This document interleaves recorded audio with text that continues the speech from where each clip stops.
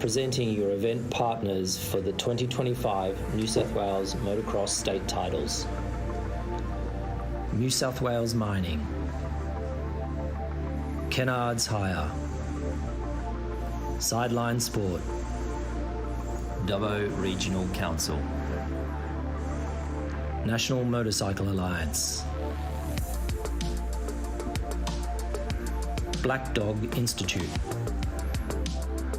Westpac Rescue Helicopter Service, Whole Shot Graphics. Good morning and welcome to day 2 of the New South Wales Motocross State Titles from Dubbo Dirt Bike Club. We're out here in Dubbo racing the Motocross State Titles. We've got our senior program up today. Joining me in the booth today is Mikel Constantino. You might know him from the East Coast Series and his Race Pace schools. My name is David Hogan from the Always Moto podcast and YouTube channels. We'll be your commentators throughout today as we enjoy our races across three moto format today with a range of different classes, Mikel. Lots of action about to happen today out here, and we've got our practice sessions out on track already. Welcome to the show, Mikel. Yeah, it was a great day racing yesterday. We enjoyed it up here from the booth. We're a bit covered from the weather and awesome view, so I think we've got the best spot in the house, David. It's perfect up here, isn't it? And we do have our first practice out there. The MX3 kids, and the first lap is their sighting lap, but they are all going for it. We will actually run through a sight lap of the track that was done by Luke from WA. Yeah, Luke Davis. Luke Davis, that's it. Luke Davis. He's doing our ground announcing here as well, so if you're at the grounds, you'll hear Luke's voice around the place, but he's going to do our hot lap ride here in a second that we'll show you guys and give you a bit of an idea of what's on this circuit here out at Dubbo.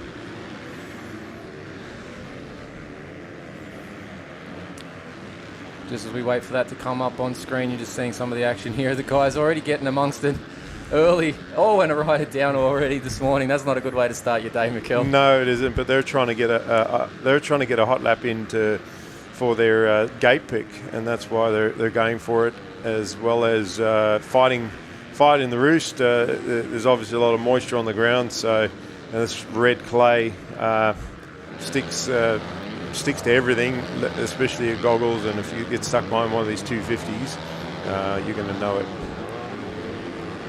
Now the Dubbo Club has done a good job preparing this track overnight after yesterday's events, and we're going to have a look at this hot lap here.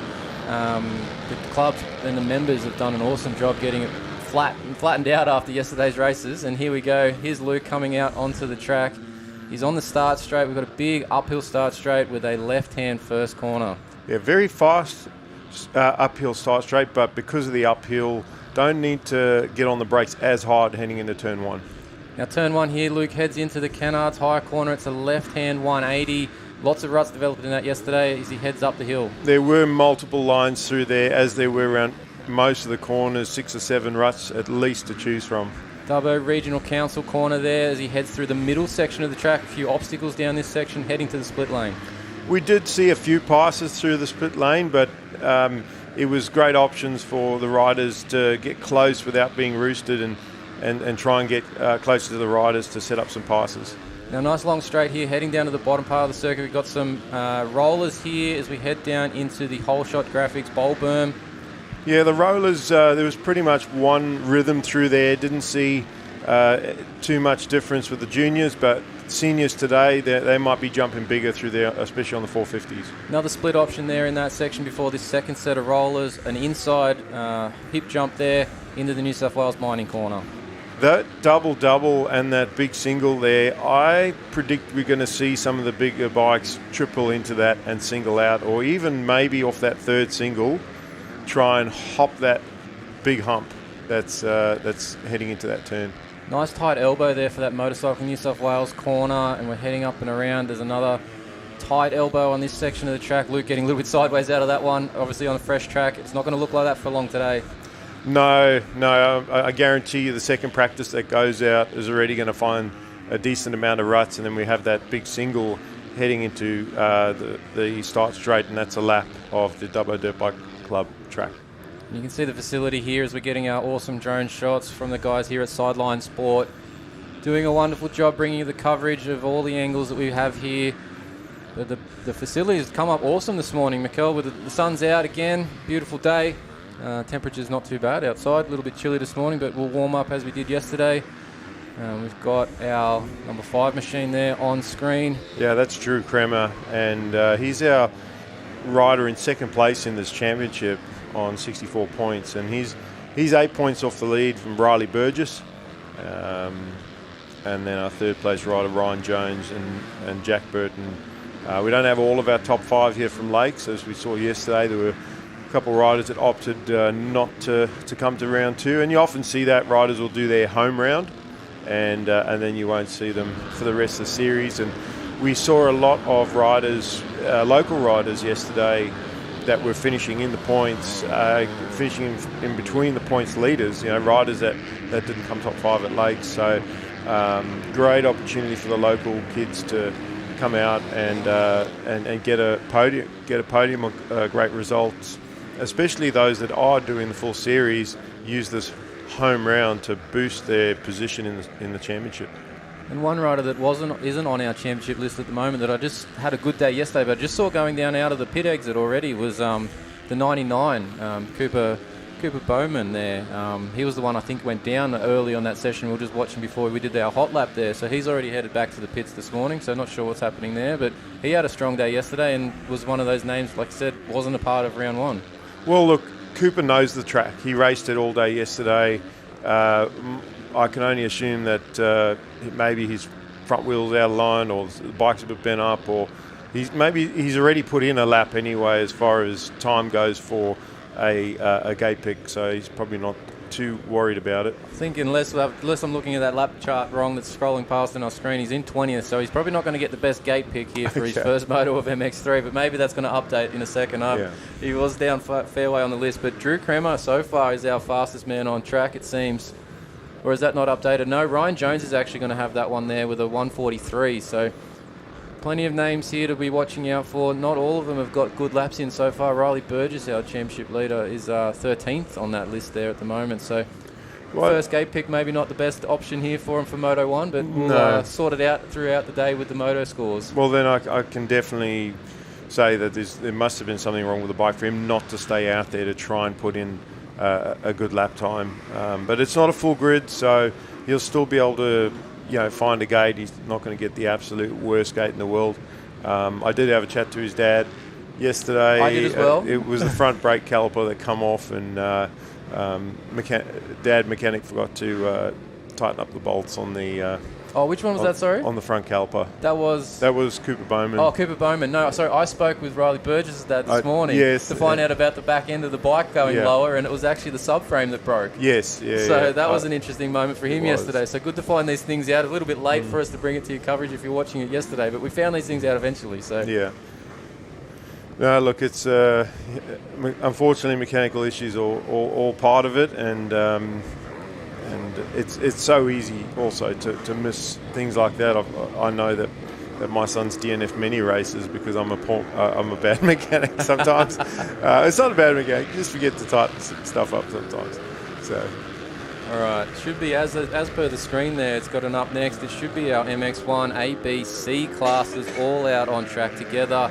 They are scored separately for the overall result, but they get to race as one class. And as we saw at Lake Macquarie with some of these classes for MX1 and MX2, some of the C grade has got a fair way up into this overall standings per moto, and showing that they've got some speed here to get up to B or A grade, be regraded by the end of this series. But they were looking good, and some of those names we'll see as we go through the event. But one name that I noticed on the list today for MX1 that wasn't on the list before and should be in for a pretty good showing here is number 45 Hayden Melross. Yeah, look, again, those are the championship spoilers. However, if you're leading the championship, for example, Dylan Wills in this class, Yep, and Hayden Melross finishes in front of you all 3 motos. Doesn't matter. Coming second in all 3 motos is like a win anyway. So you've got to gauge whether it's worth, fighting that rider for that position and potentially throwing it away, or take a second here and there.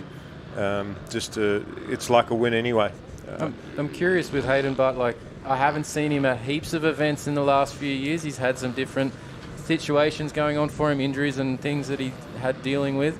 So he hasn't had heaps of racing, whereas Dylan has been definitely out on tracks doing plenty of riding in the last few months. So is Hayden up to the scratch that we know that he's capable of in terms of where he was in full fitness and stuff? It'll be interesting to see what he does throughout the motor. So Dylan might have him covered as it is, and he might put him between him in the points to help out for his buffer that he's got in the championship. Look, Hayden, I don't think he's lost much speed since he raced at the highest level, but you do lose a little bit of fitness. So I think that he will, and he is a relatively good starter. I think that he will, if he gets up there, he'll be very competitive for the first part of the race, and then he'll hopefully have built up enough of a buffer. This is hopefully for himself, that he's built up enough of a buffer that he can just manage the rest of the race. But you know, they're long motos for these guys, 15 minutes plus a lap. So, you know, it's not as long though as what he used to do at Pro Max. But Wilsey, you know, he's a whole shot artist. Very good off the start. So if Hayden, that's where Hayden either needs to get in front of him off the start or be intense at the start of the race and try and get an early pass on Wilsey, who's also very good at getting a whole shot and then checking out early and managing the race. He's got that down pat. So it will be interesting. And then, you know, Cooper Holroyd, he was state champion last year. He's currently second in that time stand there. Right. He's looking better today. He didn't have the greatest opening round at Lake Macquarie, but he did get onto the last moto podium there and the third moto, getting a third. But yeah, overall not as high up as he might have liked, being that defending champ. And Jai Roberts as well. He's also a good starter and has been very competitive. Obviously also raced at you know, Pro Max level. So actually pretty sure either won an MX3 championship or under 19s or was second. It was back, he was dicing, I was going to say battling with Cody Dice. I didn't want to say that would have been a tongue twister. Yeah, I didn't want to say dicing with Cody Dice. Yeah. So battling with him for a championship. I think he won that year, Jai, in the under 19s, and then obviously he had that big crash and he was out for a while. And you know, it's great to see him come back. And one bike just going past our view here in the commentary box, absolutely blowing some smoke out the back of it, and that's not a two-stroke, I don't think, so it shouldn't be looking that way this morning. No, and something might be rubbing on that bike. Yeah, look, the smoke is it's not coming out continuously, so maybe he just picked something up there and it's dislodged itself partway along. We're not sure what's going on with that one, but it was a nice smoke show. No, maybe he's just on the clutch of it too much. Maybe. So look at these. No, he's gone down, that rider. Oh, a bit of a moment there. You've got him on screen too. You can see that thing smoking up. I was just about to say, normally when you see smoke, it's fine. It's when the smoke stops. Yeah, and that looked like it locked up on that jump face, and that's what's tipped him nose down. That's what had happened, yeah. So I wonder if he's actually going to get that restarted or if it has actually locked up. No. I think that bike's done. Not how you want to start your day, and probably not what the mechanic wants to see happen, and this might end the day depending on what's done internally there with that motor. So yeah, that was a bit of a rough one to start the day. It's so like the luck that comes into it. We see I think it was Wilsey that cleared that. We haven't seen many riders clear that sort of tabletop of the knuckle. There's another Holroyd's just done it as well. Most of the riders just sort of getting over that middle single on that jump where we've just seen that crash. And there's Wilsey on screen now, 64. So that rider that was down to was the 153 Jarrah Burton, so hopefully all's well for Jarrah. But yeah, just so unlucky that it locked up on the jump. Timing-wise, right? If it locked up on the straight or a corner or something like that, but for it to actually lock up on the jump, and thankfully he wasn't going for the big triple to clear it all the way to the landing is what I mean. But still, it was not, very it much looked nose vertical. And Very how he didn't go completely over the front, I'm not sure. He managed to sort of ride that one out a bit, but shame. I hope he's got another bike to ride, or because I don't think people carry spare motors around these days. not at state level. Not at state titles. Maybe Pro-Mex, but even then, the privateers at Pro-Mex they're not gonna carry around spare motors. But Dylan Wills on screen, getting his laps in this morning, trying to put down some fast times. He is the fastest on track. I think I saw a 1:38 there for him as that timing is scrolling through. So Dylan's on the move this morning, going pretty well through that Dubbo Regional Council corner there. The ruts in there are pretty tame so far this morning, but as we saw yesterday, they developed into quite their own animal in all the corners as we had some softer sections of the track. I think Willsey just jumped the split lane section there, but anyway. Well, yeah, you might want to be careful on that one. But we've also got our C grade in this class as well, and Kobe Leach pretty much dominated that. He got 2 out of 3 wins at our first round at Lakes, and Jet Hyper took one off him, and with the first and 2 seconds. So only 3 points between those guys in the C grade. That'll be an interesting watch. Today we were talking yesterday about how different tracks suit different riders, a completely different style of track today compared to what we saw at round one. Round one was more hard pack and fast. This is deep and rutted and soft. Also different type of soil as well, where it with this sort of red clay and the ruts they get deep and sticky, and not all of them nice and clean. They had especially some hooks going in them well, yesterday. this last corner over here, and it looks like it's relatively the same today. What made it more challenging yesterday is we had the smaller bikes, 50s and 65s, and they were just stopping and. I think we'll get some more consistent lines through the corners. Obviously, we've got all big bikes today, so they should be having a bit better run through these softer sections of the track where the kids were getting really stuck yesterday and then sort of making it just a crisscross of mess that they were getting there and then causing them problems later in the day because of those early ruts going every which way. But with these guys today, probably knowing where they're going unless they make a mistake and crossing over, they're going to have some consistent straight lines to go through. That's our MX1 practice that's just completed there. We've got our next one out on track, which should be our... It's a Junior Lights 250 class, our 13 to 16s.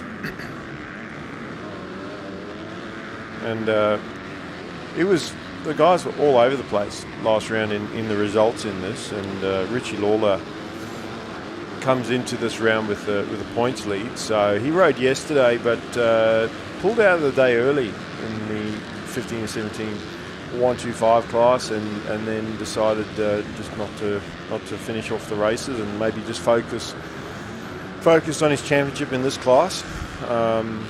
Jack Burton not far off him, only a 7-point deficit there back to second place, and then tied for third is Kobe Reid and Jed Gray on 49, 10 points further back. And obviously again our top 5, one of the riders in the top 5 not deciding to come to Dubbo for this round. So Richie was really quick on the starts at Lakes. He got most of the hole shots in pretty much all the races he went in, although yesterday that wasn't the case, and so we'll see how he goes today. But yesterday was on the 125, 250, different bike. Some riders favour the 125, some favour the 250, so maybe that's why he's chosen to just focus on today. All the riders in practice, you can see that it's first lap, so they're just checking out the track, trying certain lines. I'm sure they'll try different lines on the second lap. You can see they're not clearing the jumps. We've got Heath Davey leading the way in practice. Peter Wolf, he's from the far north of New South Wales. Most riders think that Peter and his brother are from Queensland because they mostly ride the sunny state stuff, but they are New South Wales riders, and they've decided to come down and have a go here at round 2 of the New South Wales State Championships in Dubbo.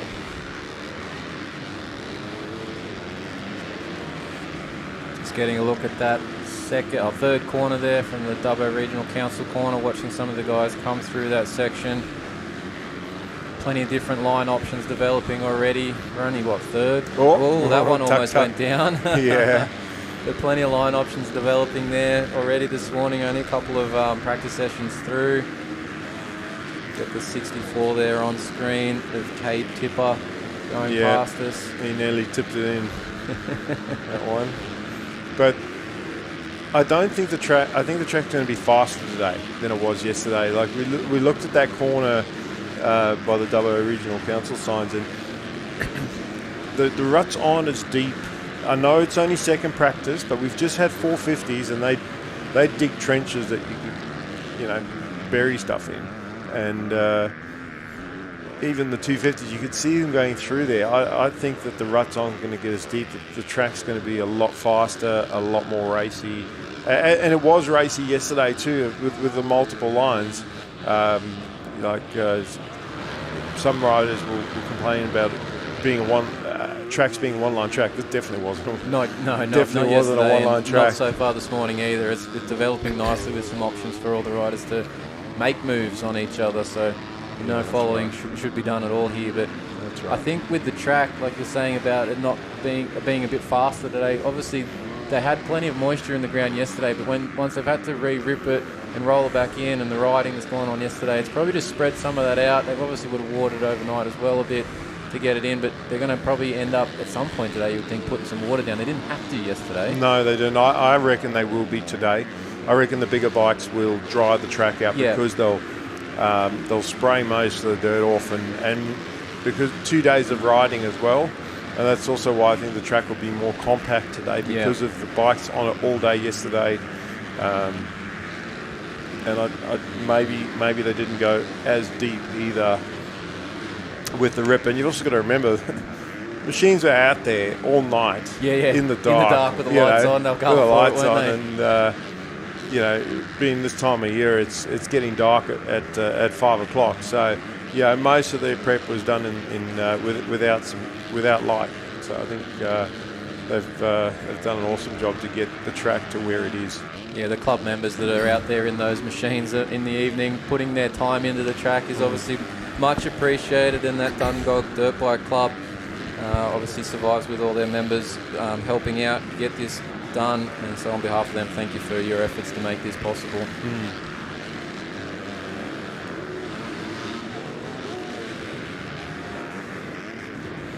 And I think the riders also will like the fact that it's not too deeply ripped, because it's hard.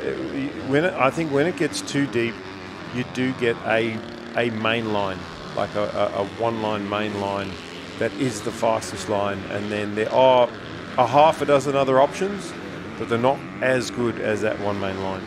And looking at the lap times,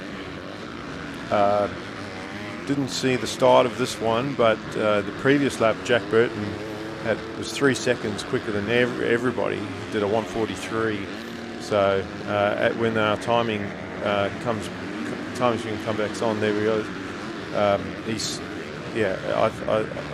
That's the fastest I've seen. Davies brought his down to a 1:45, still 2 seconds off that. So, we talked yesterday about also lap times, the fastest riders, and then, the race itself. So you can get the fastest lap time in practice. Doesn't necessarily mean you're going to win the race. Got to get that good start or that whole shot, put yourself in good position. And it's the race to the first corner, the race to the end of the first lap, and then the race to the checkered flag. And few riders got that right yesterday. One of the riders, Blake Bohannon, he was on point with that, with his starts, and got two out of 3 moto wins with that sort of strategy. Interesting to see today too with the start. Obviously yesterday we had some 2 very particular gates that were working, at 1 in the morning, 1 in the afternoon. Have to see if the riders are fighting over them this morning and see which one's going to play out. I had a look at the track from that viewpoint behind the gates this morning, see if those would be the go, and they look like they probably will be again today. So I'd say so, and I'd say that 90% of the riders that are racing today have looked at the live stream to see that, to see where the race starts are coming from. And if they haven't looked at it, they probably should have. Yeah. Because, it was very obvious yesterday which gate was the best one to pick. So, and at what time of the day as well. So things changed across the day, and we'll have to see which way it works out this morning. And obviously the bigger bikes are going to have maybe a little different view of how they get their horsepower down. But that's right. It is different bikes, but still, it's all relative.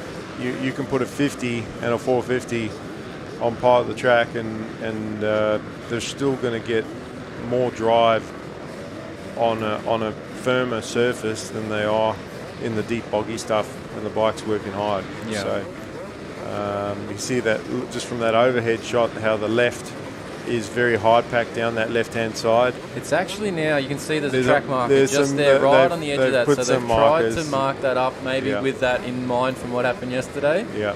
Same down the very right edge of that side. There's some track markers just where you can see the green edge of the grass.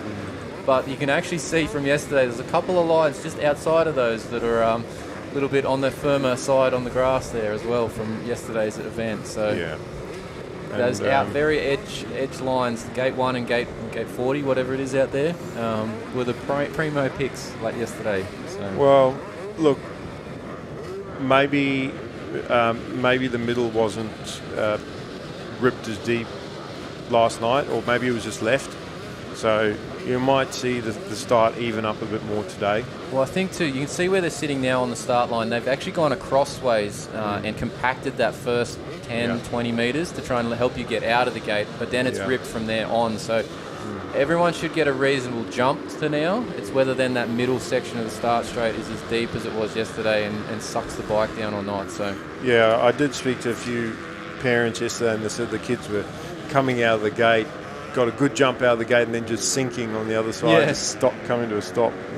Yeah, you could see the middle part of the gate once the race started. Everyone in the middle just slowed and almost came to a standstill. So, yeah, it's definitely sucking the bikes down. Now, we've got our MX2 ABC out on track, and I think I just saw the 74 go past. It's one of the first riders past, which is our Kobe Leach, our C grader, who was a very good whole shot artist in this class at Lake Macquarie, getting all 3 of the starts there despite being a C grade rider.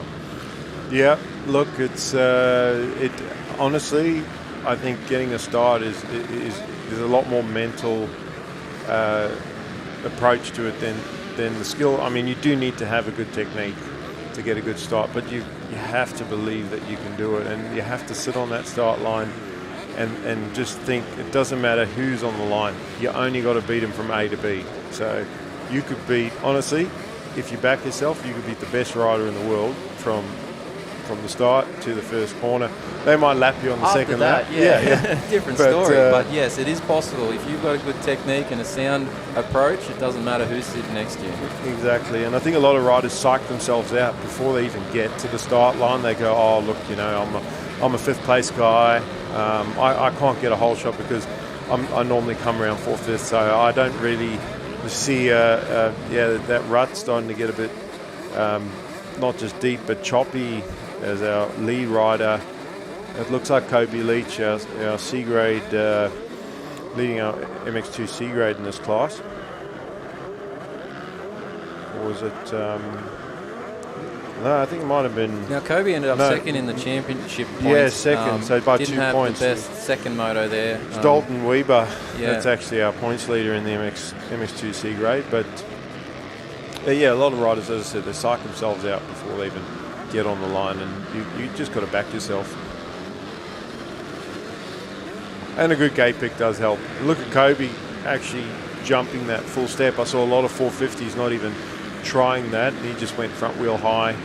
A couple other riders getting doing close the same. To there, aren't they? And it's a decent leap still, even on the big bike. It is. They're not cleanly making the end of it. No, they're not. And the reason that they're jumping front wheel high like that is they're confident that they're not going to make it. So they're pulling up, feeling like we're not going to make this. I'll just try and get my front wheel over that last part of it. But angle-wise, if you can lift the back wheel up and go for a front wheel landing, you probably will make it because the back wheel will follow the front wheel. When you pull the front wheel up, it actually pushes the back wheel down. Lets it hang, and then you do catch the landing. The other reason why I think that they lift in the front wheel, other than the fact that they don't want to come up short on the front wheel, is there's not a lot of lift off that up ramp. So to push the front wheel down, they probably feel like they're going to lose some of their speed, almost like as a straight line scrub almost. And we saw Kobe going through that corner just there. He chose not to go in one of the ruts. He kind of just blasted through the middle, and I liked it. It was quite smooth. Well, now's the time to try that sort of thing, because you might actually create another line. He will, yeah. Before they all develop and go a bit crusty, now's your opportunity to blow around the corner on the non-used section and try and create something that might be useful for you later in the day. Well, besides creating another line, as we've just seen another rider do the same thing, take that you don't have to control the bike. That was Connor Whitney actually that went through the middle there. You don't have to control the bike. You don't have to line your wheels up to get into that rut. You can just twist the throttle, get your body position right heading in, and power through that turn. Doesn't matter where your front wheel or back wheel goes. So opting, it's just an easier way to go through. Obviously, Kobe's taking some of the ruts where he feels like it. And if he can get those starts that he got at Lakes round 1, I'm sure we'll see him up near the front again. Not just in the front of C grade, but potentially at the start of the race, maybe even being in front of some of the A graders. Well, you wonder if he's found any extra speed in between rounds and maybe done a bit of training as well. So there's potential that he run up the front for a bit longer this time around. And then MX2 A and B grade, Riley Fitzpatrick comes from Queensland, but is staying here in New South Wales. His girlfriend actually, Taylor Thompson. So they're staying together, and they're actually doing coaching schools together as well. I wonder if there's any relationship rules in this race, because they're in the same grade too, and Taylor's fourth, but Riley's racing for a championship. So I'm sure that if he was in the race and had to make a pass on Taylor, he'd give her a little bit extra room than needed. Smart man would make sure he didn't cause any issues there. No. Yes, that's right. But yes, Riley is our fastest man on track at the moment, and Kobe Leach is sitting in second overall at the moment in the time. So they're getting out and about, but Kobe's looking pretty good this morning, considering I keep saying C grade. Obviously shouldn't be C grade for too much longer, but no, definitely he would have accumulated enough points, I think, especially by the end of today's championship. To be B grade at least.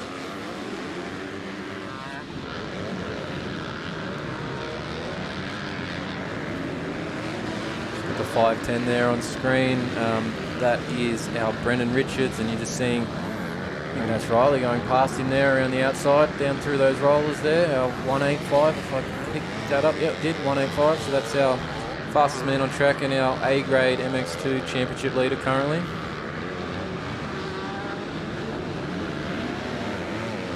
Well, Brendan is one of the Dubbo locals, so a lot of these names we don't recognise.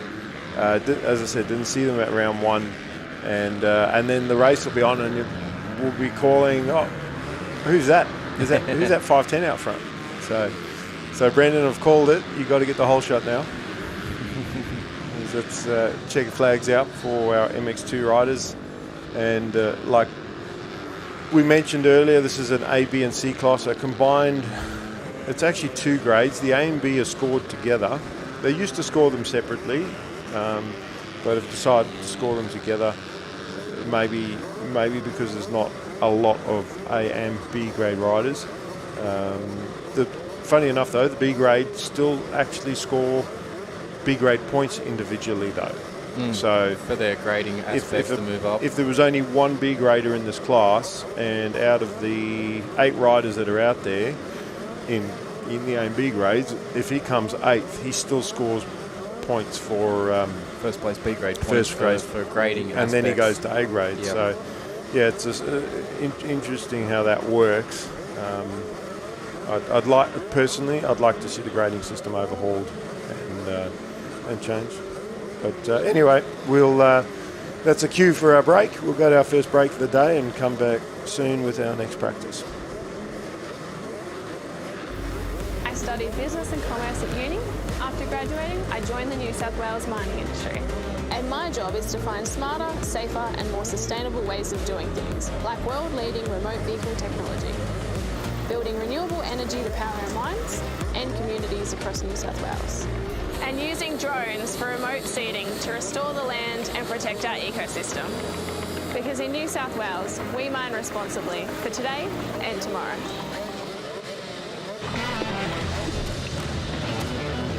Looking good, eh? Hello. What do you think, Donna? To the man, to the K. Hey, boss. Kenneth sorted it. All good? Kenneth. From big jobs to even bigger jobs, get the Kenneth feeling. Kenneth. Kenneth's make your job easy.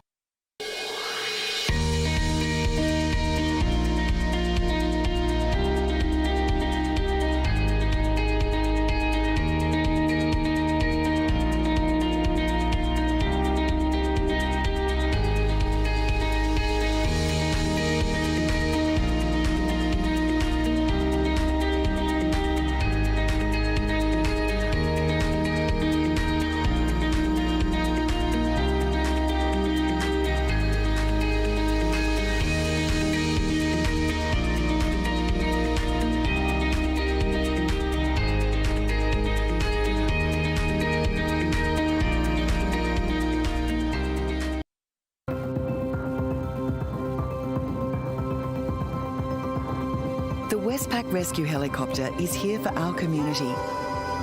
And this holiday season, we will be ready to respond 24/7. Please stay safe and thank you for your support. To donate or for more information, visit rescuehelicopter.com.au or call 1800 155 155. We're back with round 2 of the New South Wales State Championships at Dubbo Dirt Bike Club, and you heard the two strokes revving in the background. That's the junior lights, 13 to 15s. We had the older 125 class yesterday, the younger guys today, and leading that group, Heath Davey.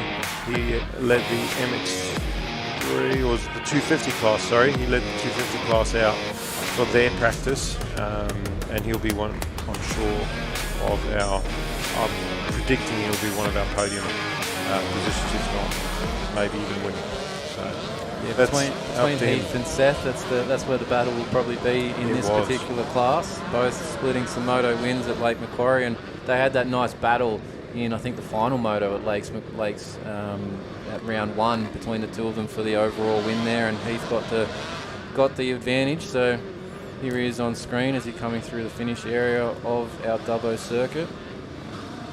Yeah, Heath and Seth. That was really exciting for us. It was great to be able to call that race, and obviously our view of everything, having the screen besides the overhead view, to be able to watch that race. But what was also cool about Lakes is the vantage point, the way the track is set up. As a spectator on the fence, you can see everything. So everyone could see that battle mostly. There's only one portion of the track that's kind of hidden away down the bottom, and I'm sure if those two boys get close to each other in the race, it's going to be an awesome fight.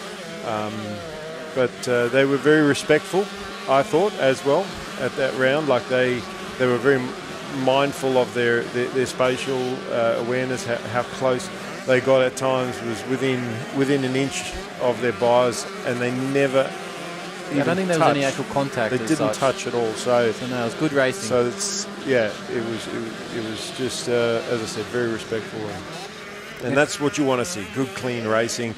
Look, nothing wrong with a little bit of argy-bargy. I mean, that's also part of racing, as long as you're not completely cleaning somebody's wheels out running your front wheel into the side of them and pushing them over a berm. But A couple of riders down here. yeah, unfortunately, I think that was just a case of one rider going down, the other rider not having anywhere to go. 98 just clearing it there, which is Memphis Lemon, and I think it's the 215, and that one will be Zachary Cossa. So yeah, they're getting going now. So all good there, but just not how you want your practice to be going. No. I mean, you've only got, I think it's 3-4 laps of practice to try and put down a good time, and crashing on your first lap, getting the mud on the handlebars. Well, I was just going to say, it's probably the worst time to crash, because Yeah. everything's still really sticky at that point, and that's when you're going to get covered in the most crap at that stage. So you don't really want it to be touching the ground if you can avoid it, but sometimes these things happen.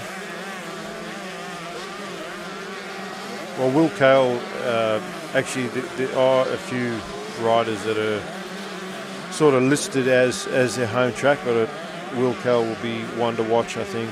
Although he's younger than some of the riders in this class, home track advantage, and he's been up in the top 5, even I seen him come top 3 at one of my rounds at Bega. So, give him a good start. Be interested to see how the local boy goes. See Heath coming around the New South Wales mining corner there, getting in that inside rut and then climbing out of the rut early, trying to avoid some of those acceleration bumps. That inside yesterday had a straight line, or had a hook in it and then a straight line out. A few riders were getting off balance through that turn. The whole shot graphics right-hander, and then a couple of corners away from coming through the final turn there, up over the tabletop, and the finish throwing the bike sideways. You see that often with scrubs over tabletops when there's 2 in a row. They'll go one way off the first one. Try and touch the wheels in the air as they do it, well, opposite ways. when they land, the reason why they scrub the other way is because they're landing at an angle face, say, over to the left. So to keep the flow, they've got to go that direction and then scrub to the right. And then there's some riders that prefer to just go one way. I'm one of those riders. I like scrubbing just to the left-hand side. I can do it to the right, but I just prefer to the left. Just watching the 226 of Mia Kazi go past and the 25 of Claire Pollard go past. They're running double duty today. They've also got the girls' class. It's last on track for the motos today. So good to see them keep completing in a couple of classes here. Yeah, and I think they're doing that just for the extra track time, and possibly for to get faster, because they're riding in the boys' class, and to try and keep up with some of these boys that are going quick, it might just drag them along, get their speed up, show them some lines as well. But at the very least, it's going to make them more comfortable with the track. You see Heath taking really, really far inside on that turn, and that's the shortest way around, and that's why he's going very, very inside there. So if these insides but what will happen is if the riders keep taking those inside lines only, they're going to get deeper and deeper. And yesterday, a lot of the passes were coming from riders that were going to the middle, and where the ruts weren't as deep, and they were getting more momentum out of the turn, and then by the next corner were actually made the pass. So this session's just coming to a close for the 1, 2, 5, 13 to 15s. We'll probably grab another break here in our practice schedule before we come up with, I think we're going to get the women's and the vets out here shortly, so we'll see them on track shortly. But we'll head to a break. Presenting your event partners for the 2025 New South Wales Motocross State Titles. New South Wales Mining, Kennards Hire, Sideline Sport, Dubbo Regional Council, National Motorcycle Alliance, Black Dog Institute, Westpac Rescue Helicopter Service. Whole Shot Graphics.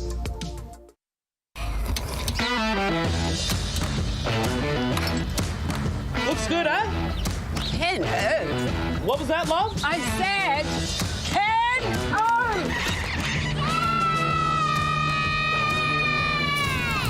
O. Well done, girls. Happy? Ken O's all right. From big jobs to even bigger jobs, get the Ken Oath feeling. Kellogg's make your job easy. There are teams like us all over New South Wales restoring the land being used for mining. We make plans before mining even starts, so there's a productive and sustainable use for the land afterwards as well. Like this bushland and farmland for cattle grazing. And it's happening all the time. Like here in the Hunter Valley, where 40% of the land used for mining is already under rehabilitation. Because in New South Wales, we mine responsibly for today and tomorrow. All right, we're back in round 2 of the New South Wales State Championships at Dubbo Dirt Bike Club. We've got our vets and women that are just headed off the start. As our last rider from previous practice exits the track.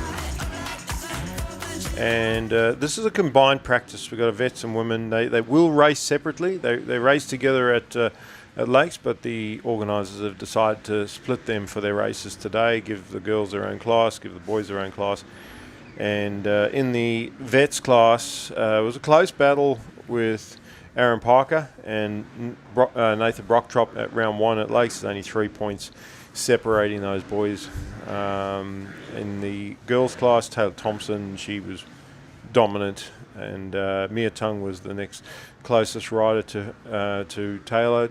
Mia got some work to do, I think, to try and get Taylor today. I think just what we were talking about earlier with the MX1 class, with Hayden Melross and other riders, got to get the start. Got to get in front of a rider. If they're faster than you, get in front of them. Put the pressure on them. We saw Ada Harris do that yesterday in the girls' class with Eliza Dennis. She got in front of her for that first lap and then battled a little bit. And once Eliza got in front, she stayed with her a bit, and then Eliza got away. And that's I think the strategy that needs to be adopted. If you're the fastest rider, obviously you want to get out front and just go and run away from everybody. So we'll see. I think also the track being really rutted, fitness will be more key for a class like the vets class today, where a more hard packed track like we saw at round 1 is a lot easier on the body. Not as many ruts, and because ruts takes more effort to go through, because you've got to line it up, you've got to control the bike, hang on to the thing a bit more, especially on a 450, some of these guys. And what's also good is what we've talked about all weekend is the local riders that we just spoke about as Parker and Brocktrop, but who from the local crowd's going to be in there mixing it up with them, or potentially being in front of them. Now I just want to ask a question, Mikkel. You said about the vets having a fitness need in this track here. I didn't know the vets class had fitness. I thought we all just sat down and drank beer. Yeah. Isn't that what we do in vets class these days? We're not meant to be on the cross trainers and treadmills and such, are we? No, that's right. It's an enjoyment sport now. It is supposed to be enjoyable, but it's not enjoyable when you can't hang on anymore. And look, I know that Brocktrop is one of the fittest vets guys. If anything, he's fitter than some of the guys half his age. He's riding in MX in the MX1 as well. And Brocky still trains at least 2 days a week on the bike, which I haven't done in about 20 years. And we used to race together at nationals and stuff as privateers and battle, and even after that when we both retired and just decided to race club stuff. So he's a fierce competitor, and the problem is he's very fit, but he's also one of the fastest guys out there in the vets, and that makes him a force. to be reckoned with. He'll So. just be looking for better starts this weekend. He had some Yeah, I think atrocious so. starts that sort of put him in a bit of a hole at Lake Macquarie for round one. Well- He'll be looking for a much better gate pick and drive off that first few hundred metres to get himself in the mix. Well, I think Junior caught him by surprise at Lake. He had great starts, yeah. he benefited from that. So, well, as I said, I think he caught him by surprise because Junior got the whole shot. If that's Aaron Parker, by the way. Sorry, that's his nickname that most people call him. And he got out front, checked out, and then by the time Nathan actually come through and caught him, it was a bit too late in some of those Moto races. was pretty much over by the time Nathan got to the back wheel and didn't really find any chance to again make a move. So just pure timing. He just had like half a lap or something to do it and wasn't able to at that stage. So yeah, and I think we saw it was the last moto, and Nathan realised that and decided to get a better start, and then he was able to actually get the win in that final moto. So. We'll see if Junior can get out front today, or if Brocky will get in front. And then, pace-wise, I don't think there's a lot in it. I mean, we'll get a look at the lap times. Aaron Parker with the quickest time so far, but I don't think that Brocky is actually.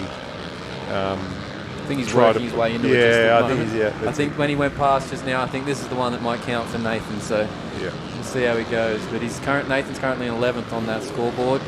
But that's a combined total there with all the riders on track at once. So women's and vets combined on that board. But yeah, Parker's out front. Trent Lodder, is he a local? Taylor Thompson there on third. Luke Harding, Lachlan Bunting. Jesse McMillan Moore and Mia Tung. So, well, no. I mean Trent is saying that he hails from Moree, so and that's probably why I don't recognise him is that he's so far up north. But maybe he's like the king of the vets up there. Maybe, not sure, but putting in a good time anyway. So we might see him there. Taylor Thompson. With the quickest time in the girls so far, and Brocky's gone down. Trent, we were just talking about, is put down in the corner Trent, that we just saw. All up and going, but as we see there. So, one of the riders over jumping that first tabletop. A lot of jumps on this track, but the tabletops are not huge. They're not. As we see another rider over jump, maybe we want to see one of these guys get on top of that second tabletop because they're landing some of them right in the face of that second tabletop. It's just watching a couple of riders there on screen. The number 2 is Taylor Thompson there. She's just with a couple of the vet riders as they're going through. 68's Luke Harding, and obviously the 919, which we're talking about, Trent Loader just in the back of that shot. But Taylor's cleared them. She's probably going to try and put in another. Oh no, she's not going to get another chance. I just noticed the check flags out. So this will be the end of their session. So this will be her last lap on track for this morning. Well, Brock Drop has snuck in to be the quickest time in the vets. Yeah. He's put in his 1 lap dash for the morning. He has. And he's going to go back to the pits and chill out. So. That's right. And you need to put in 1 fast lap. But look, I mean, these are lap times for gate pick, and they're not huge classes, But as we saw yesterday, the whole shots came from particular gates, so that you want those gates. So that's why you do want the fastest lap time.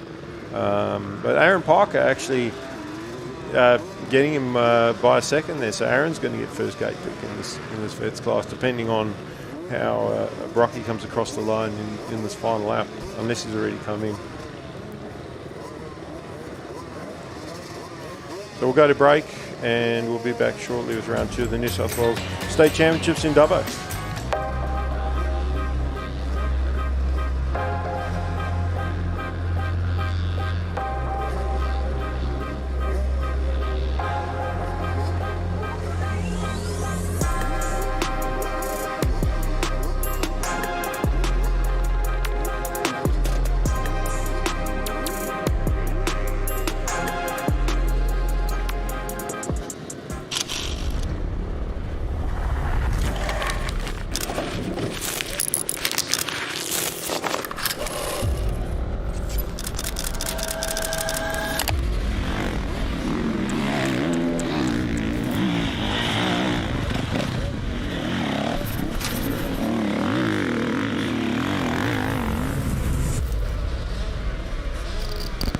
single shot graphics. Be first. Be original.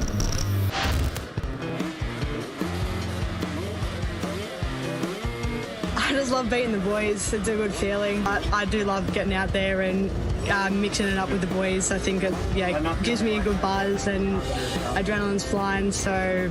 Oh, it's really fun. I think it gets the boys going a bit because I don't want to get beat by a girl, but love battling with the boys. I think it's just different, but it's a lot of fun. I actually love when you pass the boys and they get a bit annoyed because it pushes me to go harder, and like I love battling with all the boys, knowing that I can be up there. It's just kind of unique. You got to go up against all the boys. They get all annoyed when you beat them. It's quite funny.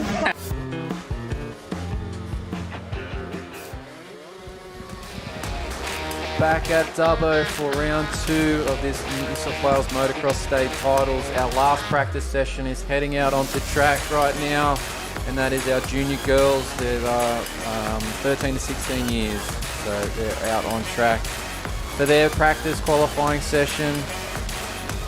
Yeah, look, not a big field in this one, but quite competitive all the way through. So Claire Pollard getting 3 wins at Lakes, best start to her championship that she could do, and then very close second and third, Ada Harris and Sienna Cyprian, Queensland rider, for that second and third placing. So this is their opportunity to try and move up in points, give themselves a chance in this championship. At the same time, for Claire, she has an opportunity to extend that lead, create a buffer so that she goes into the final round with no pressure. I did actually remember seeing a few battles with Claire and Ada. This was a class that was awesome for battling early in the motos in Lake Macquarie. It sort of kept us a bit excited because they were going back and forth, but then sort of halfway in a moto was when Claire made her mark and moved forward and gapped Ada. But yes, it was quite exciting to watch. And when I say battles, I'm talking about they were back and forth, they were bumping into each other. You know, that was definitely getting a bit frisky in the race. And I did the podium presentations at the end of the day for all the classes, and when I got to this one, I said that this was my favourite class of the day. You girls were getting into each other, and I got a wry smile out of Ada Harris where she just sort of looked at me at the side of it, bit of a grin, going, "Yeah, we had fun." Well, she might have had fun. I don't know if Claire was enjoying it. Claire had as much fun. But, just watching them come here through the back the final section of the track. I think that's Mia Kazi out the front of the pack at the moment with Ada Harris, who we've just been talking about, just following behind. I think you'll see that, we're talking about the coming together in the corners and stuff. On a flat, hard pack track, you will see that a lot more because the riders can come across lines to... Well, there's no lines because it's hard pack. So we'll come across lines to actually make a block pass, where a track like this, you won't see much of that because of the ruts. It's really... You're definitely trapped. That's it. Who's better in the ruts? Once you're locked in, I mean, you can climb out of ruts, but it's more dangerous for you to do that because you risk climbing out of the rut and your front wheel, tucking. As we see Claire... The 25 go past. Hanging there in third. And then a husky rider just behind her coming through. Is that one of our... Is that Sienna Cyprian going past? Sienna, yeah. So...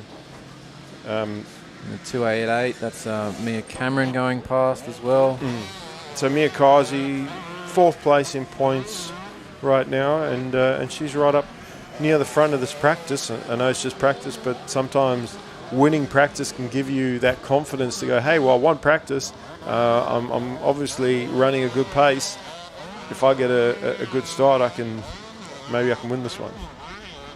It's all confidence, isn't it? If nobody's going past you at any point on the track, you're obviously riding a reasonable pace. So maybe she can continue that on. But Ada is there trying to get past it to get a clean lap here, so she can get a fast qualifying time in.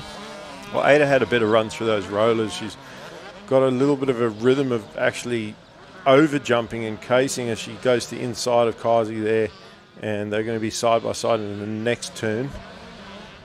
I think they both wanted the same rut almost then. They both almost stopped there trying to line it up.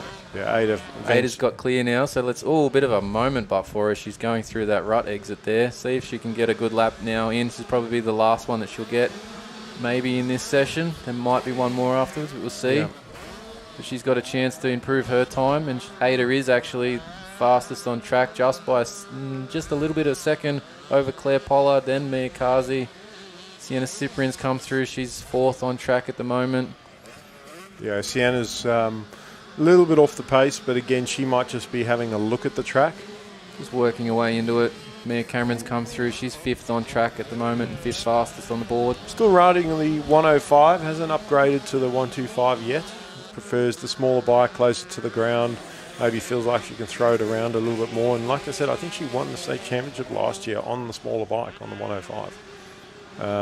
I like what Claire's done in this practice. She's sort of hung back in third, watching the two girls in front of her who she knows will be competing for the win with her today. And she hasn't shown anybody anything, but she's kept an eye on what the other girls are doing to make sure that she's on the pace, because she's sticking with them. But now she's actually challenging. I think she might be about to show them something, because she's looking like she's going to try and pass Mia Kazi here. Yeah, I think she's trying to stick with Ada, knowing that Ada's probably going to be the one that's battling her for this championship win. Mia Kazi has shown a lot of pace at the start of this practice, but Ada is getting away slightly. So.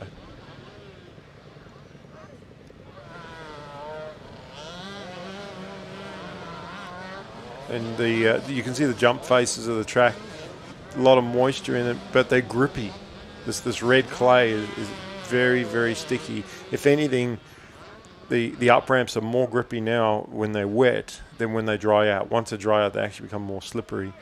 And the club's done a good job to compact those up ramps so you don't have big ruts in the up ramps. Looks like they do have another lap. The finish flag not out just yet. Looks like Claire might have gone to the top of the board there as well with a 202. Ada's got a 203. Mia Kazi a 204. Sienna Cyprian 213. Mia Cameron 214. Layla White out on track again today, 221. And Jayla Parker 222. It's our 7 runners here in this junior girls class for today. Well, Jayla Parker was 5th in points after round 1. I don't think this is a track that suits Jayla, just watching her on the 85 yesterday. So I think she's just going to be hoping to get through this round with some solid points going into the final round at Maitland, which will be one of her more of a home track to her.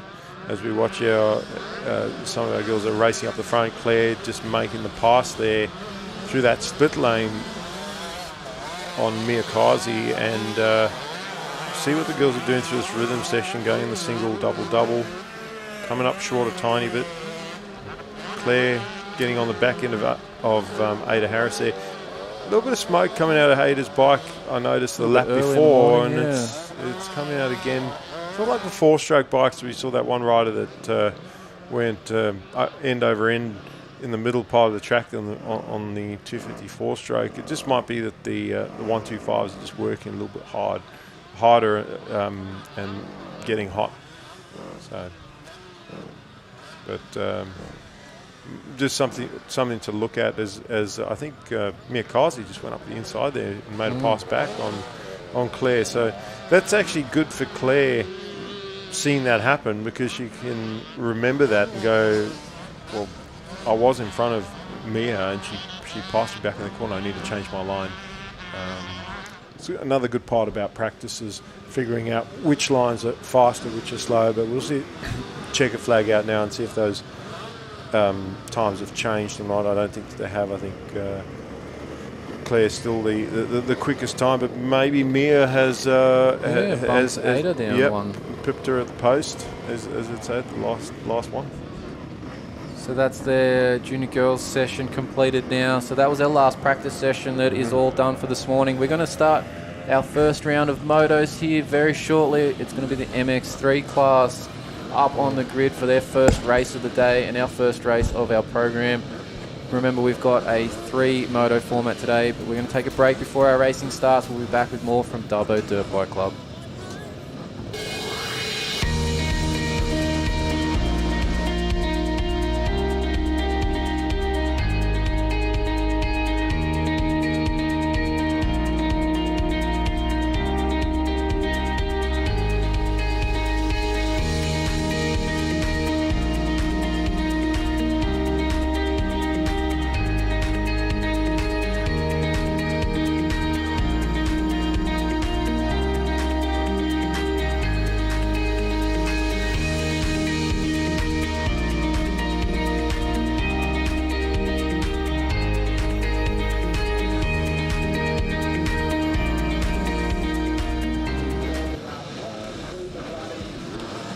And first race of the day, David, everyone's 90% of the class is stacked up on that left-hand side. But personally, if I'm not getting gates 1 or 2, I'm going out wide. I'm not going to try and fight and jostle with those guys. I'd prefer to be like one of those riders in the middle that's by themselves, have some space. So, yeah, interesting to see. They've all watched yesterday's sessions and they know where to go for these things. That's right.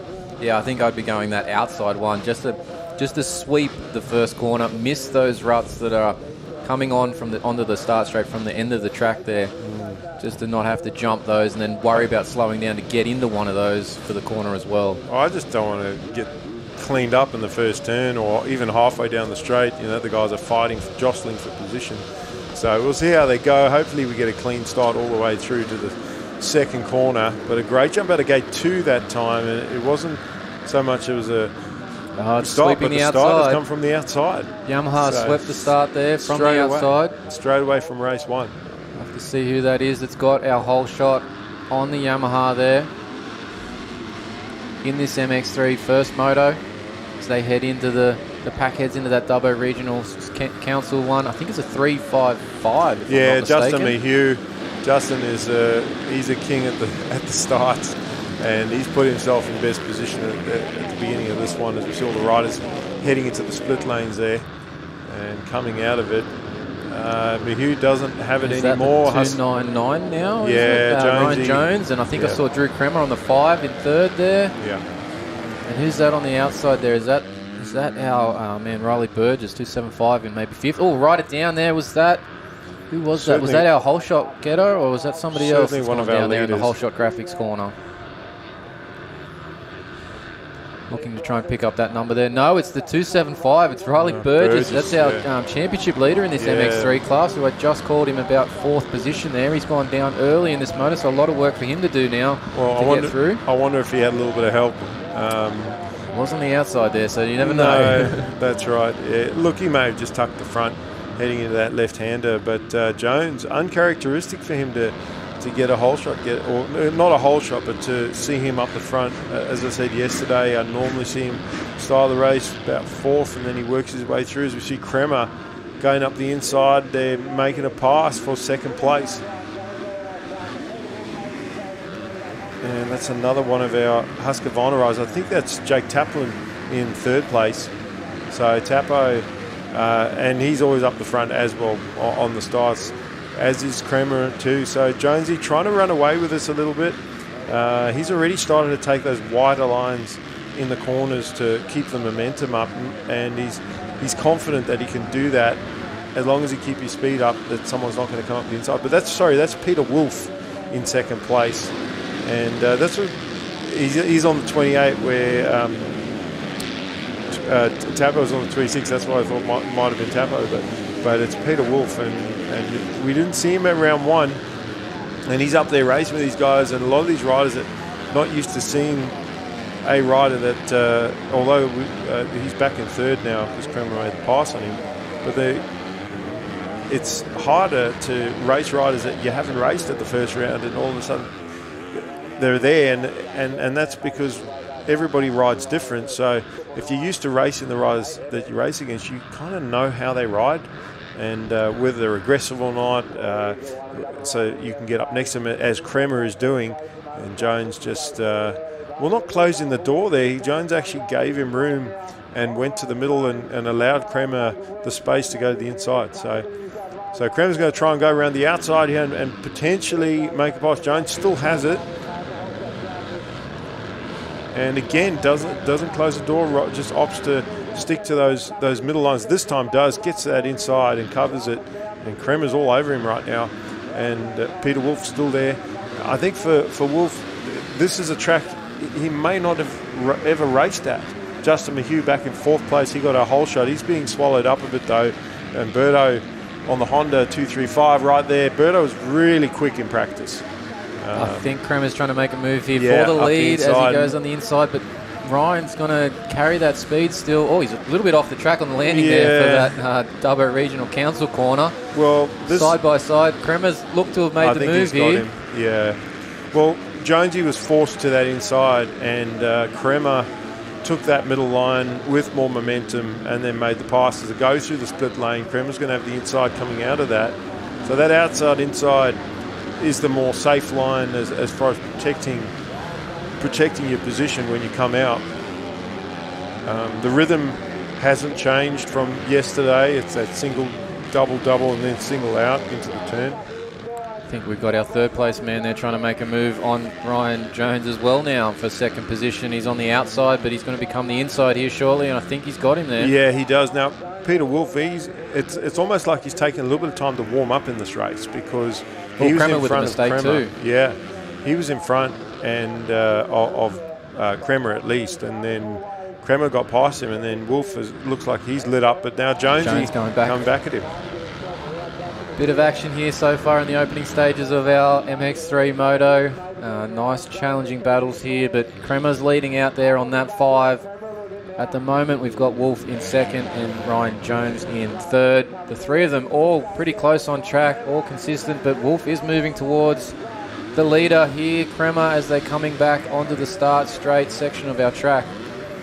Well, Birdo's still behind Mahue there. He has not made that pass. And then Richie Lawler a bit further back. So not a good start for Richie in this one. He's got a lot of work to do to try and get up near those front guys as Burton tries to go around the outside of Mahue. And that's that battle for fourth place as they're heading into the Dubbo dirt bike signs. They're just a little bit off the front 3. You can see them coming towards us into the split lane, and Mahue went to the inside, Birdo to the outside.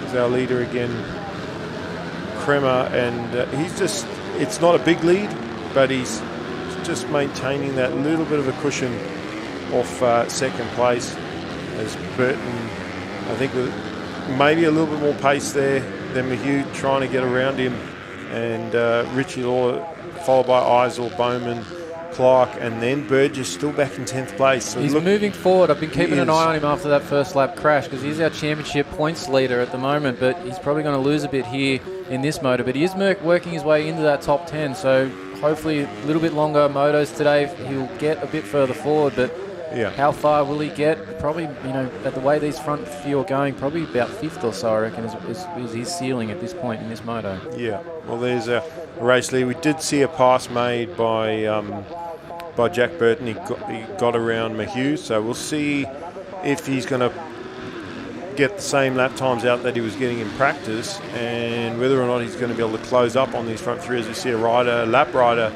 that hasn't had a great start to the race. Nate Ebick having a bit of a look down and just cruising out of everybody's way there on the start straight. Yeah, he's had a problem early in this one. So, like I said, clear track for Burton now in 4th place. Can he close up that gap to 3rd? And we'll also see if Jones can regroup in this one, because I think he had a bit of wind sucked out of the sails after leading early.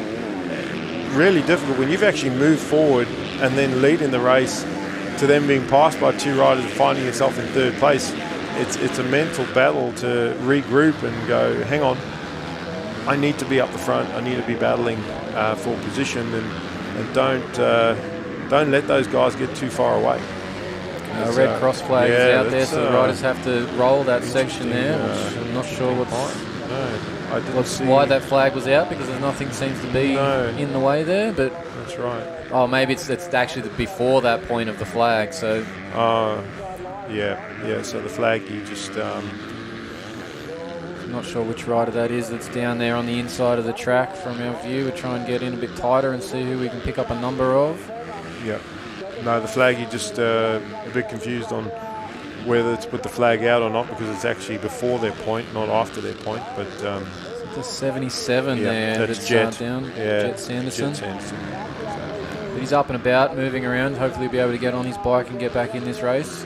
But we had a change for the lead while we were looking at that down rider. So it's Wolf that's taken the lead away from Drew Kremer. So, Wolf has some pace here in this moto. No, he does. Look, he's always been a top competitor in the juniors, moving up. I think this is his first year in seniors. And I think he's still running the yellow junior, numbers there, so he might still technically be a junior eligible. But yeah, MX3 is that combined junior-senior point. Yeah, he's definitely he had a bit early, then he dropped back, and now he's back up front again. So, well, again, I think that this is his first time seeing this track, and if he has been here before, I'm sure it was a very long time ago. But being how far up north they live and race normally, so I just think that he's just getting better and better as this race goes on. He's getting more comfortable with the track. If anything, I think it might have been good for him that there were riders in front of him that passed him and have showed him a lot of stuff. And now that he's starting to gel with the track, has found his lines, he's just using his skill, and he's outshining some of the riders that sort of maybe been here before. I think as far as racing this track before, I think all these riders, maybe other than Peter, have had a look at this track, and especially those that rode yesterday. Like, I didn't see Peter yesterday. No, I didn't notice him on yesterday. Maybe he was, but yeah, not that we're aware of. So this might be his first day of competition for this 2-day event. So doing well now in this moto to get to the lead and show what he's got here. Well, he's starting to just edge away slightly there from Kremer. Kremer's actually dropping back a little bit towards Ryan Jones, if anything. They've sort of separated out. Fourth place is now Richie Lawler. So Richie Lawler's moving through on Jack Burton as well. So bit of the top three are spaced out a little bit. Then fourth is sort of almost by himself. Fifth, sixth, seventh, not too far apart. And I think that is Riley Burgess coming into the back. No, that's Corey Eisel, sorry. Yes. So Burgess has still got a bit of work to do. Still in eighth there. It just shows you the depth of this class, doesn't it? That our points leader is back in eighth and is struggling to make up time. You know, not because he's going slower, but because your front eight are all going relatively the same speed, especially if you look at the lap times. Richie Lawler was our fastest man on track, so he's flying at the moment. I didn't even see him make those two passes on Burton and Mayhew. Had a little mistake out of the rut on that corner that we just sort of caught in the bottom of the screen as we're going back to our front three. But yeah, Richie Lawler's on the move, it seems, at the moment. So whether he can bridge the gap here to third or not, we've still got a little bit of time here in this moto. This moto will be a 15+1, so we're about 11, 12 minutes into it. So not too much long left in this moto. As we see our lead rider making another lap. Pass on a lap rider there. It's Nate Epic again. That's the second time he's been lapped there. He was having a bit of a cruise around this morning in this motor. Things aren't going his way.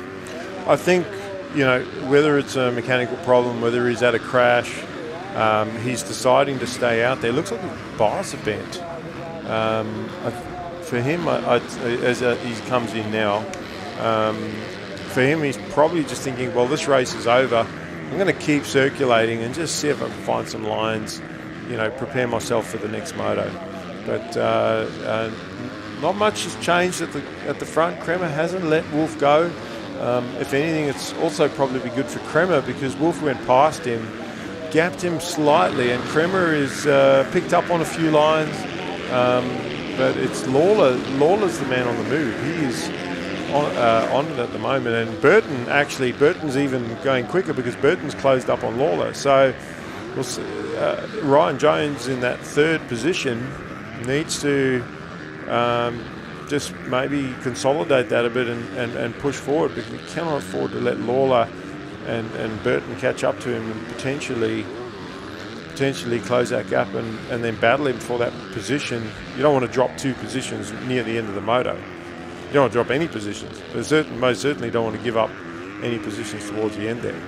Well, points-wise in this championship too, with Burgess down in 8th at the moment and Kremer up in 2nd, I dare say that's going to change who's leading our championship after just this first moto, if not be very tight there at the top. Well, especially if Kremer can get that pass on, come back at Wolf and get the win and that extra 3 points jump.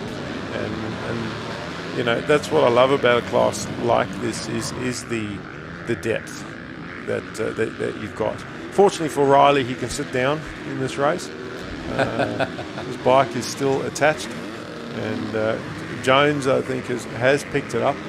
There's a Husky rider there in 4th place. Go through. Kremer's making a bit of a run towards Peter Wolf here in the closing stages of this moto. He's coming back towards the front of the pack here.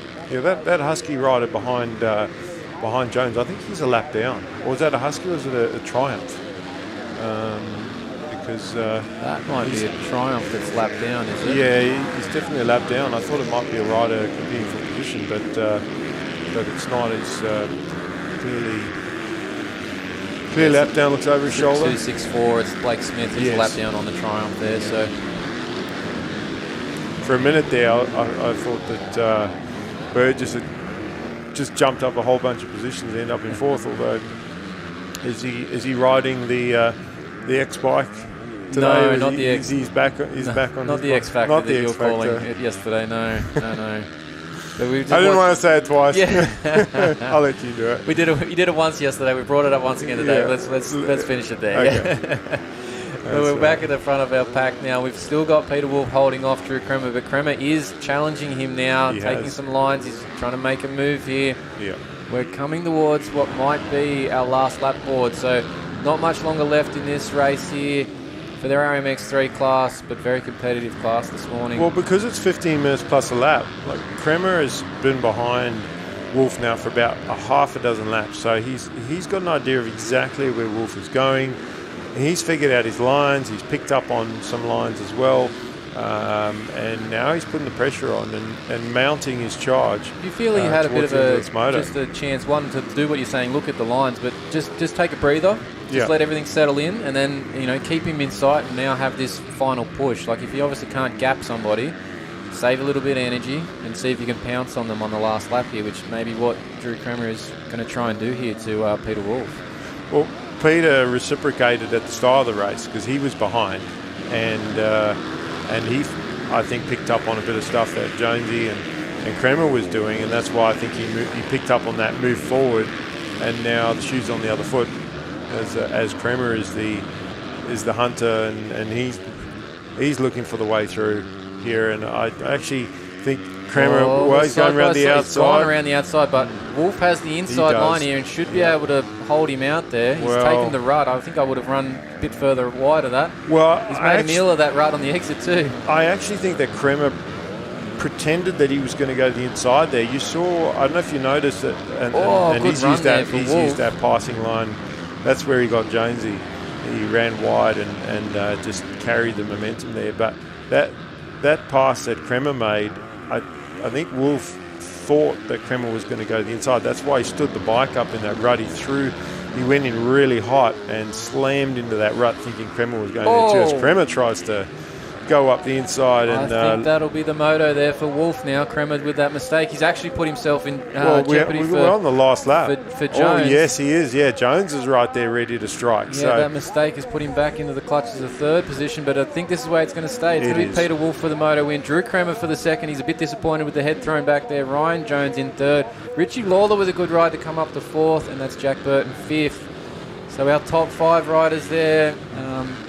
Good moto for opening one. Eisel's come six, through. Is it? Yeah, he got in front of our whole shot rider, Justin Mahir. Yeah, and we're probably looking for our championship leader, that might not be our championship leader now, who went down early in this moto, Riley Burgess, still yet to come across the finish line, who should be in 8th, which will be our next rider across, which at least comes now. So. At least for Burgess, he knows, again, the depth of the class here, and he is on a different bike. He's on the same bike he was on yesterday towards the end of the day, but they've actually put some numbers on them.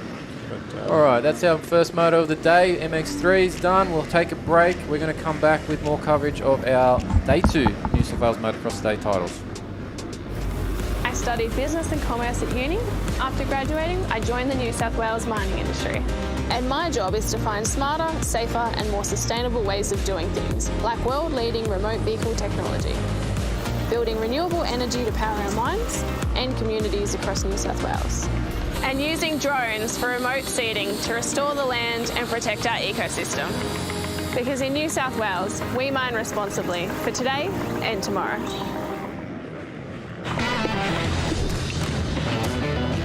Looking good, eh?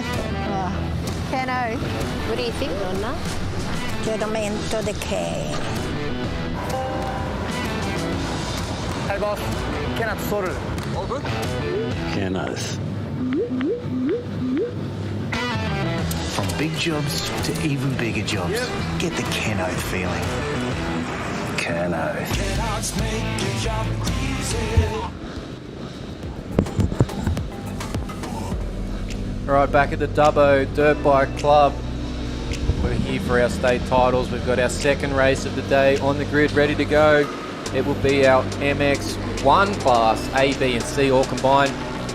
Just watching to see who's going to get the whole shot here. It's come from the inside of the gate, and that's Dylan Wills out front on the 64 gas machine, making it look easy off the start there. Yeah, no surprise to see Willsy get the whole shot, and we'll see where Melross is. We were talking about him earlier. I think he might have actually slotted into second place there. Oh, it's the 202, isn't it? Connor Rosendich. Yeah. In second for the moment as they head to the split lane at least, but there's a 28. I think that's Cooper Holroyd, isn't it? Holroyd on the Yamaha. On the Yamaha in third. So looking for, or maybe it's, no, it's not a 28, sorry. What number is that that's coming through there in second? Because that's not a Yamaha. No, it's not.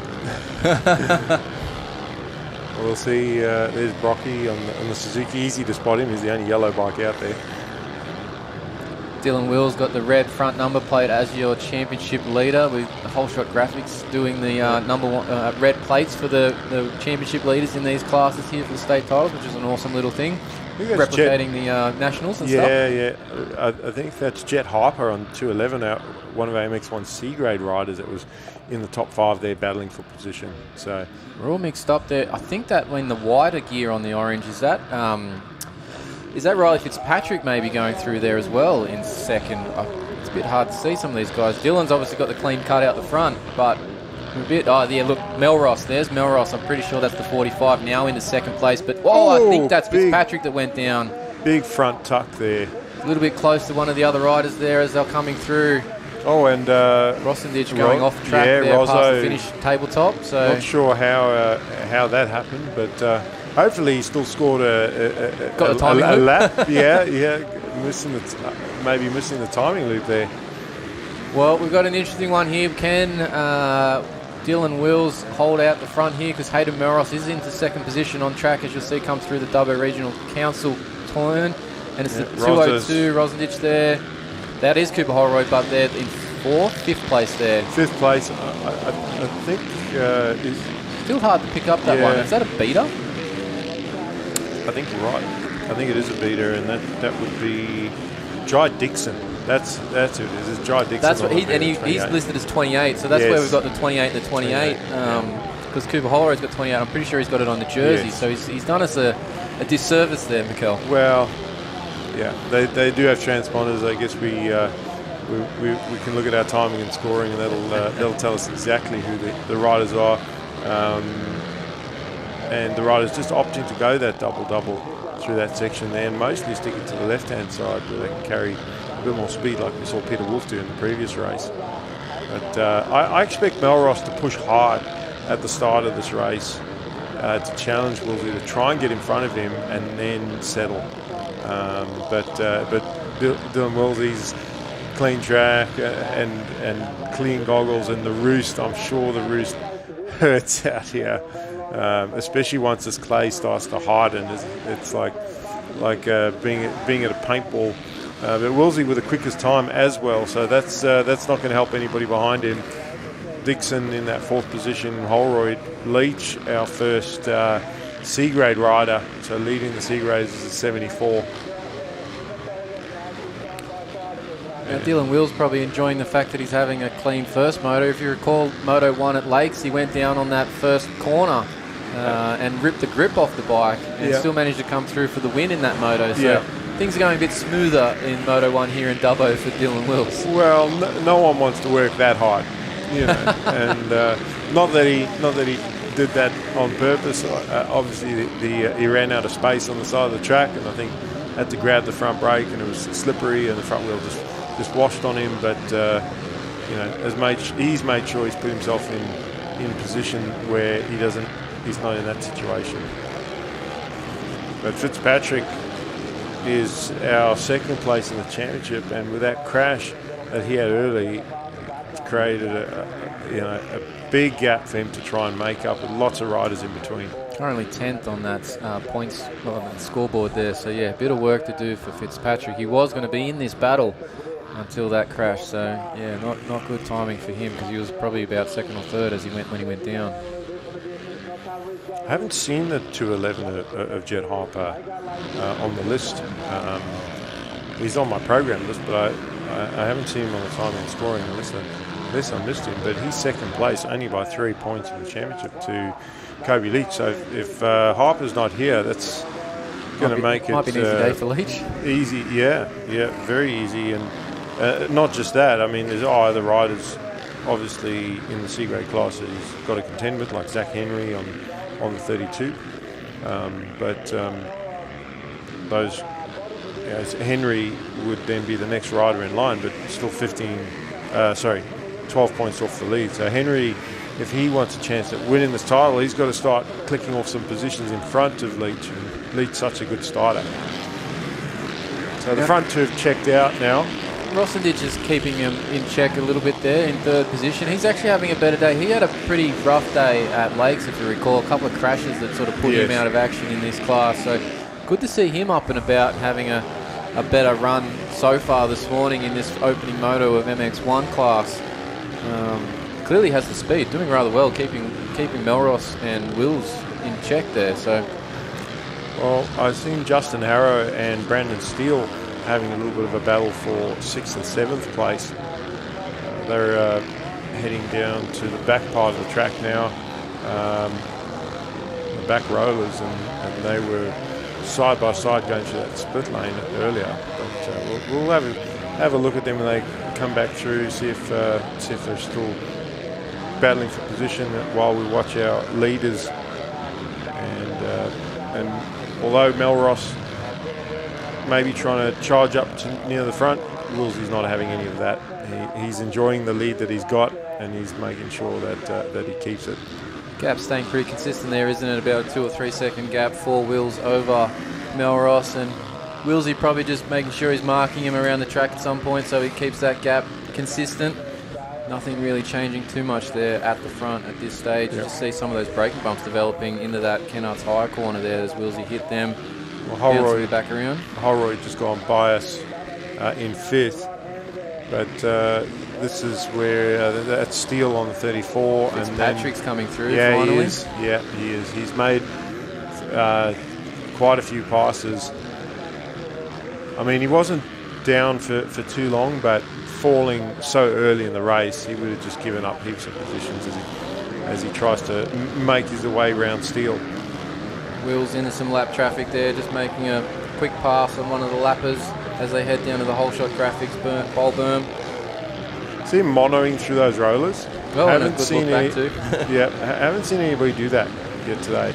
So he's going wide here as well, and just again opting for the double. So he's landing right in the face of that third one there, just to try and jump as far as possible, to be as fast as possible, but not actually jump clear. And I think that's because those two single jumps are so close together. I think if you tripled into it, it would create a kick. Yeah. The next movement out wouldn't be a pleasant one. Wouldn't be too fun. But Willsey's definitely got a bit of a different flow going through there. He's actually using a lot of those outside bits to carry a bit more speed and maybe make it a bit easier on himself, as he's not braking as hard to get to those inside ruts and then having to battle the rut. He's just flowing that section of track. Obviously Melross not close to him enough to sort of stick a nose in, so he's not worried about anybody passing him at this stage, so he can flow those corners with a little bit more ease and a little bit less physicality for him.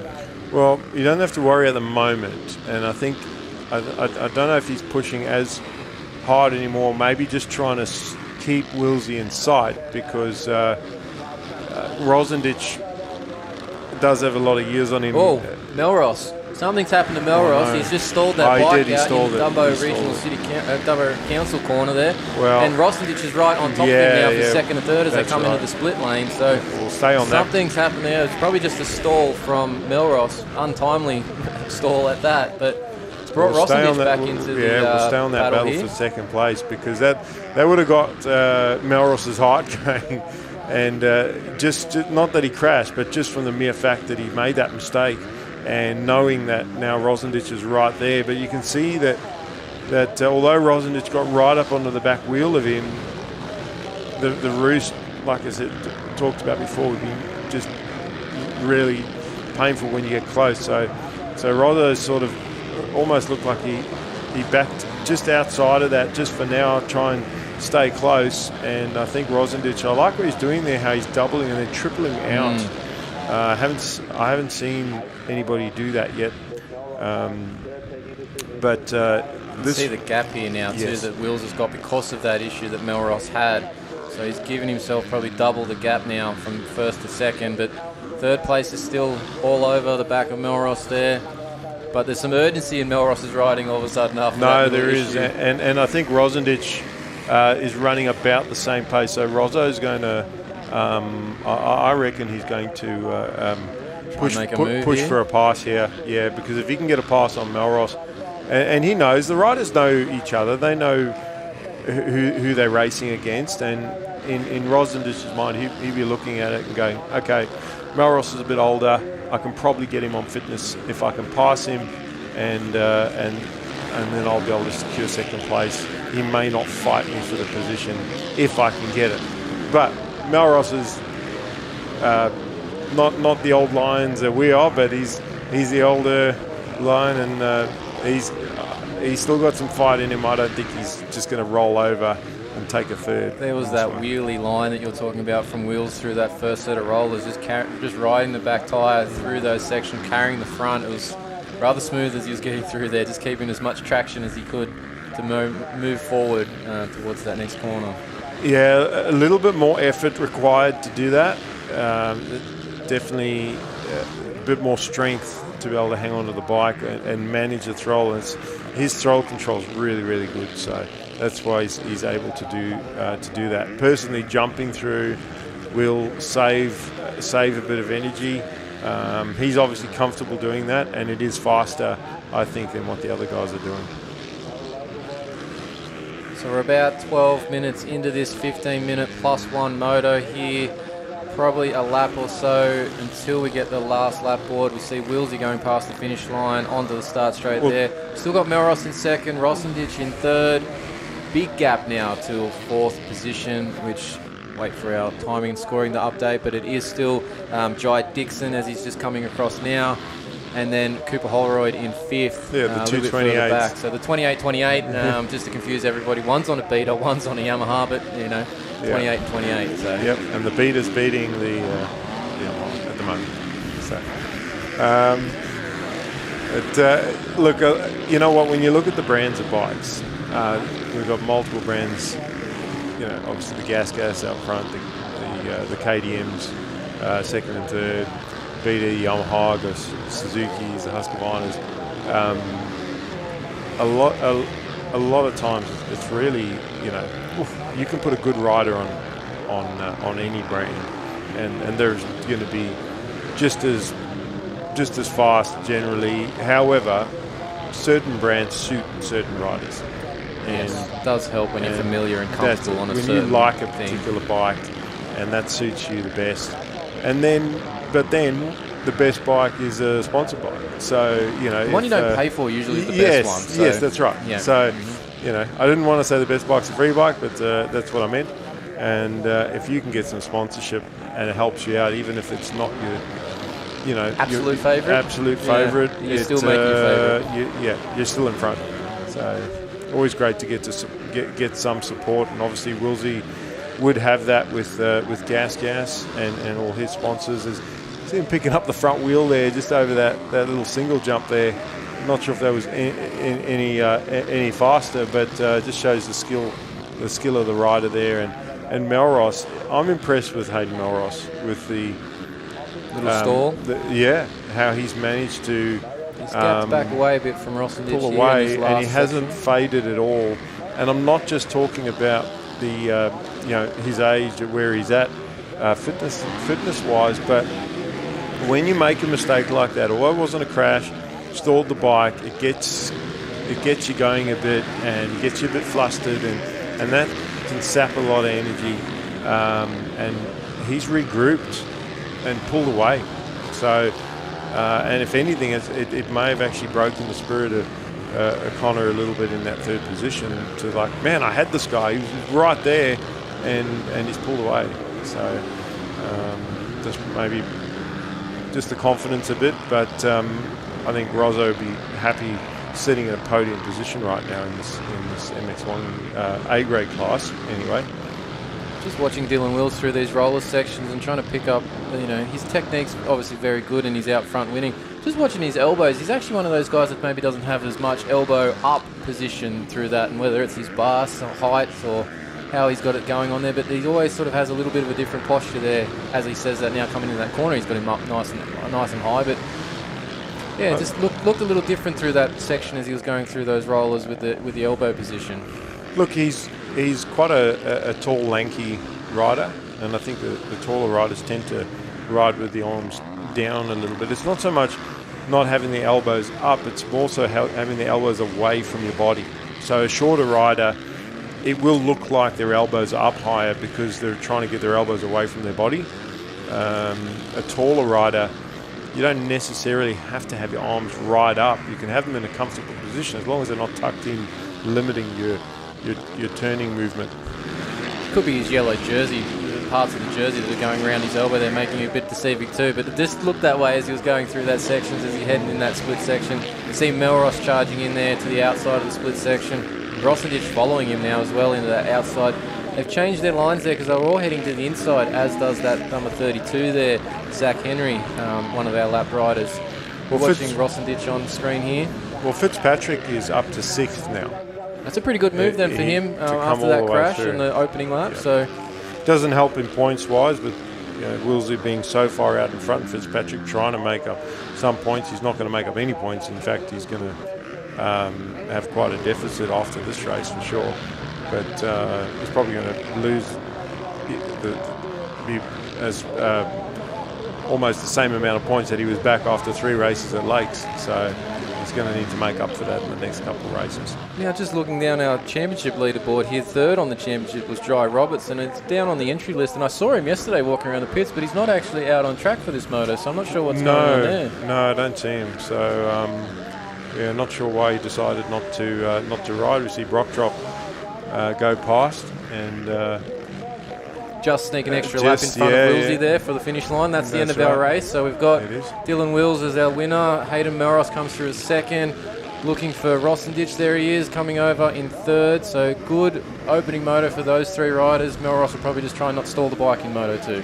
No, and fortunately with the KTM has got that electric start, he was able to just press the button and keep going.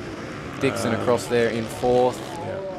Looking for our Holroyd. Oh, no, is that? No, Fitzpatrick. Fitzpatrick's made the move on Holroyd on that last lap for 5th, so Holroyd goes back to 6th. So nice recovery there for Fitzpatrick in the end of this MX1 moto. We'll probably take a break here shortly. We will, and that one position can make all the difference at the end of the championship.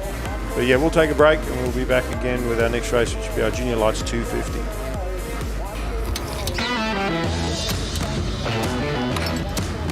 Looks good, eh? 10 O's. What was that, love? I said 10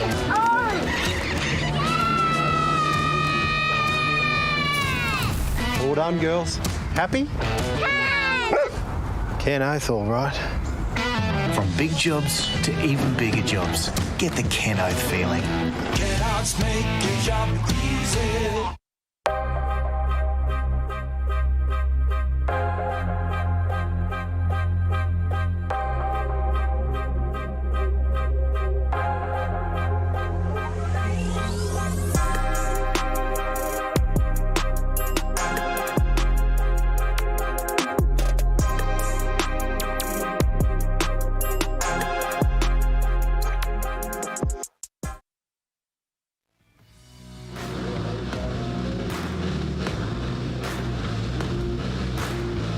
back on track here. Our MX1 motos all completed. We've got our next race on the grid here. It's the 13 to 16 years 250cc class.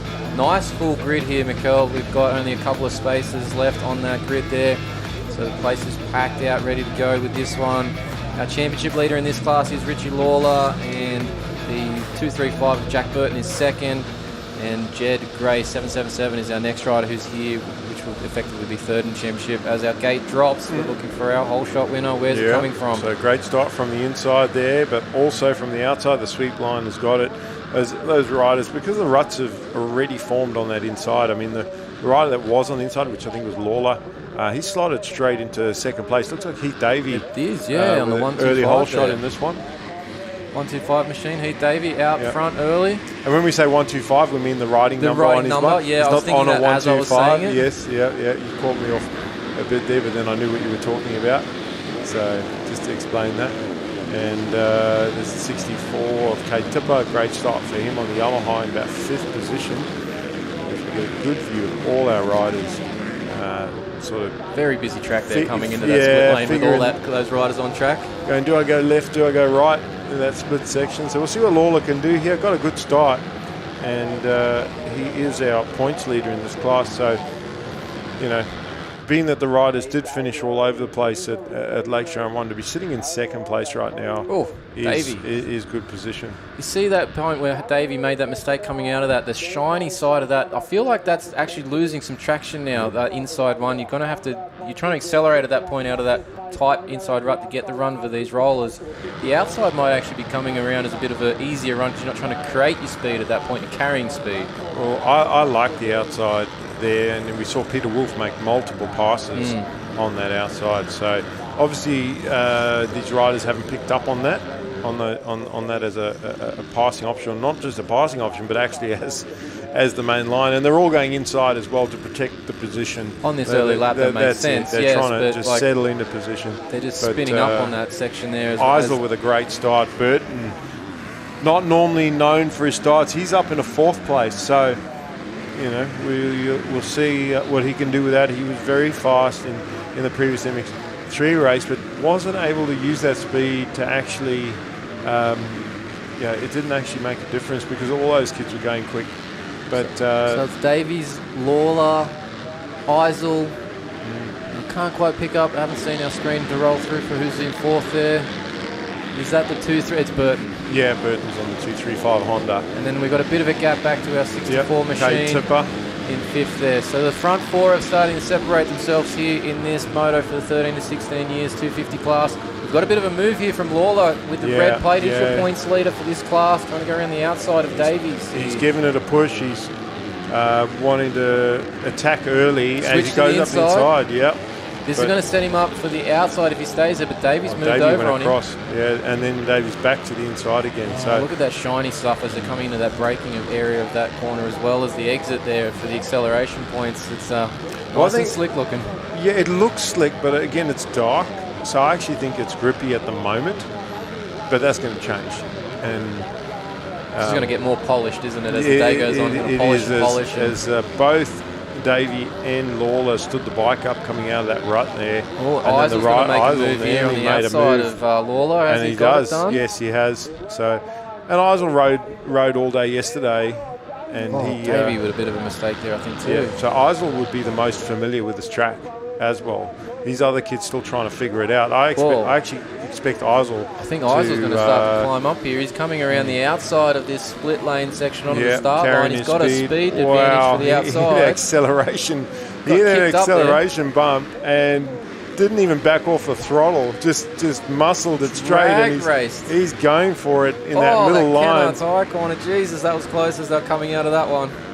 Yeah, the outside became the inside there. He got on the middle around Davey, and he gave him the inside line into that 3rd corner. So we've had a bit of a change up here. We've got Eisel now in 1st, Davey in 2nd. Then Burton. Burton's moved in front of Lawler for 3rd, and so Lawler's back to 4th, who was trying to make a move to 1st not long ago on that previous lap. So a lap ago he was battling for the lead. Now he finds himself back and forth. He'd when you're going backwards that quickly, He's got to mentally, react to that quickly. Otherwise, he's going to find himself dropping back. I think Burton's just touched the back of Davey there as they've gone into that National Motorcycle Alliance corner. Things are tightening up here. The top 4 are battling back and forth, and it looks like they're going to trade some paint here, maybe. Yeah, well, I'm surprised that, again, these riders haven't picked up on that line, that outside line, because it not only carries more momentum, but the outside becomes the inside. So if you run around somebody in that corner, you may not pass them coming around the turn, but by the next turn, you put your bike in the way. It's hard for these younger riders to probably focus on anything but the battle at this point as they're trying to pick up those extra lines there. So they probably just focus on the fact that I'm going to get to the inside of this guy here in this corner, and not really calculating what's happening overall in that section of the track there. Yeah. But Eisel leads our way as he comes around to complete another lap. He's heading down towards our Kennard's Hire corner, number 2 on the track there. Davies still second, Burton still third, and Lawler just behind him there in 4th. He's just dropped off a tiny bit off the back of Burton and has our championship points leader, Lawler. Well, Corey Eisel and his brother Tyler, I mean, they've only been racing, I think now for 3 years. Yeah, in right. the sport. They come from a BMX background and decided to get into motocross. I've stood around a couple campfires with their dad, mum and dad, lovely people. They actually very hospitable. There was food on offer and good conversation and a fire.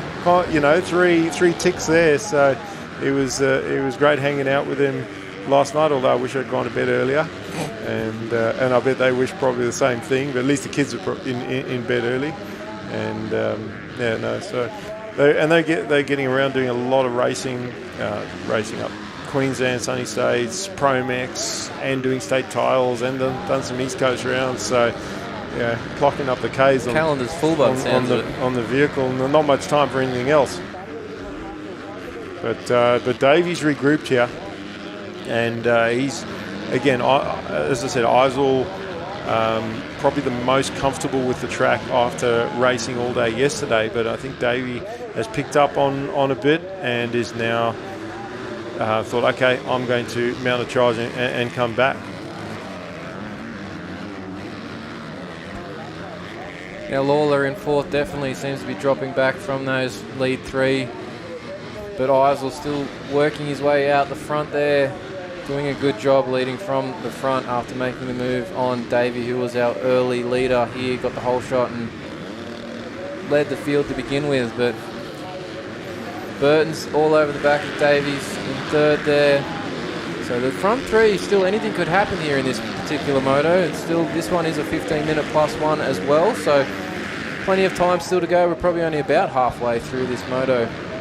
Well, fitness-wise, I expect all of these boys to go charged to the end. I've seen Peter Wolf just jumping through the middle jump, that sort of triple tabletop step up there, and didn't get a great start. Obviously we saw him up near the front in the MX3 class, and a lot of these riders doubling up in the MX3 and this Junior Lights 250 class, but without much, obviously, the time in between. So that's why I say I think the fitness of these guys would be really good. Bit of a mistake there for Eisel as he came out of that rut.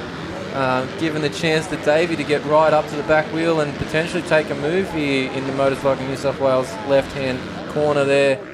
Well, that inside is really messy, and that's why Eisel's going to the outside, and also again the outside gives him the inside to the next turn. So he's quite happy to run wide in that turn, knowing he's going to have the inside to the next corner anyway. But Davey exploring the track, and Eisel likes us outside. That's where he made the pass, although he did.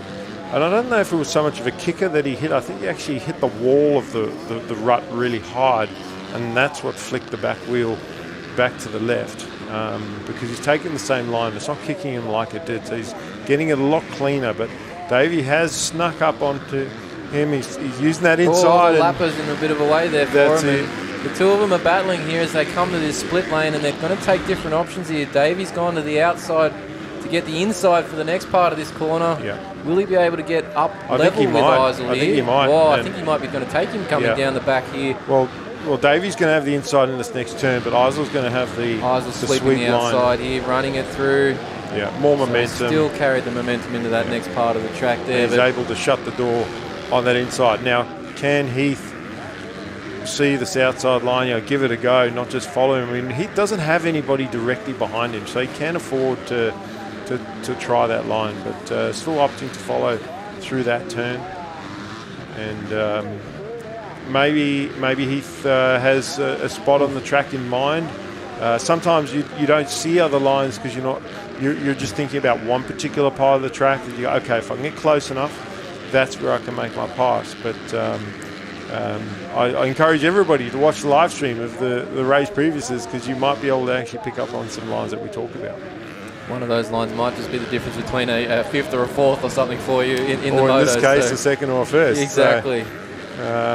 It's quite handy having this live stream for those competitors throughout the day, so you can get an idea of what's happening throughout the race for the lines and how things are developing. So, well, there's Lawler in fourth, so he's definitely looks like dropped he's back. settled. Well, looks like he's settled into that position now, and fortunately for him, there's nobody anywhere within Kui of fifth place. There's Bowman.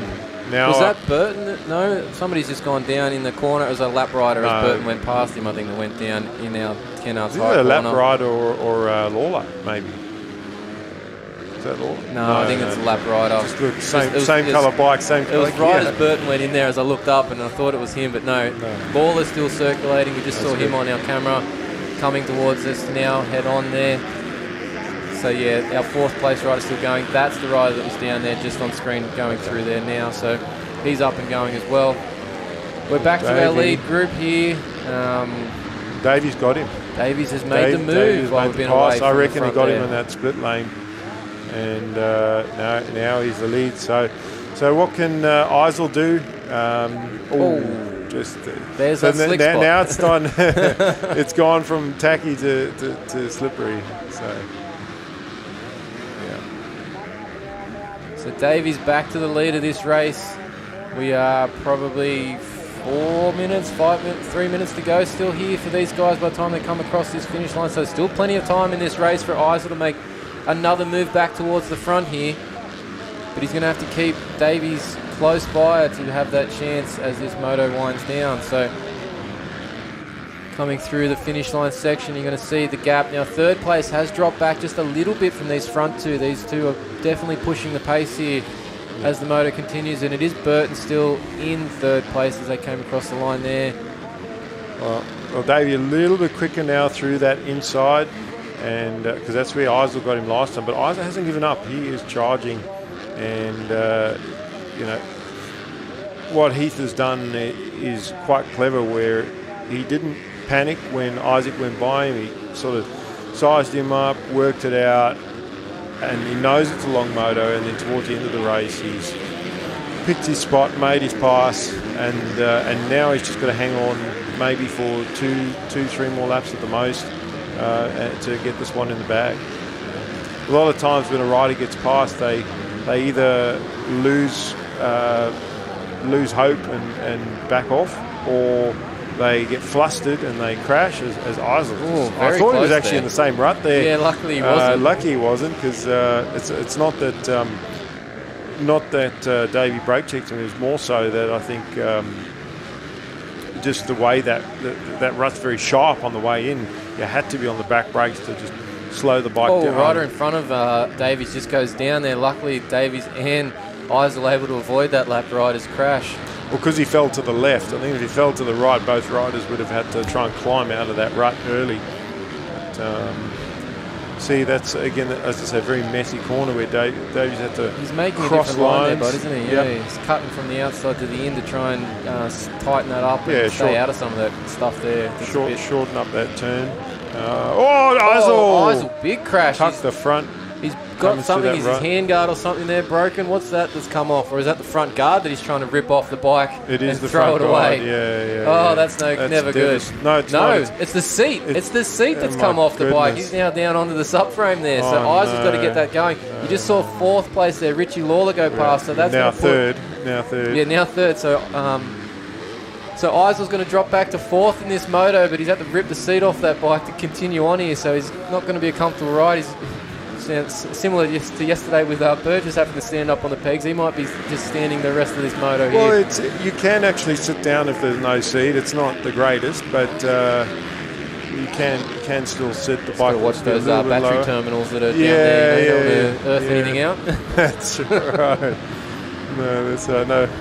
Just for tiny, but fortunately for Isel, the gap after Lawler back to the next riders.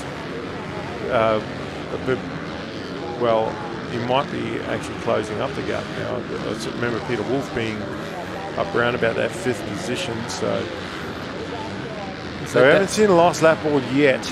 No, I think we're going to get that next lap pass, but Davey's now out front with a decent gap due to that Isel crash, so hopefully, comfortable race for the rest here for Davies as long as he keeps it on two wheels. Yeah, and he's in full control now, and he's done everything right. Jack Burton, second place, wasn't able to close that gap and battle for the lead, but I think he'll be happy to take a second, probably be his best result actually in the state title so far this year after round one, and we do have a board out, so last lap board for our race leader Heath Davey.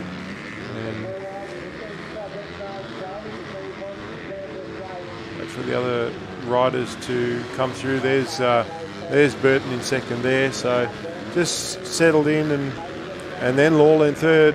Now, if Richie had managed to stay with Burton, because he does look like he's pushing really hard. There's Wolf through. Yeah, Wolf is passed, and there's Bowman, Cooper Bowman. So Isel, unfortunately, without that Isel seat through. So Isel's dropped down quite a few spots there, unfortunately, despite picking it up in fourth. He's down now in about seventh. So, not how he thought this moto was going to go. That crash has unfortunately changed things significantly for him. No, such a shame too, because he was battling for the win in that one. Led most of the race actually, and then just going through that rut. The front just started to get away from him about halfway through. It was a really long rut all the way through, and then just couldn't control it.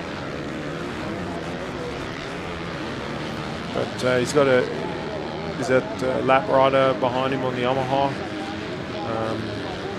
If he can just hang on to where he is and not, he's really got to control the bleeding now, because that crash going from second to fifth, and it's not a true indication of the effort that he put into this race. So we're watching our leader come around now towards the finish flag. Heath Davies going to take this Moto 1 win for the 13 to 16 years 250cc class, and he's quite happy with himself there. You see a little celebration, the head goes back. Looking for our second place rider now to come across the line. Bit of a gap here through to second place. Here comes Jack Burton now. Richie Lawler's actually creeped up. I think Burton's buttoned off on that last lap, because there's Lawler through in third. And we're looking for our next place rider. It's the 29 there. 28 of 29? Yep, Peter Wolf. Cooper Bowman on the 99. And where is Isel? Is he going to manage to hold on to this position? It should be here? Isel next man through, followed by Sharabin, Ebeck and Gray. So there's Sharabin. And Gray actually made the pass on Sharab before the end of that one. Alright guys, so that's our 13 to 16 years moto done. We'll be back with our next moto, which should be our MX2 classes. So we'll have a quick break and we'll be back with more. Righto, so the first race has already been completed here at Dubbo Motocross track here for round 2 of the state titles. The track already is forming up super deep. The dirt is super sticky from yesterday. I've turned the whole track over. These ruts are super deep. It's hard to see from the edges here, but we're already up after the first race, nearly to our knees. And there's 1, 2, 3, 4, 5 ruts just through this final turn here, and there's much more ruts out the back. So our second race is underway here, and the track's forming up super deep already. I'm part of a team working on a first for mining in New South Wales, turning this coal mine into a new hydro power plant and solar farm to generate renewable energy for families and businesses. Projects like this show our industry will keep working to reduce its emissions, already down by 38% since 2005, all while contributing billions in royalties every year to fund our public services. Because here in New South Wales, we mine responsibly for today and tomorrow. All right, back to Dubbo. The gates are about to drop for our next moto. It's the MX2 A, B, C classes all on the gate at once here. Very full grid there, and the start coming from the outside again. A couple of riders, gate 2, the rider out gate 2 got a good jump, but it's the Kawasaki with the early lead coming out of turn 2 there, and already a bit of a gap, and that's just because it's not bunched up with any other riders. You can just go where he wants, and while the other riders bang bars, lifting the front wheel quite high over that jump.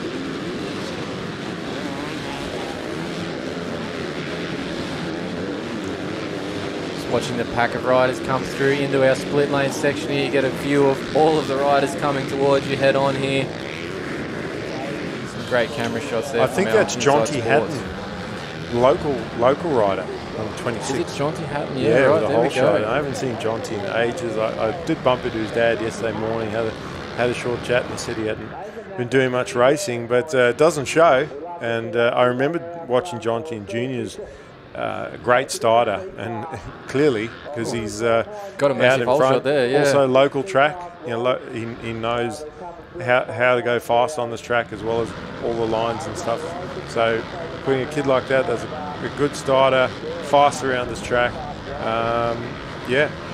And he's in our C grade class, MX2 C grade. So the A graders are like, come on, what's going on here?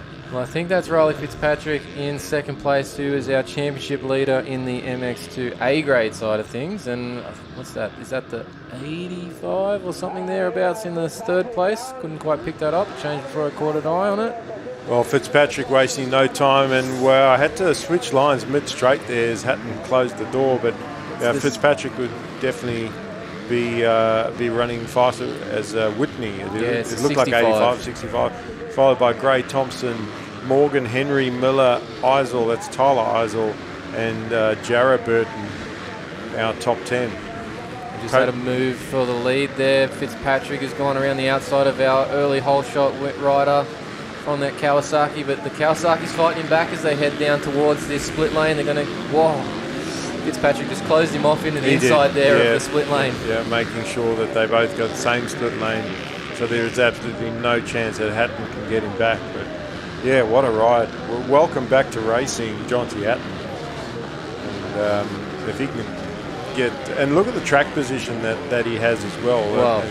It's given him a very big leg up over the rest of the field. Little mistake there. Got hung up. I think he hooked the foot peg on the inside of that rut there. That inside rider is getting super deep. I think the riders are going to, as you see Fitzpatrick. That's that outside you're talking about. They're all using it. Yeah. It's giving you much better run. You're not then having to generate your speed on that slick spot. So you're already carrying momentum over it. You're less likely to break traction there. So I think that's the line moving forward at the moment, at this point in the day.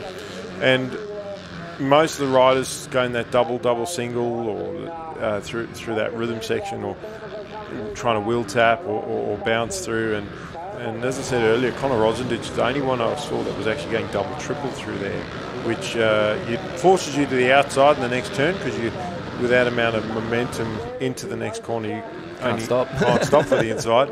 And if you try to, you're probably going to stand the bike up in one of the ruts on the inside. Just watching the riders come through on their opening lap. Fitzpatrick is out in front with a decent gap, but our Kawasaki man is also in second with a decent gap over third. And if I'm not mistaken, Fitzpatrick's just gone down.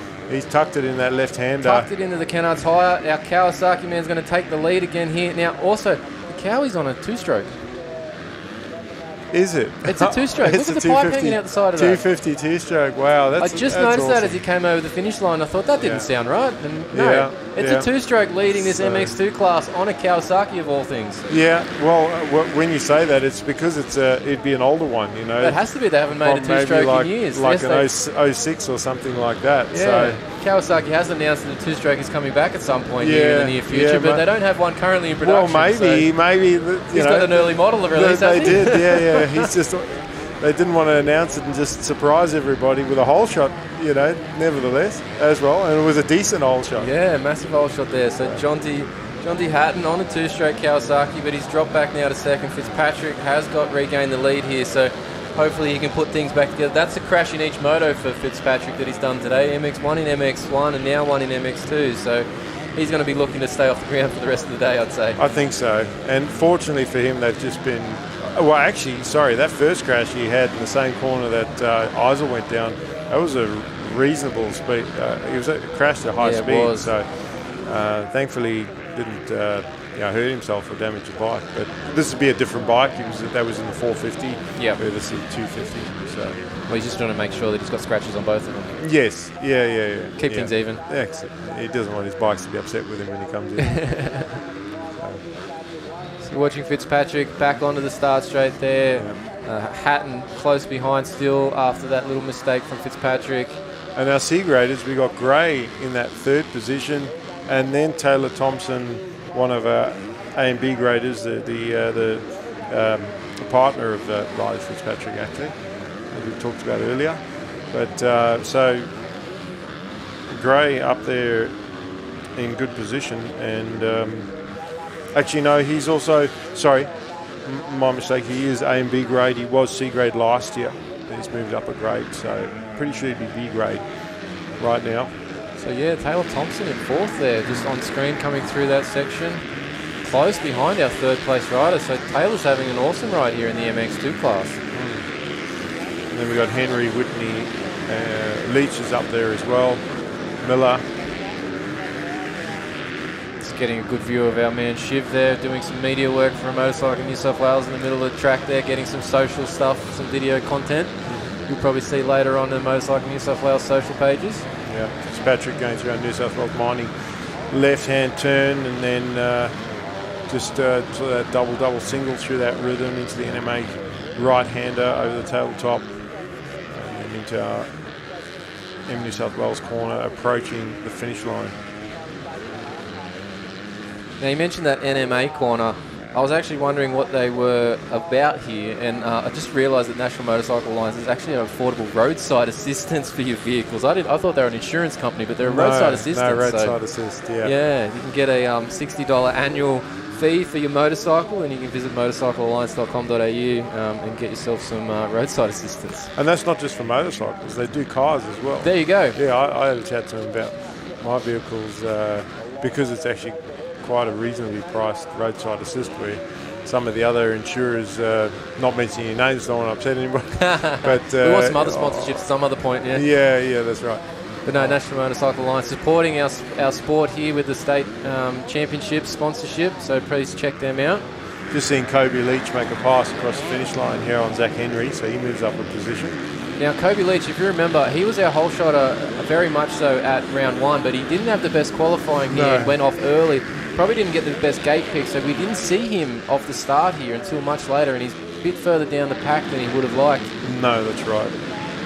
So gate position here is obviously very critical at Dubbo. It is, and that's why I think he didn't get the start, is that he didn't have one of those very left or very right hand side gate picks as got our so yeah, Kobe Leach running sixth there. A race leader just sort of carving his way through traffic. Oh, and he just hooked out a track marker there with his foot peg as he was going through that inside rut. When those track markers do come out, that's when you start to see more inside lines than the inside. So, well, yeah, that one's going to be in the rut now, so whoever's next through there, just unfortunately might be taking a bit of plastic with them. The Taylor Thompson currently sitting third in the order as far as A and B grade goes, and she will be hoping to make up some points. I don't see James Davison out there. He was also one of our top 5, sitting in 4th place, third as far as the A and B graders go, but not at this round.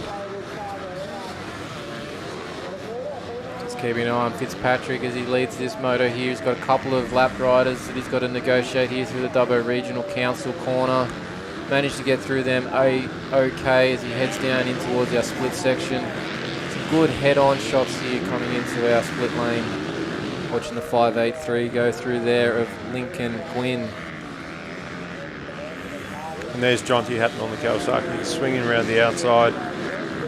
And that start of the race for him is just, he's got a nice gap over the next rider, which is an A and B grade rider. So points-wise, even if Jonty was to give up a few positions, I think the next C grade rider that he actually has to worry about is Kobe Leach. And Kobe, he'll be happy with where he's sitting right now because he's in front of his main opposition in the class, which is Dalton Weber. Very hard for these guys though, because it's a combined class, especially your C graders. You might be in the middle of the pack, like where Leach is sitting in 6th right now, but he's actually 2nd as far as the C graders go. And then you've got Henry behind him, and Weber sitting in 16th. Bit of a rider on the screen here, going through the middle of the corner to come back onto track. This rider just making an interesting line to join back in, but we're back on our leader here. Yeah, Fitzpatrick, I mean, they're deep into the lappers now, and they are long motos. I actually seen how Fitzpatrick's gone to the middle there that time, but that main inside rut, I've seen him do it a couple times, that main inside rut leading on the start straight, he's riding on the inside of the rut on the hard pack, so that he doesn't have to ride that really long rut all the way around the turn into the next straight. Just like he's kind of doing here, picking that very inside. And then just dropping into the rut for the remainder of the turn. So what that does is that just makes it easier to get through the rut. And the more time you spend in the rut, the worse it is, the more chance that something can happen, like we've seen that really long rut heading into the final turn where riders have got halfway in, Fitzpatrick actually being one of them. Yes. That's maybe why he's doing what he's doing. Hatton just went through there in his 2nd place on the Kawasaki. Bunch of lap riders being seen through this section of the track here. You can see there's Taylor Thompson going to the inside of the split lane. Now, you think she was trying to make a move on the 134 Caden Gray just then actually as well, so have to try and pick up where they come out of that section and see how that ended up, because the two of them are quite tight in a battle there. Well, they are. They're battling for 2nd and 3rd in this race, and they're in that back section now. It's almost side by side going through those rollers. We'll see if we can try and get back to that battle. I mean, I'm sure we'll see if the positions change when they get closer to us. But Fitzpatrick just making his way over the finish line here. Still a bit of time left in this moto yet. We're only at about 12 minutes in, so we've probably got another 2 laps before they're going to get the last lap board here. This race has gone by really quickly. And normally that happens when there's lots of battling, but there hasn't been that much. As I think we might have Caden Gray and Taylor Thompson coming past us soon. That wasn't there. No, that's Jonty Hatton. He's our 2nd place rider. He's just come over the finish line. So Thompson and Gray are just coming to the finish line area, and Thompson has actually made the move that. And Leach is right behind Gray as well. So we've got a nice 3rd, 4th, 5th on track battle going on as we're on screen with them now over the start area and down into the Leach looks like he's Leach is trying to go around the outside.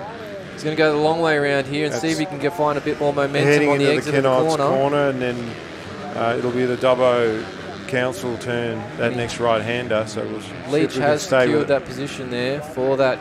For now, but Gray made a move back there. He has. Gray goes up the inside.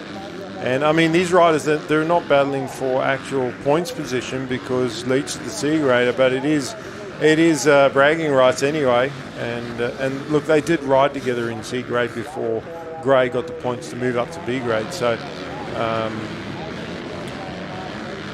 but Thompson has cleared both of them. Cleared both of them. She's doing rather well there in third on track in this moto. So awesome result for her. That'll be second in the AB class for her, given that Hatton is a C grader at present. So.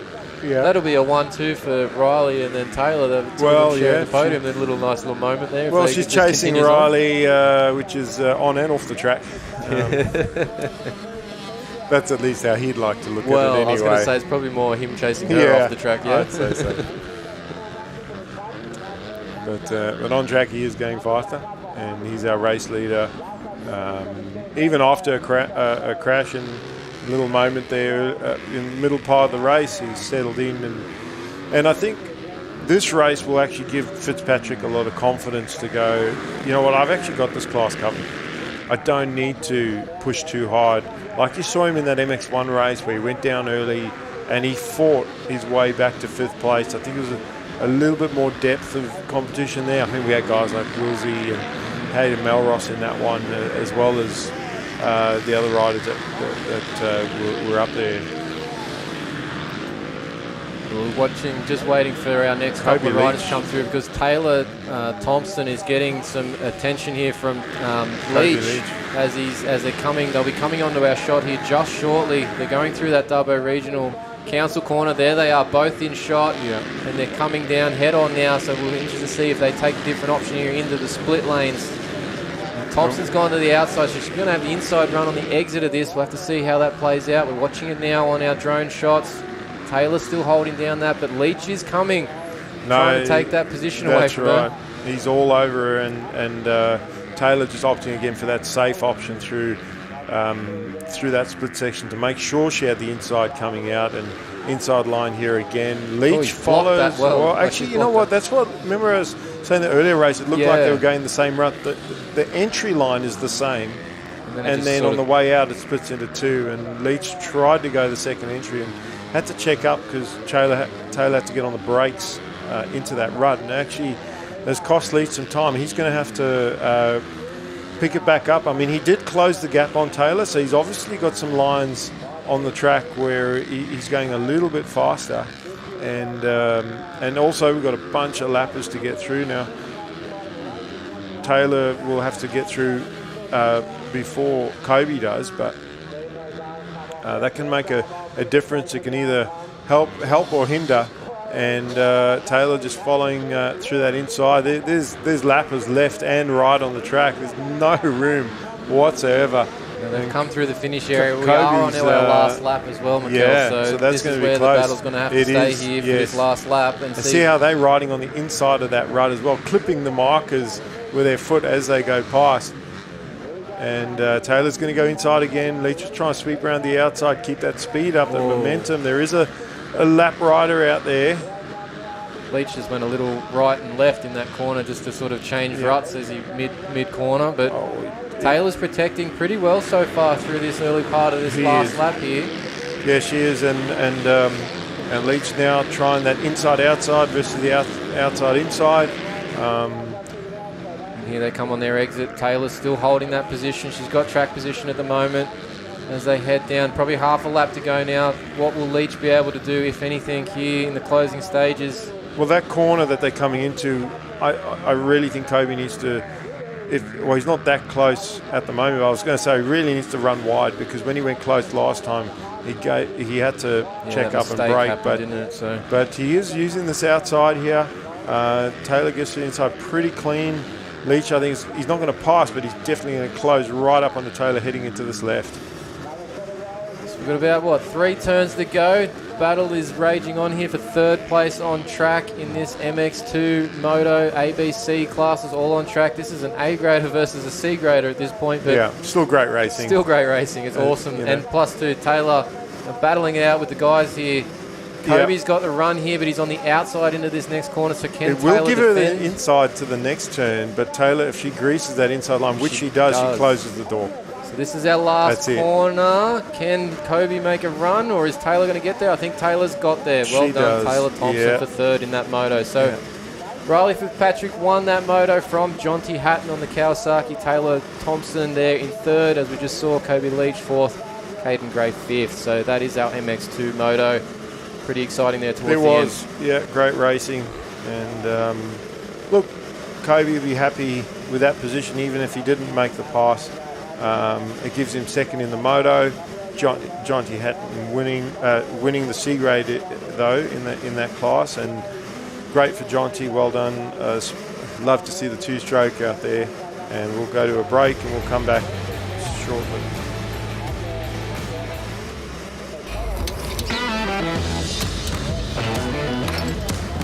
Looks good, huh? 10 O's. What was that, love? I said 10 O's.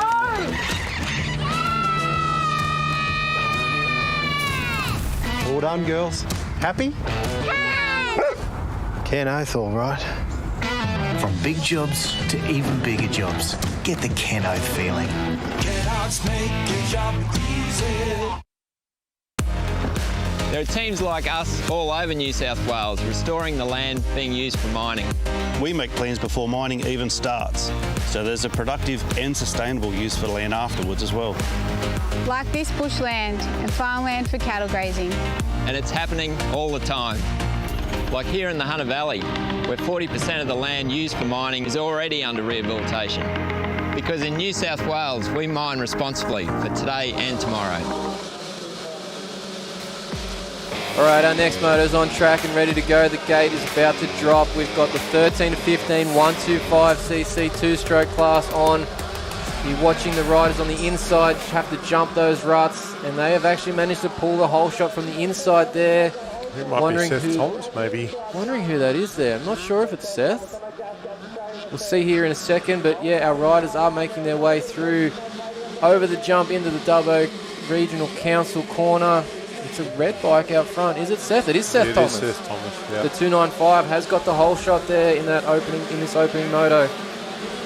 Try and pick up who is our next few riders there on track. Well, his nemesis, Heath Davies, in about sixth and seventh place right now. So it's exactly what Seth needed to do coming into this race, being that the points are so close.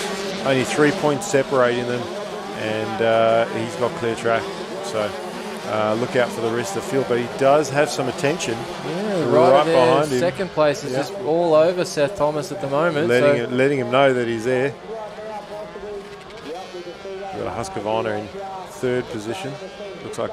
Is that Buddy Brown, the 89 there, maybe? Yep, Buddy. Third. Looks like Buddy Brown. It's difficult with him and Bowman because 89, 99, both on Husqvarnas. And Thomas looking over his shoulder there, just get an idea of who's actually behind him. The difference between like this track and say, if you again we contrast between round one, the high pack and fast, where there's not a lot of lines, and then here very deep and rutted. I think you got to be careful about looking behind and seeing what's going on behind you, because you could quite easily lose your front wheel at any moment in one of these ruts. So, I mean, he done it on one of the jumps just to check it out. But Raphael's the second place rider, the 28 rider. Yeah. And Davey, he's managed to make some moves there on that opening lap, because he was definitely buried in about seventh, but he's running third now on track and right behind the lead two there. They're all in the one shot. Oh, nice corner there from Heath Davey. To see him lay it over in the rut as he went through that Kennard's High corner. Yeah. He's on the move. He is, and the bad start for him has fired him up.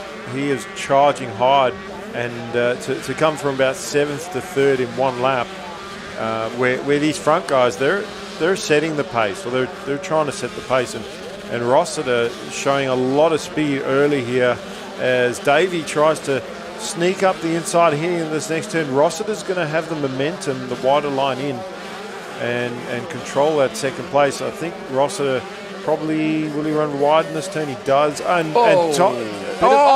Wow.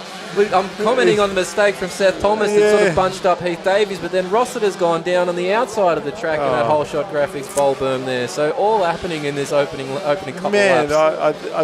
I think Ruff's eyes lit up when he saw Thomas sort of bobble in the rut there, and being that Davey was right behind him, and they both got stuck. I think his eyes lit up, and he thought he was going to come around both of them and actually get the lead, and then tuck the front. Down he went. So, and now he's got to fight through the pack because he's definitely dropped back into it. Now those front three were making a gap, and the front two now that remain have got a decent gap on the rest of this field. Unfortunately, with Rossiter going down, he's now into the pack that's a bit further down. So these front two are going to gap themselves. Thomas just looking back to check who it is now that's left there. I don't think he wants to look back. You don't want to know. Surely he knew that was Davies there. There's usually the two of them out on track together. It is. But Rossiter was there for the first couple laps, putting pressure on him too, like almost like looking for the move. So Seth needs to now not worry about who's there behind him, focus forward, and just stick to his lines. I mean, Heath. It will be interesting to see if Heath actually tries to make a move on him and maybe break his spirit if he can make a pass and put some distance on him, or will Heath do what he done in the previous class that we watched him, where he sits behind, just picks up where Seth is going, and then decide later on where he wants to actually make that pass. Oh, was that Rossiter just having another twitch in the camera there as he came into the next corner there for the split lane? Ruff is, he'd be disappointed with that crash because he was on the pace and he was battling for position. So, well, he's going to have to make another good start for Moto 2 and see if he can make amends for that in the next Moto, because at the moment he's just going to have to battle with whatever he's got left here on track in probably for the third, fourth, fifth positions. The only downside about Heath maybe sticking behind Seth is if he is going faster, he's going to settle into Seth's pace, and once you settle into a pace, very hard to then pick it up later on. But unless he feels like I am going a fair bit faster, that I can lose some time, I can make it back up again. Because the one downside of passing Seth is it then gives Seth an opportunity to learn from him, pick up on some lines. So if Heath can wait till about, if he thinks that he's got a spot and he reckons he can make it happen towards the end of the race, he might wait till 3 laps to go, put a hard push in, make a pass, and not give Seth the opportunity to learn anything from him. Although they both could sit down and watch the live stream after this race and learn everything anyway. Davies with a bit of a run here. I think he's going for it. Yep. Trying to make a move here. He's gone to the very inside right. He's going to be level with Seth, but Seth carried momentum and he's still going to hold that position as they come down to the split lane. They're going to take alternate options here. We'll see which one plays out best on the exit part of the circuit. Well, I think ultimately, as long as they're side by side, Davies taking a very alternate line there. Yeah, that's an interesting line. No, look, that was completely a mistake. Like, there's no way Heath would have done that on purpose. Just come out of that turn and the back wheel slid out a bit and it sent him around the outside. And yeah, that inside right, very, very There's a very difficult. much a stop turn in that point of that inside right, isn't there? It's almost like a brake check. It's not an intentional brake check, but that's just how the rut's formed. That lap rider maybe needs a little bit more awareness of what the leaders are doing. Just a little bit. So luckily, no contact there with the lappers, but it has given Seth a bit of breathing room, and Heath needs to regroup because he was putting the pressure on there.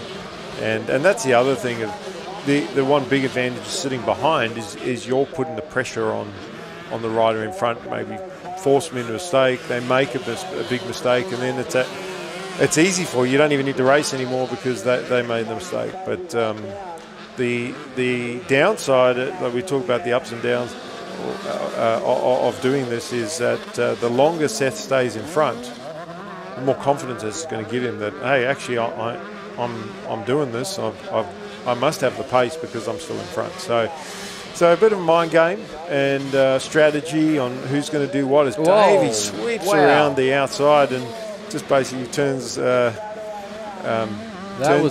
whole battle upside down. So now what can Seth do? Is he? Can he stay close? And he does need to do that. Is there a lap rider there? Seth is going to go to the outside option in front of the lap rider. Rather not following with Heath there, but no, Seth. Look, Seth is fighting. He's not settling, watching lines. He's actually trying to attack straight away and get this position back and let Heath know that that he's still challenging. Fortunately, gone to the middle there. Well, he's changed that rut finally. I think he's learnt probably from the fact that stop starts, and he didn't want to follow in there and do what Heath had done to him previously and hit him in the back tyre almost. So, yeah, good move there from Seth, but they've got to stay. He's got to stay with him because this is Davey's probably chance to maybe try and break him after making that move earlier this lap. Yeah, I still want to see these guys switch up that line on that previous right where they're both going to the inside. Is Seth now up the inside of Davey? Has he got a run coming into this corner? No, Davey comes from the outside and closes the door. They're working their way towards the end of the track there. One of our lap riders, I think that's Sienna Cyprian, just getting out of the way for the two boys to get through and continue their battle as they come towards the finish area of our track. Ticking off another lap. We're about halfway in this moto now. And we'll have to keep an eye. Let's keep an eye on Heath through this Kennard's High corner because this is where he made the pass and this is where he's been absolutely greasing this rut. He is. He's laying it over. He's dragging the inside foot peg, I think. Let's just watch him in silence and go. Just so smooth there, wasn't it? And Seth has actually picked up on that line and followed him through that rut. Well, he's had to because he got past there before. And this is what I was saying. He can now pick up on what Heath's doing. I mean, Seth's still got his own lines around the track and he'll have the opportunity to try different things, different options again. Inside, outside, yeah. Following. Seth didn't get as wide on that jump as Heath at the previous time when Heath made the mistake. It's good to see these two battling and just like different sections of the track in different lines of the track. They're not just on top of each other. They're trying to make this work down there, yeah, so that sort of forced things a little differently there. But yeah, good to see these two battling, one cleanly, two just actually using all the track that's available. No, they are, and Seth is actually done a really good job to keep the pressure on Heath. He's not just sitting behind him, following him, but he's actually letting him know he's there. Every now and again, he sees a red fender on the inside or around the outside, and any little mistake just standing the bike up in the corner could be enough for Seth to regain the lead and again just then put Davey on the back foot where he has to regroup and try and fight back for a position. Because if Seth can come past him, he's going to be going better than he did before because of the maybe some of the lines that he's picked up on. Like there where Seth actually went on the inside of that rut. Heath has been doing it, but that time Heath went in just a little bit too fast and actually had to drop into the rut. Now, Davey... that line again. Yeah. Davey looked like he actually went more inside that time. Or was that the same middle line? I think that was still the same line because Thomas actually went one further out that play round. But just looked wider. Yeah, as we quickly check this leaderboard, Davey, Thomas, Wilson, Rossiter, McCloskey and Tung are our top 5-6 there in our running order. So obviously we're focused in here on our 1-2 battle from Heath Davey and Seth Thomas because they are out in front in their own race and battling pretty much every corner for the lead position here. Yeah, well, Heath stretched it out a tiny bit. I think maybe Thomas will drop back to the inside now because he's not right on him. He doesn't have to worry about running into the back of him going into that turn. So that inside rut seems to be still the favourite line. It is the shortest way. It's the faster one, but like it's still with that stop start, and I don't know if it's actually faster in the end. Well, when Thomas was going to the middle, he was losing time on Heath when Heath was taking the inside. I'd like to possibly rather jump those rollers with a lot of momentum and just rail that outside berm to keep the speed up, being that the guy going to the inside is stopping in that inside rut. However, we've seen a half a dozen riders lose the front end in that outside line. It's very greasy and hard pack on that outside. And Rossiter, I don't think was used to taking that line. He figured out how slippery it was on his first go through, and it cost him dearly. So that's a big risk. See what as Thomas closed back up again. I thought Heath was starting to stretch it out a bit. We head down to Heath Davies' favourite corner at the moment in this Kennard's Hire. Just watching him lay that bike over, rail that rut. Not as clean as he has a couple of other times, but still pretty good. Seth Thomas there trying to follow him through. Well, Thomas is running he's changed his line now, but every lap beforehand he was going to the middle and it looked like he was losing time. So he's picked up on that. He's now starting to follow Heath through some of his lines, and we'll see if he maybe tries that line I'm talking about, hammering through those rollers and railing that outside line, or potentially in the next right running wide like Peter Wolf did in I think it was the MX3 race where he made a couple passes. We get not close enough though really to make that work, as Davey looks over. That's the first time I've seen Davey look over his shoulder, and I think it's probably because he feels like he's pulling away and he's double checking to see if he is pulling away. Can't quite hear the bike as loud as he was in those sort of tight corners, and he's like, have I lost him or what's happening? Is he still there? Yeah, so just that's probably a worthwhile check, but you just don't want to see it happen every corner here, which it hasn't. So well, it is if unless you have a crash and then you go, man, I crashed because I looked behind me, but no, Thomas is keeping him honest for sure. And I mean, they're so evenly matched in pace, these two. So it's a mental battle. It's a physical as far as the endurance goes. I mean, they've got to push it all the way to the end for 15 minutes plus a lap, and that is a long moto to battle to the end. Well, they've just gone over at like 14:31, so they've not got the last lap board just yet. They're going to have an extra lap here as they go through into the Canards Hire corner. So probably 2 laps to go in this moto. And still anybody's race here, but Davey is still leading this and just got a tiny bit of a breathing room at the moment. And as you're saying about this corner previous lap around, Thomas has just changed back to his more favoured, more regular use line there. And obviously a bit more comfortable with that lap. Well, he didn't lose any time that time. In fact, he actually got more momentum through that jump section and got closer. And the last 3 corners of the track is where it looks like Seth is a bit quicker because he closes right up again. Out the second and third, the second corner definitely Heath is a little bit quicker. He pulls away, but then the third corner Seth is closed up again, and then this part of the track Heath gets away again. And then the last 3 corners looks like where Seth closes right up. So it's good that they've got different parts of the track. The other difficult thing for Seth is he has to follow for part of it. So where it's like if I take a different line, I'm going to lose ground. I'm just going to have to follow through this section. And that makes it difficult for him to get close in order to get that pass done. And he's almost hoping, everybody's hoping for a mistake in this position if you're the rider behind anyway. Or if you're in front, you're hoping the rider behind you makes a mistake so that takes the pressure off you. But you can see our finished person's getting the last lap board ready to go, and there it is. And I think Heath has done enough.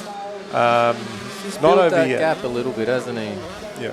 It's just got a tiny bit more. It's not massive, but it's noticeably bigger than it was a few laps ago. So with 1 lap to go, Heath just trying to navigate past the lap rider there into the Canards Hire corner, smoothly through that favourite rut of his. I think he's got enough breathing room now to make sure he can take this all the way to the finish line, but Seth's going to have to find something special here if he wants to make a move for the lead here on this last lap. Look, I think, Seth, the way the track is, and we talked about yesterday not overriding the track and then crashing and throwing it all away, I think he's going to be careful not to do that, but at the same time, keep the pressure on to the finish flag and maybe force a mistake from your opposition. The biggest advantage that Seth now has moving into the next moto, though, is that he knows all of Heath's lines, especially the line where Heath made the pass on him. So next race, if Seth is in front, he knows what lines that he needs to take. And being that they're clocking about the same sort of lap times, if he can pull a whole shot like he did before and go straight to those lines, it's going to make it a lot harder for Heath. Whoa, Seth Thomas has put it down in the New South Wales mining corner. Yeah. He was just starting to creep up. He was following all the lines that Heath was taking these last couple of corners, creeping back to the back wheel, maybe to try and make a last-ditch move, but he's put it down there with like 3 corners to go, so that's hopefully definitely... he gets going before Tyson Williams Williams is doing a great job running in third place in this race. Yeah, we haven't he's even spoken about the... fairly slow to get going there, isn't he? So he is, yeah. Wonder where he'll end up here, if he will stay in front of Tyson Williams or not. So Davies has come across the line to take the moto win. We're now going to watch back and see where our second place rider, whether it is Thomas or whether it will be Williams, if he snuck past him while he was down there or not.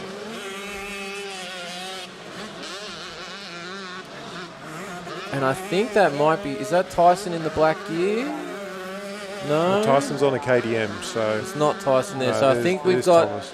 Here's Thomas coming through. So he's going to be okay for that second position. So they obviously had a big gap over third place in that moto. So Rossiter come back to fourth in front of McCloskey, who won the 85 yesterday. So that's our top five. We head to a break, and we'll be back soon with our next race on the line.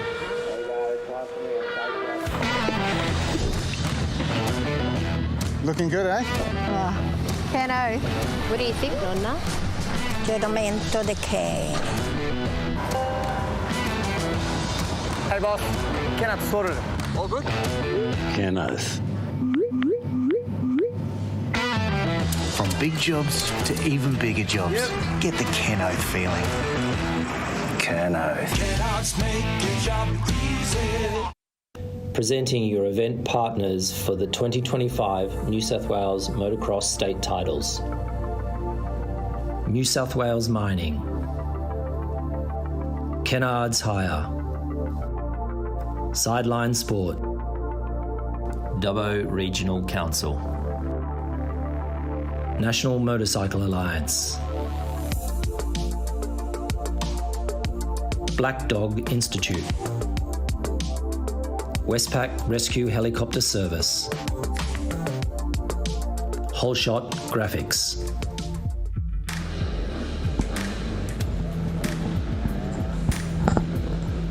Senior women on the line, and they have their own race today, which I'm very happy with, I'm sure, except for Taylor Thompson. I think Taylor, spoken to her many times, she likes racing with the boys for the extra challenge, but she'll have the opportunity to try and get a whole shot and run away with this one at the start. Oh, the two riders come really close to each other in that first corner, and it was the inside that brought the whole shot, the two KDM riders.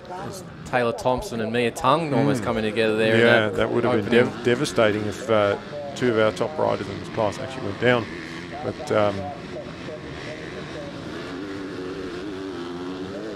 so he jumped through the middle section there. We watch the rest of the riders coming through the Dubbo Council right-hand turn. There's a 77 of Tabitha Newcomb.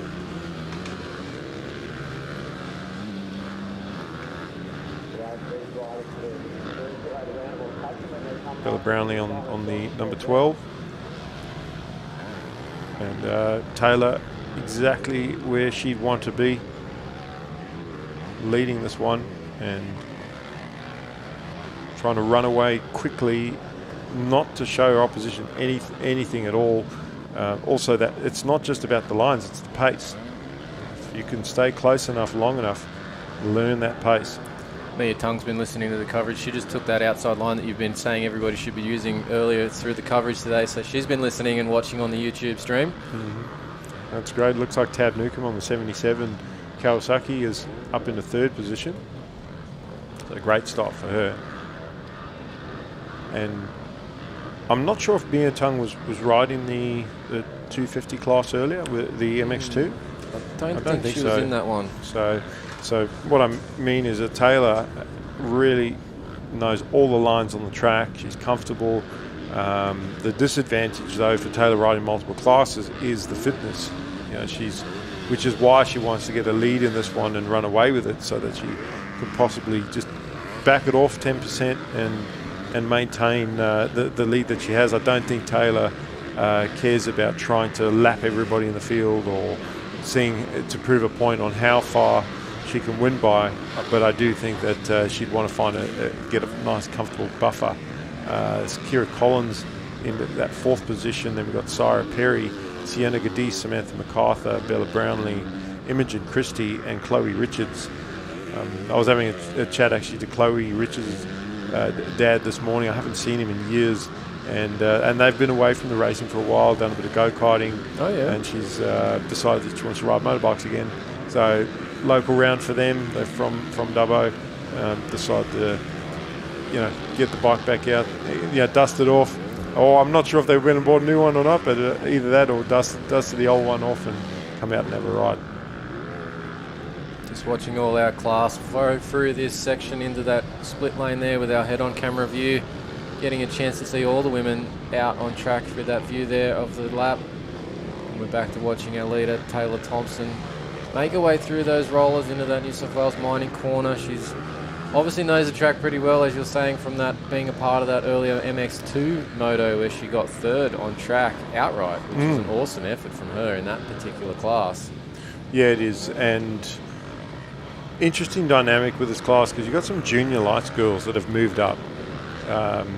Tab Newcomb, Syra Perry, I mentioned them, they're in the top 5, Tab coming in 3rd place. So some of the senior girls have been in the class for years. Even Mia Tung, Mia's, I think this is her 2nd year senior, but she's been racing in this class, obviously very fast junior as well. She's moved up a couple of years ago. But, Taylor, she's not quite a veteran of this class, but I don't mean that by age. I just mean by experience. She's been senior for a while. She's dominated the senior women's for a while as well in New South Wales. Obviously, she races at national level. Been going to the Pro Mex, and there's some very fast girls from Queensland. Charlie Cannon, Taylor McClutchan as well, and a few others. So when you look at, you talk about the different level of riders, and you see Taylor Thompson out here dominating, and you think, wow, and not just, like you mentioned, the results in the MX2 as well, not just racing with the girls, but racing with the boys as well. It's hard to imagine somebody going faster than that in that class, and then you take national level and then go international. And it's another step back, and you go, how if you're the fastest rider in Australia, then going and racing over in Europe or America and then seeing, the level of competition even greater again. It's just so hard to imagine when you think I'm riding at my absolute fastest, or going the other way around, going back to club level. The riders in club land that finish on the podium every time. I'm sure there's a lot of locals here, they have their club days, and they go racing and they dominate, and then you have a state title and you find yourself in 8th, or 10th. So, but Taylor's used to riding out the front. That's exactly what she's doing. And a 5-second, good full 5-second lap, a lap quicker than Mia Tung at the moment. So, that's, and I think that's why she put so much emphasis on the start. So she didn't have to battle. She'd get out front, check out, and click off the laps. Also, a really good opportunity for Taylor to now explore the track. She's got a big lead. She's comfortable, no pressure. The track is changing, and the line she was using in MX2, maybe she can definitely find some better lines. If she was at one of the Honda riders. Yeah, let's put it down. Down there, it's a 245. I think it's Syra Perry. So just down in that corner there, the motorcycle New South Wales corner, probably got caught up in some of those ruts that have formed up in that section of the track. As we see, there's Mia Tung coming towards us, going through that split lane section. She's running second on track in the moto. There's Taylor Thompson again, heading down to that Whole Shot Graphics corner. You can see the ruts forming up in that corner there, and that's also, there's a big slick spot. You're saying about riders going to the outside of that one and losing the front a bit. There's a big shiny patch right in the middle of the top of that berm. So it's in the worst spot too. Yeah. Right at the point that you pivot the front wheel. Yeah, exactly. And it just, when I say pivot, I mean turn the wheel in. Where the most pressure's on the front tyre to try and make it go the other way. And it's the shiniest spot of the track. So you almost want to turn before that shiny spot, not turn on it. You know how some of the riders turn the centre of the early turn. berm rather than the mid or the late, or you go late and flow through that corner, carry your speed. But when you look at the lap times, we're talking about Taylor being 5 seconds a lap quicker than our second place rider, and then Mia Tung another 6 seconds quicker than Tab Newcomb. Tab's, as I said, a junior rider moving up to seniors. She's not that far off. I mean, 5 or 6 seconds sounds like a lot, but when you are junior moving up, you can learn that speed. A bit of another moment here on screen as well. A rider just put the rear tyre out of the rut and then the front climbed out and it's gone down. Now it's a 3 there on that bike. I think it's a 333. Chloe Richards has gone down in that corner there. So hopefully she's up and okay shortly. Yeah, these ruts are playing havoc with all the riders today, I think, and a lot of riders avoid the ruts in normal practice and training and in racing. Can't do that this weekend. There's been ruts in almost every single corner where it's like you have to. So, encourage all the riders when they're out in training and practice, don't avoid the ruts. Work on what you're not good at. Don't just stick to what you're comfortable with. As you see Taylor going single, double, and then single into, and she's not choosing that stopping inside rut there, which I think it's so tight on the way, and then it goes straight for a little bit, and then it's got a hook in it. So it's like got a hook in it at the start and on the way out. And that's what I was maybe speaking about earlier, because I think she was using the inside. Having a look at the track, find some better lines, give herself an advantage heading into that next NH2 race. Kira Collins in 4th position on number 13. Then we've got Sienna Gadiz, Samantha MacArthur, Sarah Perry, Bella Brownlee, Imogen Christie, and Chloe Richards. And the girls that kind of spread themselves out around the track. Although some of the riders very similar in times, but then at the start of the race didn't start with each other, and that's where we'll see the battles is riders like Sienna Gadiz and Sam MacArthur, even Sarah Perry. There's only 1 second between each of those girls, but they started in different positions. Just watching that Sarah Perry was just the one picking up the bike there as the screen cut off there, so she's up and going again after a little crash in the Dubbo Regional Council corner there. As we see Taylor coming towards that section of track now also. Just working that inside rut very nicely through there, Taylor was. Yes, look, she's an accomplished rider. I mean, there wasn't really, other than the Junior 85 for the girls back when Taylor was racing, and then, then the Junior Lights girls, she had to race the boys all the way up until that point. And in a way, it's good because it gives them, teaches them the pace of some of the faster the riders and that competition. But the girls do like their own race. They'll tell you that they prefer to race with each other. I actually find the boys ride more aggressive with the girls than they do with the boys for a number of reasons. We even heard Taylor actually on one of her podium interviews that we played earlier on the live stream, and she was asked that question. Do you like riding with the boys? And she's like, yeah, I like giving it to them and racing against them. It's fun, and she said they don't like it, and I can tell you that they don't. I'm the same when I've had to race. Didn't want to give up any position. Taylor coming across the finish line here. She's got the last lap board, so 1 to go for the women's class race here at Dubbo Dirt Bike Club. She's heading up the hill here to start her last lap on that start line section and into that first corner. Heading down the hill here, she's now going to find that Kennard Tyre section.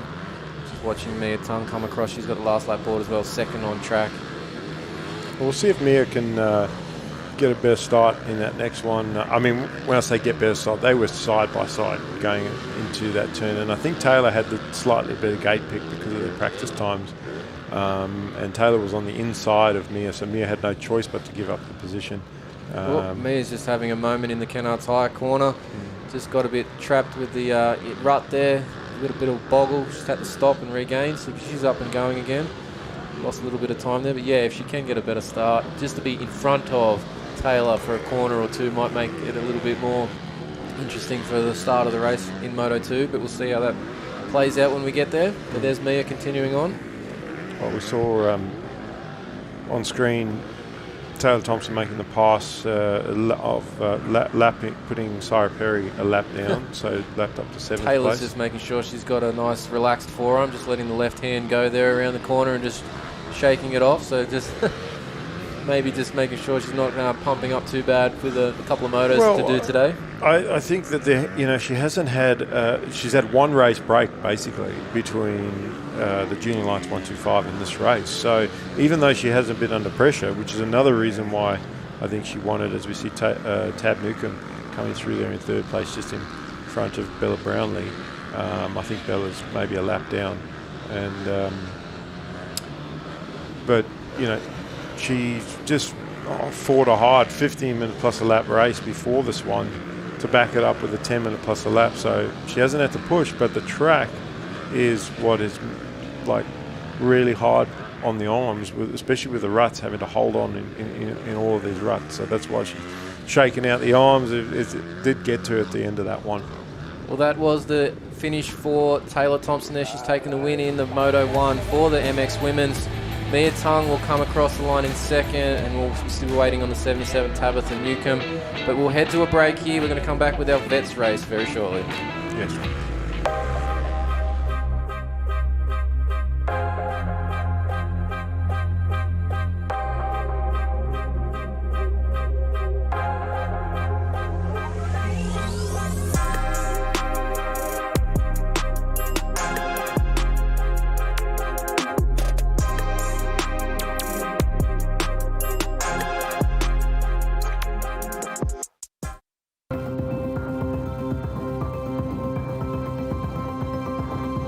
Westpac Rescue Helicopter is here for our community. And this holiday season, we will be ready to respond 24/7. Please stay safe, and thank you for your support. To donate or for more information, visit rescuehelicopter.com.au or call 1-800 155 155.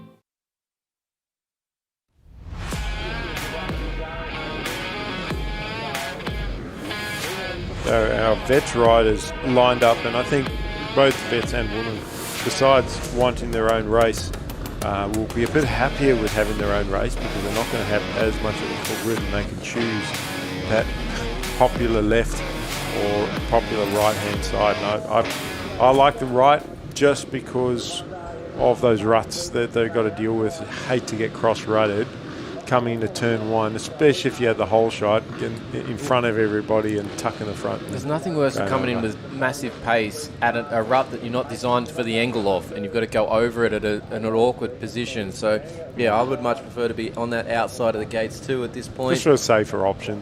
And you can see those ruts there as you get this good drone shot of where the track comes on from the end there. And there's some very definite ridges that have formed up as everyone sweeps around for that, joining point of the track. But we're about to drop the gate. The 5-second board is facing the riders. The gate's going to go down here. Yeah, and a great jump up the inside by one of our riders. But it's the sweep from the outside that got it done. It was Brocktrop that went up the inside. And he had to stand the bike up in the turn to those ruts we're talking about. To actually make it through cleanly without crashing. So that's put him back in about 4th position right now. Obviously, he's riding with a bit more urgency than he did at round 1. Looks like the 68 there. Was that the 59 that got the initial hole shot? And that's Aaron Parker, wasn't it? But he's lost the lead there to as you said, the 68, I think it was. Yeah, so Luke Harding. That's Stella Harding's dad. So, I want to say one of the old boys, because he's, fairly young dad, and, knows his way around this track as well. So he's showing that as Parker on the 59 in the pink gear. He's now up the inside of Harding, and Harding now Parker went inside and then switched to the outside, and Harding dropped in that inside right. He's in 2nd now, just in front of Brocktrop. So Brocky made a pass, got to 3rd, and his rival Parker, who got the better of him at Lakes, he's staying close with him early in this race, not letting him get that track position on him. But Luke Harding, he's the dark horse. He's the guy he's not holding anybody up, but he is actually challenging Parker. He knows the lines, knows the ruts. He's on the inside of Parker, heading into this left, and he forces Parker out wide. The three of them trying to get into that one corner all at once there, and we've just seen one of our riders cut to the inside to make a pass as well for that sort of 5th position point. We've sort of got a couple of riders gapping the field now. 3 riders at the front are getting away from the rest of them. As we see now that it's Parker with that red plate, so indicating he's the championship leader that's taken the lead on this opening lap. Yeah, well, he got back to the front. That sounds opposite, but he did because Harding has just passed him back again. So awesome racing here with the old fellas as they head into the Kennards left, and Parker with a very inside. Harding's gone up the inside there. Took the shorter line. Took the shorter line, but Harding carried the momentum around the outside, became the inside. Parker was on the Yamaha at round 1. He's on the KTM, it looks like. So whatever that change was, because he was on that 50th anniversary edition, wasn't he? The white and purple Yamaha. So he definitely has made the change. But whatever's happening at the moment, I think Brocktrop's sitting back watching all the spectator sport from 3rd position here, because he's not really getting involved just yet. Probably waiting for him to hopefully either make a mistake or tire out maybe.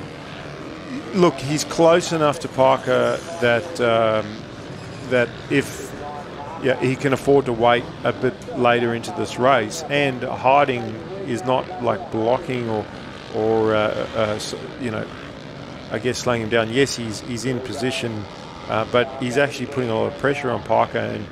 And the other thing is that Brock he's seeing where these guys are going.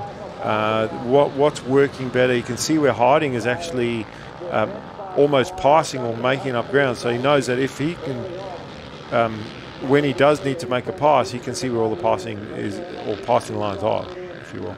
And he raced in the MX1 class earlier as well, so he's had a good look at the track.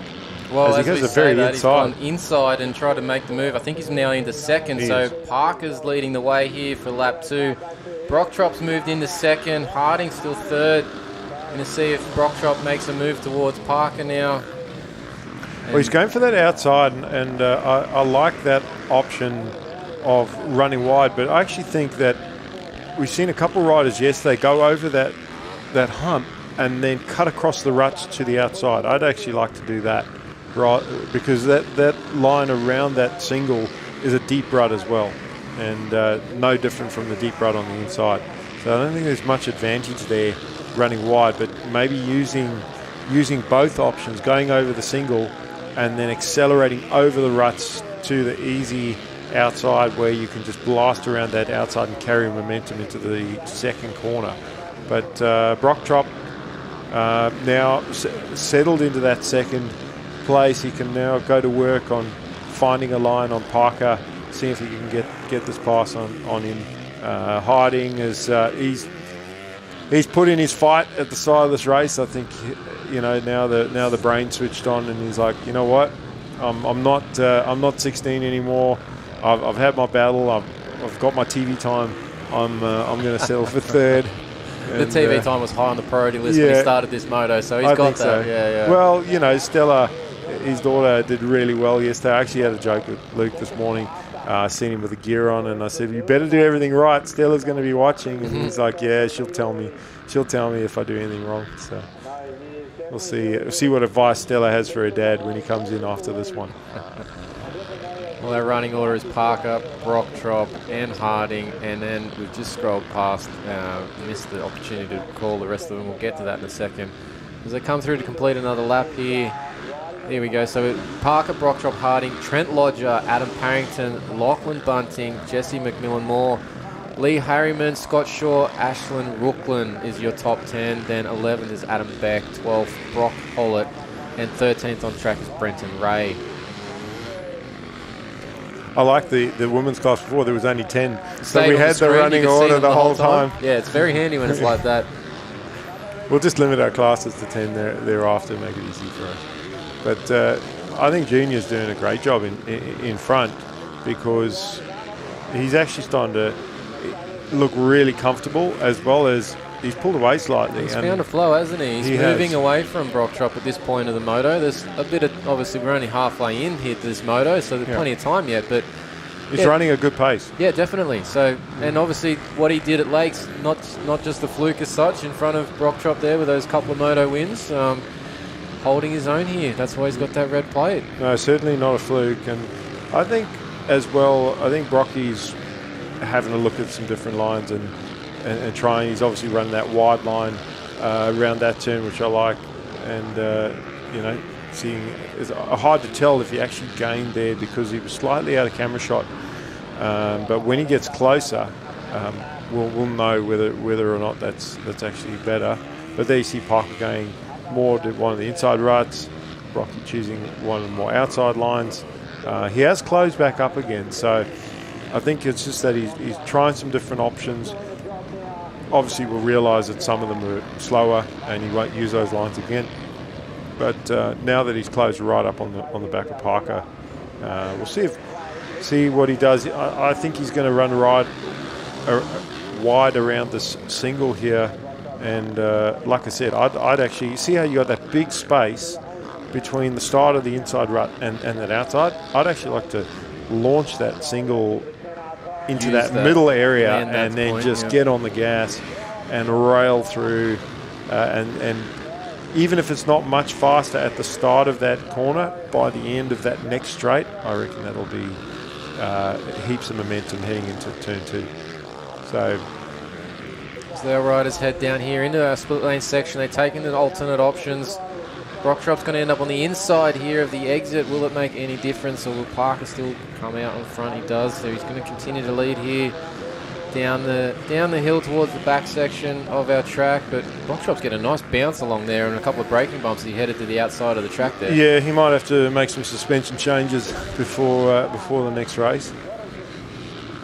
Certainly at this level, and look, I know he's very good at that with his bike setup. He puts a lot of focus on his suspension setup to suit it for him. Like somebody else might get on the bike and go, that's horrible, but he likes it, and he does. Where I'm the opposite. I tend to get my suspension set up once, and I just leave it. I don't want to mess with it, But it would be better to actually play around with it, figure out those settings, and that's what he does.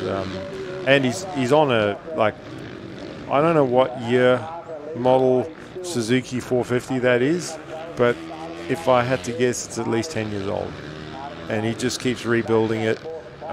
Maintaining it, he's got a lot more mechanical prowess than I do, so he can do that, and he just loves his bike. Clearly, he's comfortable with that Suzuki. He's had it for that long. Kickstart Brocky. Well, he's chasing down a newer model KTM here in this race as they head through that Kennards High. Two very different lines there. Brock Chop using the very outside of the track. Trying to gain, and he is gaining. He's almost level as they're coming into this third corner here. But he's got the outside and a bit of a twitch there that probably slowed him up and not going to be level on the exit. Well, it did, and with Parker taking that defensive line and that's inside into inside, as you're seeing there, but then it gives him the outside around this turn. So that was a risky line choice there by Parker, because Brocky, had he been a bit closer heading into that split lane, may have put it just... Whether he got the pass would have put him on the inside. Now we'll see if Brocky runs this outside line here, or if he's going to go to the middle. He's opted for more the middle line. He's probably seen a few crashes there. He looked like he actually carefully tried to miss that shiny spot, didn't he? Yeah. He tried to just go later of it. And quite close now going through this. And we'll see. So he didn't lose any time. Wasn't close enough. You see how he actually jumped to the outside? I would have like to see him go over that single and just see where that put him in that next turn. But he's lost time again because he hasn't wanted to follow Junior through some of those inside ruts, and those being sort of, I guess, the game lines at the moment, and he's lost a little bit of ground. As they're making their way around towards the end of the track here. Really lost that board We're getting the last lap on this lap, so we've got one to go here in the Vets race at our state championships. Aaron Parker continues to lead. He's led pretty much this entire moto. And Nathan Brocktrop is in second. Hasn't been able to make any ground here recently. Well, he nearly got him in this turn 2, turn 3 with his momentum, but he lost a lot of ground. heading into that start straight, and he hasn't been able to make that up to get close to even dream about making a pass in this section. So I think it's all in Junior's control at the moment. And I think Junior will be riding with a lot of confidence at this point in the moto, being that he's weathered the storm of the challenge that Brocky has shown, because he's shown him a wheel in a few corners, and fitness-wise, as he gets a bit, the bike was twitching going down that straight over those braking bumps. As we've been concentrating on the lead two here, we have had a change for third position. Luke Harding's dropped down to fourth, and we've now got Trent Lotter up into third position in this moto on track on the 919. So a little bit of action happening a bit further back, and third, fourth and fifth are, within striking distance of each other. So might be some changes yet there, but we'll continue to keep an eye on our front two, Parker and Brocktrop, as this moto closes out last half of the lap here for the two of them. Well, the one advantage, one of the advantages that Junior has over Brocky is that he's only racing the vets. So it's a disadvantage from the point that he doesn't know the track as well.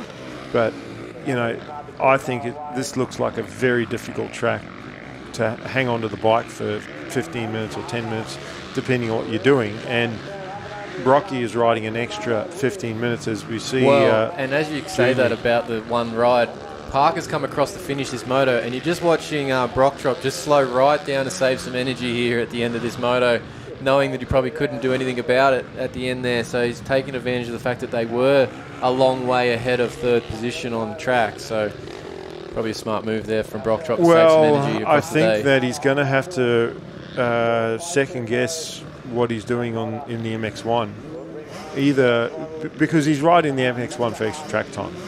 He's either got to possibly not race for position, but save himself for his next vets race as we head into a break for our next round of racing.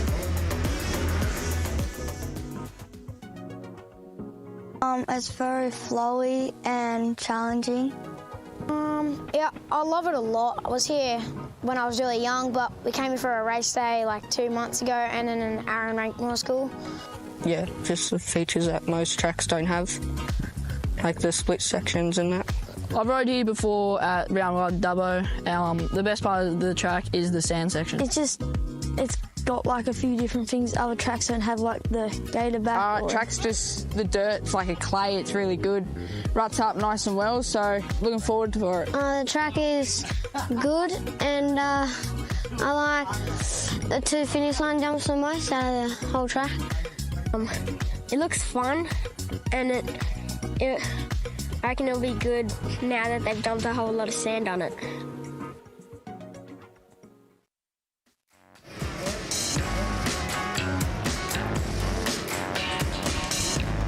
All right, we're back at Dubbo Dirt Bike Club. We've got our next moto up on the grid, and it's our last moto for our first round of our 3 rounds of motos today. It's going to be the 13 to 16 junior girls class on the gate.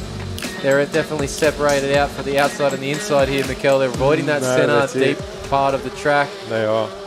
And one of the riders from about gate 3 up the inside, but it's going to be our outside that's going to come up with a hole shot. And it is always one person from the outside, one from the inside that ends up first and second. It looks like Mia Kazi, maybe with a hole shot. 2-6, I think. So I think you're right there with the hole shot.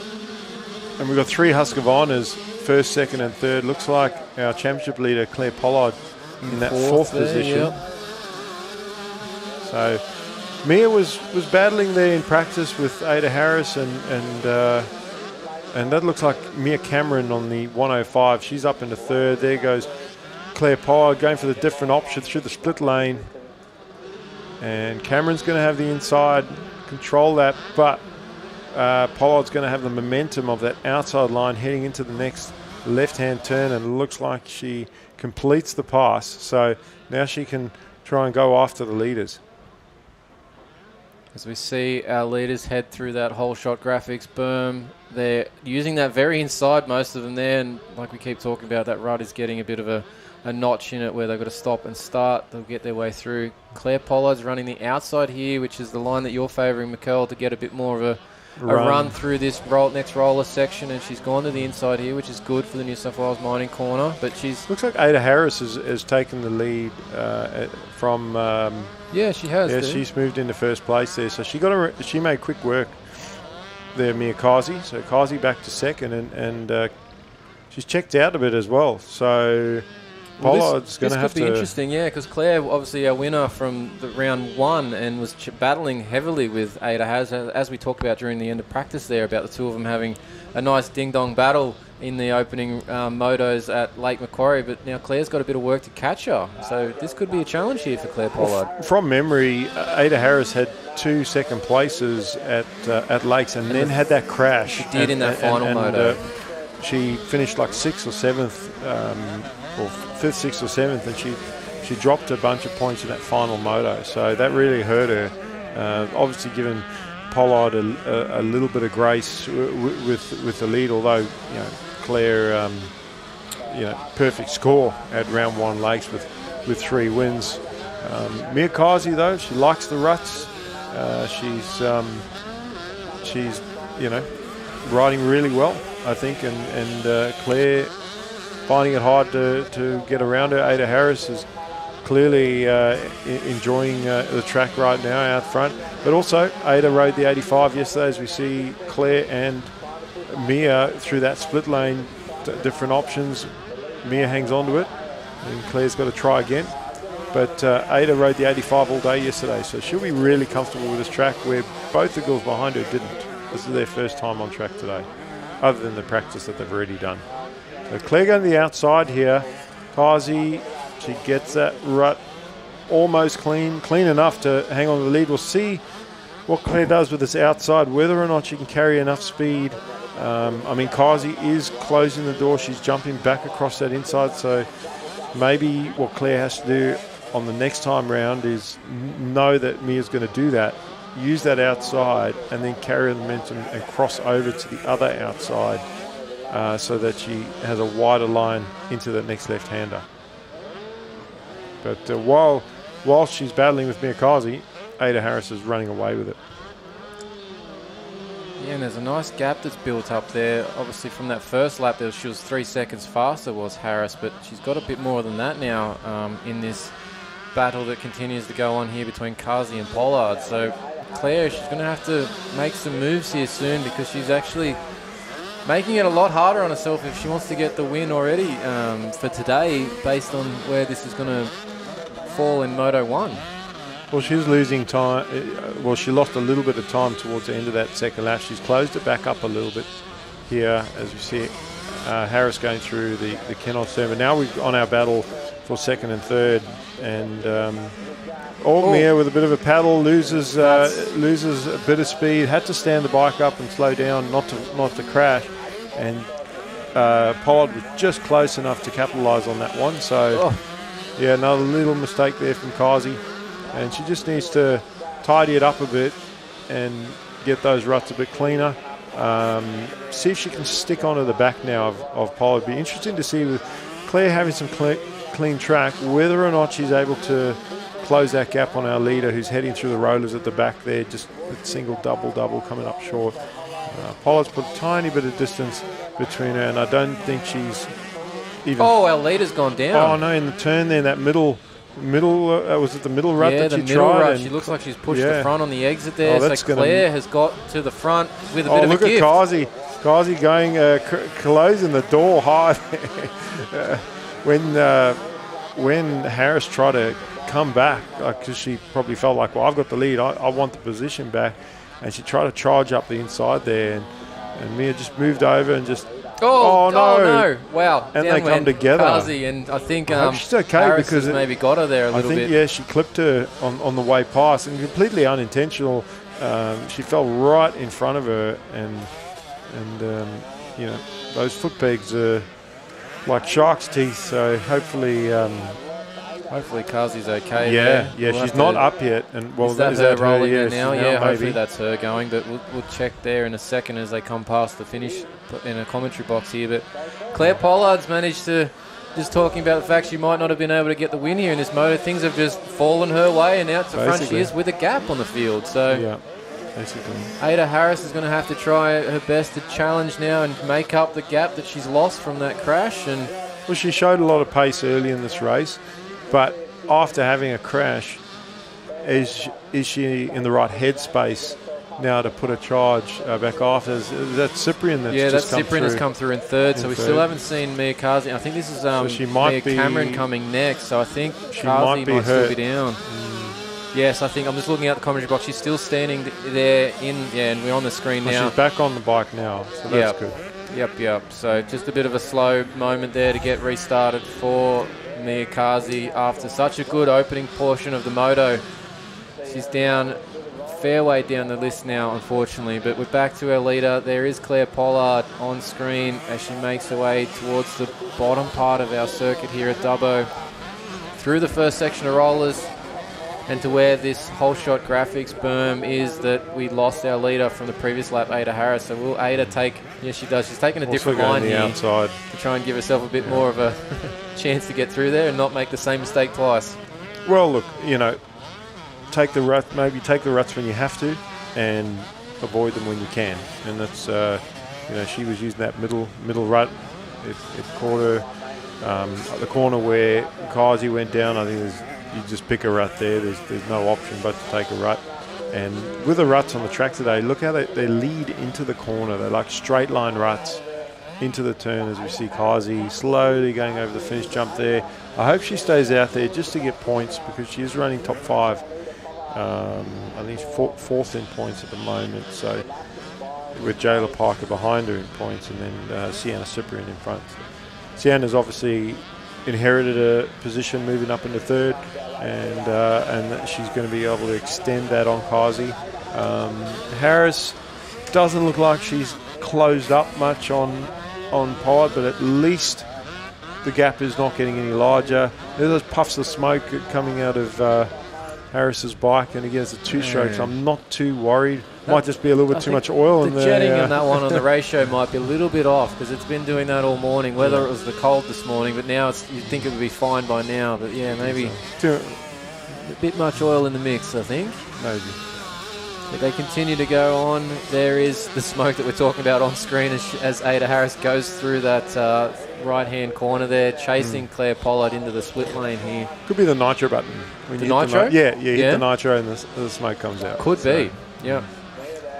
As they come out of the split lane, down that straight, and very choppy coming into this turn. You see the braking bumps there. She's standing all the way in. Rule of thumb, stand to the last bump and then sit down and get your leg out for the turn. So she's been reading the textbook.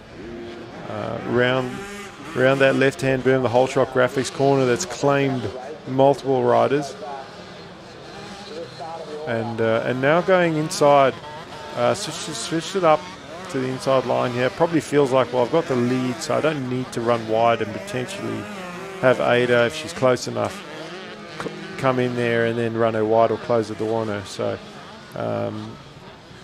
Claire looks comfortable out front, and as she would be having a bit of a gap, I think she's going to be slightly less comfortable if Ada closes that up and starts to put some pressure on. But, she looks good out front at the moment, and she's maintaining that lead too. Like Ada's trying. I think Ada is trying her hardest to close up. And we'll get a look at the lap times when they come through. Ada was quicker the last time around, but we'll see when they cross the line this time. Last lap board is out as they come over the finish line jump here. So 1 to go for the 13 to 16 junior girls class. Yeah. Pollard still leads. Harris in second. Cyprian in third. Mia Cameron fourth. Jayla Parker fifth. Layla White in sixth. And unfortunately, Mia Kazi with that accident there that she had when she was coming second is now currently in seventh and last runner on our track. Just seeing Layla White there on screen going through into that split section. Waiting for our next rider to come through. Here is our leader, Claire Pollard, on screen. And there's Ada Harris. She's not far behind, but far enough that I think this last lap, as long as Claire keeps it upright, she will have this moto win here for Moto 1 of this class for round 2. Well, Claire dropped her lap time by a second that last time around, and being the last lap of the race, either 1 or 2 seconds is really not going to make any difference. the advantage for, or the positive for Mia Kazi, I mean, I know she had a crash and she might be a little bit hurt, but the one positive is that there's only 7 girls in the class. So even if she's coming around in 7th, the rider that she's battling for a top 5, Jayla Parker, is only 2 positions in front of her. But yeah, you've seen that big smoke screen. I want to look at the back guard of that bike later on, because I reckon it'll be all oiled up. There'll be that white Husky guard will be covered suits. It'll be black. So where the pipe is blowing out there that much, it's got to be building up on the back mud. You know what I do there? I put black plastics on the bike, and then I don't have to worry. Nobody notices. No, I don't care. Yep. Don't care about the black sooty mark. Yes. Oh, a little bit of a mistake there from Ada. She's trying to get out of that rut. We've got 3 turns to go here for this race. Claire still continues to lead. I think Ada was just hoping in that last lap to stay close enough, to make that maybe if Claire makes a mistake. I like how Claire went really slowly through that rut. Steady there, but still feet on the pegs. So she was in control with that one. And I think she obviously knew she had a tiny bit of a lead. Great win there. That's 4 in a row now for Pollard with that victory. And Harris throwing the head back. She knows she had that one, and that was potential. That's a 6-point swing really, because there were 9 points. More than that actually coming in, but instead of gaining 3 on Pollard, she's lost 3. So that's what that was. And like I said, knowing she had the win. But our running order again: Claire Pollard, Ada Harris, Sienna Cyprian, Mia Cameron, Jayla Parker, Layla White, and Mia Kazi. Our 7 riders in that junior girls. We'll take a break and we will come in for our second round of racing, which will be our MX3. There are teams like us all over New South Wales restoring the land being used for mining. We make plans before mining even starts, so there's a productive and sustainable use for the land afterwards as well. Like this bushland and farmland for cattle grazing. And it's happening all the time. Like here in the Hunter Valley, where 40% of the land used for mining is already under rehabilitation. Because in New South Wales, we mine responsibly for today and tomorrow.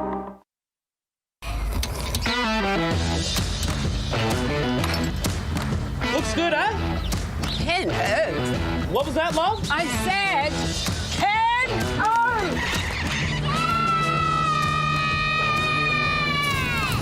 O. All done, girls. Happy?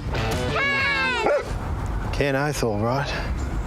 From big jobs to even bigger jobs, get the Ken Oath feeling. Kenno's make your job easy. And we are back at Dubbo, continuing our coverage, live coverage of the New South Wales Motocross State Titles. We are into round 2 of our motos here for our 3-moto format today. We're back to the top of the list here. We've got our MX3 class on the grid, ready to go. We're just waiting for a couple of our last riders from our junior girls class to make their way to the exit of the track, which I believe they have now cleared. We've got our riders ready to go. They're going to have the board up here in just a second. You'll see who takes this whole shot here. As they make their way to that first corner. The inside gets there quickly, but the outside is sweeping around. We're going to have to see who that is that's got the lead. I think that's Richie Lawler on the 27 that's taken that whole shot. But on the inside, trying to make a move there is the 275 of Riley Burgess. After a bit of a rough moto, the first one around. He's trying to make amends here, but around the outside of it, again, there goes Burgess. Yes, he's made the move on Lawler as we head down to the split lane section. In third place is the 28 of Peter Wolf, was our first moto winner in this class. So we watch our action. Burgess out front, Lawler in second, Wolf in third. Looking for, I think there's Drew Kremer back there in about 5th place as well. So he was running second in our moto, first moto of the day. But it's all go here as we get into that whole shots, graphics corner. Lawler just taking a look back to see who it is behind him, and he would see that it is the 28 of Peter Wolf. And there's Drew Kremer as well, moved into 4th position on track. Mikkel, nice start here for this MX3 class with Burgess out front. Yeah, look, Burgess needed that. After the first moto, where he went down early, come back to, what was it, 7th or 8th in that one? Yep. And made life very difficult for himself. again, you got riders like Peter Wolf, who's up there in third position, it looks like. And after, Lawler nearly saw the front wheel. Got the front foot dragged down, didn't he? As we see Kremer trying to get on the back of Wolf there. But Burgess having a much better run here, leading out that opening lap as he gets his way onto the start straight area there. Followed by Lawler, Wolf, Kremer. Burton, Novak, Bowman, Ryan Jones, Justin McHugh, and Corey Eisel is your top 10 for this MX3 class. Now, Eisel had a good run earlier this morning as well, but had that accident late. And he's probably just had a bit of a rough gate pick there that hasn't helped his start for this particular moto. So look for him to hopefully come through later in this moto once things settle down. Yeah, I think that Peter Wolf he's under pressure there for that third position with Kremer. Kremer's trying to move forward. Obviously, Kremer is battling for a championship in this class with Burgess from round one, and he's going to want to make quick work of these riders. He's gotten around Wolf. He's now going after Lawler.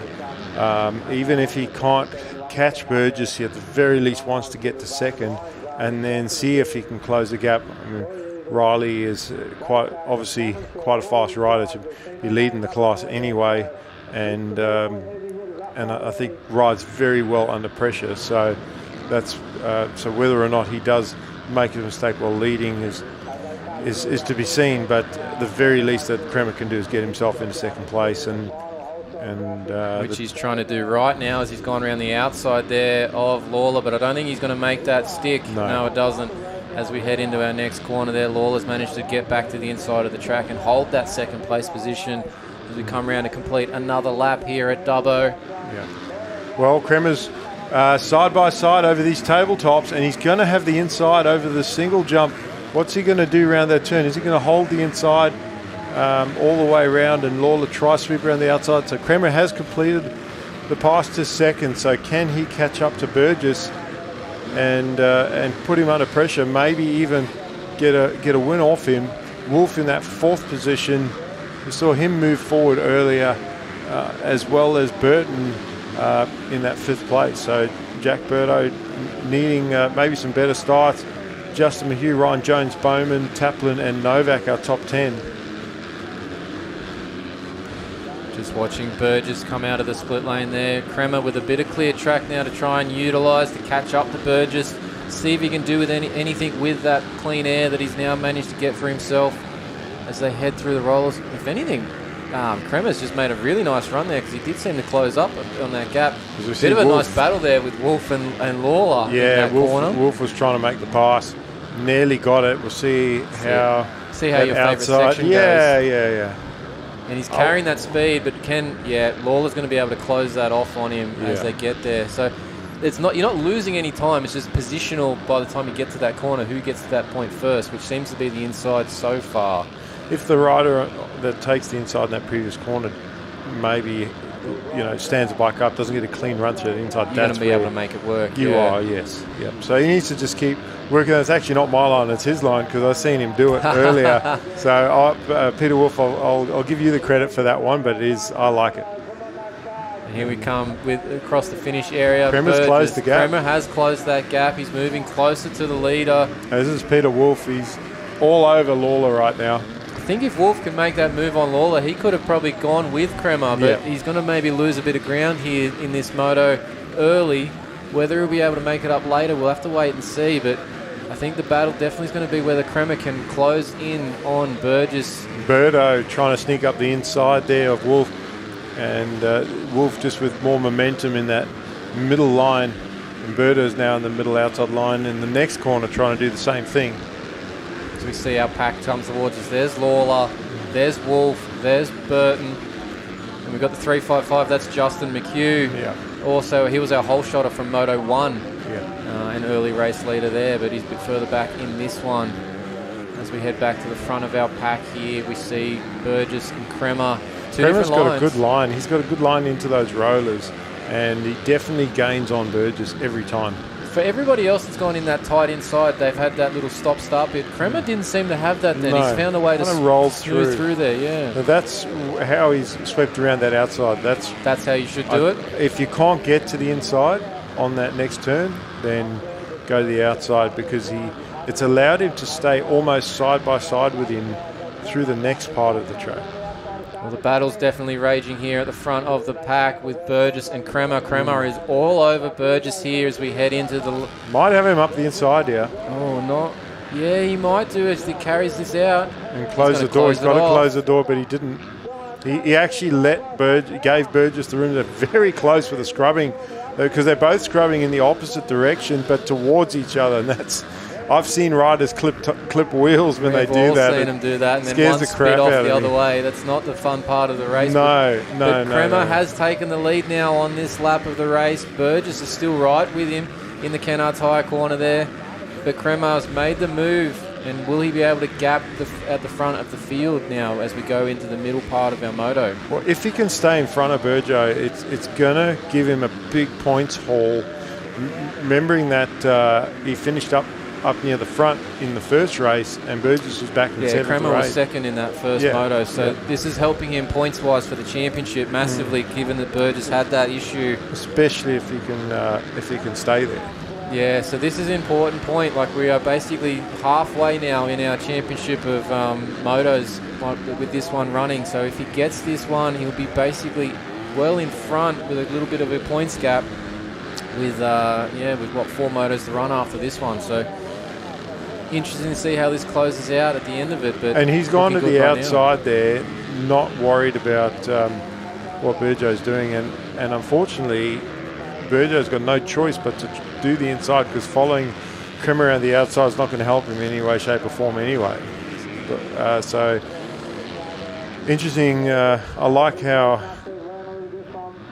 Crema had the confidence just to go to that outside anyway. And it is a split lane.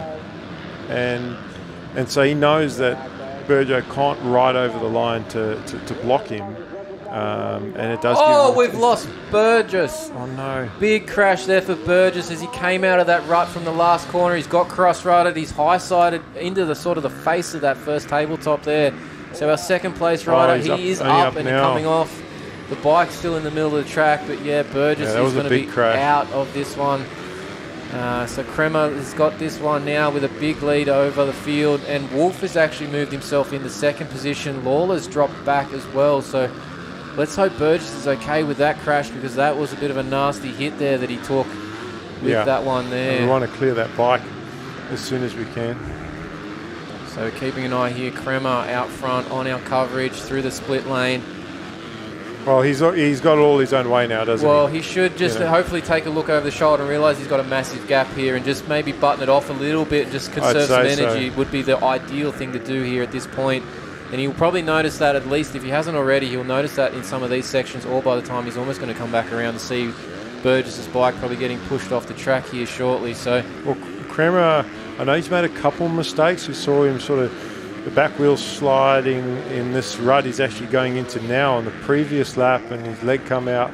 But he's normally very precise in the lines that he takes. So it gets through cleanly. Doesn't really make mistakes. So this type of track will suit him because he rides pretty clean.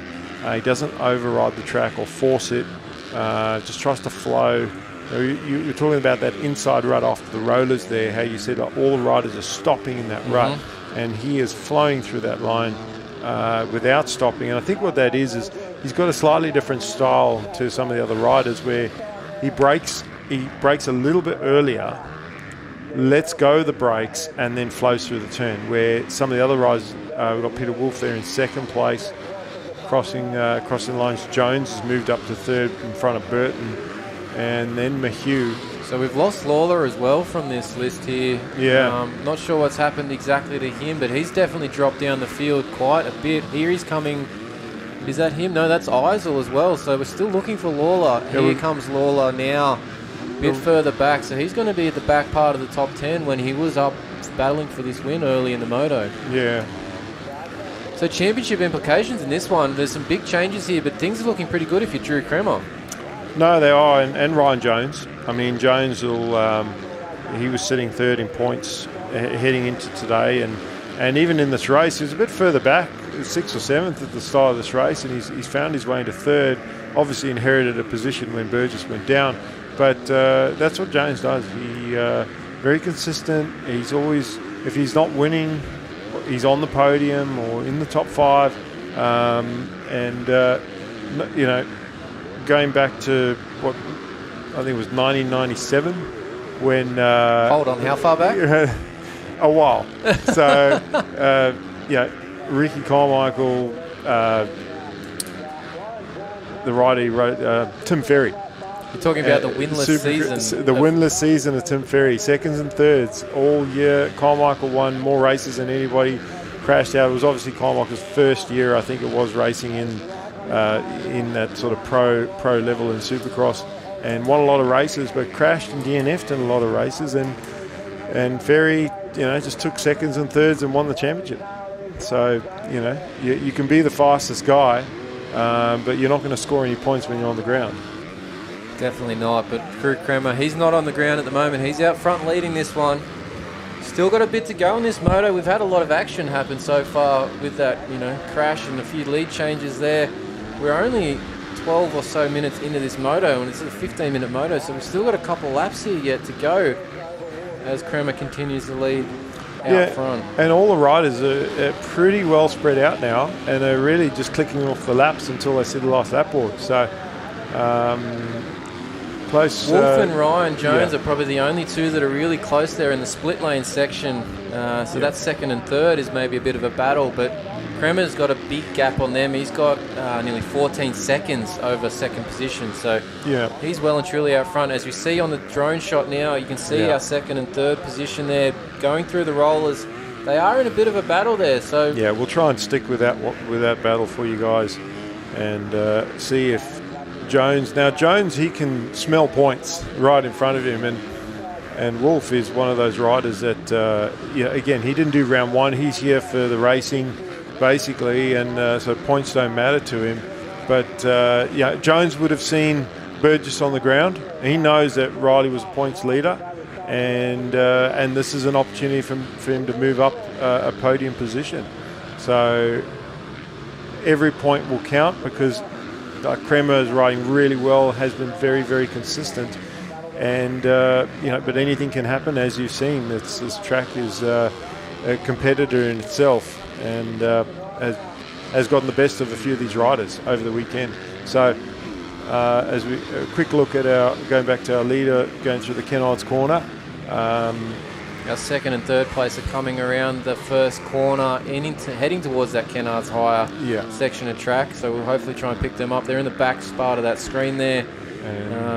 Jones going to the very outside. He nearly caught the banners, actually, because the bike stood up, and that's always dangerous when you're flirting with banners on your outside as they jump through. Towards us here. Split lane options in effect here. Jones gone to the inside-outside, whilst Wolf went outside-inside to carry the momentum and keep this position on track. But Jones is looking like he wants to get in front of Wolf here.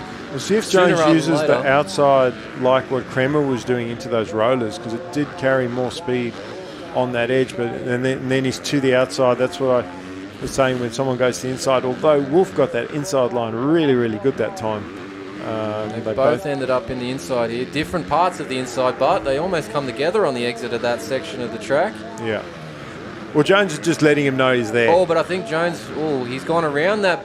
He had a run there, but he's gone too wide in that section of the New South Wales mining corner and lost what he had gained there. I think the way the lines are going into that turn, you actually have no choice. When you're out wide, it puts you out there, where Wolfie tucked into that inside, and really Jones had the option: do I follow him, or do I go to the outside? And he chose to go to the outside. But as you can see, he's lost some ground. So he's just made a couple of little mistakes there and run a couple of corners wide. Now we're getting the last lap board as they're coming past. So one more lap to make something happen here for Ryan Jones in third. But Peter Wolf's just got a bit more of a gap on him now after those couple of mistakes at the end of that last lap there. Yeah, look, we can stay on them and see whether or not Jones is going to be able to close off that gap. Personally, I think that Wolf, seeing that last lap board, will feel like he's got this, and he just needs to be stingy with the inside lines, be clean with his corners, his ruts, hit his marks, and just ride it home to the end. There's halfway through the lap now. It's going to be hard for him to find a way through, as we see Kremer just putting Novak down a lap there, the 71, and I guess Kremer is finishing out, having a look at the track. He's got a big lead. I mean, if Burjo didn't go down, those two would be battling to the flag. So a bit of a breather for Kremer to just circulate, and he's done all the hard work, so he can afford to just run it at half pace even, and finish this one out with a win. But Wolf has just done that too, as he's maintained that gap enough that I just don't think there's enough time for Jones, as we see our leader coming towards the finish jump now. So that's going to be the moto win for Drew Kremer. Up on his pegs. Every other lap before that, it's scrubbing and trying to keep the speed up. That time it was just a roll through. And we see our second place coming in here. Peter Wolf's going to hold off here for the second in this Moto 2 from Ryan Jones. So that's our MX3 Moto 2 done. As we're going to check through quickly on the rest of the field here just to see who's coming through, but it's Kremer, Wolf, Jones, Burton, McHugh, Taplin, Eisel, Lawler, Ebeck and Shaw is your top 10 for this moto for MX3. We'll take a break here and we'll be back with our next moto, which will be MX1.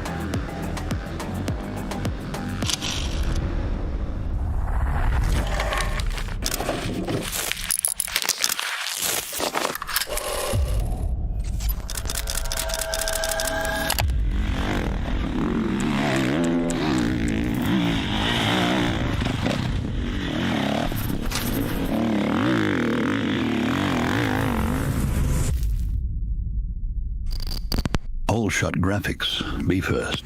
Be original.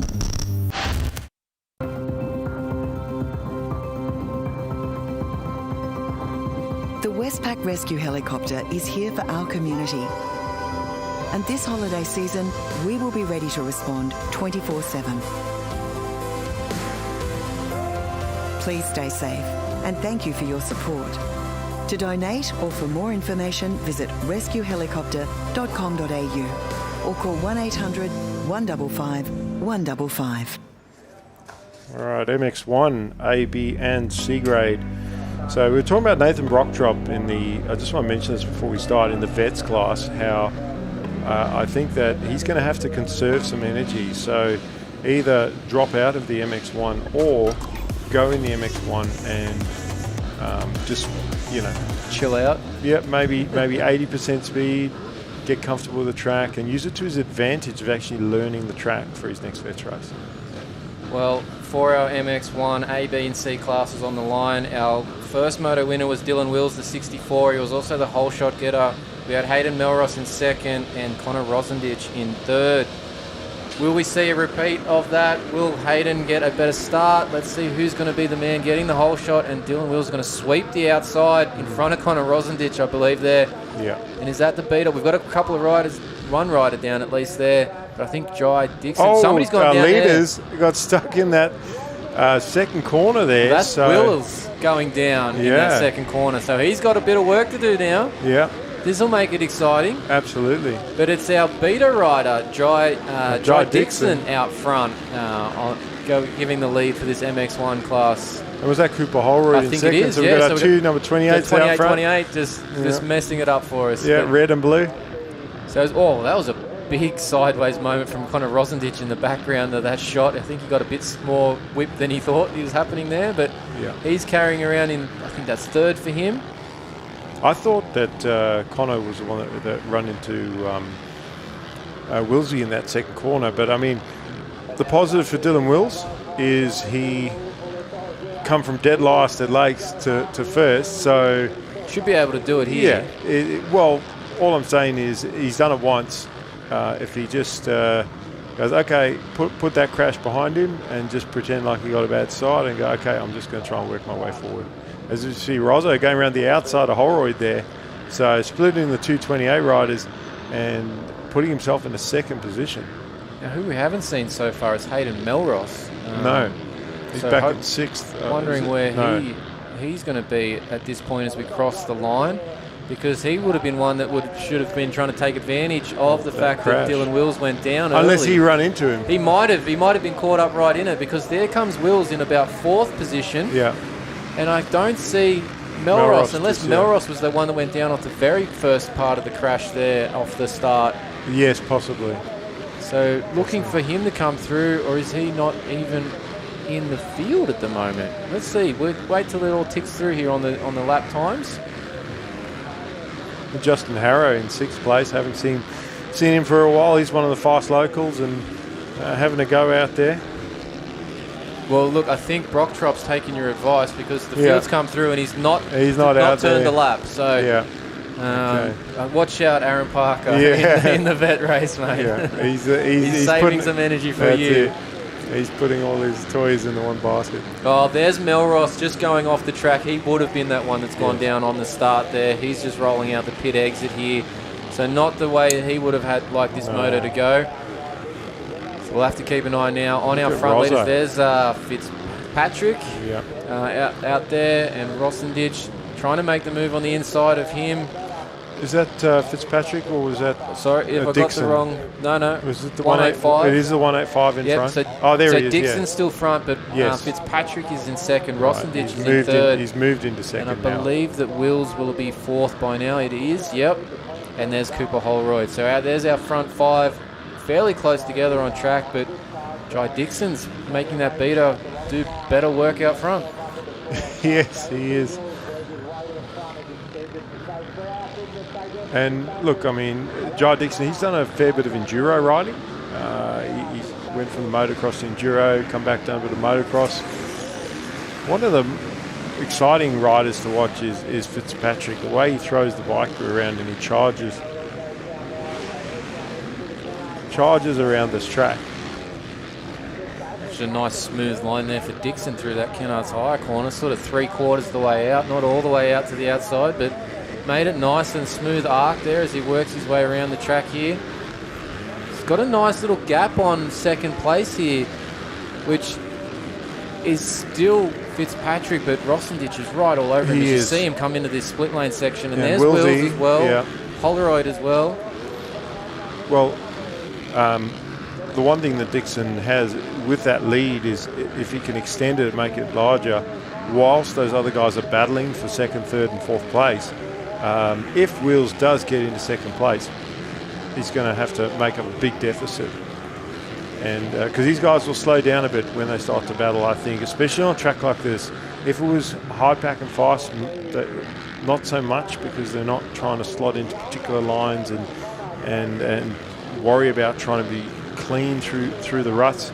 You could just go fast because everyone's going fast, but they're going to be more calculated the way they ride this track. Ooh, there was Wills doing that triple out too as well. So he's getting some pace going, trying to catch these guys just in front of him that are 2nd and 3rd. But Rossendich has got in front of Fitzpatrick now. Yeah, it's really close, and we'll see how quickly if Willsey can get up on these guys. As I know, he's come nice back. There from Fitzpatrick. He basically super low. He basically went underneath him. That was a cool view from the commentary box as we watched them go past. But we watched Dixon in that second corner. As we watch now, Rossendich and Fitzpatrick battling it through that corner as well, with Wills just right behind there. They're side by side over that tabletop into the... Oh, but he's running him wide there. Is Rossendich trying to make sure he's showing him those banners out there on those Dubbo Regional Council banners. Well, you've got to be careful to do that. You start to do that, the other rider then goes, okay, if that's the way you're going to ride, I'll return the favour. So you don't want to be making enemies in a race, especially not this early in the race either. Well, you can see Fitzpatrick's lining up the inside here. And is he going to make a run and then push wide? Well, that's the hard thing with the ruts, that you can't actually cross over as now Rosendich running wide. He may have enough momentum to come back, Just but gonna then close out the next Fitzpatrick inside here. is going to be able to run wide here. Is it? No, Rosendich closes the door, forces Fitzpatrick He's doing what to you cross would over. suggested, going to the outside, carrying momentum, but he's got to get these ruts. He's way out there. Oh, and he's no. made a mistake, a big mistake, and big gone down, mistake, has yeah. Fitzpatrick. He got the wheel over the edge of that berm, and there was nowhere to go at that point. And again, the shadow, I actually don't think you could see it all at that point. He got so close to the edge of the track that the ruts just swallowed him up like a big black hole, or at least the front wheel anyway. So Fitzpatrick's managed to get going after that little drop there, but he's just in front of 5th place Cooper Holroyd, so he's just lost all one position. So Dylan Wills has been gifted a one easy pass to get into 3rd now, so will he be able to make a bit more of a run at this front of the pack? But Dixon's covering his field at the moment. Is that 3 crashes in 3 races from Fitzpatrick? I think you're right. Yep. Sorry, Riley. I just, I'm not keeping count or anything. I'm just, We'll add it to the tally on the whiteboard behind us. Yeah. But no, Dixon looks really smooth in front.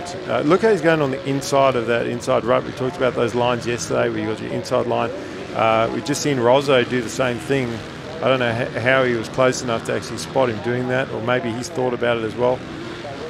But Willsy, it's almost like Wills was waiting to see what was happening with that battle, and now he's gone, okay, you guys have finished fighting for a second, I'll make the pass now. And now he's going to have clean track for a run at Dixon, who's got a full straightaway lead over 2nd place. Well, yeah, Wills has made the move, but it's obviously easier to make a move on one rider rather than 2 in a corner when there's only so many ruts that are worthwhile using. So Wills probably just played it safe there, but we're going to see what Wills has speed-wise on this Dubbo circuit, because he's got a big gap to make up to our race leader in Jai Dixon on the beater. So we'll have to see what Willsy can do here. He'll know the point standings. He'll know that Dixon come 4th in the first race, and he can take a 2nd in this one and still get the overall if he finishes in front of Dixon in the last race. So I don't think you're going to see Dylan Wills go all out in this race to win. Again, because of the way the track is, you don't want to override it. But I do think that he will try and close that gap because there is time remaining. And he is the fastest on track. That last time around was 2nd quicker, just over a 2nd quicker than Dixon. So he'll eat up. He's got a 5 seconds to make up there, so he's probably got 5 laps here to go. We're about halfway, so will he make that charge? He might get there, but he might not be able to make the pass given how much time might be left. But let's just keep an eye on Dylan Wills and see what he does, because the other part of this is Rosendich hasn't really dropped off the back of Wills either. As you see them come in the shot there. He's taken him with him, and he's learning while he's there as well. I mean, Dylan is clearly the quickest. He is getting away slowly, but and the thing for Dixon is he'll see that. He'll see, and then you can see Jai's taking the outside line there around that previous corner because he can. He can do that, go the wider options, but some of those inside lines will be faster. So what Wilsey does there, drops in double. I want to get it. Look, see what he's doing through this section. He's coming out the inside. Is he going double, triple? Well, no, he sort of cased through that time. He bounced that, didn't he? And so did Rosendich. And I think that's because when Rosendich was going double, triple, he was doing that from the outside. Those outside ruts, as Riley Fitzpatrick has found, are not all that accommodating. So maybe that's why Rosendich has switched to the inside and changed his option through those rollers. Well, our running order here in this MX1 Moto: Dixon, Wills, Rosendich, Holroyd, Fitzpatrick, Brandon Steele 6th, Justin Harris 7th, Kobe Leach 8th, Jaden Dick in 9th, and I just missed who was our 10th. Caden Gray, thank you. I was waiting for it. I thought I'll get the last name. Yeah. Just in case you miss him. But just good to get a bit of a rundown on who is where in this MX1, because we've got A, B, and C out on track. As we see Jai Dixon continuing to lead this one through the middle section of the track here into that split lane. Well, Wills was not quite a second faster, so Dixon's picked it up. You can see that he's catching him slowly, but Wills definitely still half a second faster, so almost half a second faster. So he's got to, if he wants to have that comfortable buffer where he can keep taking this outside line and not have to be looking over his shoulder. I mean, he can, on these 180-degree turns, when he goes around, he doesn't have to look over his shoulder. He's coming the other way. He can see. Rosendich, or is that somebody else down there in the background that just got up and got going? It was Rosendich because he was right on Wills, and he's now there sitting in third. So. Yeah, that is. There we go. We're catching him now. So yeah, Rosendich just had a moment there. No harm, no foul. I don't think he's lost any positions because they've been quite gapped out this field. No, but there is a rider in fourth and fifth that aren't that far off, so you can't afford to just back it off too much. You've just got to keep running a good pace. Only 4 seconds between them now as our leader crosses the finish line. We'll see. Will's definitely charging. He had the throttle on halfway through the air there with a big scrub, trying to get the bike back down to the ground, keep the momentum up. Let's see what this gap is when it ticks over here on our screen with the lap chart. See if Wills has made any inroads into this, and it's now no, it's actually probably gone out. If anything, that match times. Dixon is like 100th of a second faster, so he's feeling the heat and he has turned up the pace, and quite hard to do mid-moto, especially when you see another rider coming to do that. But I think Dry has picked up the pace now. Like, he could just try and ride this out, keep the same pace, but he doesn't want to be under pressure that last lap of the race. Well, you don't want to give Wills a sniff either. Like, if he sees that he's coming closer to him, you get that energy to go, I can make something out of this. I am catching him. I might get him, but if Dixon can maintain this gap for the next lap, you might see Wills actually back off and go, okay, you know what? I'm not catching him. I'm just going to take a second here.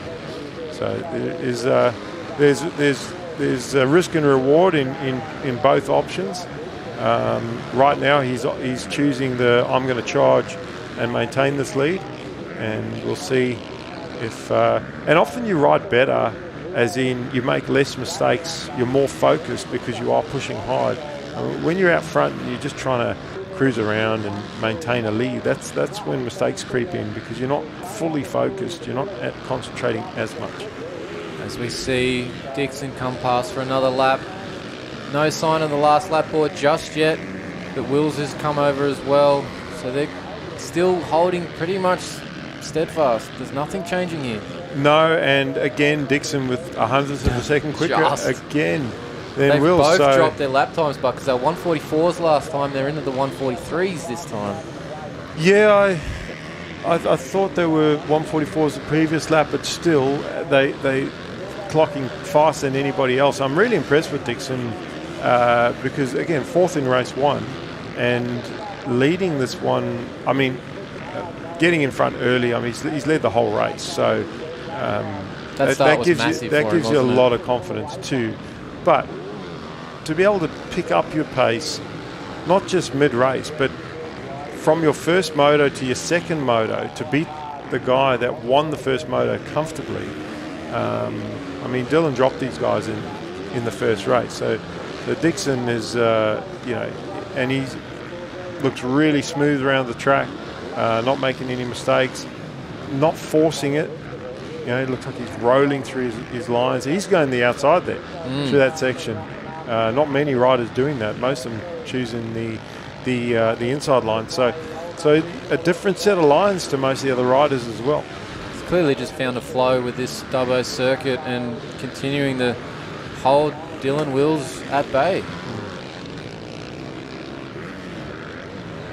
I wonder how far. We haven't looked back at Fitzpatrick. If there was a hard charger award, Fitzpatrick would win it every time, because he's always coming through the field. So Wills go past there, and out. A second and a half quicker than Dixon that time. But now we're at the stage of the race for Wills too. So he's dropping it. He's crazy. Not given up on this one just yet. Well, I think it's more of an angry lap time, that last one, because but he's made a mistake. Yeah. Dylan Wills has made a big mistake. He stalled it in the Kennards higher corner, so this will give the win pretty much to Jai Dixon now. So the charge has come to an end from Dylan Wills. Look, I don't think he was going to catch him anyway, but I was just saying that it looked like an angry lap from Dylan. That's that 142, because he probably felt like he could have closed that gap and then didn't, and that mistake was then maybe a result of the amount of effort that he was putting in, just trying to push to close that gap. So,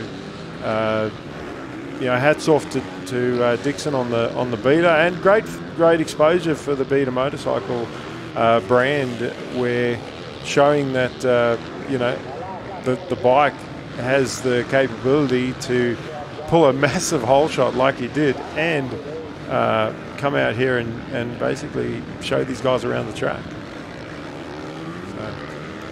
So, he's obviously got good support from them, and that's great. And there's just as many beaters out there as there is Suzuki's. So,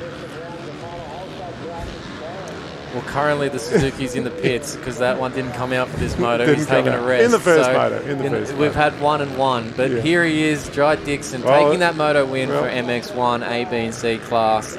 We're going to see our second place rider come through here shortly, which will be Dylan Wills, because there was a decent gap that they had established, despite that mistake that he made there on this last lap.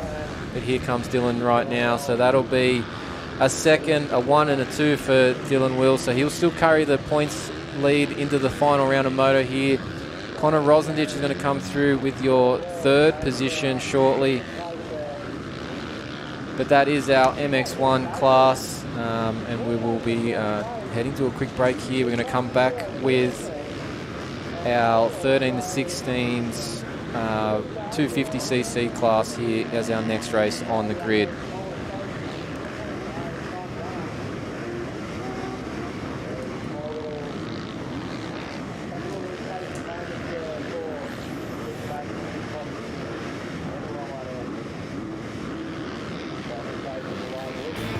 We're here with our junior girls' first moto winner, Claire Pollard.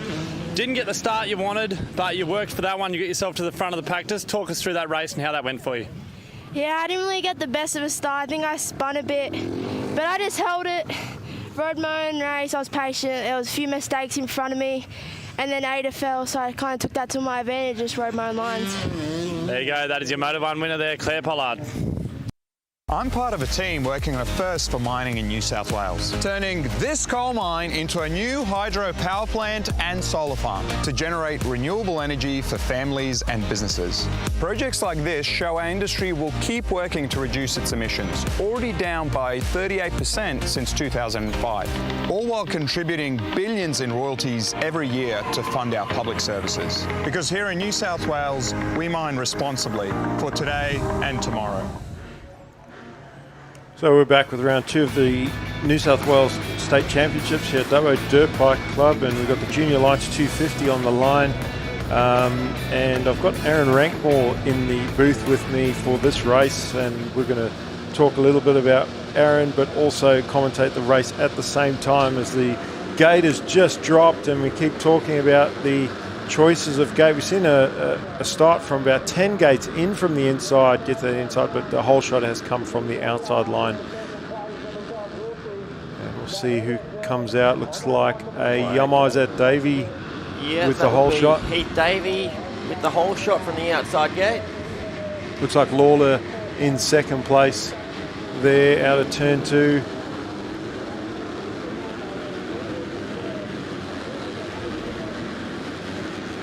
Riders just choosing that left and right option. It's difficult when they bunch up like this. Do I go left? Do I go right?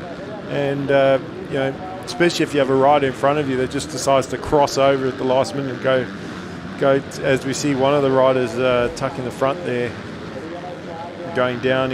Whether or not he had any help, I'm not sure. But Davey put himself where he needs to be to hopefully try and run away with this one. Trying not to follow riders in front of you, having to pick a different line. At the moment, it's a hard option with the amount of ruts and the ruts starting as early as they are. Well, you can make a lot of passes early when riders bunch up on the inside. They all sort of want to protect the position by going the inside, and they can create a bit of a train wreck and you can go through the middle or the outside and make some passes, but then it's that risk of, okay, if I run wide to do that and the guys on the inside get a good run, somebody can pass me on the inside. So, it's, I guess you got to back yourself in whatever decision that you make. As we see second place being taken over now by, is that Peter Wolf? Peter Wolf. Possibly, yep. Lawler is in third. Nate Ebeck with a much better start. He's had a rough day so far. Then Eisel, Burton, and Neville, I think it was, in seventh place. But so good start for Neville. It's great to see Nate finally get a good start. He's had a rough couple of motos today and didn't have the best day at round one at Lake Macquarie either. So it's good to see him up the front. No, he struggled a little bit. Obviously, he switched to the Honda this year, and that's not that's not the reason why he's not doing well. I'm just saying that he's switched to a new bike, learning a new bike, part of a new team, and just sometimes luck is a big part of what goes on. You just get unlucky. Sometimes you get lucky, and I think he's been on the short end of the stick so far this year. So. Good to see him up in the top three now as he gets around Lawler for third. I see Bird and his teammate back in fifth. But this guy, Heath Davey, wow, he's been dominant so far today. And coming into this race day, Lawler was he was our championship leader. So there's been a big change up. Kobe Reed, he was one of our top five at round one. Birdo was actually our second in points coming out of round one. So it's going to be all over the place, I think, after round two when we look at the standings. Yeah, I think there's going to be a big switch in points after this weekend. There's been a lot of riders that have stepped it up at round two this weekend as opposed to round one. Yeah, as they come through the finish again, and there's like, 6-7 riders there, all running about the same pace, and this is where you limit the mistakes, because a little tip over in the corner that costs you 4 or 5 seconds, you'll go back 4 or 5 positions, and then after that, there's almost a 5 to even 10-second lead back to the next group of riders. You see Davey on that inside. You've got that inside rut. He's found that new inside rut, and he's starting to use that. We'll see if Wolf picks up on that line. He's right there with him, as is Ebeck. And Lawler is back there in fifth place. Yeah, it looks like Nate's starting to move his way around the track a little bit and find a few new lines so he can start to set up a pass on Wolf. And Peter Wolf, he's staying really close to our leader. So I don't think Davey's trying to pull away. I think Heath is comfortable out front. I don't think he feels like he's going to be challenged. So he's just riding his lines and basically saying to the opposition, well, if you're going to get me, you're going to need to put the pressure on. You're going to need to ride out of your comfort zone. I'm not going to ride out of my comfort zone. I'm just going to hit my marks and click off the laps until the last lap board and possibly the finish flag comes out. If something Heath does do very well is control the pace of the race. He can step it up and go a lot faster when he needs to and if he needs to. But at the moment, he's just riding comfortably and doing what he needs to do to stay in front. And our leaders are again crossing in front of us. Yeah, and Wolf really close to him actually. Hasn't let him go. Eisel has moved up in a fourth place there in front of Lawler. So those are our top five. And then a bit of a gap back. I think that's a lap rider, actually ride a lap down. There's Bowman in sixth place. So Bowman with a lot of ground to make up. Something happened to Jack Burton because he was in fifth earlier. He must have gone down because he's back in seventh now. But it's Davey, Wolf, Ebeck, and Eisel. And Eisel, he charged pretty hard. He had that crash. He was coming second in the previous race and then fell off and lost his seat and then dropped back a few more positions by the end of the moto, which is really unfortunate for him. So Aaron, while we're talking about this race, as it's sort of settled down a little bit, obviously if it gets really exciting, we might try and go back to it as Wolf is closed right up onto the back wheel. And Ebek's right there as well. Ebek's going inside. I'm afraid to ask you a question because I know as I ask you something, you know, it's so close at the moment. We might have a pass here from I think so. Ebek. Around the outside, he's made the move. Yeah, just got a clean run through that corner, but then bit of a bobble in the corner there in that next right-hander, and just shut the door on him. It's given Eisel a chance to go around the outside, but Ebek, this is, I think, an opportunity for him. He's had a bad, you could say a bad year so far this year, and you know, to ride his way forward and possibly catch and pass Heath Davey, who is on fire, has been on fire, not just today, but in all the racing I've seen him race this year. That is a statement ride for Ebek if he can do that. As we see Eisel trying to go around the outside of Wolf here. The outside has offered a bit more momentum heading into that next right-hand turn as well as the inside, but Wolf managed to get there and then goes to the middle and Eisel up the inside. So see, as they come into the split lane here, Eisel's going to have the inside and it's go inside, outside. Wolf with the preferred outside, inside. With lap times being as close as they are at the moment, this is still anyone's race. It is, and they. I was wondering who that rider was. It was actually a lap rider that was really close to Davey. So Davies, he's actually picked it up a bit. I think he's thought, you know what, I am comfortable, I am in control, but you guys are just a little bit too close to me. So looks like he's trying to pick it up, but Ebek is staying right with him, and Wolf is now under fire from Eisel. And that's where that pass was made on the previous lap, I think, where Ebek got Wolf, and Eisel nearly made it too, except for the legs off in that next right-hand turn. With the racing being this close, it's great to see the different line choices all the riders are having to choose. They're not having to follow. They've got to pick somewhere else, because if someone makes a mistake, they're going to get caught up with it. Yeah, and when they're this close together and bunched up, if two riders do come together, well, the rider behind just picks up two positions just like that. Not a lot of riders. I was talking about lines like Ebek's doing it there. He's going to the middle. I think the inside's getting quite deep, and that outside rut around that roller's quite deep, and some of these riders starting to sort of jump through that middle and switch from the inside to the outside. So Aaron, looks like they're spread out a tiny bit, just enough for me to ask you a question. Is there anybody in this race that you're currently looking after? That's one of your riders. I know. I think Will Cale's out there. Yeah, we've seen him back Will in about 18th, 19th position. So Will Cale in 19th position at the moment. You've got Seth Sharaban. He's up in around 9th or 10th position at the moment. Oh, just while you say that, Ebek closed right up onto the back wheel there. He's running with a little bit more pace than Davey, or at least on that part of the track, he's got a slightly better line, because at the end of those rollers going into that turn, he was literally tapping the back wheel of Davey heading into that left-hander.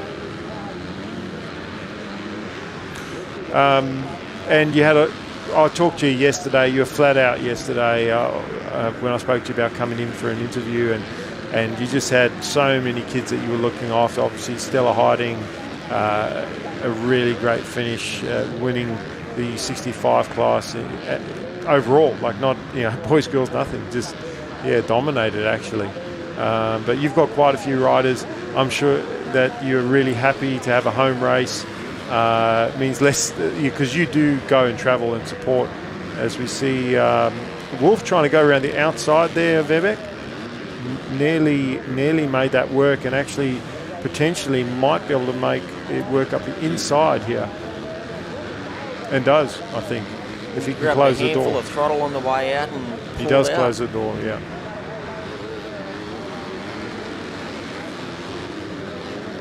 And there's that Eisel up the inside of Ebek now. potentially. Well, again, it's going to be close with this inside-outside. I think the other option is slightly better, although he managed to have a wheel on him. But they're side-by-side coming into this next turn. So what's been good for Davey is the battling that's happening behind him. It's slowing those riders up, and whoever seems to get close then seems to have to deal with somebody else giving them a hard time. And there's only probably a couple laps left to go in this race. Probably 2, maybe 3 at the most. When you're out on the track, there's still a lot of racing with that amount of laps left. It's still anyone's game. Especially with the lap times around about that 150, 145 to 150 mark. Looks like Wolf might be starting to put a charge on Davey. Sorry. Yeah, we're all sort of clocking around the same times as that 147, and Wolf seemed to be one of those riders that has gotten faster as the race is going. He's up the inside of Davey. Davey with a better scrubs there. And Wolf, what's he going to do? Is he going to follow him? He is. He's going to follow him through that inside line. And you saw Davey looking over him going, who is that? Like, I don't remember racing you at all this year. And all of a sudden he's there. Do you find that with riders when they have to race against kids that they're not familiar with, that it's a bit of a struggle because it's surprising to see somebody there? And then you got Eisel still charging hard. He's right with these guys as well. So I know Wolf's challenging for the lead, but he's not careful. Eisel's going to sneak around him and into that second place. As you see Lawler and Jonathan McGregor with a good race there. Unless he was... No, Jonathan, sorry, he's a lap down in this one. But Eisel going to the outside here. And one of the riders saying hello to the marshal. Just got sideways through the rollers and rolled right up into the marshal point. Has Eisel made the pass on Wolf? I think he has. He has. He is charging forward, is Eisel. And that's difficult for Wolf because mentally to cope with that, because he was putting the pressure on. He was going for the win. A lap ago, he was side by side with Davey going over the finish line, and now he's in third. Aaron, getting back to the local round, I'm sure you're really happy you have a round here in Dubbo. And you've spoken to your riders. You see Wolf try and go around the outside of Eisel. Oh, there's a rider down in that final turn, and luckily he was out towards the middle. But a couple more laps to go in this one. See what Eisel does here. He goes to that middle line, trying to sweep around the outside. He's really just trying to finish that pass on Wolf so he can focus on the leader, because Wolf is still hounding him. Wolf's definitely still lurking there and hasn't given up. He's going to make a hard charge to try to make the pass back. He's taken the inside line here.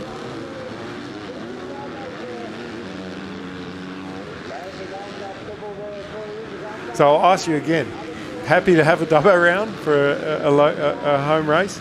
Definitely great to have a local race. Yeah, it's great not having to travel. And I think we've got a great venue here. The weather for this event this weekend's been perfect. The track conditions are definitely some of the best we've ever seen here at this venue. So everything's really come together for us this weekend. I can't believe how close this is, and I love it. I love this. It's a battle all race. You know, these guys haven't let up, and testosterone's flying. These kids are. Saw a few of them yesterday, just standing around the campfire, and I can't believe how tall some of them are. Either I'm getting shorter or they're getting taller. But Eisel, he's trying everything here to get around Davey, and just doesn't care who he's racing against. He's showing him a wheel in every single corner. Yeah, inside, outside, outside, inside. He's trying everything he can to make a pass. Yeah, and some corners following. Had to sort of slow down and stand the bike up there, because had he not done that, he might have. That was the same corner he had that crash in. So, but I like this middle option that he's going around here, around the outside, He's not hitting any of those acceleration bumps out of that turn, but he's going to have to run middle here in this next turn, and that's going to give Davey the inside, but it will give Eisel the inside into the next corner, and he's got it.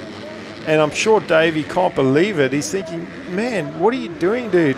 Why are you taking the win from me? But Davey had that sneaky inside line, and he used it to his advantage, and Eisel gave the lead away straight away, but inside-outside option again through here. Eisel's going to have the outside there. Come out together, and a big scrub there by Davey on the inside, but Eisel's got the momentum run on this outside with less bumps too, and that outside is clearly faster. Will he go to the inside and close off the line? He does. There was clever riding there by Eisel. I think if he had run wide in that corner, he would have given up the lead back to Davey. Yeah, I think at that point, Corey done great defensive riding, shutting the door, moving across, taking the inside line away, especially now that we're on the last lap. Oh, this is amazing for Eisel to do that, but you know Heath is going to fight him to the end. Heath has led the entire moto. He's going to be annoyed with Eisel getting this from him right at the end. So I see him, going for broke here to get the win. I don't think he's just going to take a second here. And you've got a bunch of lap riders. That's it. Eisel doing... Oh, Davey! I told you he's going to go all out. And he needs to get up quickly here. He just clipped that lap rider. The two lines came together, actually. And the flag is going to come out for Eisel. What a ride. We'll see if...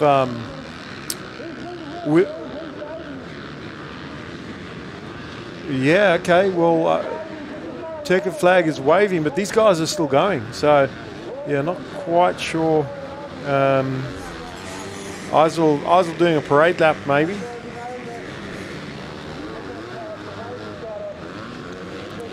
He's in race mode. He doesn't want to stop. Yeah, definitely going for a victory lap. Yeah, that's okay. Our race officials will pick it back. But Wolf getting in that second spot with Davey going down right at the end there. Then Lawler, Ebeck, Burton, Bowman, Sharabam, Clark, and Neville our top 10. Then Brown, Gray, Harris, Burns, Collins, Mainwaring, Dew, Vincent, Cale, and McGregor our top 20. But Aaron, are you happy with the weekend, with the performance of your riders up to this point?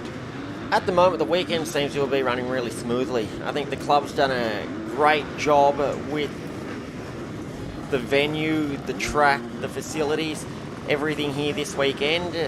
Really, the rain we've had in the lead up to the event this week, everything really worked in our favour to make the event come together as good as what it has.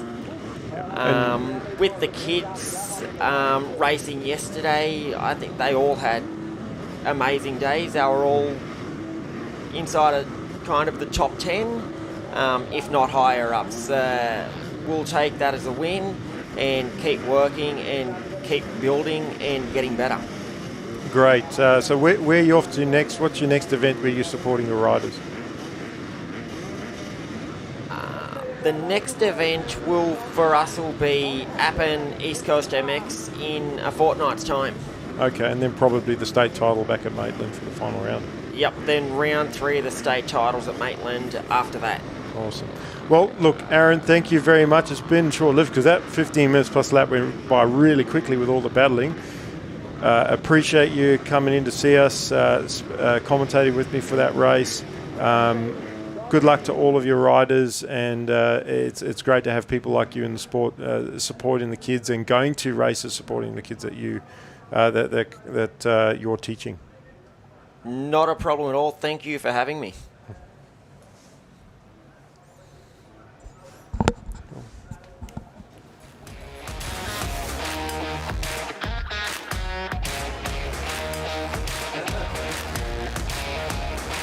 Well, straight into the next one, and thanks Aaron Rankmore for coming in and spending some time with us here in the booth.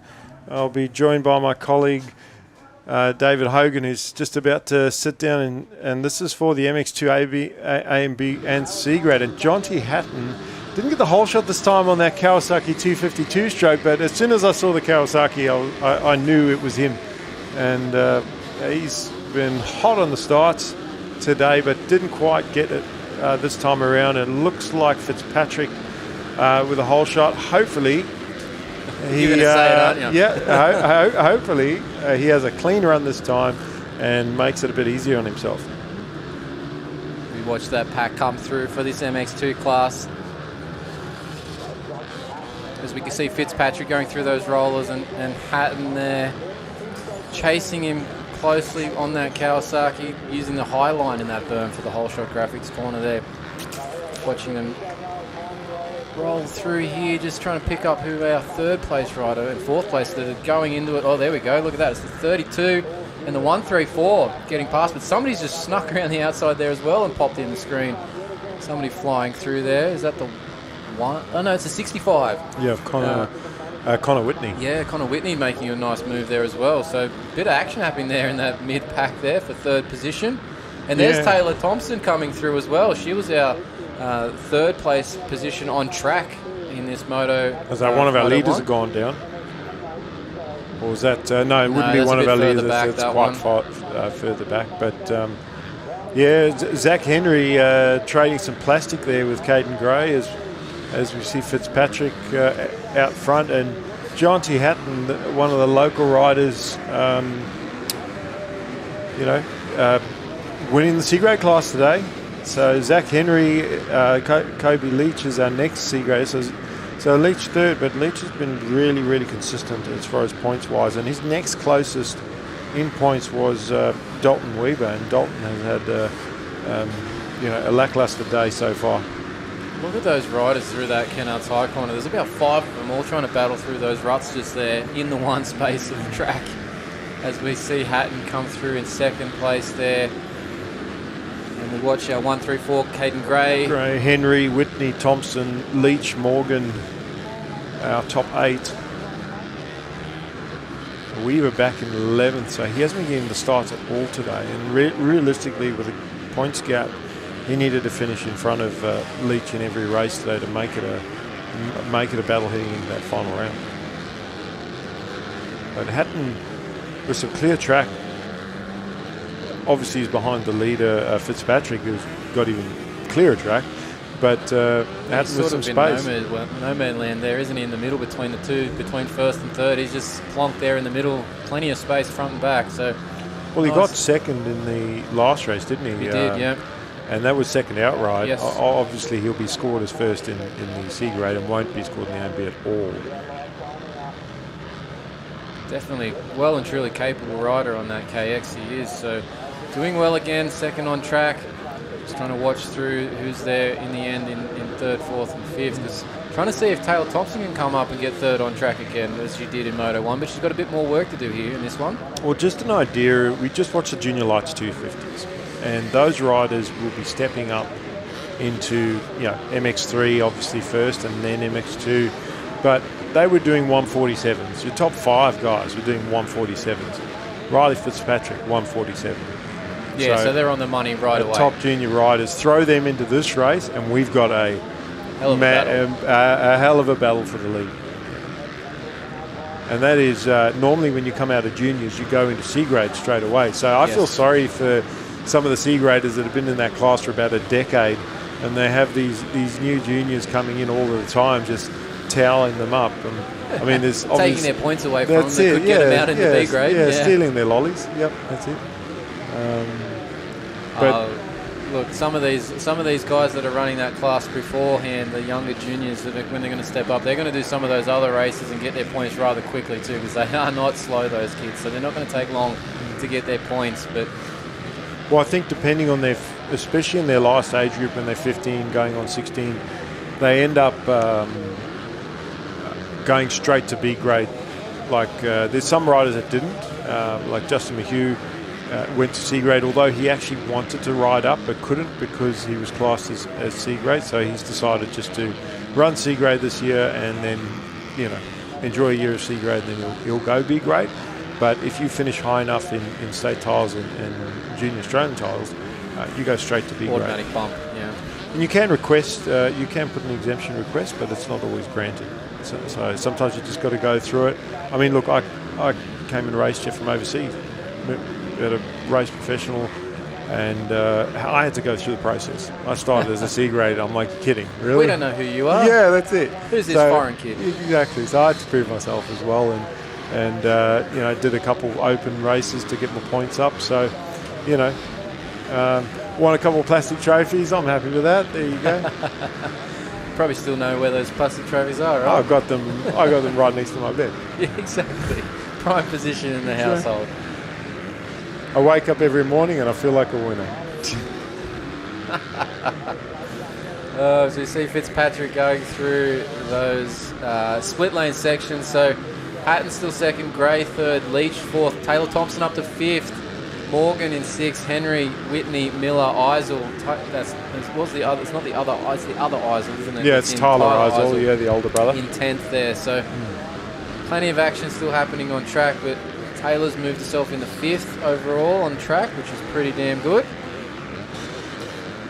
Yeah, look, she's she's battling for a podium in this MX2 class. So she needs to be in the top 5, and fortunately for her, 2 of the riders that are in front of her, John T. Hatton and Kobe Leach, are C graders. So technically she doesn't have to beat them, although she'd want to.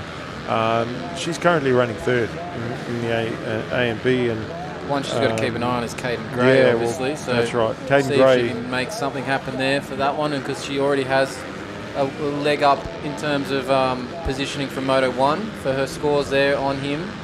So we'll see if she can either get in front or they'll be splitting the scores heading into the 3rd Moto here. Well, she was behind in points coming into this round from the previous round, so she kind of does need to do that. She does need to pick up some points on Caden, and really I think Caden's running a good pace. So she's got to either start in front of him or start closer to him in the race to even challenge him for that position. Because I think fitness-wise, Caden works pretty hard, and otherwise we wouldn't see him in getting the results that he's getting. But Riley Fitzpatrick, remember the first race we were saying he had that crash. He was leading, tipped over, got back up, and he's still leading by a country mile. Even though he knew he could win easily, still went for that whole shot. Just like to see him do that and maybe be a bit more settled in the MX1 class, because if he just backed it off 1% in the MX1, which is what he's doing now, he's going fast. I dare say he's still going to be around about that 147 lap time. He's not killing himself out there to get the fastest lap. And also, like some of the riders we've talked about riding 2 classes, he's got to race the MX1 soon. So you don't want to expel all your energy in this race if you don't have to. Like, he could honestly probably drop it back to 50-60%. That's no disrespect to any of the riders, but Riley Fitzpatrick is a pro privateer, at national level. Never mind at state, and he's doing it easy at the moment. So we'll get a look at that last lap time. Connor Whitney's dropped right down the field, so he's had a crash somewhere. He was in the top 5 or 6 early on. Well, Taylor Thompson's also dropped down just a little bit. We're saying she was in 5th before, but now she's listed as 8th, so something's happened to her out on track as well, just a little bit. Probably just dropped it in a corner. She's up and circulating still, but she is now a bit behind a couple of the guys that she was challenging there for that overall podium for the MX2 AB classes. So we'll have to keep an eye on where she comes through now. And I guess that's where she also has to be clever with how she manages her races today with running 2 classes. Yes, she was well in control of the girls' class. What she can't afford to do, and even dropping the bike in this race, would have used a lot of energy to get that bike back up and then get going again. Last thing she wants to do is tire herself out. So when she goes and races in the girls, and Mia Tung, who's eager to, she's got a target on her back. Mia wants to beat her, and if Mia's full of energy, pumped, ready to go, as you see I think it was Taylor come up short. Taylor's making a move there into the split section on Zach Henry as they both went into that area. So interesting to see how they came out of that. But we're watching Fitzpatrick there.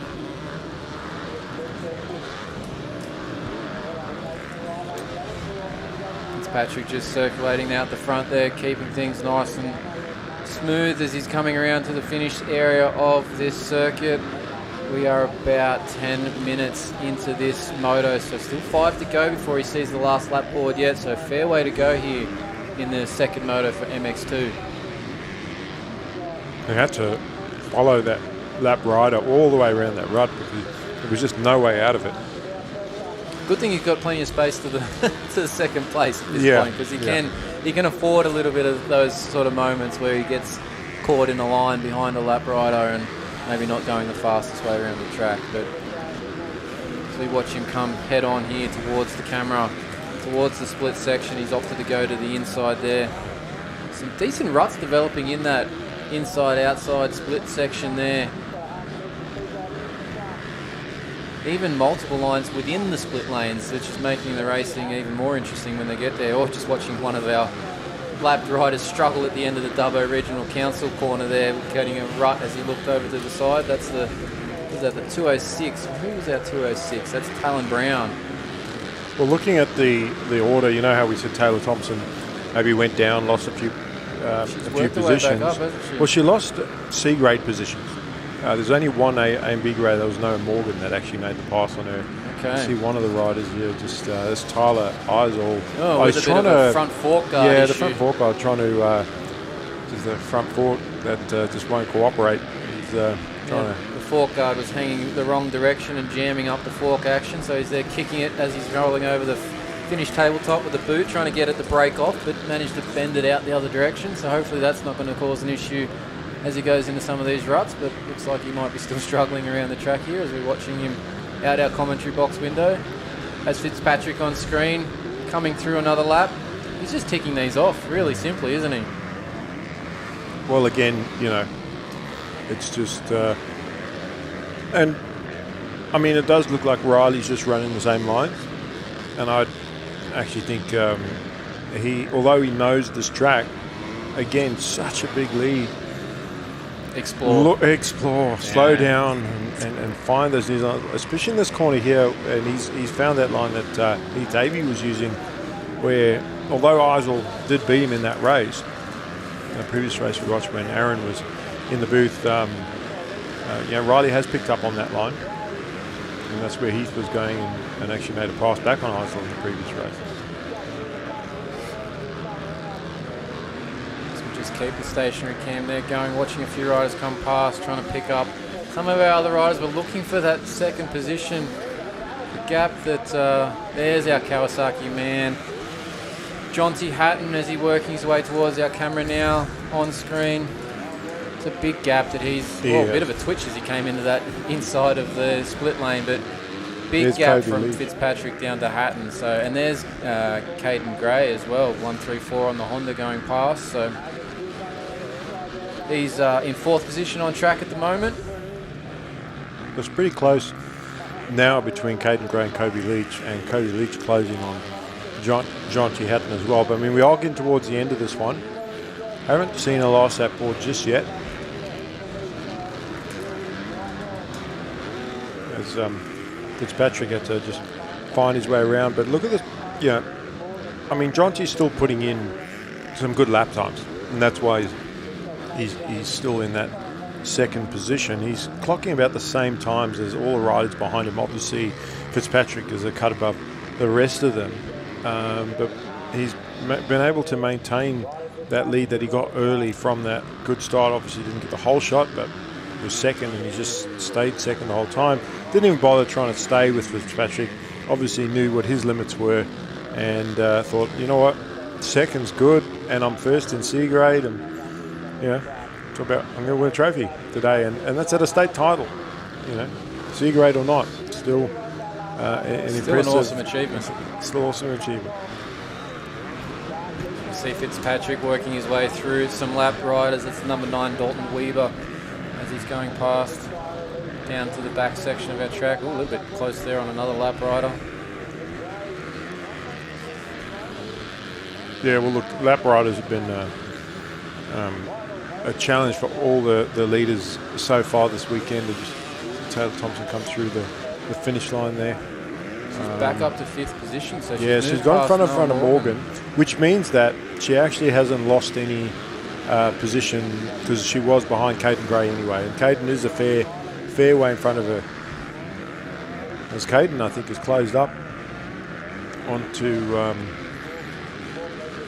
right in front of Liz. That was a lap rider. Well, it tells me too that Taylor's not really saving any energy here for her other class motos, so she's pushing all the way through, making these positions back up, which is an awesome ride. Well, if she has a pit board, the pit board should say, "You're in third. Yeah, chill out, conserve some energy." But the last lap board is out now, so less than a lap to go here for our leader Fitzpatrick. As he's out there on the circuit, you can see him making his way into that Kennard's higher corner there. So second turn, so he's got basically 3/4 of a lap to go here. Smooth sailing to the end of this one, and he'll be our moto winner in the MX2 class, ABC, all out on track. And for Kobe Leach, you know, basically second in both motos, he's just consolidated that points lead. You know, he's going to have a very comfortable buffer between himself and Weaver, or whoever the next rider is, because Jed Harper's not here either. Yeah. So, you know, he'll still have to ride the last round of the series, but he'll probably just have to ride, and that's it, and he's going to be state champion. But he's done all the hard work in the first 2 rounds to put himself in that position. Same with our A-grade class, Riley Fitzpatrick, big lead coming into this race. Caden Gray, his next closest rival, who clearly has had the pace on anyway. And, you know, there was, I think, one of our top 5 in the MXA B grade that won a race around 1 is not here today. So that's why Fitzpatrick doesn't have a perfect score of 75 after round 1.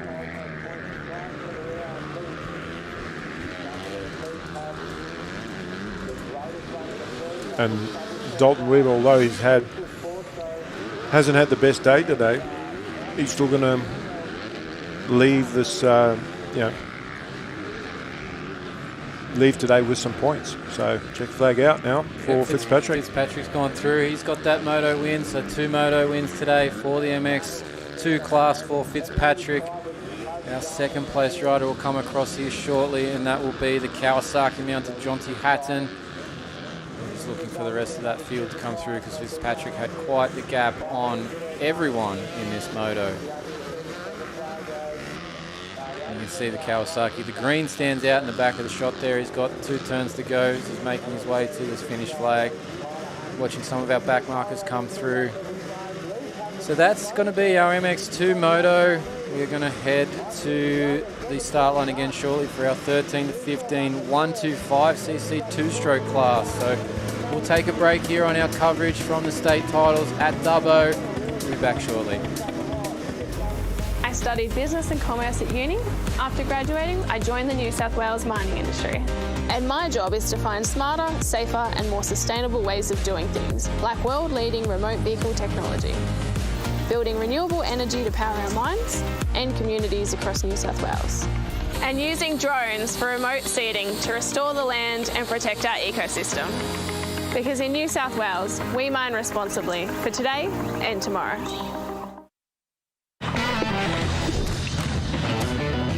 Looking good, eh? Cano. What do you think, Nonna? Gentleman de K. Hey boss, Kenneth sorted it. All good? Kenneth. From big jobs to even bigger jobs, get the Kenneth feeling. Kenneth. Kenneth's make your job easy.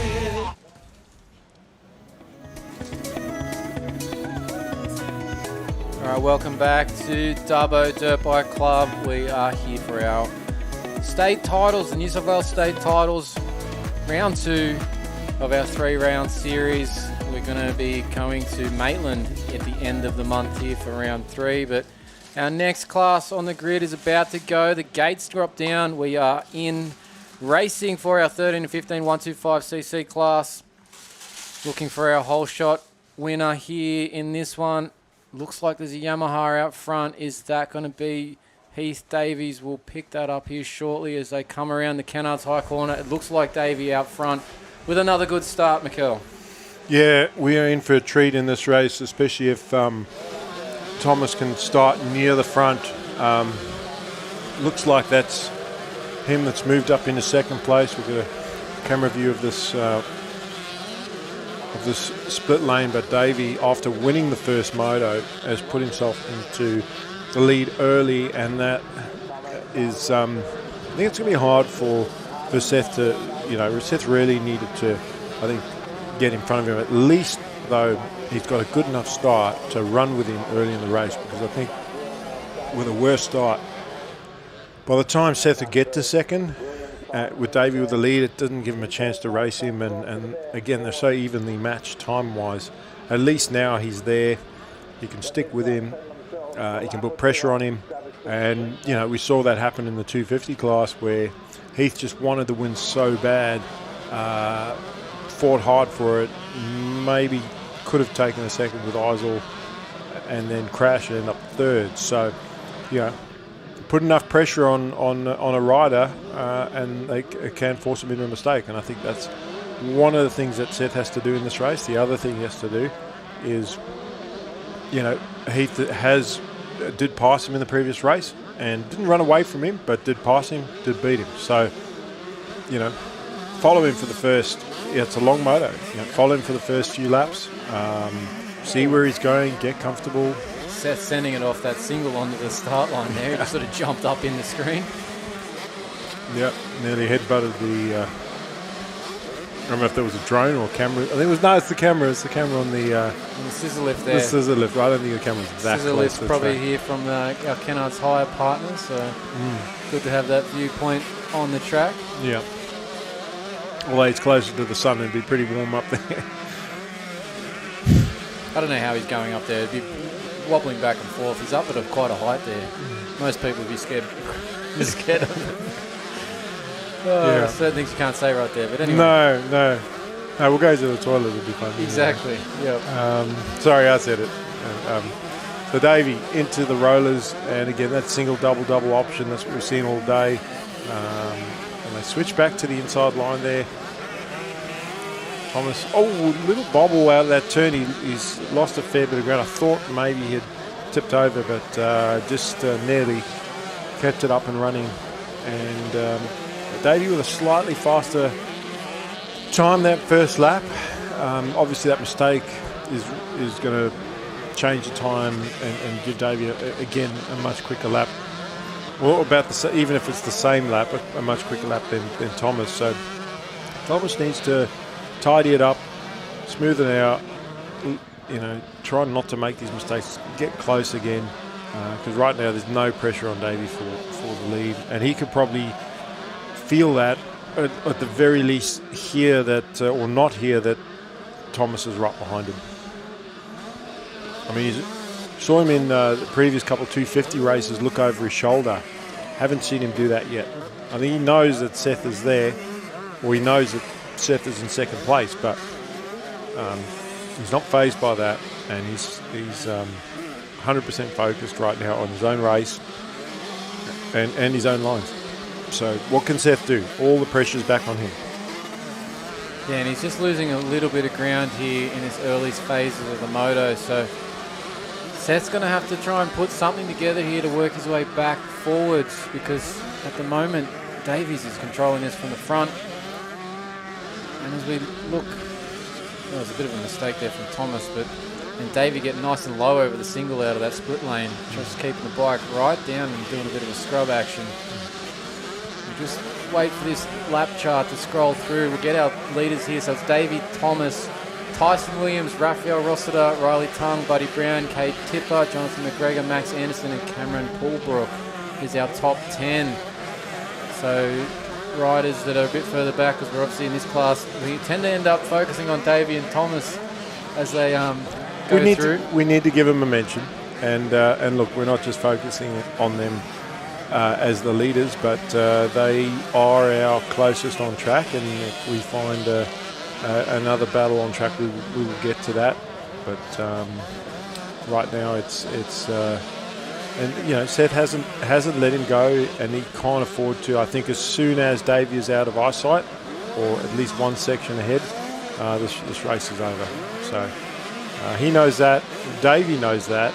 Like at the moment, on those 180s, Davey can't see Seth because he's that close. He's close enough to him, and I actually think Seth made up a bit of time that last lap around. Yeah, he's much closer coming back onto the start straight this time around than he was previously. So better lap time there, and you can see 2 seconds quicker, or not quite 2 seconds quicker, almost. was Seth, but almost. So that's the difference there on that last lap around versus the previous one. As they come out of our Kennard's Hire corner, both these guys very hard on their throttles as they're coming out of these sections, trying to get the power to the ground on these 125s. Heath Davies particularly, I noticed when he lands off some of these jumps, that wrist is cocked all the way down to the ground, trying to get the power going on that. Yeah, I don't think you could turn that throttle any further around than what he is. Tyson Williams in third place, just give him a quick mention. He's been so consistent in this class. Got 3 third places at round 1. Third in the opening moto here. I think he got third in the opening moto. Now he's running third again. You know, just putting himself in the right position. Obviously, the front two, the pace that they're running is much quicker than anybody else, so hard for him to stay with those guys. But Thomas has picked it up, and he has closed now right up on the back of Davey. And this is where, you know, you can't be too complacent. So what I was saying about, you know, up until this race, Davey has been in control of this class. And if you're too complacent and you settle too much and go, you know what, I'm in control, I've got this, you can just give the other rider a sniff. And that's, you know, you don't want to give Seth Thomas a sniff, because he will take full advantage of it. And if Seth can pass Heath, like what Eisel did on the 250, put the pressure on, you know, get him flustered, and I think Heath has actually responded slightly to the challenge. Now as we watch, I'm just waiting for this time to tick around to see what the lap times were for that last lap pass. I think Seth was on track to go faster. He did eventually go faster. He lost a little bit of time in that last corner because he made a little bobble, so he might have gone even under 150 if not for that little mistake there.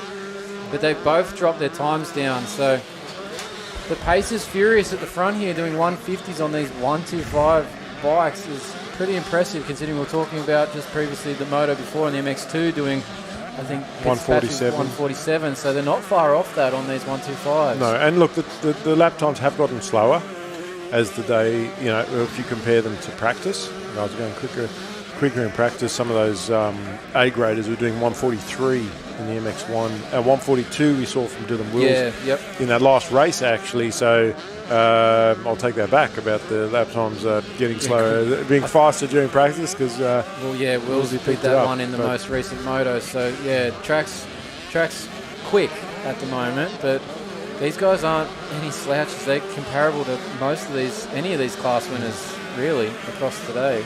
Well, Seth made that little mistake at the end, or at the beginning, of the first of that lap when they went around as they were coming onto the start straight, and then he's made a couple of mistakes in this lap as well. So a bad lap for Seth, where Heath has been on point this time around, not making any mistakes and just hitting all his marks. So already into the lap traffic, we'll see where Heath decides to go. He's actually changing it up because of the lap ride. He knows that inside rut is going to he's going to be trapped behind that lap rider.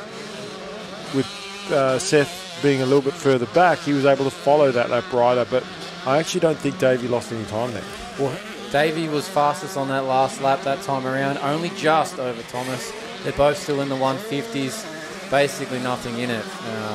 Talking hundreds of a second here between them, so not much changing in terms of gap. One thing to also keep in mind is Seth's only riding the 125. So we talked about the fitness levels riding multiple classes. You know, Davey was pushed to the limit in that 250 race, all the way to the end, two corners to go before he crashed, and then had to pick the bike up as well physically to be able to secure just third place in that race. So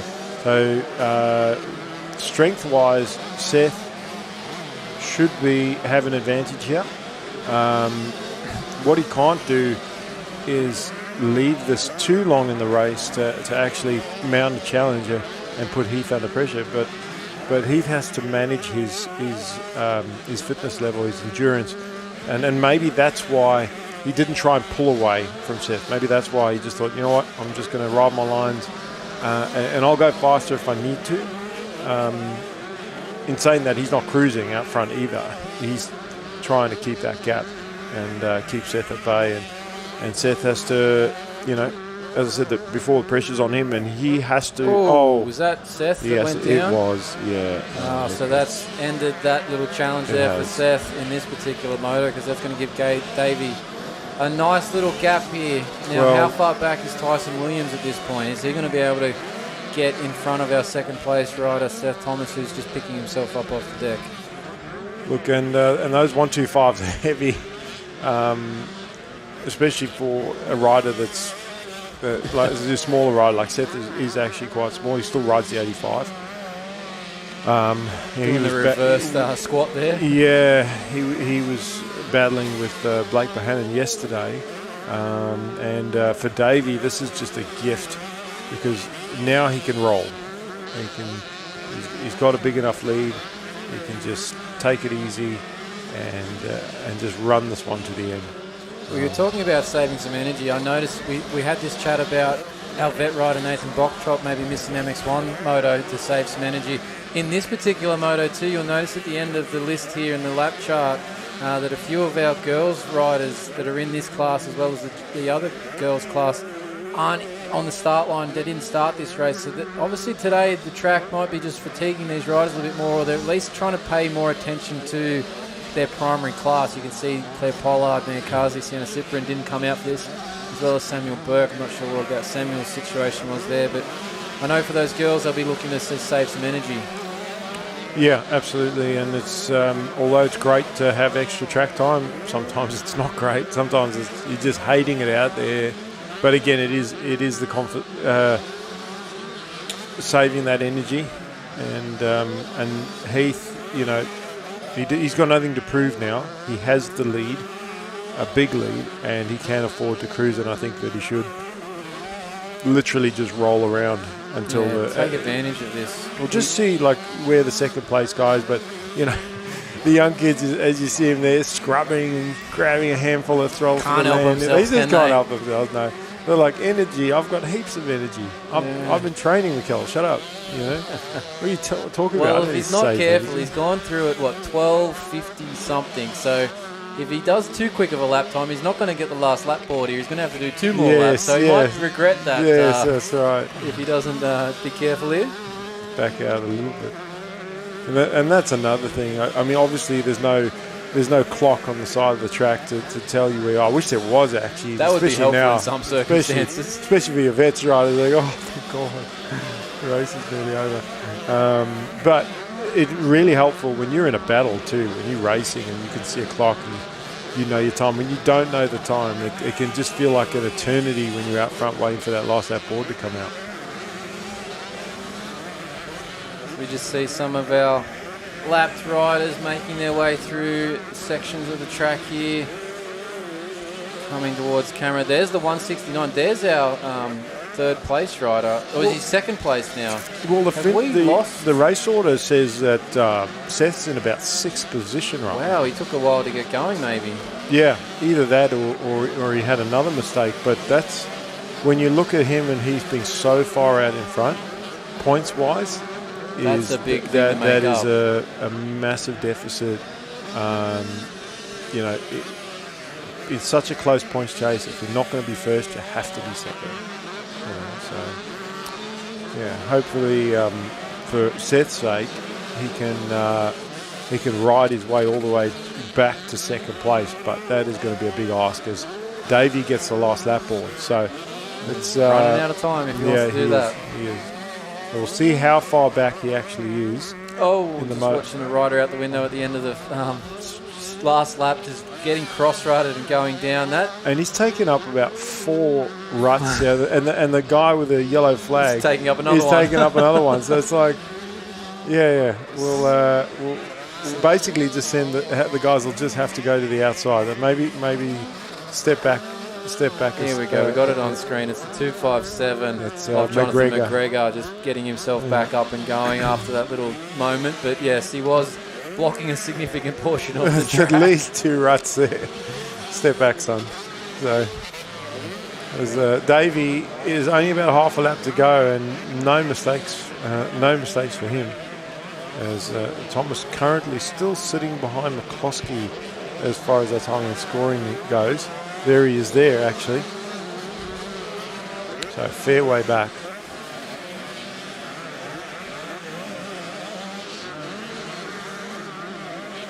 I'd like to... And there's Tyson Williams going through again. Down so that's the middle, our second place on our timing and scoring. Getting back to second is... and so we're looking for... That's our third place.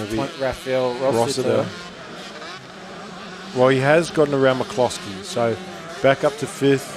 Got Riley Tung just in front of him based on that time difference, so there's a chance he'll make up one more spot, but even still you're then hoping for at some point for the rest of the motos today and at round 3 for Davey to have something similar happen, because otherwise finishing 1-2 is not really going to give you those points back. No, it's not. And even if he goes into the final round, being that Davey was the points leader coming into this round, and he's dropped points in Moto 1 coming second, he's dropped points, even more points in this. Like Davey over the finish line, so that's the moto win for him. So he does secure that one, and that's 2 motos today for this class for Heath Davey with the win.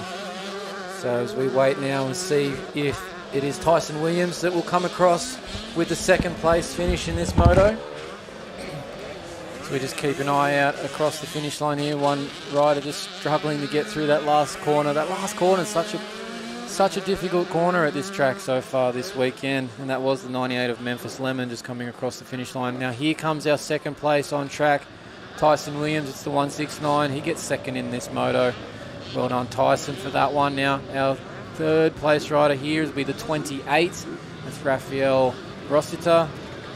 And let's see where Seth Thomas does come across here in the end. Is this him making a run towards the finish line, or is that...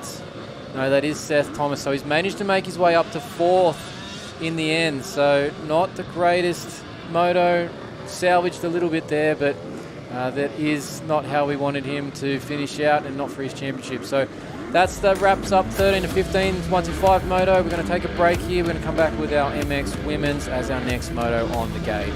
Presenting your event partners for the 2025 New South Wales Motocross State Titles. New South Wales Mining,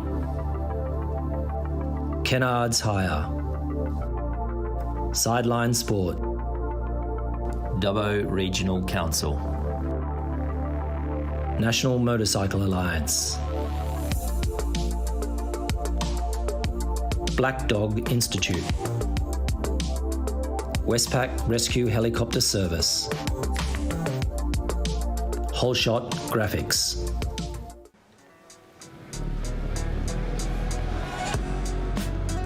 Back to the starting grid for our next moto here at the New South Wales Motocross State Titles. It is our MX Women's class. And interestingly enough, you can see that Taylor Thompson there is in the middle of the gate compared to the rest of the competitors, which has been an unusual move this weekend. Usually our whole shots have been coming from either the very inside gate or the very outside gate. No one really has started in the middle that has made a move through, so maybe she's seen something different here in the track prep at the moment with how it's forming up, that she wants to take, make use of the middle of the track here. So we'll see how this plays out for her. But you can see the gates there, only a couple of riders on the inside.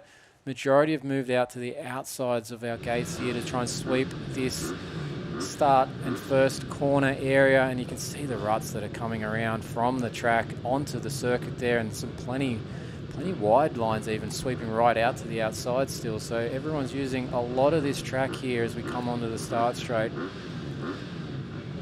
We're just waiting for a couple of riders to be cleared off. You can see the buggy there just coming across the track near the finish area, just being cleared off. I think that's one of our riders is getting some attention as I look out the commentary box window here. So we're just probably waiting for that rider to be cleared off before we'll get this moto started. You can see our man there in the pink vest waiting to put the board up. So we're not too far away here from a start in our MX Women's, but just a little bit of time to chill and pass through here as we wait for the start of this race.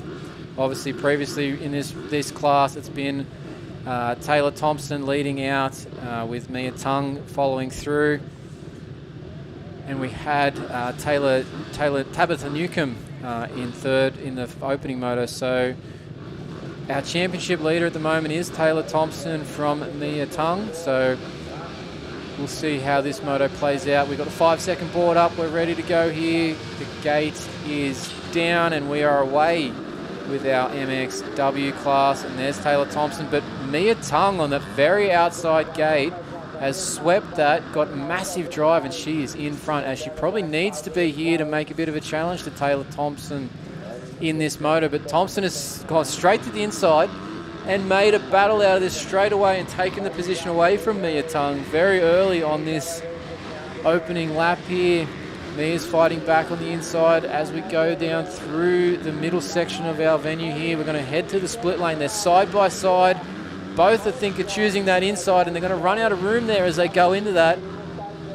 And I think we've actually lost Mia Tung in that split lane there. I think they've come together to some degree because there's Mia picking up her bike. So unfortunately for Mia Tung, she's gone from the lead to almost last and drops it again, trying to get going there in a bad position as she's tried to get that bike going. Hasn't really set herself up for success there. She's tried to take off from a disadvantaged position and just put it back down and lost even more time.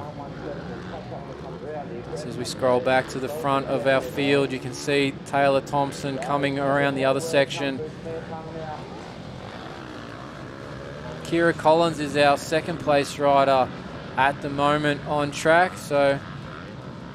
And Tabitha Newcomb there in third place on track. So be interesting to see how Mia Tung works her way back through this field as this moto goes on. It's a 10-minute plus one lap, so she's got time having gone down early in this race, but track position is not good for her at this point. She's still got to catch up to the back part of this field as we're watching Taylor just come around through that last corner section. That corner is diabolical at best all weekend with all those ruts and the softness to that section, but she's navigated it well as she comes around and uses a bit of a smoother, wider line there through that first corner area onto the start straight to try and avoid those deep inside ruts. As we watch our other riders from the drone footage, we're chasing along that finish line section there as they're coming back up. You can see the 77 in third, trying to chase down second place there, Kira Collins.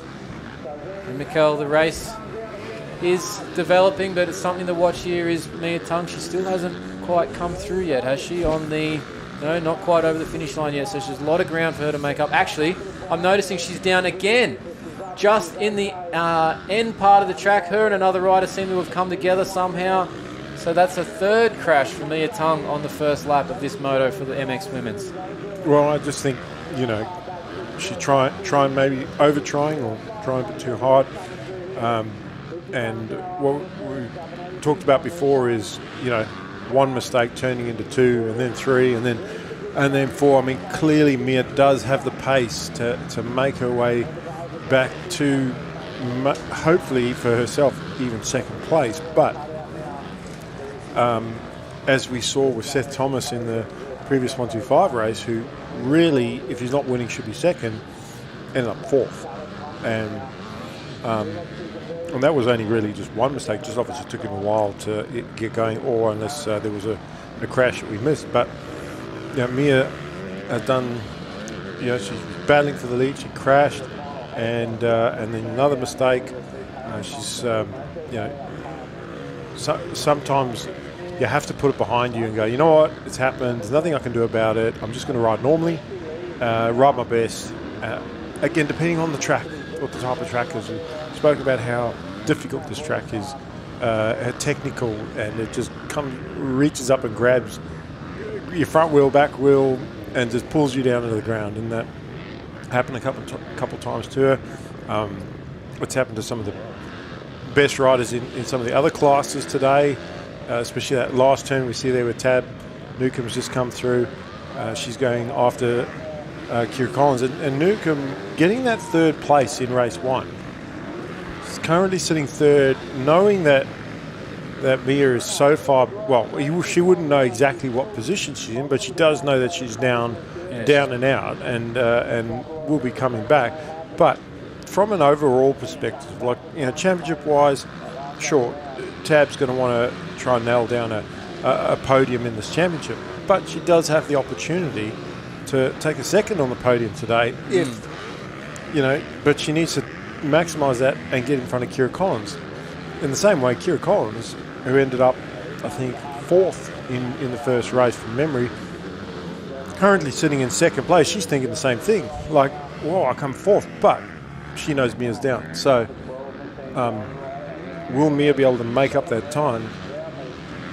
And from Taylor's perspective, it's just like what happened in the last race with Heath Davey.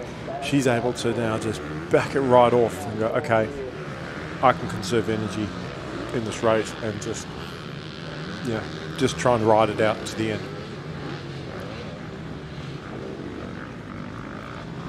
So we're watching that battle there from the drone shot for second and third, and we just see Taylor Thompson there in a different section of track. She's got, 3-4 sections in front of these other girls here in second and third, so she's well and truly on her way to another moto win here is Taylor Thompson. Well, if we could stay on that battle between Tab Newcomb and Kira Collins, because they're about as close on track and fighting for a podium position, and they're clocking about the same lap times as they go around the New South Wales left-hand turn there before they'll be making their way back towards the finish line shortly. So they go to that 180 right-hand turn, taking the same lines roughly, Collins and Newcomb as they come into the final turn. That was a great shot actually from behind there, going towards the finish straight. Look at the straight this way. It looks clean. There's no rust. It looks okay from doesn't the it? land. It looks fine. You look the other side, and this is ugly. That last corner surprised me how bad it's been for all the classes. Like obviously yesterday when we had the 50s out there, they were struggling massively. It was obviously softer and wetter yesterday morning, but even today, that crash from Riley Burgess earlier that got him in those ruts, we've had a few riders still go down.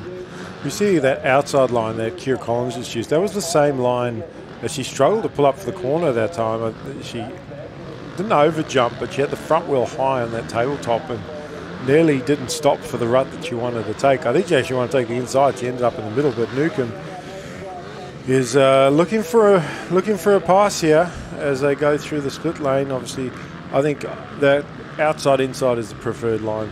There's a bit of a nasty rut going through that first inside right of the split lane, but Tab has got to get a little bit closer than that, and but that outside line in the second corner that Kira is taking, that's the same line that as we see Tab just dab the foot, is the same line that Mia Tung took really wide, and Taylor Thompson snuck up the inside. So I think if Tab can get close enough before that corner, I think she could pass her up the inside in that turn. Now just keeping an eye on Mia Tung, who was the early whole shot getter in this moto. Obviously had that couple of crashes on the first lap. She's currently listed in 7th, but she's made 2 passes that I've just been watching her do out the commentary box window. She's up to 5th place on track, but there's a big gap from 5th to 4th of about 30 seconds. So she's got a bit of work to do now. She's made the easy parts of the passes of this race, so we're in past halfway in it as well, so she hasn't got much time to make up that 30 seconds. So this might not be much more than a 4th or 5th for Mia Tung at this point. What she has to be careful of doing is pushing too hard and crashing again. Losing those places. Losing the places that she just made up. I mean, so, sometimes it takes a couple crashes for you to actually settle down and realise, hang on, if I keep doing this, I'm going to crash. Or you just keep cartwheeling until you can't get up.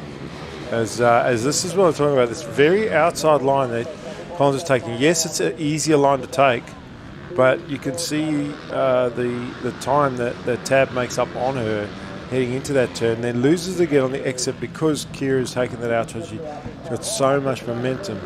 But if Tab is closer, I think that she could sneak up the inside and maybe needs to look at more of the inside ruts. Like, easier to couch coach from up here about what lines to take. Maybe those inside ruts are just deep and horrible, and that's why she's going to the middle.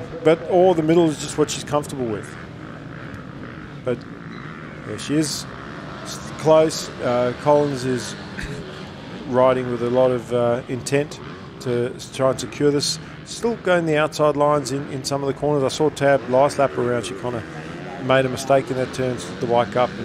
And Collins knows that. I think she's taking the lines that she knows, okay, these are safe lines. I'm not going to make mistakes. In fact, she's pulled away by using those safe lines. So it's a tough one for Newcomb to decide, what do I do? Do I just follow Kira through those easy lines so that I can get closer, which might actually be the way to go? Or do I keep trying these difficult lines and try and make them work? Well, I've just noticed the last lap board is already out. So Taylor Thompson's gone through. She's on her last lap here of this Moto 2 for the women's class. And we're looking for our second and third place riders to come through the finish area to take that board as well. They've still got a turn or so to go before they get there. So that battle continues in second and third. And keeping an eye on Mia Tung, still there in fifth. We'll have a check when she comes through this time about the timing gap and whether she's making any progress on that. At the moment is just over 23 seconds there or so. She's only 8 seconds a lap quicker, which is an eternity, but you need to make up 20. When you've got 1 lap to go, 8 seconds doesn't equal 23. No, it doesn't. No, exactly. And there we see Newcomb going up the inside and just wasn't close enough, nearly. So some of these outside lines that Kira Collins is using, can Tab use an inside line and get her? I don't think that Collins is going to change her lines. I think she's going to stick to her outsides. That's what she's comfortable with. That's what she knows she's doing. See where Newcomb had to there because Collins, if anything, I think they ended. Oh no, she might have her. They were side by side. She almost made that work. This is her chance, isn't it? She's got to. Oh, she did have the inside, but she's going to move to the outside because Collins has closed that option off for her. So can she ride all the way around the outside and use this lapper to her advantage, or is the lapper going to hurt her here? Well, no, she lucky just cleared the lapper, but what it did is force Collins to take that inside that she hasn't taken done all moto, yeah. All moto, and she had to really stop in the rut and go, like, had they been on the opposite sides, it would have worked out for Collins. She would have been in the line she wanted to be in. So, Tab using the lappers to her advantage there. And it wasn't just that. Almost the mistake that caused her to go down, but the lap rider was in the way as well. It probably wasn't helping, but she survived. And Collins is sort of just dropping off a little bit here late in this moto. So it looks like, as you were saying, that Newcomb needed to do, she needed to get this position for the championship points and even for just today's overall positions, because given where Mia Tung is in fifth currently, this could help her. And she's a first-year seniors, just moved up. So for her to be straight away competing with the likes of Mia Tung and beating her, regardless of how the result came about, the photo and the results in the book is what matters at the end of the day. So that's our moto done here. Taylor Thompson has won that moto. Tabitha Newcomb, as we just saw, got in the second position there on the last lap. Kira Collins in third. We're looking for Sienna Gadiz. She's having troubles there at the end. You can see her on the screen, that last corner, and that's Mia Tung coming up. Who's going to get here? She's going to Sienna's just managed to get that thing going in time, and just... Oh, you can see Mia Tung's a bit disappointed, but I don't think she realised what was going on there. But Cadiz was having all sorts trying to get across the finish line. That 23 seconds turned into not much, didn't it? Not much in the end. She needed all 23. Oh, what an effort there. So then that was Mia Tung in fifth. Samantha MacArthur's there listed sixth. Syra Perry in seventh. Bella Brownlee in eighth. Chloe Richards ninth. Imogen Christie will be 10th. So as these riders just come across the line here, we'll take a break before our next moto. Yep. Well, we're going to go straight through, actually. We've been told there's no time for a break here. We're going to have our vets up on the line. So we won't bother taking a breath here. We'll just continue to talk, Mikel. Well, you do that, and I'll jump in any time that you need a breath. But we've got our over 30 vets, and Junior Parker, he's picked up right where he left off from Lakes, getting the overall win there, and he won race one in this first one. Looks like Brocky is second. So, sorry, another whole shot for Junior, but Brocky's right there in second place. In that first race, we saw Luke Harding, and I think Luke's up there in the third early in this one, going up the inside of Brocky, and might have him coming out. No, Brocky with a bit more momentum. And Nathan. Whoa, Brocky flying a bit nose high there off that bridge jump there. I think he wanted to make sure he was going to make it, and he did. He made it. So I think from Brocky's point of view, he didn't want to play around with third place, whoever that was. He sat there behind them in that first moto, and it didn't help him progress through to get a pass made on Parker. So he doesn't want to have to mess around with any other passes if he can help it. He just wants to focus forward and try and get this win. He sat out of the MX1 moto so that he could save some energy, make the most of what he's got here on track now. Don't let anybody past you that's going to slow you down, sort of thing. And I think that that'll actually give him more confidence and endurance in this race, knowing that, okay, I did that. I stepped out of that race extra class so that I could focus on this class. I think he's actually he's not going to pace himself. I actually think he's going to push hard early and not so much force a pass as in move Junior out of the way, but he's going to make it early, as he's just done up there up the inside, although Junior's got the inside, and the next turn is going to squeeze him out. That was a gentlemanly veterans pass there, with the two of them battling but not wanting to get into each other. No. Work on Monday was calling there. Well, so now what's Junior going to do here? Is he going to try and make a pass back, or is he just going to settle for that second place? Interesting to see. We'll look at the pace. We'll see. I mean, lap times wise, it was very, very similar last race, but that was with Parker in front.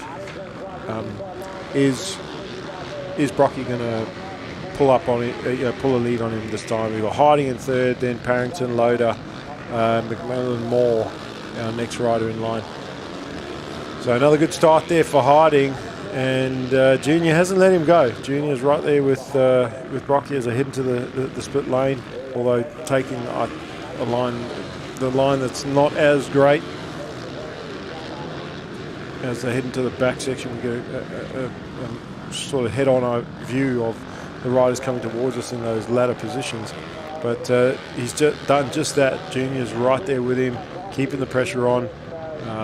That's a close. See Parker's foot there. It was almost touching the back tyre. He was sort of reaching forward for the corner, and I felt like he was going to touch it, They were that close in that rut. So, yeah, very close quarters here in this veterans race. Well, this can be important for Junior to actually pass him back. I think it'll really fluster Brocky, although he's an experienced campaigner. If Junior can get him here and make a race of this as he charges up the inside line, Brocky's going to be forced out the door wide. open here a lot. He is. I think there's a lot of trust in these two, and they don't want to get into each other. They've been racing for years, and Parker's got it. He's positioned himself well there. He has. He put himself in the way, and outside became the inside. Now, they had two very different lines here coming onto the start straight in the last lap around. Brocktrop went really wide, and he's doing so again, and Parker's tucking around the inside. So how will this play out when we get to the Kennards Hire corner? I like that outside. I really do. It's they're side by side, but Parker's got the better lane through the turn if he can come across and close the door. So all the race force still in this one. I feel points-wise, Brocky can't take a second here. I think with Parker getting the win in the first race, with the 3-point deficit from round one, he cannot afford another 3 points. 6 points at the moment. It'd be 9 points if he stays where he is at the end of this one. Look, Brocktrop basically has to win this moto and the next one, and then they'll come out dead even for the round 1 and 2 overall points. But if he doesn't win this moto, he's behind on the day and in the championship. So this is really a pivotal point for Brocktrop if he wants to make a chance at this championship, because as you can see, it's just between the two of them really, unless something majorly goes wrong between one of them to drop back. But they're a cut above the rest of the field, so the battle's between the two. Look, Brocky has to make sure that he doesn't leave today with more than 9-point lead, because if it's 12 points from Parker just getting race wins, 3 race wins, then this championship's over, because then Parker can just go to the final round and just roll around in second place essentially. But I don't think Brocky's done. I reckon that whether or not he can get the win in this one, I don't think he's going to take 3 second places today. And then that's pressure on him to take 3 wins at the final round. So not sure how that works though, because on countback, it's who gets the most race wins that wins the title. So if they've got the most even amount of firsts and most even amount of seconds, You're asking questions we can't answer, Mikel. Well, as an official, normally you go back on countback like that, but if they're all even... Would you go to the last moto that's run then as to which was the outcome? That's not what the rules say. So, the rules for a race day is your last moto, but the rules for a championship is most amount of firsts, most amount of seconds and thirds and so on. And these guys have just got firsts and seconds. So what I said before about that pass from Junior is that it's flustered Brocky a bit, put him off his game a bit, and he's struggling. He's lost ground. Parker's pulled away. Parker was a second quicker on that last lap around 2 from the timing side of things. So he's not giving Brocktrop any chance here at this point. He's actually gapping him. Yeah, that move might be a little bit questionable, but well, we'll say maybe he accidentally cut in on that line. Generally, when something like that happens, if it happens every lap, it's on purpose. If it happens once, it's a mistake. So you give him a benefit of the doubt. No, Junior's looking really good right now. Well, look at the gap now that he's built up over Nathan Brocktrop here. He's almost broken him. Yeah, I'd say he probably has. Like, we're going to come through at about 8-9 minutes of this moto, so we're pretty much almost done here. And this gap is actually significantly growing.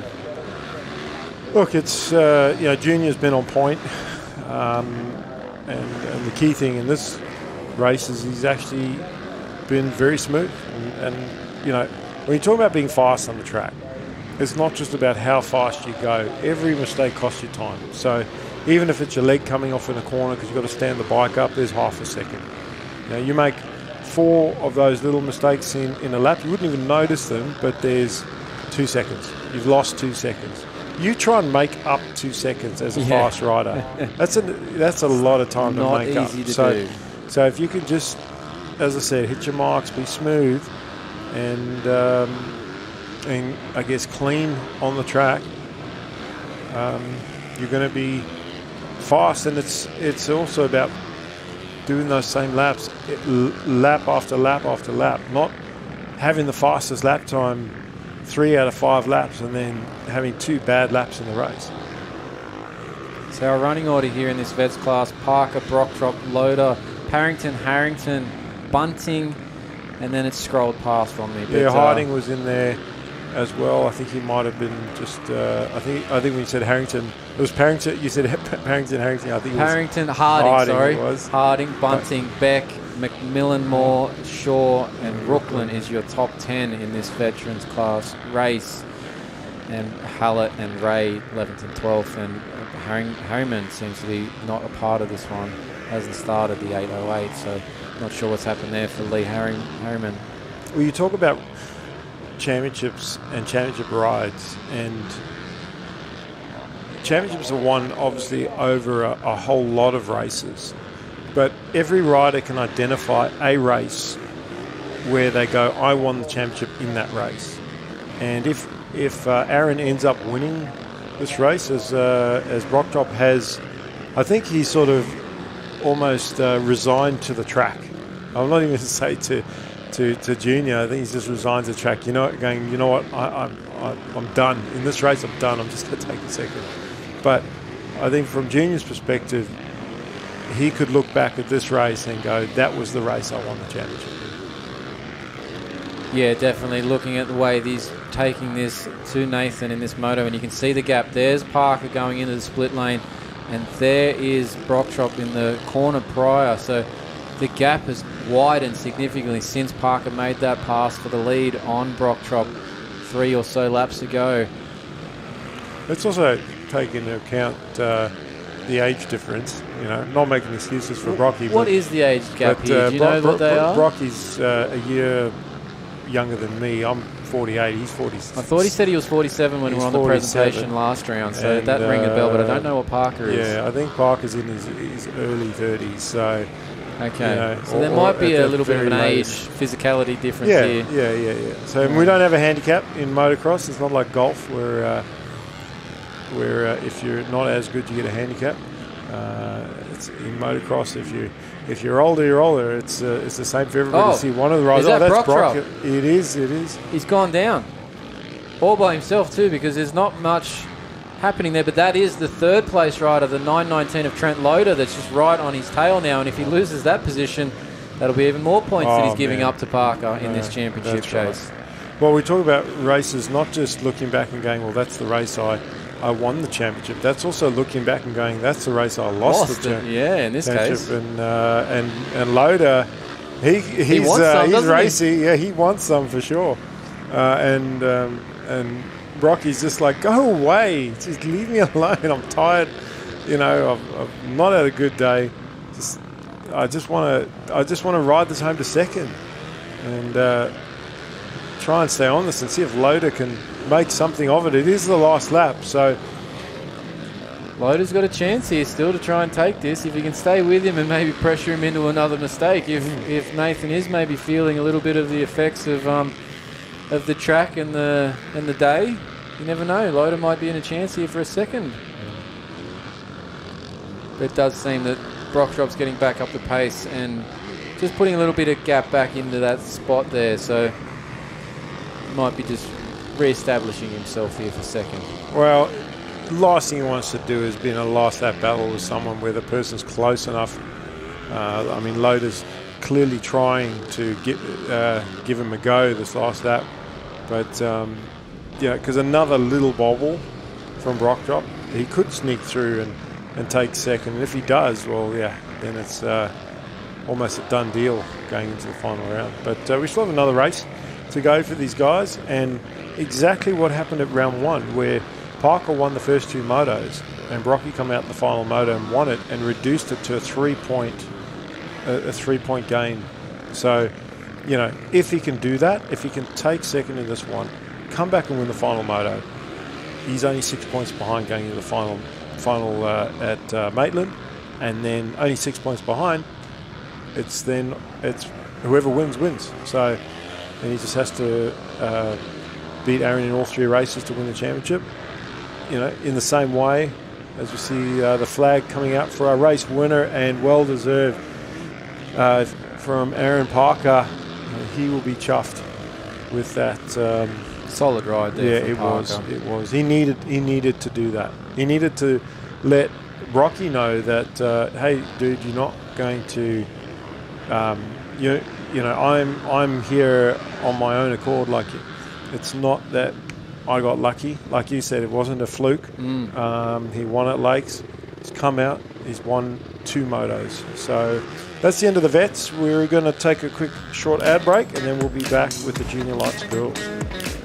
I'm part of a team working on a first for mining in New South Wales, turning this coal mine into a new hydro power plant and solar farm to generate renewable energy for families and businesses.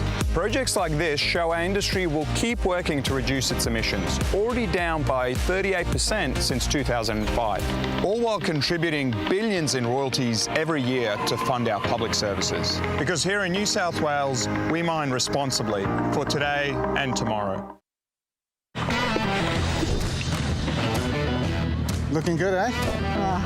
Keno, what do you think, Nonna? Gentleman to the K. Hey boss, Kenneth sorted it. All good? Kenneth. From big jobs to even bigger jobs, get the Keno feeling. Kenneth. Kenneth's make your job easy.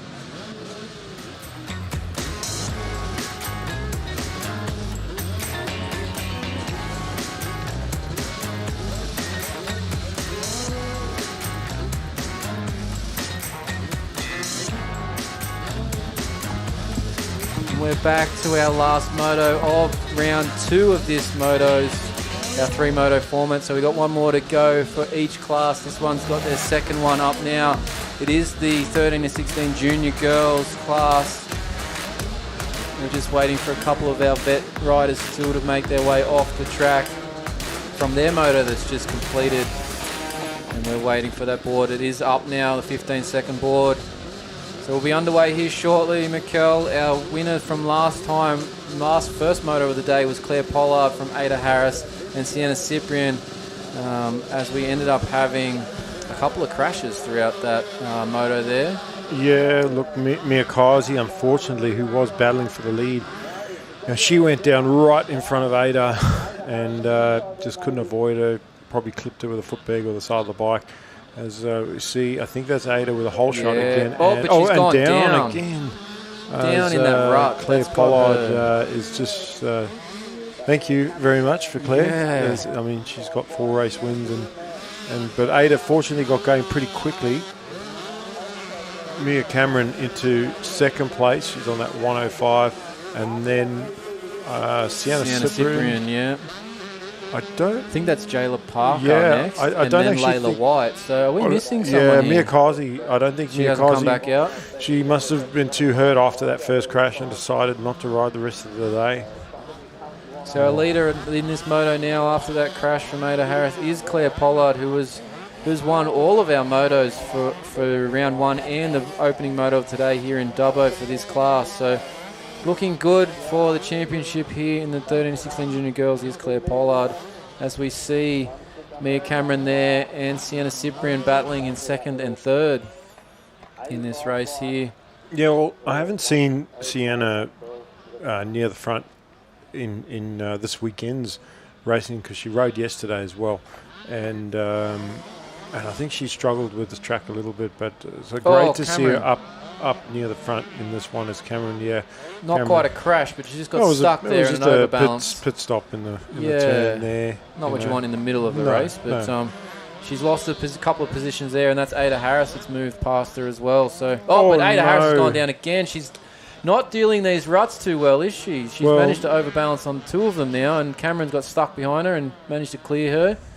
But Jayla Parker and Layla White's gone through again, so Ada Harris to the back of the pack for the second time on the opening lap. Well, Claire might have to stop at the side straight and just... We'll do a regather. Yeah, we'll do a staggered start. Get a safety car out there and just bring the pack back together. Exactly, but a great race now for Sienna Cyprian in that second position as third Mia Cameron, fourth Jayla Parker, Layla White then, and then Ada Harris coming through to bring the field through. But they're all kind of bunched up there from the last 4 riders on track. So Ada's got a chance to move through, but our first and second place riders have got a decent gap on the rest of them at this point.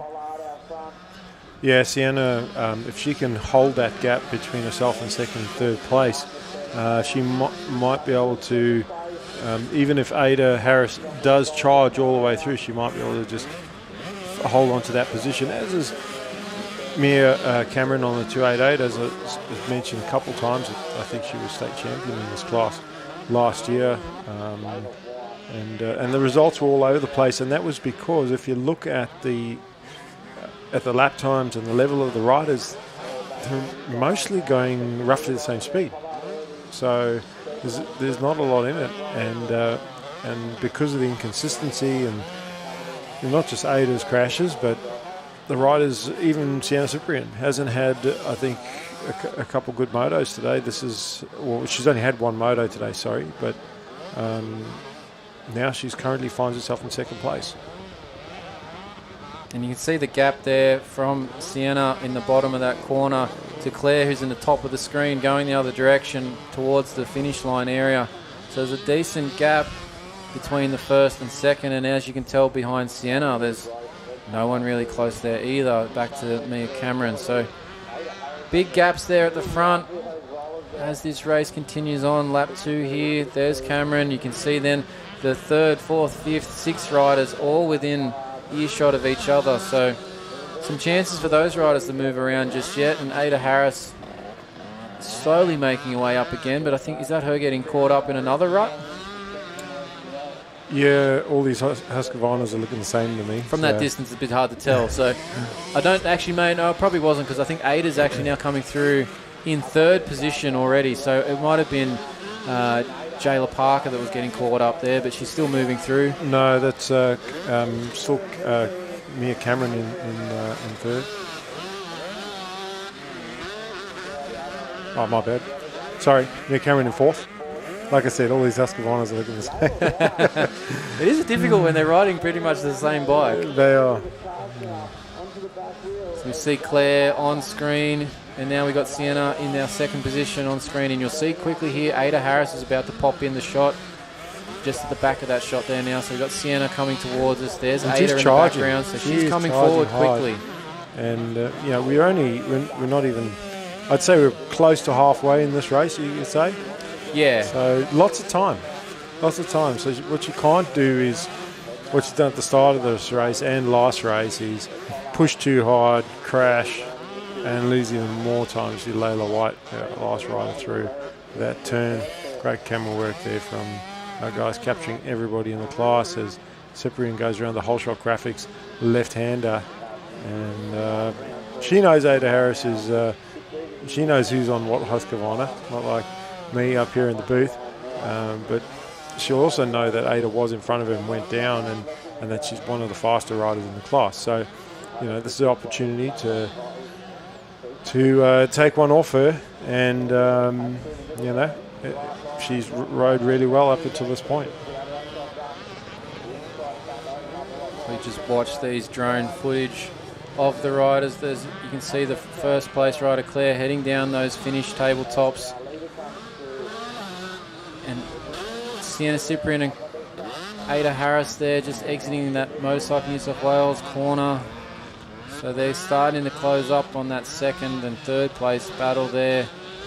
But you can see the ruts throughout this track.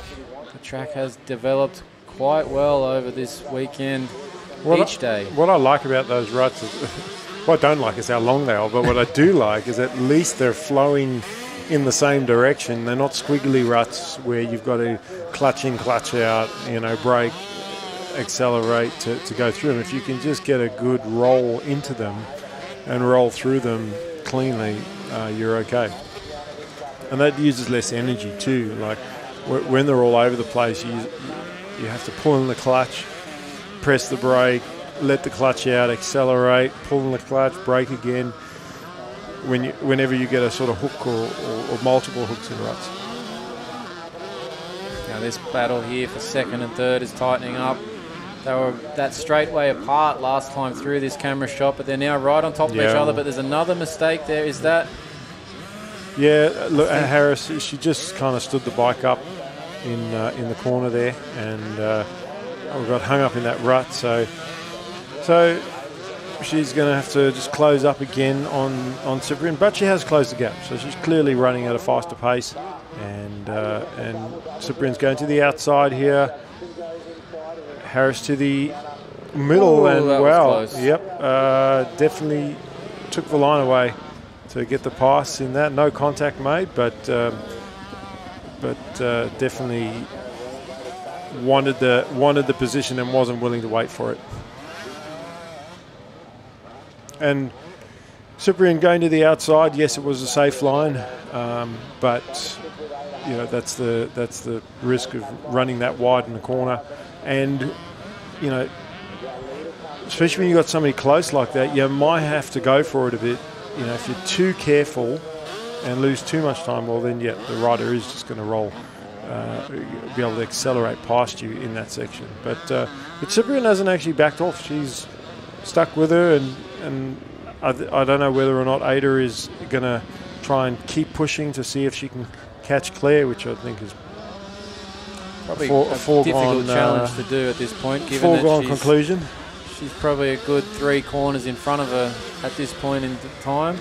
And as we see the lap time, she's almost 30 seconds in front of her. So, possibly not gone on the cards at this stage for Ada to charge that far forwards. We're probably a lap or 2 left in this moto. But you can at least ride it out in second. And look, Sienna will be happy. Look, I think she'll be happy with third, happy with a podium, especially if she can get a podium overall today.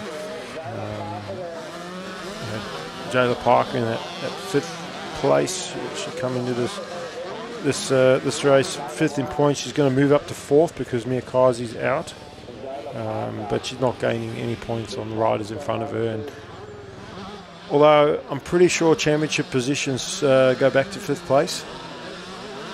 I know that round is back to 3rd, so maybe that was her goal, was to get top 5, and so far she's achieving that.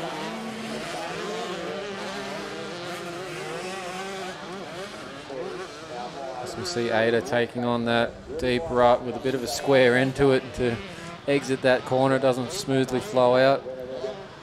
Well, we're going to get our last lap board for our race leader at the end of this lap when she comes around. So we'll just try and pick up where she was now that race has settled for 2nd and 3rd place. Claire's just in the second last corner as she's coming towards this last lap board that you're speaking of, making her way outside around the ruts there for that last corner that's been such a problem for lots of people this weekend.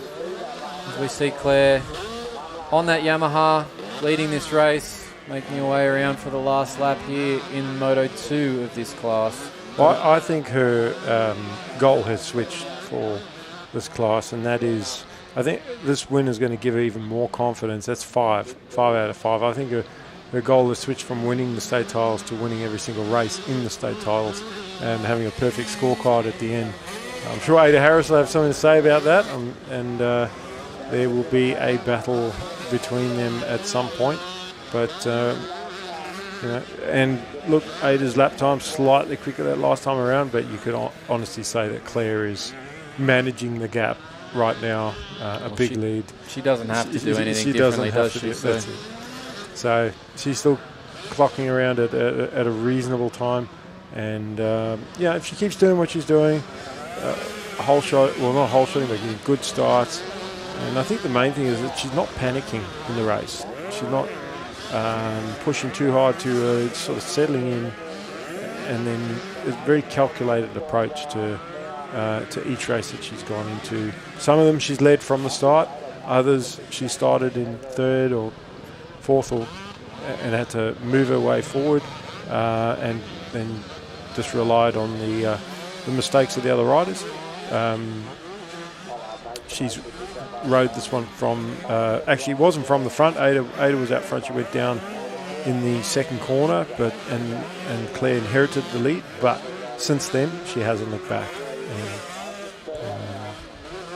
Not far to go now. She heads to the New South Wales left-hander. Just working her way around here is Claire Pollard, keeping herself nice and clean out the front here. Rocking that Troy Lee gear that she's been wearing there proudly, probably from the We Are Lusty guys. Just navigating that last tricky corner. Got 2 jumps to go here, and she'll take this moto win here. So that's the 25, Claire Pollard getting the moto win. We'll see Ada Harris on the 219 come through here shortly in 2nd, and the 459 is going to work her way through to 3rd place, which will be Sienna Cyprian. And if everybody stays in order for the remainder of the positions, we'll have Mia Cameron, Jayla Parker, and Layla White. So we might take a break. So we'll take a break here. We've got our next round of motos, our final round of motos here coming up very shortly. We'll be back to the top of our program with the MX3.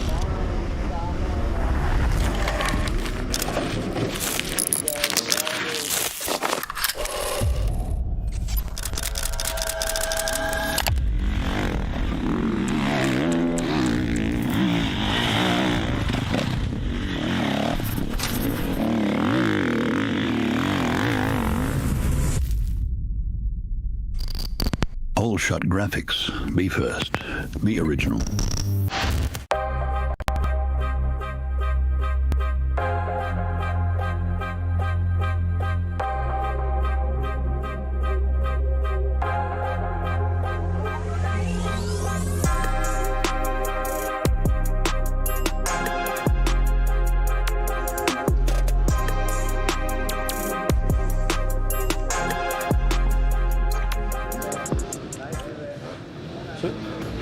So, David, final round and track here. You know, we talk about the track being at its worst when we get to the final round of racing.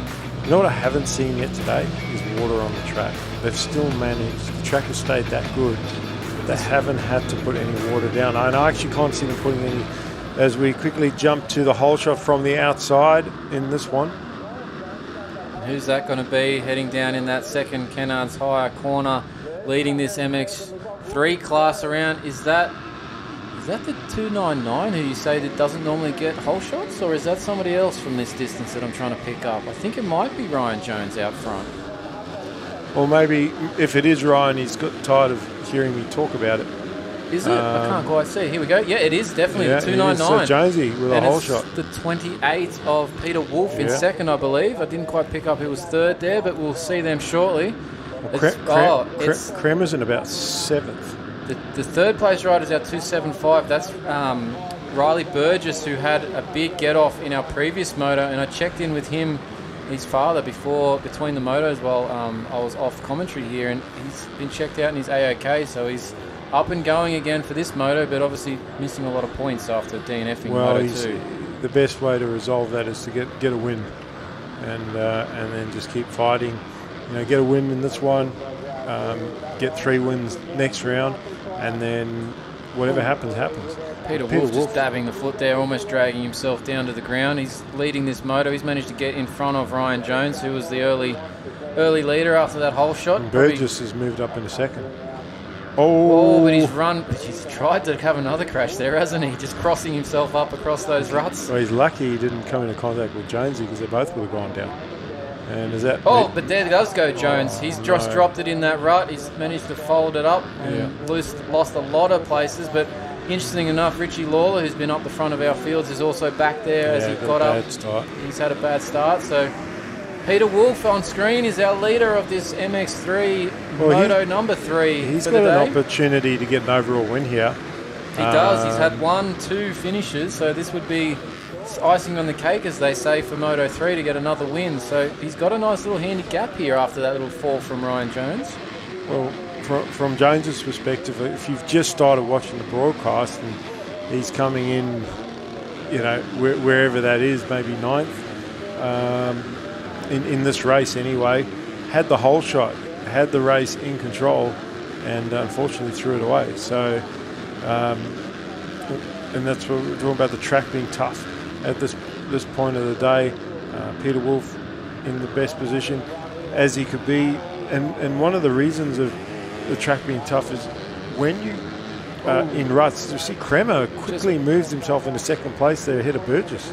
Yeah, he made a nice move there and just sort of ended up right in front of him as they jumped into those roller sections. But that's good for Kremer, because he was a 2-1 to Peter Wolf's 1-2. So we've now got our first and second from the first 2 motors of the day now running 1-2. So can Kremer do anything about this overall finish here for the day and trying to take the win away from Peter Wolf here in this final moto? Well, championship-wise, he doesn't need to. However, we talked about the young guys and how there's, maybe the smart option, and then it's, I don't care. You know, I want to win. And look, from Kremer's perspective, I hope, like, he would want to win this thing, not just to win the championship. It's going to give him extra points going into the final round, but it's you want to be the guy. If you're winning the championship, if you're winning the state titles, you don't want to settle for second. But we have seen riders that have done that and crashed trying. You know, Kremer with a beautiful run through that Kennard's Hire corner in that rut, just following through with Wolf there, but he's He's right up to the back wheel now, is Kremer, as they head to this split lane. He's going to try and make a move. He's gone inside for the outside on the exit of this section. Just have to be interesting to see where they come out. Yeah, and I think he's got him. Yeah. Nice move there from Drew Kremer to take this lead of the moto on the number 5 Gas there. Heading out this Moto 3 for MX3 and just getting a bit loose as he entered into that roller section. I mean, look, if the win is there, take it. And it is there at the moment. And Kremer has ridden his way from about 7th at the start of this race. He's passed the best guys in the class. Sure, he had a bit of a gift with Jonesy going down in that right-hander. But other than that, he has made his way to the front. And he's definitely going quicker than any of these other guys. So he could actually gap Wolf now if he keeps going at that pace.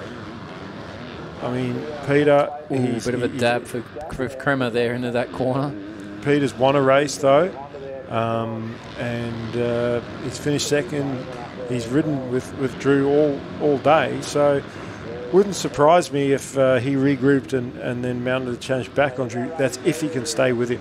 If he can keep running that pace. Well, Kremer's just come across the finish line there. Ticked in another lap, led for the day, does Drew Kremer as he heads around the circuit here, up the back, but Peter Wolf is in tow, not too far back, but our third place rider, Riley Burgess, has just dropped back a little bit from these front two as this moto continues on here. And that's the 3.55 in fourth position there, which is Justin McHugh, just keeping Riley Burgess honest there. Well, looking at the pace that Kremer's running, 4 seconds a lap quicker than Wolf in that last one. I actually think he is going to run away with it. I don't know if Peter's going to be able to pick up his pace that much. Like if it was 1 second, 2 seconds, maybe you could learn something. 4 seconds a lap faster. Well, it'd be quite hard to change your pace that much. Yeah, you do that for 2 laps and you can't see him anymore, can you? No, that's it. So if he can stay close enough at the end of this lap, maybe he can pick up on that pace and match it and then hold that to the end of the moto. But you can see because he's trying to do that, look at the gap that they put on third place. Yeah, it's not like these guys have crashed or anything. No, they're just not able to run the pace that is Drew Kremer out front at the moment. That 1:45 is a pretty fast time. It's almost as good as Dylan Will's 1:42, which I'm sure the track's not as good as it was when Dylan did that time. So no, it wouldn't be. And Dylan being on a 450, although I really don't think there's a lot of advantage on a 450 on this track other than the start and maybe that centre straight. With the amount of ruts on this track, I don't think there's much advantage to a 450 to a 250. Just watching Kremer taking that very inside line still around the first corner area, making his way down. You can see those braking bumps that have developed yet again into that Kennard's High Corner, but see that rut. He's just got that bike cranked over, leg out. Nicely done there, Drew Kremer. Yeah, and he's dropped Peter. As I said, that 4 seconds a lap quicker, just too much. I mean, Peter, it was 4 seconds a lap. Peter has dropped his lap times by 2 seconds. But that's trying to learn on the fly on somebody that is just hauling ice at the moment. And that's what Drew's doing. And he's pretty much out of shot now. Well, so, as that one just sort of left that split lane section, Drew, you couldn't see Peter coming out of it yet. So that's what 6 seconds looks like on this track today at the moment. But dare say Drew's probably pulling out a little bit further on that again this lap because he's not looking like he's slowing down at all just yet. And we'll keep an eye on the rest of the field now that Drew is pretty much run away with this and see if we can spot any battles further down as Burgess. There is a fight for third and fourth there with Burgess and McHugh. I just don't think McHugh's quite close enough for to challenge him for position.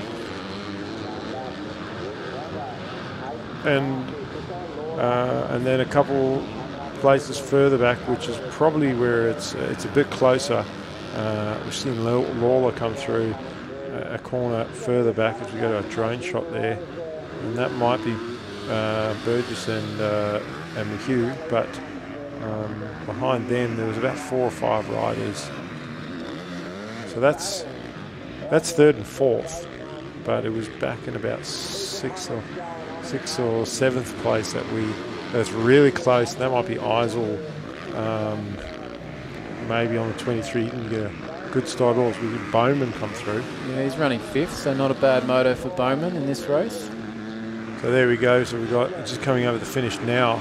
There's about 4 riders, and I think Jones is one of those riders who he did go down earlier, and he's trying to make up for lost time. So I think we've just had Jack Burton retire, but is that the 235 just rolling into the pit exit there? He's coming past us here. We can see our riders. Sorry to cut you off. Looking at our riders going into the third corner there. We've got an awesome drone shot of them coming out of that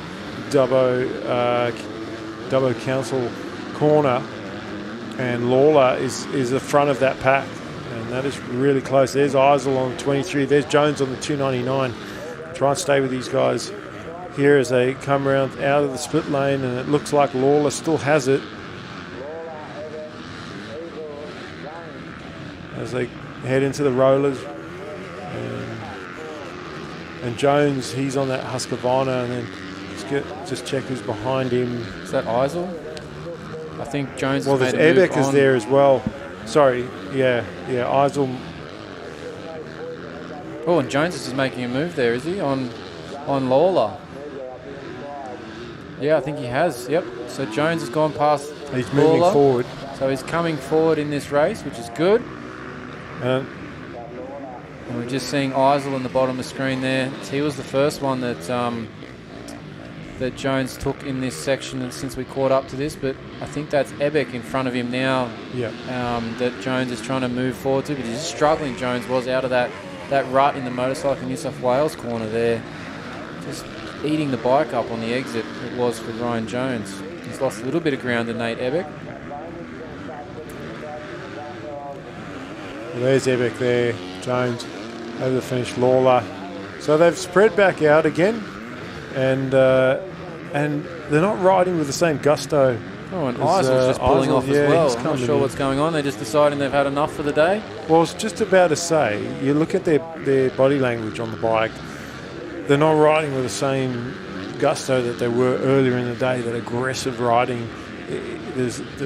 Their style's a lot more, up on the pegs.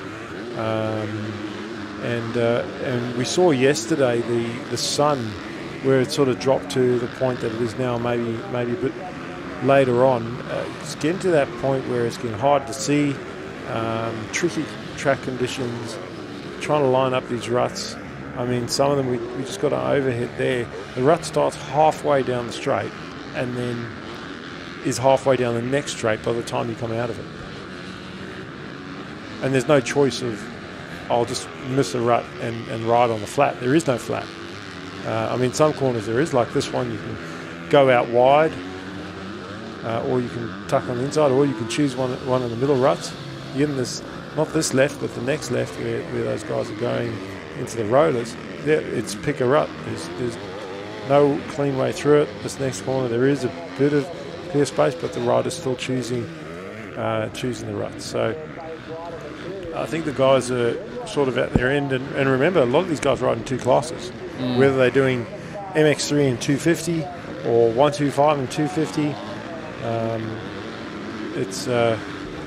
You see Kremer, our race leader, and he's just loving these conditions. He's got a massive gap on the field. I've noticed before, I don't think it's updated his time for this lap, but his last lap around, he's still doing a 147 that I saw. But actually now looking at the screen, it's a 146 that he did last lap around, so his pace has not dropped at all. It's actually gotten faster. No, everybody else has, like Peter Wolf matched. Sorry, he didn't match him. He brought his lap time down to a 147, and now he's back up to a 151. So, and he's still coming second by a country mile. But Kremer's just on another level today. He is on. In this race, he's on another level. Like in the previous race, it was a battle, remembering that Peter Wolf actually did take a win off him. And yeah, he's just saved the best of life in this final moto, in this 125 anyway. Oh, sorry, 250. 250 class. Not riding the 125.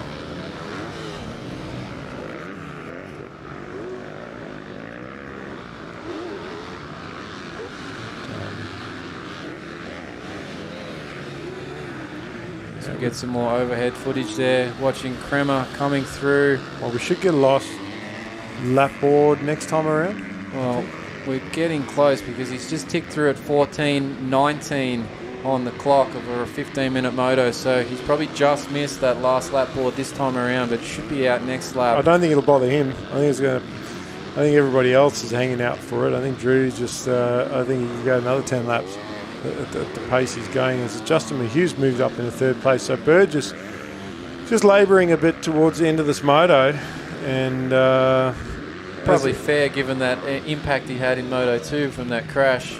So maybe he's just out here trying to just get things back onto the, back on the normal routine. Yeah, but Ebic and Jones, they're still going after it, as and they're not that far behind Burgess. But at this stage of the race, they're not going to catch him either. So we'll see if Jones can close up that gap on Ebic.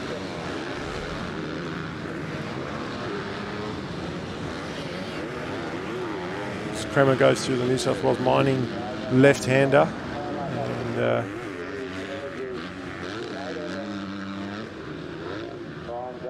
we get a great overview shot. Track looks so nice from up here. Looks great from above. It does. Yeah. The more you zoom in, the more you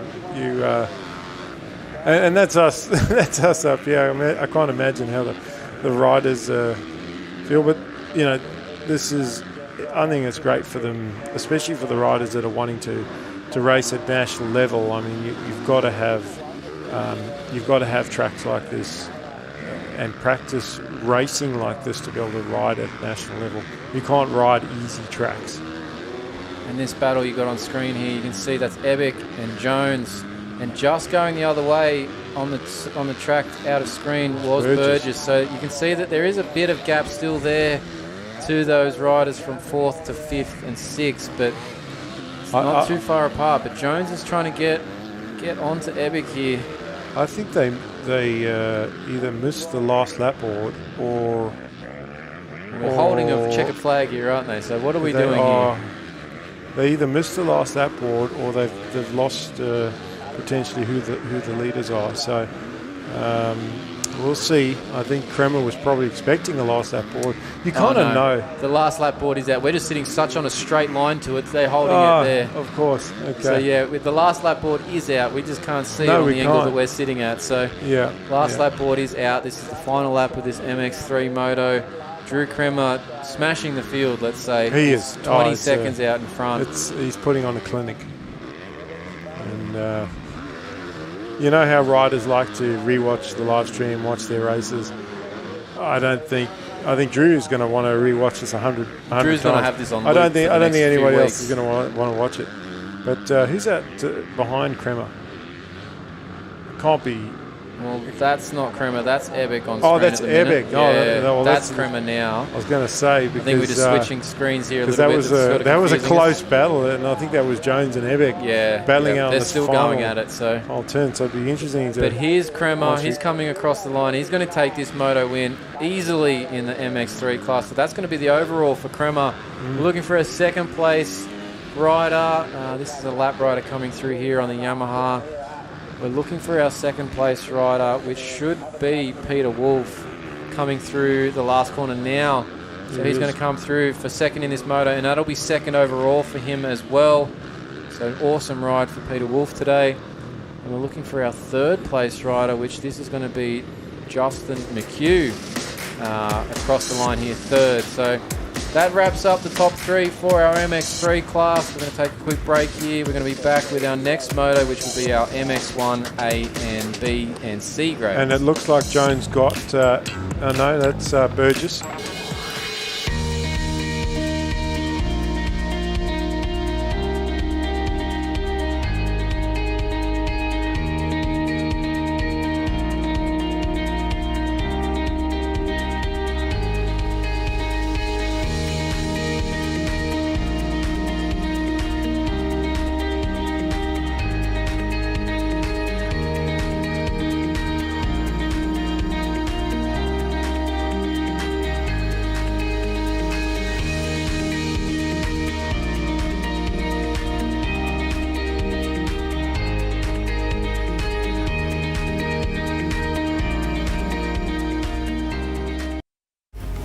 studied business and commerce at uni.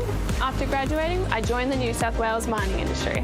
And my job is to find smarter, safer and more sustainable ways of doing things, like world-leading remote vehicle technology, building renewable energy to power our mines and communities across New South Wales, and using drones for remote seeding to restore the land and protect our ecosystem.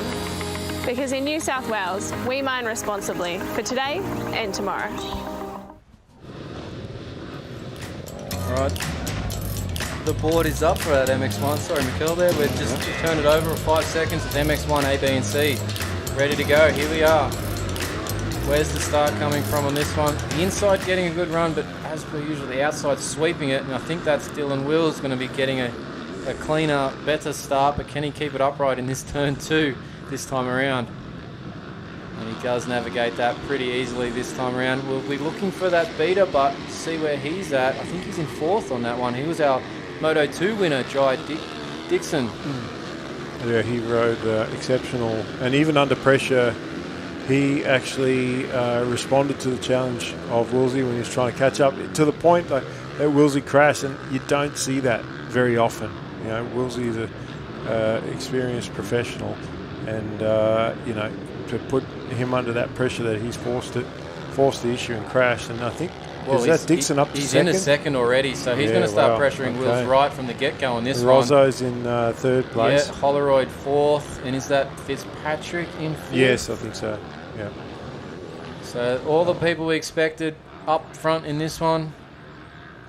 Well, I'm interested to see how Wilsey reacts to Dixon being in second. Is he just going to run away, ride his lines? I mean, he was clearly had the pace to go faster. Is he going to try and gap him, or is he just going to ride his lines and just let him sit there close behind him in second place? And whether or not Dixon's able to actually lift his pace in this race, if Wilsey tries to make a run and he goes up the inside. Yeah. Hold on, here we go. We've got the two of them in the same shot. Oh, he might have him. I think Wills has just snuck back ahead there in that last close the line, but he now has to run wide around this turn. And Dixon. Oh, there we go. Yep. I thought Dixon was going to cross just to cover the line on the outside, but he's got the drive up the inside. Dixon's going to hold him out here as they come into the Kennards High corner. Who's going to get the acceleration down to lead out of this? Wills has got a good run around that outer line there and taking the lead back as we head to that Dubbo Regional Council corner. Dixon with a nice wide line there. Rossenditch following through in 3rd. Well, one thing that Jai Dixon does have is fitness. He's younger. He's been doing enduro, so he can go for hours. And I think that look, Wilsey's still racing professional. He'd have the fitness as well. All I'm saying is, I don't think he's going to go away. No, I think that he's going to be a pain in the side of Wilsey all the way through this one, unless mistakes are made. But other riders that can capitalise. I mean, Fitzpatrick, he's making a move on Rossenditch. Oh, he's just gone down again. That's the fourth or fifth time today. No. And there's Fitzpatrick just taking his time getting up from that one. That one probably hurt a bit. If not, he's hurt his pride again, because that's not how many. The amount of times he's gone down today, he's not going to want to see that on a scoreboard later on. No, and it's again the workload that he's got in front of him now, and the track's not the way it is now that you actually want to make a charge from behind to try and catch up. So, I think it's for him now. It's more about survival. But Jai Dixon, wow, he follows Wilsey through that outside. He's trying that option. He's like, well, that was faster because Wilsey got me. So he's followed him through that line that time around. Now Wilsey got him in here as well because the outside became the inside going into the next turn. This time Wilsey goes more for the inside to cover the line.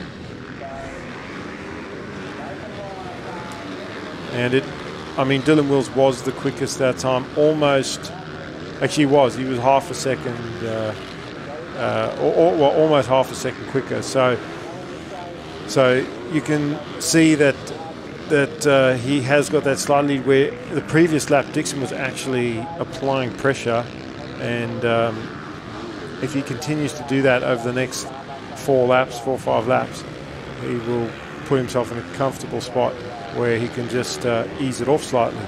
So Dixon's got 2 options here: keep running the same pace, or try and match the pace of the leader and stay with him, because if he can stay with him, he might be able to tire him out and reel him in towards the end of this race.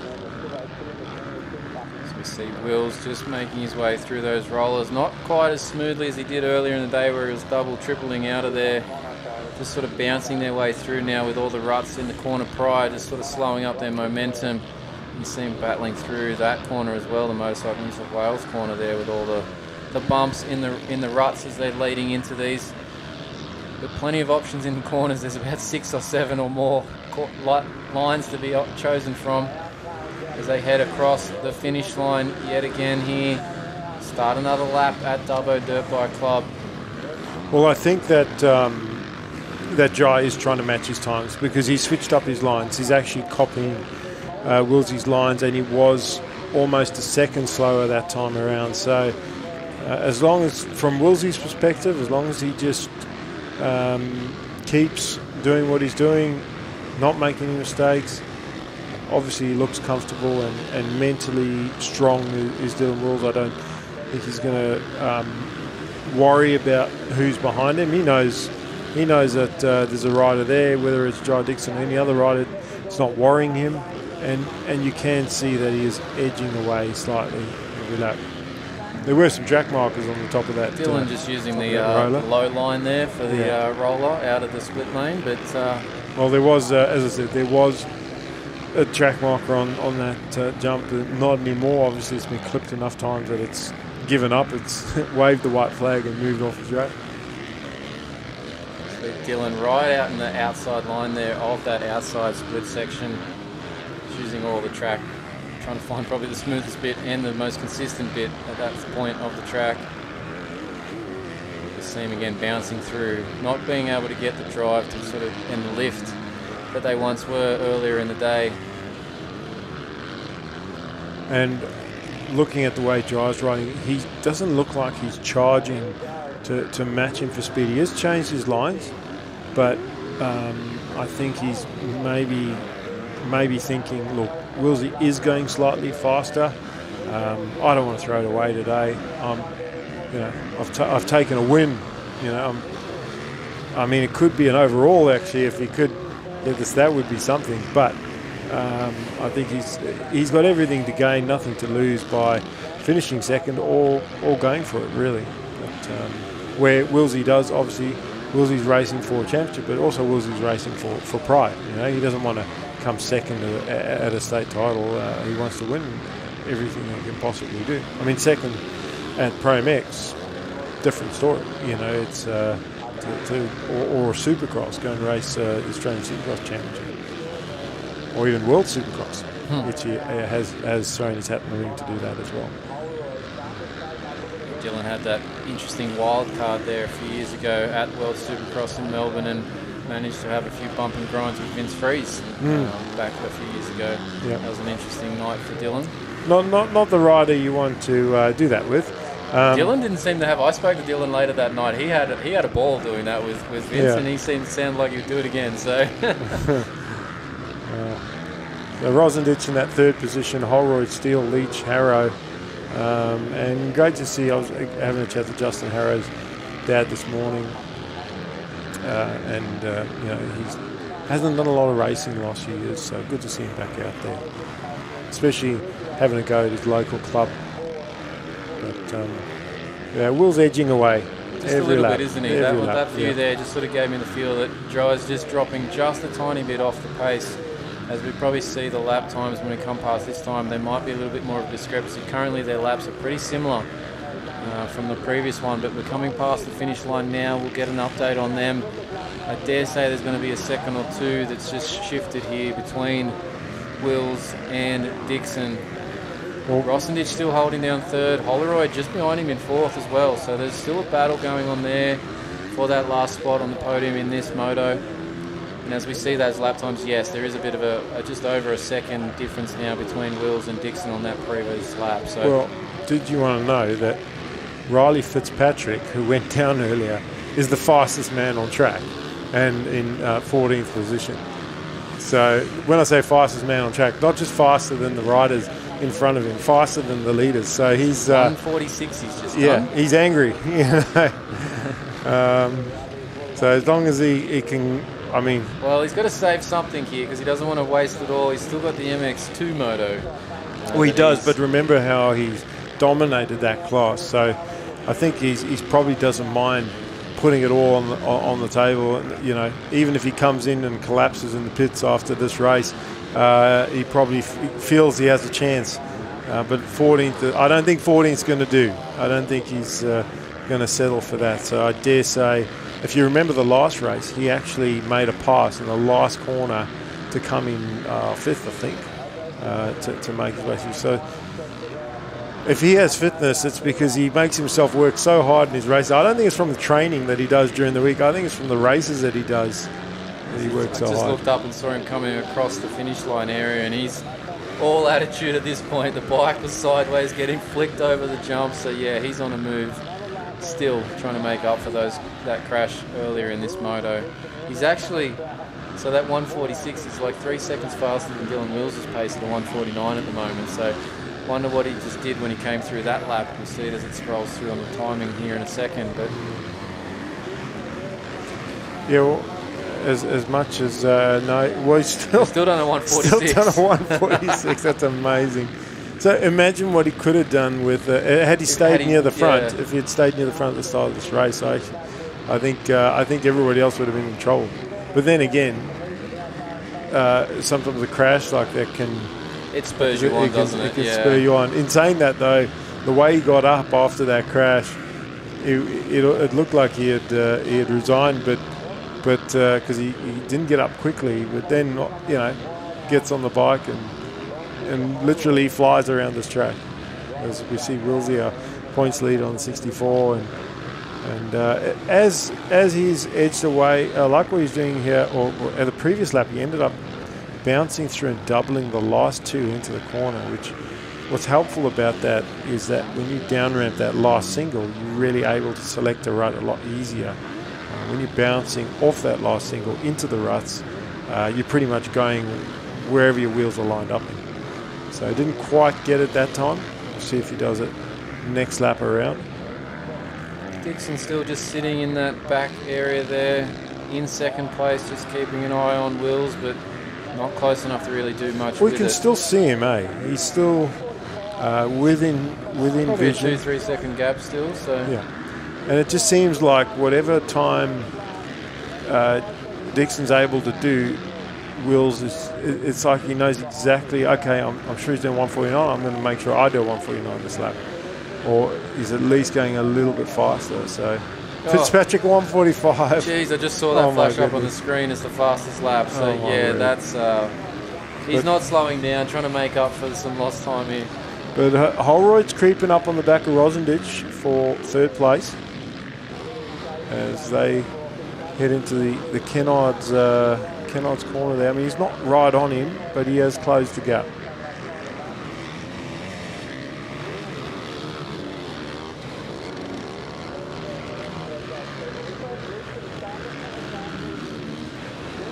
We see our pack come through that head-on vision. There's our second place, third place closing in, fourth place right there as well, Holroyd.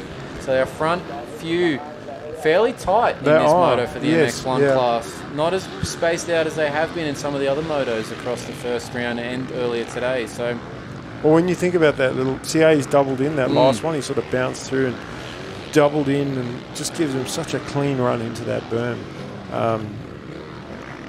And when you watch Willsey ride, he's all about conserving energy, which is, it's not a fitness thing. That's just an experience thing. He knows how to be smooth on the track and not make mistakes and land perfectly, cleanly, roll through the ruts. And that conservation of energy, like I said, it's not because he's tired. It's because if he needs to use a bunch of energy at a particular point in the race, he's got it. Like he did in the previous race, second last lap of the race puts his fastest lap time in, a 1:42, and then boom, you know. And as I said, I think the crash was more out of frustration because he wasn't going to close the gap on Dixon than it was that he was tired or anything like that.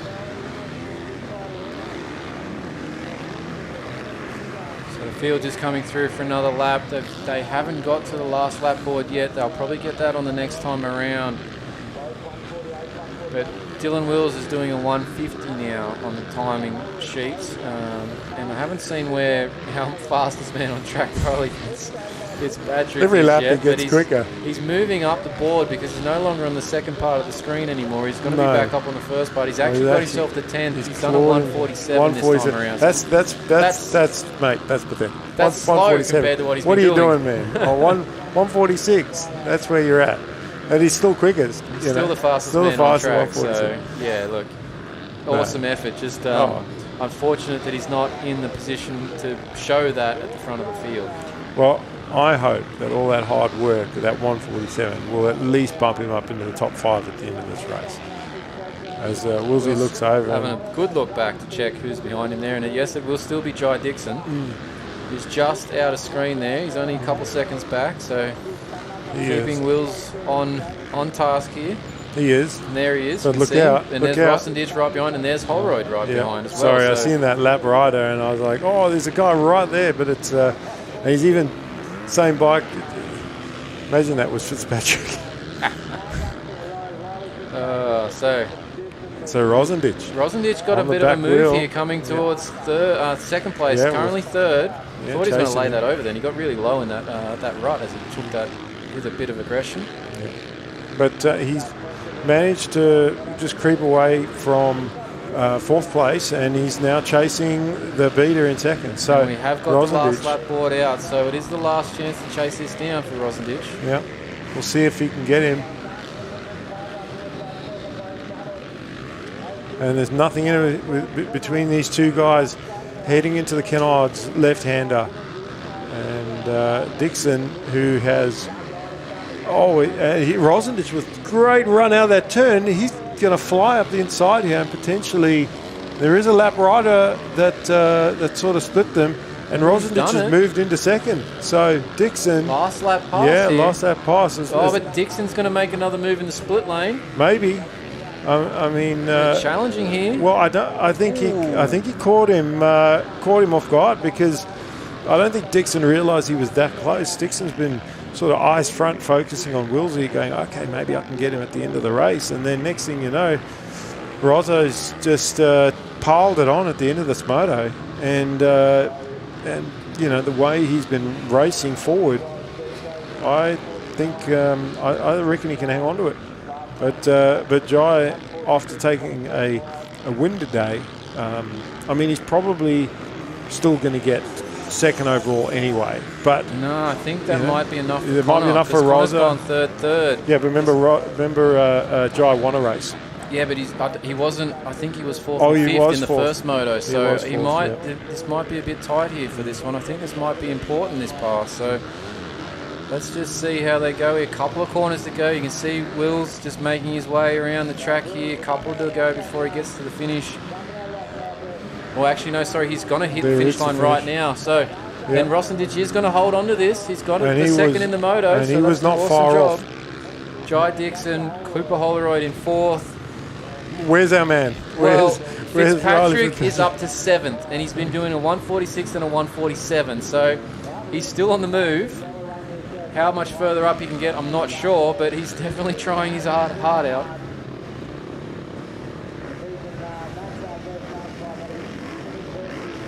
Okay. All right, we're going to take a break here of our coverage. We're going to head to the start gate shortly for under 13 to 16 125s in their next race, but that was our MX1 class. All right, we're here with our final moto winner here, Drew Kummer. Not the start you wanted, but can you just run us through how that moto went for you? Obviously, you've taken the sweep today, doing really well there. Just run us through those motos. Yeah, no, definitely was not the start I was expecting. Buried in the pack, really, and just kind of just trying to fight my way through as fast as I could. I got through pretty well, which was good. A bit lucky with that. And then, yeah, got into the lead and just tried to check out from there. Beautiful. That is your moto winner there, Drew Kummer.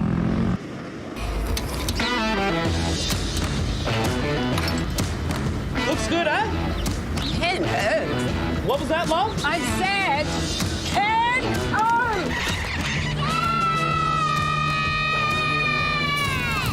O. All done, girls. Happy? Ken Oath, all right. From big jobs to even bigger jobs, get the Ken Oath feeling. Ken Oath's make your job easy. So, Rob, start of this Junior Lights 250 race, and you guys are putting in a monumental effort with this round of the state titles. Are you happy with the result so far? 100%. The place come up unreal. Everyone seems to be giving us the best of feedback. Everyone's loving the track, the venue, and yeah, just basically enjoying themselves true and true. Well, sit with me here as we watch the action in the Junior Lights 250. They're off the gate, and we've been talking about the starts all day, how most of the starts have been coming from that outside line. I don't know if that's normal on a club day, or the starts normally come from there, or they come from the middle, inside? No, at the moment there's a bit of this morning there was a bit of a wet section halfway up the straight, and normally most people would want to stick close to the starter's box. Yeah. On either side of the starter's box, and from there basically it's today it's been either side of the starter's box on the outside. So yeah. Well, Peter Wolf looked like he got the whole shot in this one, and such a depth of competition in these Junior Lights classes, and riders from all over the state coming and competing, and some interstate riders, not so much in this class, but I think we've got enough competition in New South Wales that anyone in your top 5, top 10 even could win a race, as we see a little bit of a traffic jam there. A couple of riders, one stuck and the other getting stuck behind him. But at least they're all got through cleanly. What I like about the weekend is that because the track is technical, it's slowed everybody down a bit. Everyone's been a little bit more cautious. Yes, we have had some crashes. You see Eisel there, he's moved up in a second place, and but fortunately not a lot of injuries, and let's just hope that that's how we ride the day out. yeah, look, we've had a couple of injuries throughout the day, not any major ones, which is good. We like to have a day where we never see an ambulance, but the track's pretty technical, and that's what we've sort of strived for in the last 12-18 months, to try and change the track and change the soil conditions so that not one part of the track's the same as the next. So I heard there was a sand section. Where's the sand section? Well, the sand section, there was actually 2 created, but 87 mil of rain in 6 days leading up to this, and a lot of rototilling. We did put a sand section in, not as such, so it didn't get dug out, it just got put in over the top and mixed through to try and change the actual structure of the soil, which it has. It also gives us the ability for the soil to form up and stay rutted like all these guys want. Yeah. It was just there in the back section down the straight. It was basically a one club day ago. It was basically a full sand section. But well, we look at our leaderboard here. We've got Wolf, Eisel, Ebeck, Burton and Lawler, our top 5. So this class, as it is always with the juniors, the results are all over the place, and especially because of the depth of competition. I was having a chat with Lindsay yesterday afternoon after the racing was done, and I said, how did it go? And he said, oh no, it's great. And I said, you could hold the junior Aussies here. And he's like, no, we couldn't. I said, why not? And he's like, oh, I don't know. And I think for the way you guys have put on this weekend, I'm not just blowing smoke up your backside. I actually think, looking at the track as a former rider or professional anyway, riding for fun now. If you had a ride day tomorrow, I'm not coming. I'm not riding the track. Sorry, I need an easy track to ride at now. But I really think that you could. You've got the facilities. You've got the speedway oval at the back for the extra parking. It's how much effort you put in for the state title. The only thing is, are you willing to put your head through another brick wall for an Aussie title, because that is, at least 2.5 times the amount of work. In saying that, there's things like the marshals. You guys come up with marshals for 2 days, and that would have been a stretch in itself, as it always is to provide marshals. And you do an Aussie title, you're coming up with marshals for 5 days. The other thing is the track prep, although I haven't seen at Aussies them prep the track every day. Normally they prep it for the first day and then they leave it, and they don't do repreps. So it's not like I think that you need to re-prep the track every single day. You might have to touch up a section that maybe is dangerous, but I don't know. I just think that you guys could do it. The only other thing is the logistics. Do you have a big enough team? And sometimes bringing an event to a club like that can actually bring the team, because everyone gets behind it, and I think that's what happened this weekend anyway. It seems to me from the outside looking that everyone's got behind you and your members and their support. Yeah, look, it was from I don't know, it's pretty hard to explain. It's been 10 weeks from Lakes, or about 8 to 10 weeks from Lakes, and I went to Lakes, and my young fella rode at Lakes, and we went there to see what it was all about. First state title ever been to. Went and had a look, came back and realised that through my eyes and through the perspective of the committee, that we needed to do a fair few things to get us to a standard where we could go over and above, and that's what we planned to do. We wanted to have the event and have everyone walk away going, we want to come back to Dubbo. Well, I think you tick those boxes, and just switching gears quickly, getting back to this racing. Ebec, who's we were talking about him earlier, from the Central Coast, struggled a bit this year, and he just showed a flash of brilliance in his last race. Currently sitting in second. Peter Wolf, who's from the far north coast of New South Wales, who's leading this race, finished second on the second in the MX3, and is racing for a win here in this one. It's pretty close, but Ebec, he's trying to get that first win, and when I say first win, I'm not talking about club racing. I'm talking about at a bigger event. So yeah, it's been a hard road for him, and he's all over the back wheel of Peter Wolf at the moment, looking for a way through. And there's other riders in this race that I'm looking for, like Heath Davey. I'm trying to find him in the field to see whereabouts he is. We might have to go back to our timing and scoring to rely on that. But at the moment, it's Ebec he was the fastest rider on track last time around, and he's all over the back wheel of Peter Wolf. Wolf obviously getting the start, which has put him in good position. But there's Davey. He's up to fourth now.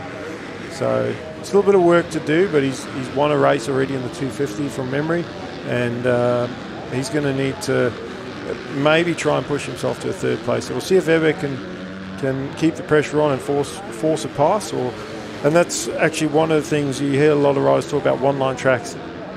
This is not, and when you talk about the feedback from the riders, I've heard nothing but good feedback where riders that couldn't ride this track would be too afraid to even give negative feedback because they know the track's good, and it would just make them look bad as a rider if they said, "Oh, I don't like the track. It's too rutted. It's too difficult." Well, it's a state title, guys. This is, you probably wouldn't do the same prep for a club day.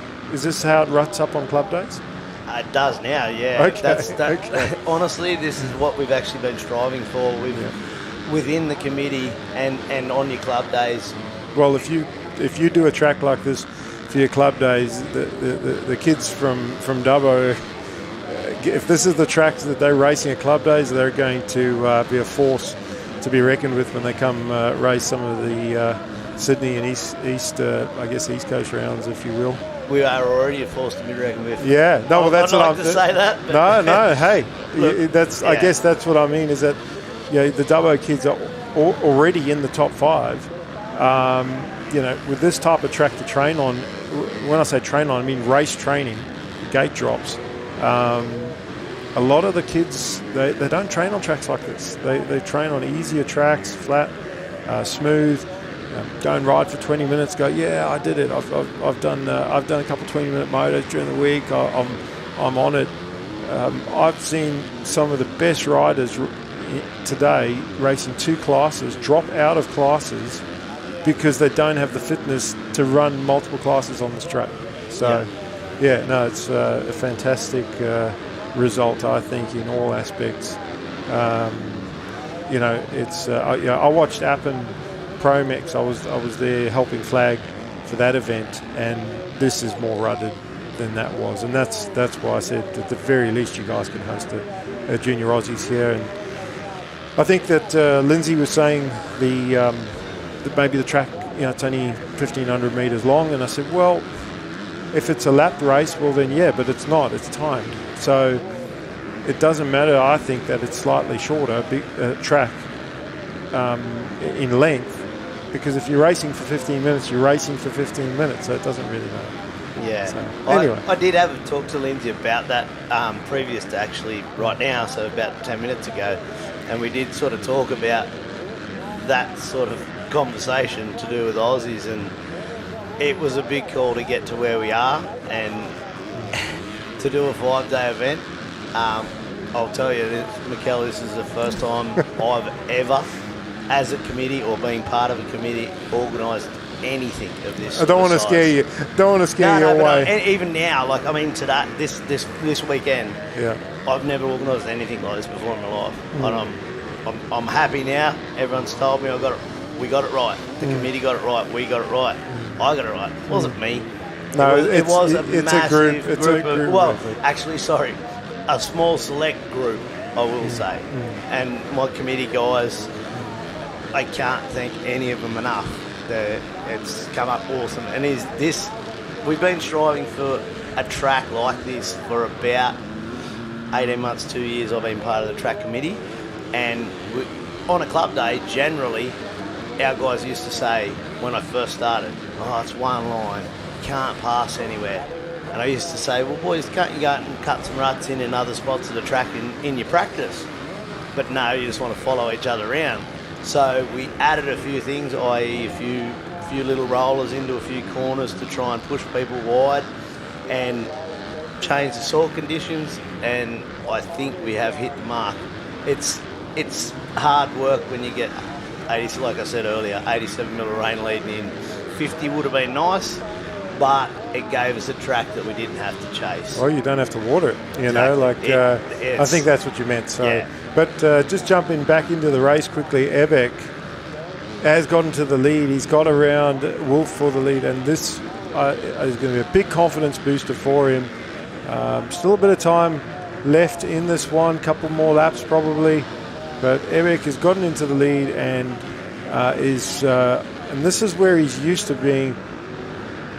I don't know if he's got a race win this year. I haven't seen it if he has got one, but this is going to boost his confidence for the rest of his races this weekend anyway, and definitely for the events he's going to be going into. So, a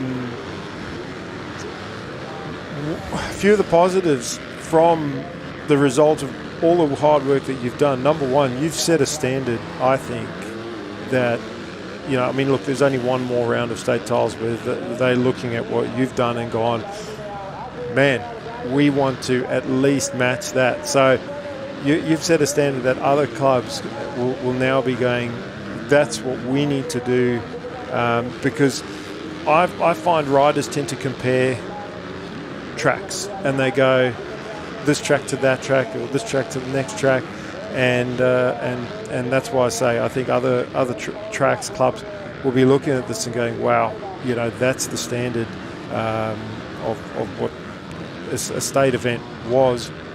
Can we match that? And at the same time, it also then gives everybody an idea of what to expect next year when we come back to Dubbo for state titles, whether it's round 2, we don't know yet.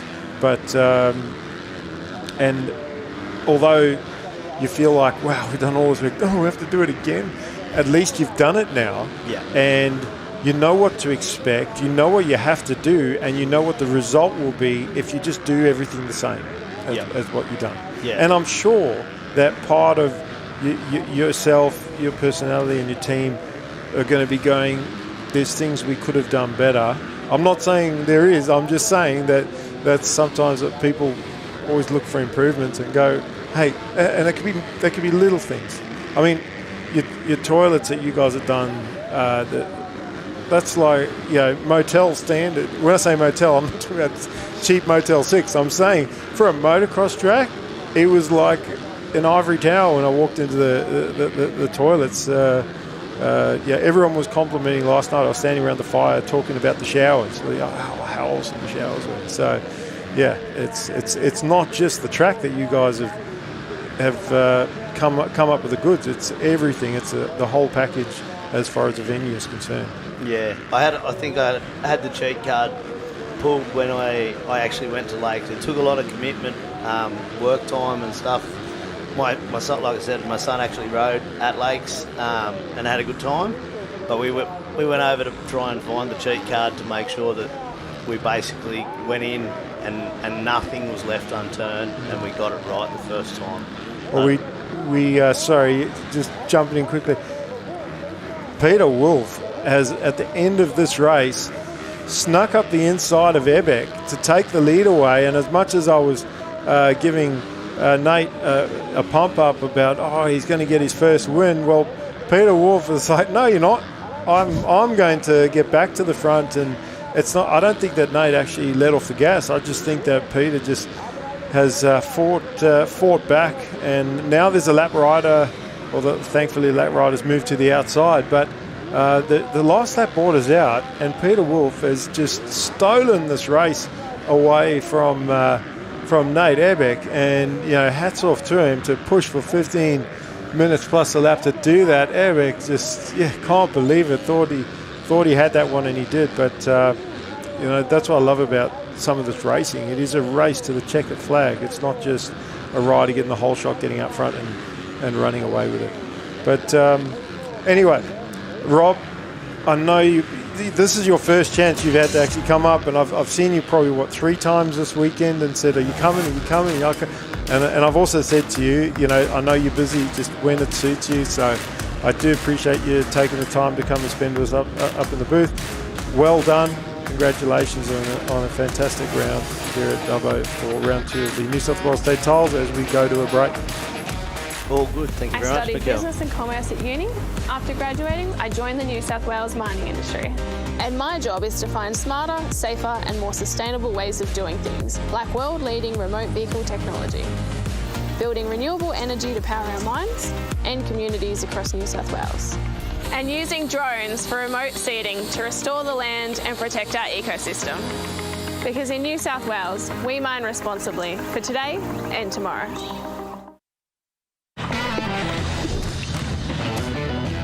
Looking good, eh? Pano, what do you think, Nonna? Gentleman de K. Hey boss, Kenneth sorted it. All good? Kenneth. From big jobs to even bigger jobs, get the Kenneth feeling. Kenneth. Kenneth's make your job easy. All right. So we are back with round 2 of the New South Wales State Championships. That was the end of the Junior Lights 250 race, and what a race it was right until the end. Spent a bit of time with Rob, the club president of the Dubbo Dirt Bike Club, but we're about to get underway with our next race out there, and that is our MX2 A, B and C.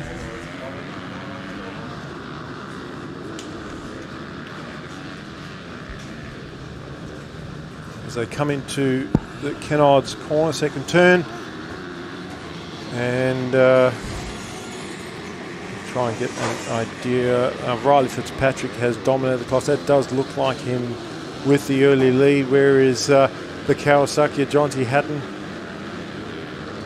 Might be him in second place. Yeah, I thought I saw some green. I thought I'm not going to call it until I can see him for sure. So great start for him.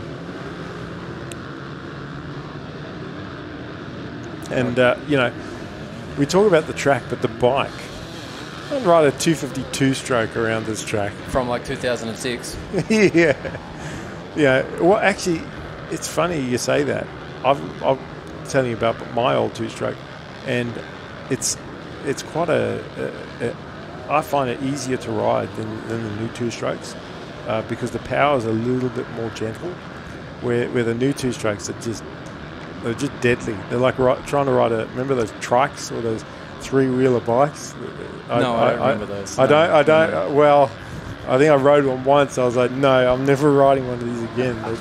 You might just not be a two-stroke rider, Mikkel. Myself. No, I'm talking about the trikes, the three-wheelers. Yeah, no, two-strokes. I love two-strokes, but geez, the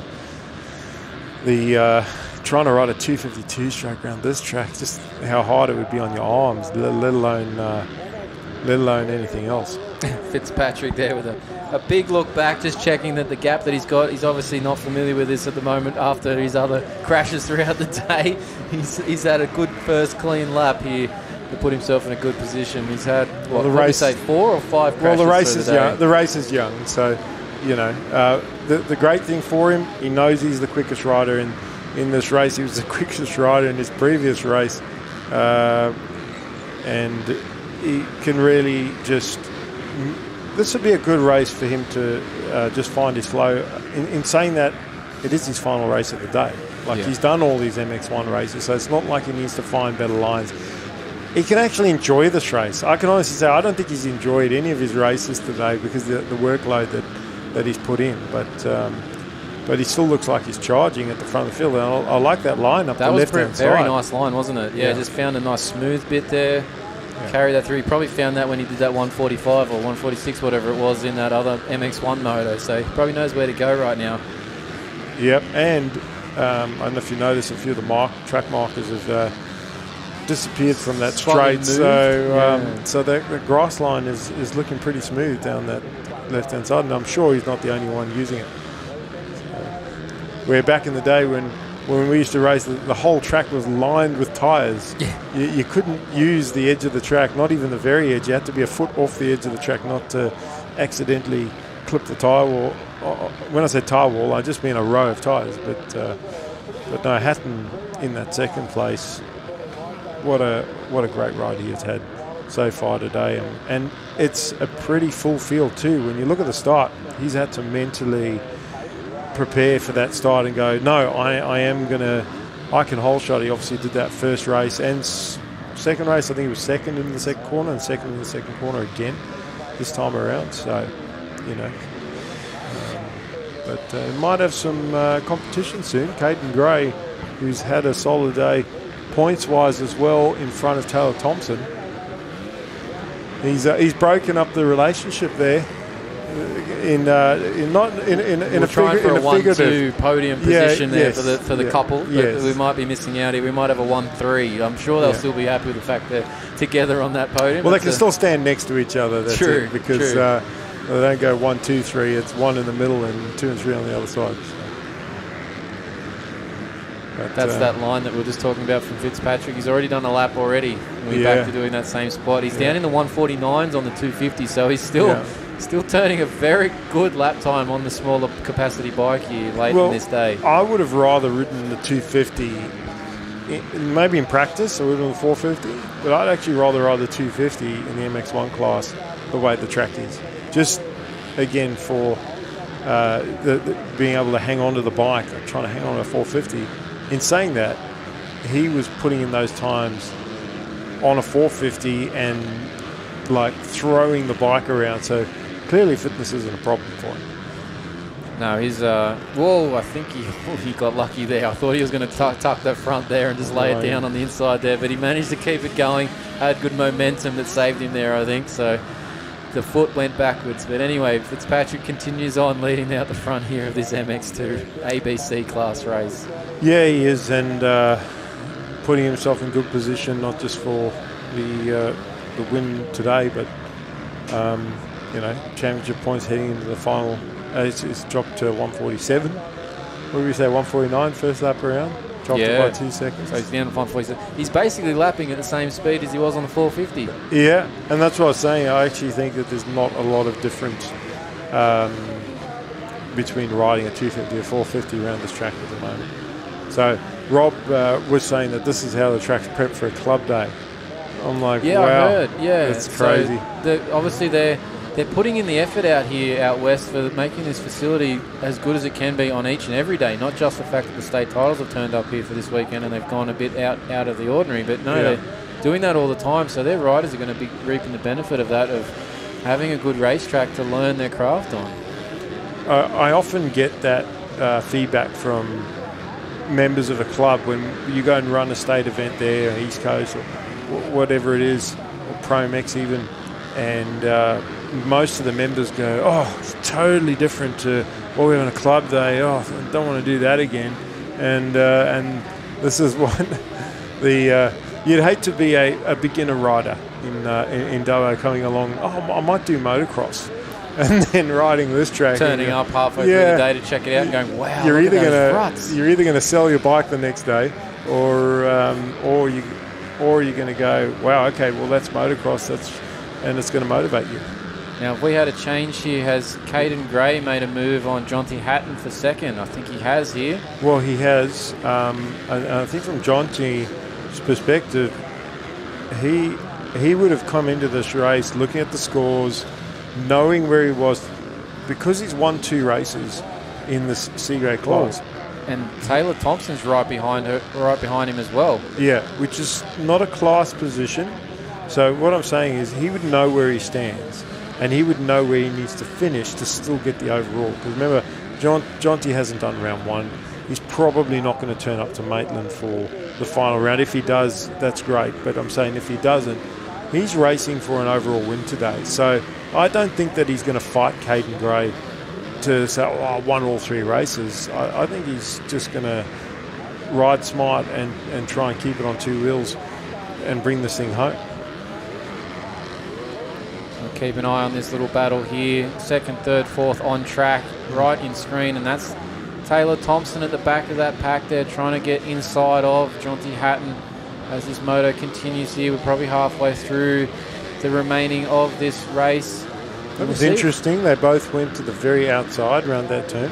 Yeah, we're going to have to see, because Taylor got a good run. She got obviously on the 3rd outright in the Moto 1, but just missed out in Moto 2 for, I think it was a 4th or a 5th there. But she's back up in track here for another Moto podium. So a very good day for Taylor Thompson, really. It is, but I think Taylor also, she knows the point situation with Caden Gray. And I think she's going to put a big push in here to try and get around Jonty, and then push towards Gray to try and get that 2nd place. Well, when I say 2nd place, I mean second in the moto, but in reality, making that pass so that so that she's at least picking some points back up on Gray, because as it stands, Gray's beaten in both races so far. Oh, bit of a sideways moment for Thompson in that roller section, trying to get out from underneath there of Hatton as they're coming through those sections. He's trying to use those inside ruts, but some of those are not too friendly at this point in the day. Oh. But they're all tight in this battle here, 2nd, 3rd, 4th. We're staying on them, which is awesome to see what's happening. Well, Taylor's just getting a bit sideways, crossing a couple of ruts there on the exit of that corner as well. She's definitely pushing. She wants that position, doesn't she? She does, yeah.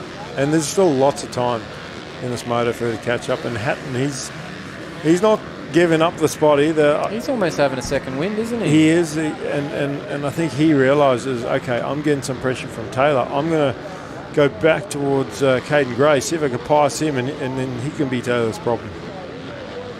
And in doing that, he's actually pulled away from Taylor a bit because Taylor's made those mistakes. But watching Hatton, when he goes into that start straight, he's taking a little bit extra time and hugging the track markers and not dropping into that rut around that first corner.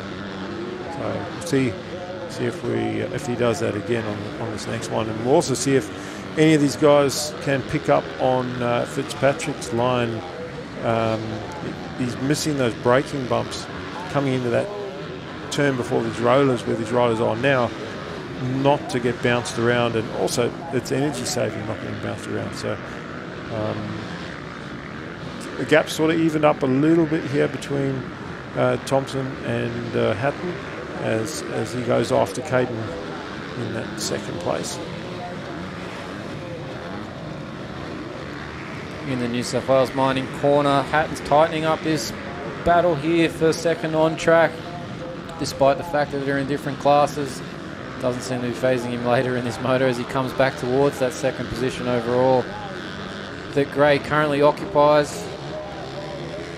But they're bouncing their way through some of these corners here as the ruts are just getting bumps all through them, no matter whether it's braking or acceleration. I think it's just one continuous bump throughout the whole corner now that they're battling their way through. I like that line that Jonty used in that corner 2 corners ago. He went from the inside and just crossed the ruts to the outside and then come out of the turn, use the outside ruts to exit the turn. So see what he does in this turn here. You just see him skirting up the inside there and then eventually dropping in the rut on the way out.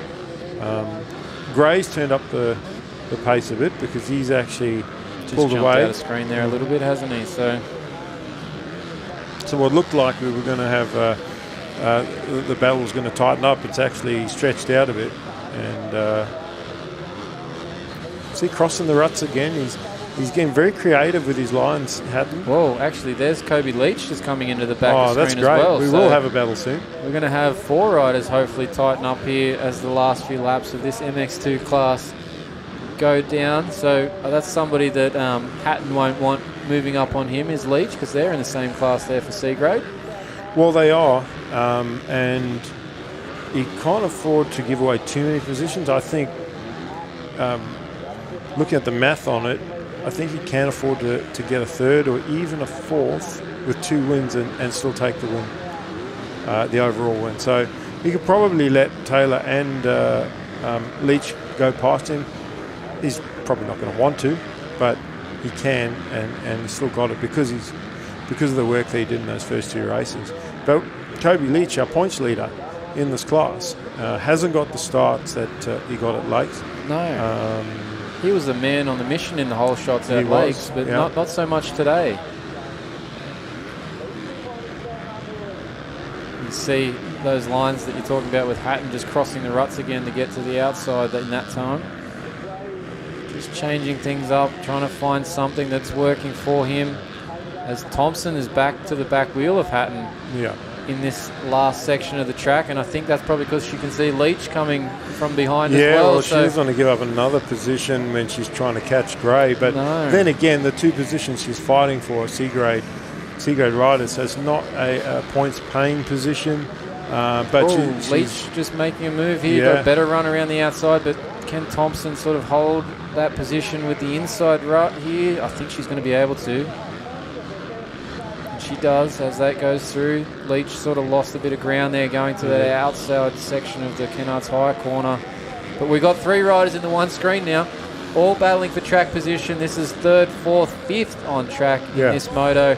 Different classes, but Thompson going to the inside, Leach following, Hatton to the outside, which becomes the inside here in that split lane. And I think really Thompson's got past there. She does. She's gone right through the middle of the track, but Leach has picked up on that Fitzpatrick line in the back of screen there to the left of it to try and miss some of that nastiness of the track. So, well, here I think Leach is actually going to get around Hatton because this is for position in the grade. It is, and he has done so there. Hatton sort of got a bit of a bobble on the exit of that rut, and Thompson having a bit of a bobble there too, because now Leach has gone past her as well. So Leach is on the move here. He might actually be able to merc his way up to Gray here shortly. He's definitely running at a quicker pace because he caught these 2 riders, and now he's made quick moves. I think he's going to do just that. So Gray, don't look over your shoulder. Just look forward, mate. Yeah, nothing good behind you. There's nothing good happening. Well, if anything, Taylor needs to try and latch on to the pace that Leach is running, because we're coming to this last lap board. Fitzpatrick's got the board already. This race is flown by. We've got 1 lap to go here for these guys to make a charge forward and see if Leach can get that position from Gray. There's Gray. We're watching Thompson and Hatton come through the finish area now as well. That is Taylor Thompson on screen on that number 2 KTM. Just in front of the Kawasaki of Jonty Hatton. 1 lap to go, Mikel. Yeah, and everything's still open here. We just, that 250 race when we had the club president sitting with me, Nate Ebeck had the win right up until 3 corners to go. And Peter Wolf just did not relinquish and just snuck up, made the pass, and took the win right at the end. So it's not over until you get to that checkered flag, and look how close they are now. Taylor Thompson just trying to get around a couple of lap riders there. She's dropped off the back of Kobe Leach, but Hatton has also dropped a little bit back. So Thompson, if she can get past these couple of lappers, should have a clear run here to the finish and try and hold on to that position on track that she's in, which is 5th now on track. Yeah, and Hatton's just coming back a bit here, making a charge. A checker flag out for Fitzpatrick. Taylor's just missed that inside section. She's gone over the split lane, and that's allowed Hatton just to cruise around the outside and take that position back on track. Now, not for position for the grades, but position on track. I'm sure that still won't make Taylor too happy that he's got back around her. No, that's right. And from Gray's perspective, he just wants to ride this one out in 2nd place. It's been a great points haul for him heading into the final round at Maitland in a month's time. So Fitzpatrick got the win in this one. Here comes Caden Gray. Well, actually, Caden Gray's been passed by Kobe Leach here at the end. Leach got him. So Leach has got 2nd on track. Caden Gray 3rd. We're going to see Jonty Hatton 4th, and we're going to see Taylor Thompson come through in 5th on track, but obviously scored slightly differently because of C and A classes there. I expect to see Leach in the A and B grade next year. Very shortly, yes. Yeah. So that's our MX2 class completed for the day. We'll move over to our next race, which will be the 13 to 15 125cc 2-stroke race. We'll take a quick break before we get to that one here as the last riders come through the track. Presenting your event partners for the 2025 New South Wales Motocross State Titles. New South Wales Mining. Kennards Hire. Sideline Sport. Dubbo Regional Council. National Motorcycle Alliance. Black Dog Institute. Westpac Rescue Helicopter Service. Whole Shot Graphics. So, David, we're back with the Junior Lions, 13 to 15 years on the line, 125s. And it's been the Heath Davey, Seth Thomas show, except for that last race where Seth went down and didn't come through even in 2nd place. Tyson Williams coming through in 2nd. So this championship's on his head at the moment. Davey's in control. And things will hinge on whether Seth can do something here in his final moto to see whether he can get some points back in this championship, because otherwise it'll be a long, hard slog for him at Maitland at round 3 if he doesn't do anything here for Moto 3. At the very least, he needs a win in this final moto. And Heath can stamp his authority on this class by doing that. See how they come out of the gate. And Seth has got a bad jump. He's on the outside there. He's got buried a little bit, but he's going to come out okay. But 3rd looks like. Whoever that rider is there that's taken off on the... I think that's a KTM out front. Oh, and it's just thrown it away big time. And I think that's Seth just gone into the back of them as well, is it? So that's going to change things up a bit here. Not sure who that was that went down straight away. But definitely Seth got into the back of it. But our leader, Tyson Williams, by the looks of it, managed to sneak through and avoid all the issues there.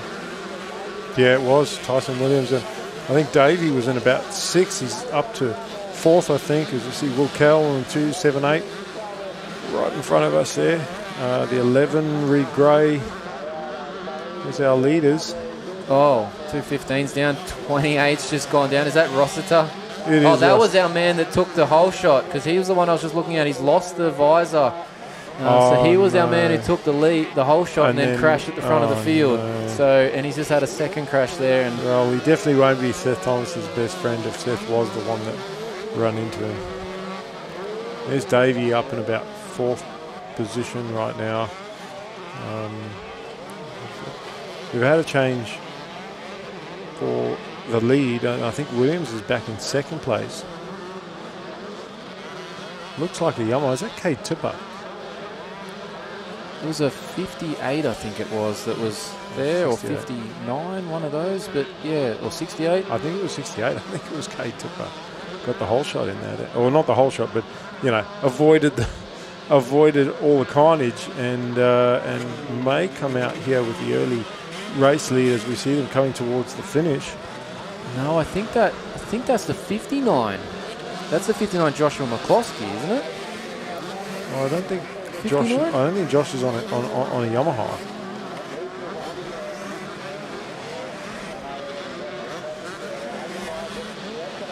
You're right. It is McCloskey. Is it a Yamaha? I don't know. I just didn't recognise him on it. But man, I mean, he won on the 85 yesterday. So, you know, clearly he's having fun on this track. And yeah, he is. He is on a Yamaha. That's what the list says. So here we go. Yep. That's awesome, because you look at the numbers and who's that? You know, you haven't seen them all day, and now all of a sudden he pulls a whole shot out of his backside and he finds himself in the lead. Well, not quite a whole shot, but I think it was helped by the fact that two of the ones at the front went down. So he's obviously had a little bit of a gift there, but that is Heath Davey in behind him as well. So our man that's been winning all these motos in recent times is slowly working his way up from a bad start here. He's got past Tyson Williams, who's sitting in third. But Davey's going to be looking to take McCloskey here and get back to the front of this pack here shortly, I'd say. Well, you know, McCloskey's got the lead. He's had it for a lap. And I think the longer Josh stays in front, he's going to feel like he belongs there. Being that he won some races yesterday as well, I don't think he's going to just roll over and let Heath have this one. In saying that, I think Heath's going to work, sort of just work it out CA switch. That was beautiful. That was smoothly going, following around the outside, then saw the opportunity to cut back and took the lead there from McCloskey. Did Davey, and now Davey has a chance to probably run and hide at the front of this field. Well, look, McCloskey. Oh, write it down in the background there, a shot. Yes, McCloskey can. Doesn't necessarily need to race in for position, but just stick with him, because what that's going to do is going to drag him along and create, hopefully for McCloskey, a big enough gap between himself and the next rider that he could take a second in this one. And again, we can't just say that Heath has won this race already, because we've seen riders lose it at the very end of the race. You know, this is, I think, crucial for Heath to concentrate to the very end. As you know, I mean, I've dropped it in a race, a corner before the finish, in the finish corner itself, you know, or halfway through the last lap. You think that you've got it, you lose concentration for a second, next minute you're on the ground. So, you know, Heath has had an awesome day so far. I don't think he can rest on that and just think, I've got it, and just that loss in concentration. He's hopping through those doubles quite well. McCloskey second there, Williams third, Tipper's in fourth place, the number 68. So we should have a look back through our timing and scoring here once it rotates back around to see where Seth Thomas has ended up after that opening or second corner crash there, as well as Rossiter. So we'll just see once this scrolls back around where they've got to. Seth is in 7th on the list there, so making his way forward, which is good, but not great just so far in terms of championship situations. No, and he Davey is going quicker than the couple riders in front of him, but the problem is because he's coming through traffic, the top three riders are still clocking at quicker lap times than him. So he's losing time to the leader. So by the time he gets to fourth place, they're going to have a reasonable gap on him, and whether or not he's going to be able to make that up, well, I guess time will tell. Well, and as you said too about our second place rider, McCloskey, if he could just sort of stick with Davies or to drag him along, that's what he's doing at the moment. He's not really dropping off, so he's going to be dragged along out front further away from Thomas with this pace. So it's making it harder and harder for Seth to try and regain any points here in this championship battle that he's having with Heath Davey. Yeah, that and Tyson Williams, who got a second in the last race, is third in this one. He's another rider that Seth's going to have to get his way around, and I'm sure Tyson's not going to make it easy for him, because Tyson's looking at a second overall today in the position that he's sitting right now. As we watch the riders, our leaders, come through and out of that split lane section. Davey just wheeling through a couple of the bumps there, trying to just find some smooth ground the quickest way he can around this track. A down rider there on the outside of the circuit, just in that whole shot graphics berm. I've just seen Rossiter go past the finish jump, big scrub, no peak. I think he's a little bit angry with himself. Yeah, I think so. Oh, look, another rider down just in that second corner there is claiming everybody today, except for Heath Davey. He has dominated not just the class today, but the track. He's, where most riders are just trying to survive at this point, and McCloskey doing a pretty good job really to keep with him. He's not like right on his wheel, but he's got him in sight enough to just keep that tow rope going just a little bit longer. Well, again, if anything were to happen, a little bobble, a little tip over, he could re-inherit the lead and actually get his first win, I believe, on a 125 at this level. I think this will actually be his best result. See Riley Tungo passed us as well. He got caught up in some of those early crashes in the at the start of this one. As we see Davey go through the Kennard's corner, we've just seen there's Thomas. He's behind Tipper still. Yeah, in fifth. So still a bit of work to do for Thomas to get any further up in this pack. We'll try and see if we can follow his progress as he catches up to the back of Tipper, and then try and keep an eye on how far ahead the next rider is. Well, he's 11 seconds back from Tyson Williams is Seth Thomas. He's only 3 seconds back from fourth position Tipper, so he's probably going to get towards Tipper maybe around this lap, but then there's a bit of a gap still to make up to third position in Tyson Williams. So keep an eye on the progress off the lap charts there as we watch Heath Davies continue to make his way around this Dubbo circuit, just trying to find some smooth ground here. Yeah, there is none. And from Thomas's perspective, if he can get to third place, if he can get in front of Tyson Williams, the silver lining is that second overall for the day. At least it's something. I mean, he's lost a bunch of points to Davey today. In all his races, but a second overall, you'll take a second overall, go into the final round second, and what will be. All he can do at the final round is go and win 3 races and see what happens. See if Heath has any bad luck for the round. That's all he can really hope for at that point, isn't it? So things are looking good for Heath Davey this time round, past the finish line section, up onto that start area. Just chasing those ruts all the way around that first corner. Well, sometimes you make your own luck. I mean, if Seth had the whole shot in that one, he wouldn't have run into the back of Rossiter.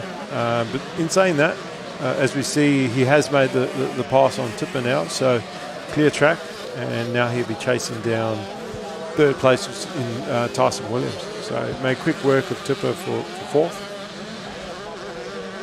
Williams is not that far in front of him. I just don't think the way McCloskey's riding, I'm just not sure if you're going to catch McCloskey for second.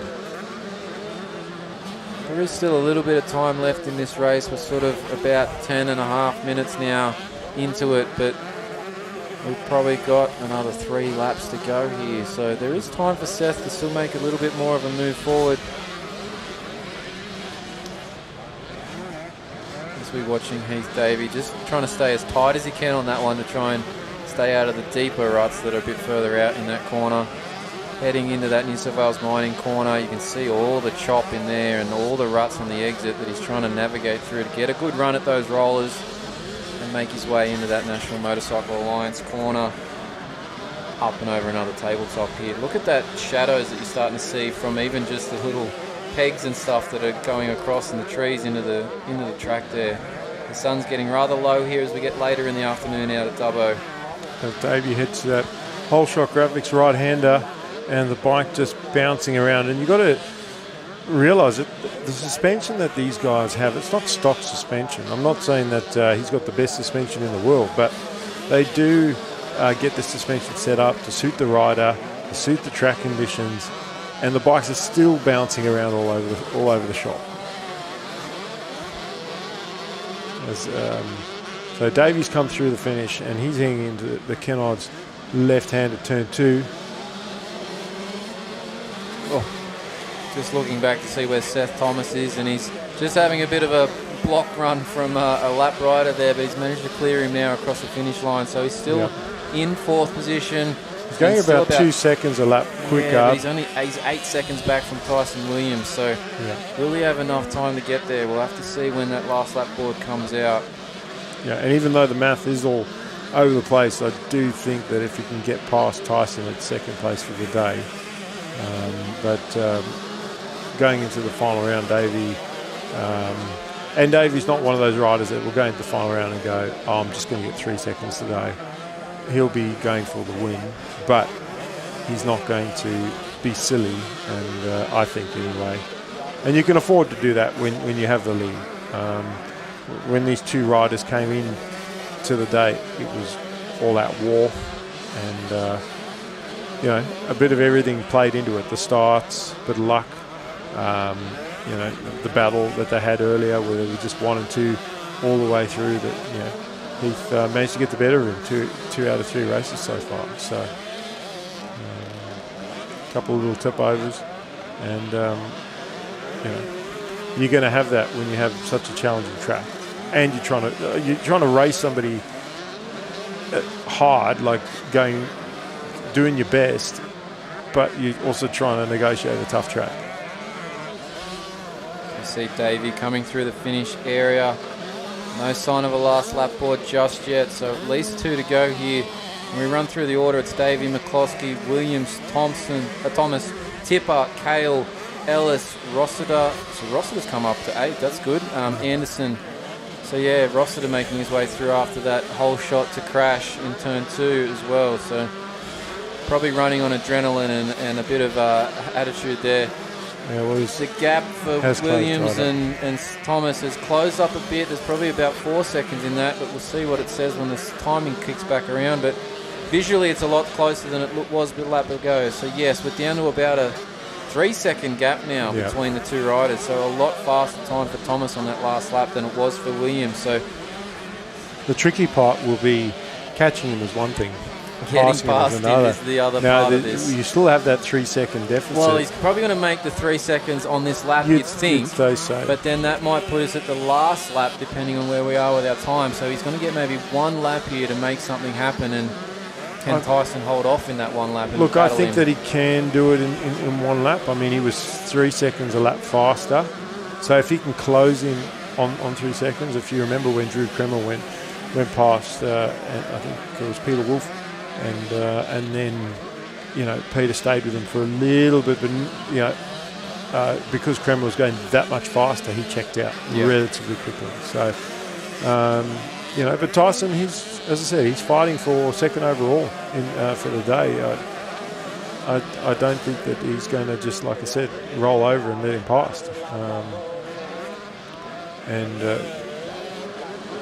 Josh McCloskey would be really happy with 2nd place in this race.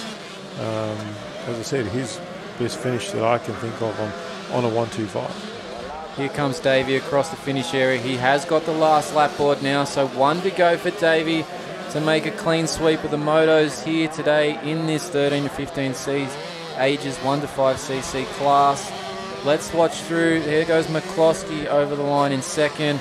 Let's keep an eye out to see where Williams is. Well, actually, that gap hasn't closed up like we thought it might have. Williams has sort of held this 3-second gap. It might be down to maybe 2, but there's still enough there that Williams might be able to hold this off from Thomas as the last lap is now happening. No, I definitely think Tyson picked up the pace in that last lap around, and that sort of gap, that's... I mean, there is time because you can see what these corners are like. Yeah, look at the times there. 157.5 to 157.2. Yeah, so Williams has dropped it. 157. Didn't quite beat Thomas's time, but he matched it pretty damn well. So close enough that it hasn't really closed. The gap hasn't closed. So well done to Tyson on that lap. But can he hold it? Do it one more time. Basically, is the thing he needs to do. I think second place might have gone down. I think McCloskey's gone down, and now he's racing Thomas for that position. If we can get back to that back section of the track. You see Davey clocking around. There it is. We've got the overhead. And that's really going to mess Thomas up because McCloskey got up just quick enough to get up in front of him. And Tyson Williams has got the position without the pressure now because it's McCloskey that's trying to defend the position. And this will guarantee Williams a second overall if he can hang on to it. So that's Thomas going inside of McCloskey there, I believe. Does he get it? Or no? McCloskey's coming back. He is. The inside. Oh, wait, Thomas is going to try and change inside. But no, didn't pull up enough. I think this might actually help Tyson here with that rider between them now. 100%. Yeah. From an overall point of view, definitely. It will. Yeah, no, for sure. This is, like I said, guarantees Tyson second overall for the day. He's going to be pumped standing on that podium. So Heath Davies already over the finish line. He's got the moto win. Here comes Tyson Williams.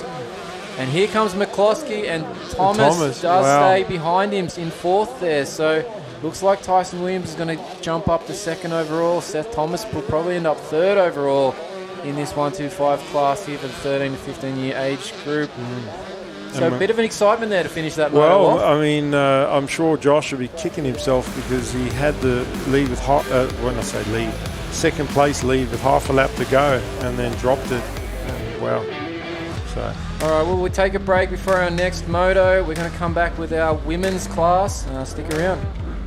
We're here with Riley Fitzpatrick after that final MX1 moto there. Not the result you wanted there, obviously. You started all day long up front. You've had the speed. Fun fact on that one there, you had the fastest lap time mid-race there, and you consistently ticked it off faster than the front two guys every single lap for 5 laps there. Obviously something you're working on in the Nationals program. Yeah, I've been trying to battle these 450s all day, but I've been struggling to get past them with the horsepower, and I went down that motor. I thought I would just wait, give myself a clear track and throw down and see what my times are compared to them. So pretty cool to know that I had the speed to run up there if I could just stay upright. Beautiful, that is Riley Fitzpatrick out there in the 450 class.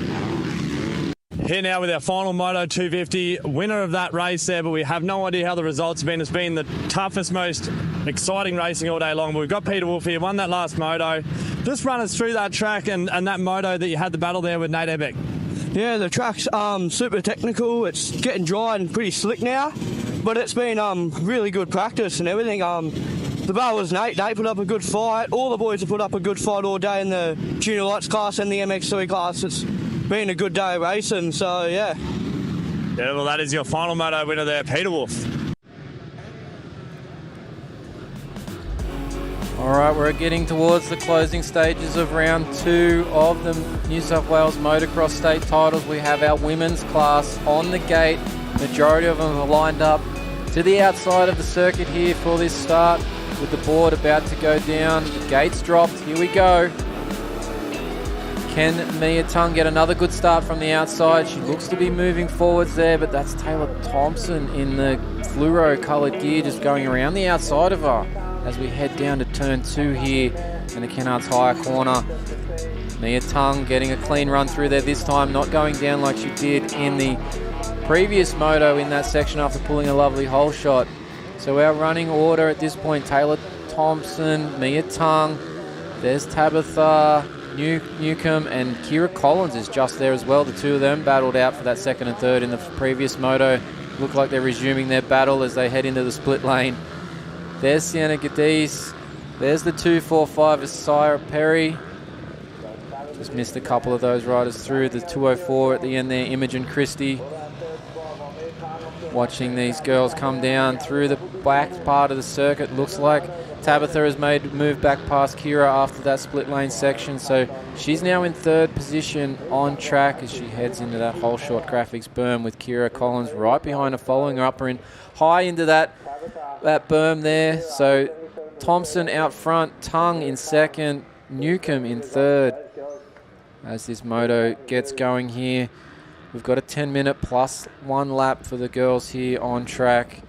They got a decent challenge ahead with this track conditions as it is, and the sunlight getting nice and low here as we're heading into the afternoon at Dubbo. It's going to be a bit of a challenge with the shadows and the sunlight in the eyes as they try to navigate all these ruts around throughout the circuit here at Dubbo Dirt Bike Club. Just checking out some of these overhead shots. You can see, I think that's Tabitha having a struggle there and going down, actually blocking Kira Collins. Kira's got nowhere to go. Managed to make her way around. So Tabitha is up and going, but she's lost 2 positions there. And then we're back to our leader, Taylor Thompson out front. Mia Tung's come over the line as well. She's a few seconds back, about 8 seconds back already on this opening lap. So Thompson making her way around the front of this track here, leading from the front, looking very solid, particularly after that MX2 moto where she's done really well today, putting in another good performance here in the women's class through the Dubbo Regional Council corner, just staying nice and wide there to try and stay out of all the rough parts, but you get a nice bit of head shake there in between those jumps as she landed in a couple of holes. Mia Tung making her way around there as well on the outside of it. Just keeping an eye on Mia as she heads towards the split lane. There's Kira Collins. She's managed to stay in front there. Sienna Gadis, Tabitha back going after that little tip over that she just had, trying to make up for the ground that she's lost to Kira and Sienna. Well, look, I think that Tab needs to try and get back up to third place. Little mistake, and the hard part for the riders at this point of the day, I mean, I really feel sorry for the vets riders that are up next, is that when you are one of the last races in the program, you know, you think about the MX3 guys, although a lot of those guys were backing up in second classes like the 250s or 125s, but your MX2 riders, they're done for the day. You know, they packed up, potentially gone home. Really, they're just most of them. That's it. And then you know, obviously your podium, your guys that finish on podium, they know whether on podium or not. They're just packed up, all ready to go. Probably got the car parked next to the podium area with the engine running, ready to make a quick exit. You know, begging the organisers to call their class first so they can jump on the road and go. We see Taylor here going past the finish line yet again, up onto that start straight and through those massive ruts. That point there is where she would have been looking straight at the sun, trying to get around there and pick out the rut that she needs to go through that corner safely. Well, one thing that I've noticed in the times, at the start of the day, Taylor was 10 seconds a lap quicker than Mia. It's 8 seconds now, or 7 seconds, or 7.5 seconds that last time around. So I think Mia has actually picked up the pace. In saying that, Taylor's been running 2 classes all day. So, you know, is Taylor going at the absolute maximum speed she can? Probably not, but she's still putting in a good effort.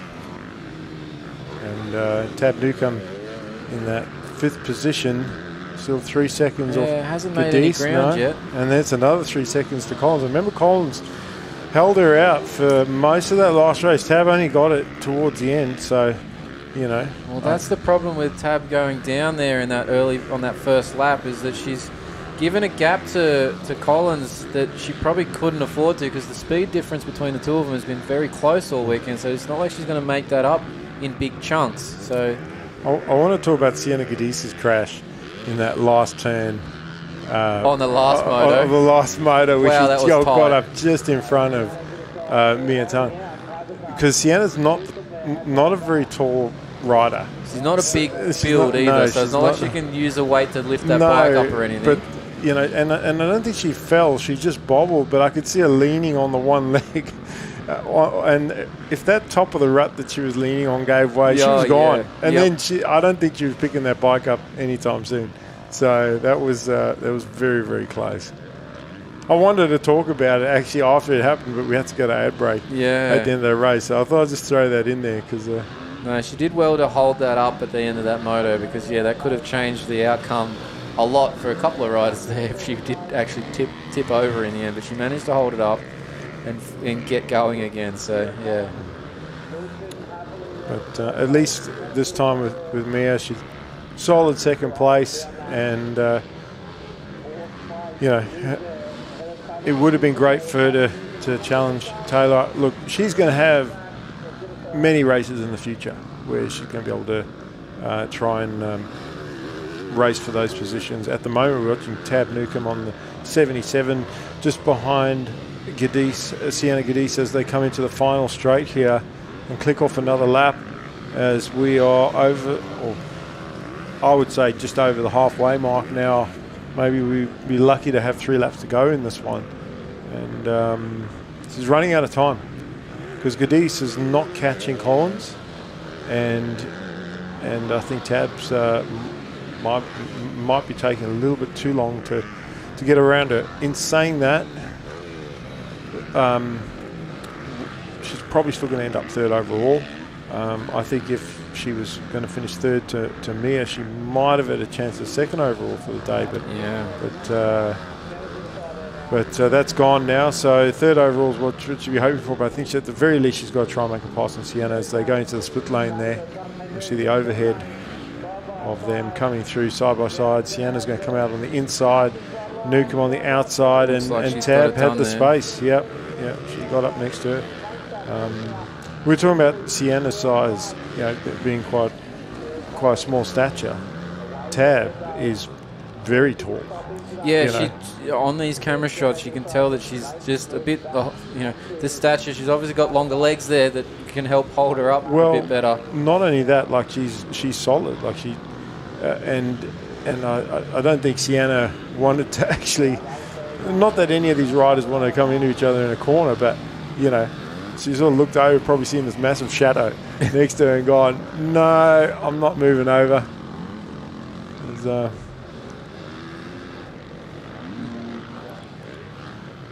Well, we won't get a drone shot of that because it's higher than our drone. But anyway, we're just talking about the jet stream in over and above. But Tab Newcomb made up that position, and she can see Kira Collins in the distance at the end of that next section. So has she got enough? I think we've got 2 laps to go. Obviously, Taylor and our second place rider, Mia Tung, they've passed the finish line already. So at least a couple laps to go. There is maybe some time. If Tab can charge, she can, as I said, she can see Collins. If that wasn't the case, then different story. She might just settle where she is. But I actually think she's going to go for it. So we're getting these lovely overhead shots, watching the riders come through different parts of the track from different angles. You can see all the ruts that have formed throughout the day here. And look at, there's a rider down in that corner there as we go around it. I think that's just one of our lap riders. Can't quite pick up who that was stopped there on the track, but they're going now, which is awesome to see. Tabitha's trying to get closer to Kira as they're going through that Dubbo Regional Council corner there. There's Gadis coming through. Yeah, she's closed it up. She's closing it up a bit, isn't she? So maybe the looks are deceiving when they come in towards you. Maybe. It's like camera angles, It's like that sticker on the mirror that says, things in the... Objects may be closer than they appear. As they head down to the back part of the circuit. It is closer. Yeah, definitely gotten closer. So will we get to see a little battle here for this third place in this moto here as we close things out? And the last lap board is coming out now as Taylor Thompson's coming past the finish line here. So 1 to go. So these girls here on this point of the track, they've got basically 1.5 laps left. I think Tab knows that it's probably going to be last lap next time she comes around. But the fact that she's closed up the gap on Kira so quickly in this lap, I think it's going to give her a lot of hope that she can sneak a pass like that up the inside. Collins, well, though, that was quick. Yeah, it was. Yeah, I didn't expect her to. But then Collins ran wide, and if you remember the last race, Kira was taking all these very out wide. Again, that's safe option. And if you're confident enough to dive into an inside rut and get it right, you can do exactly what Tab just done there. And she's made that pass and taken a lot of ground out of her already, running away from her at this point in the race. So yeah, nice move from Tabitha Newcombe to secure that third position on track, and that might be enough to secure a second overall on the day, given the fact that Mia had that rough second moto.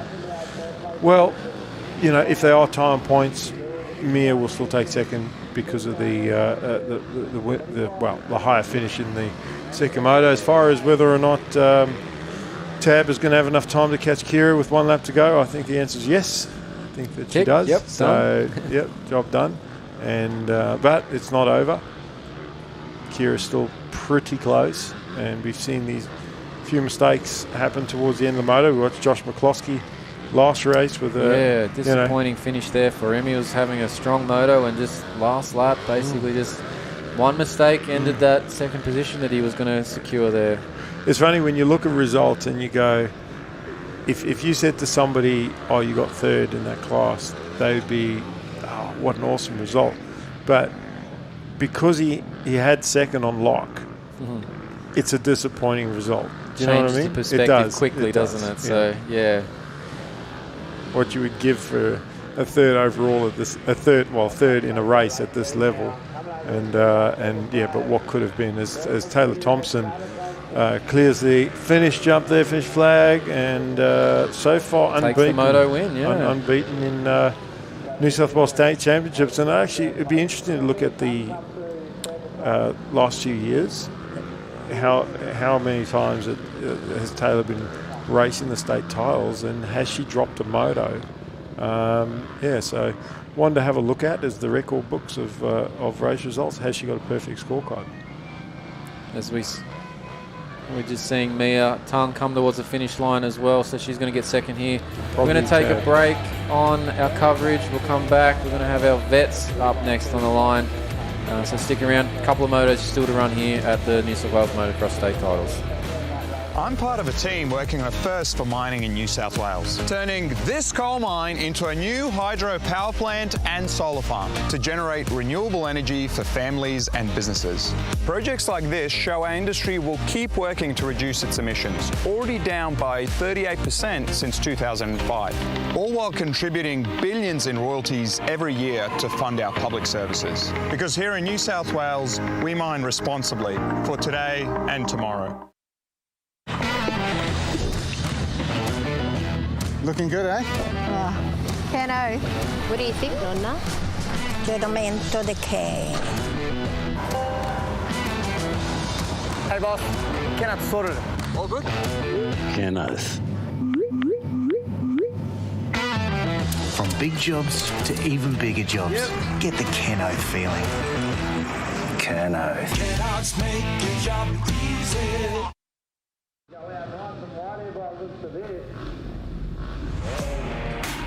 All right, just wrapping up that women's moto. So it was Thompson, Tung, Newcombe holding out for third there. Kira Collins fourth, Sienna Cadiz fifth, Sia Perry in sixth, Samantha MacArthur seventh, Bella Brownlee in eighth, Imogen Christie ninth, and a did not start, or DNF, sorry, for Chloe Richards in that final moto of the day.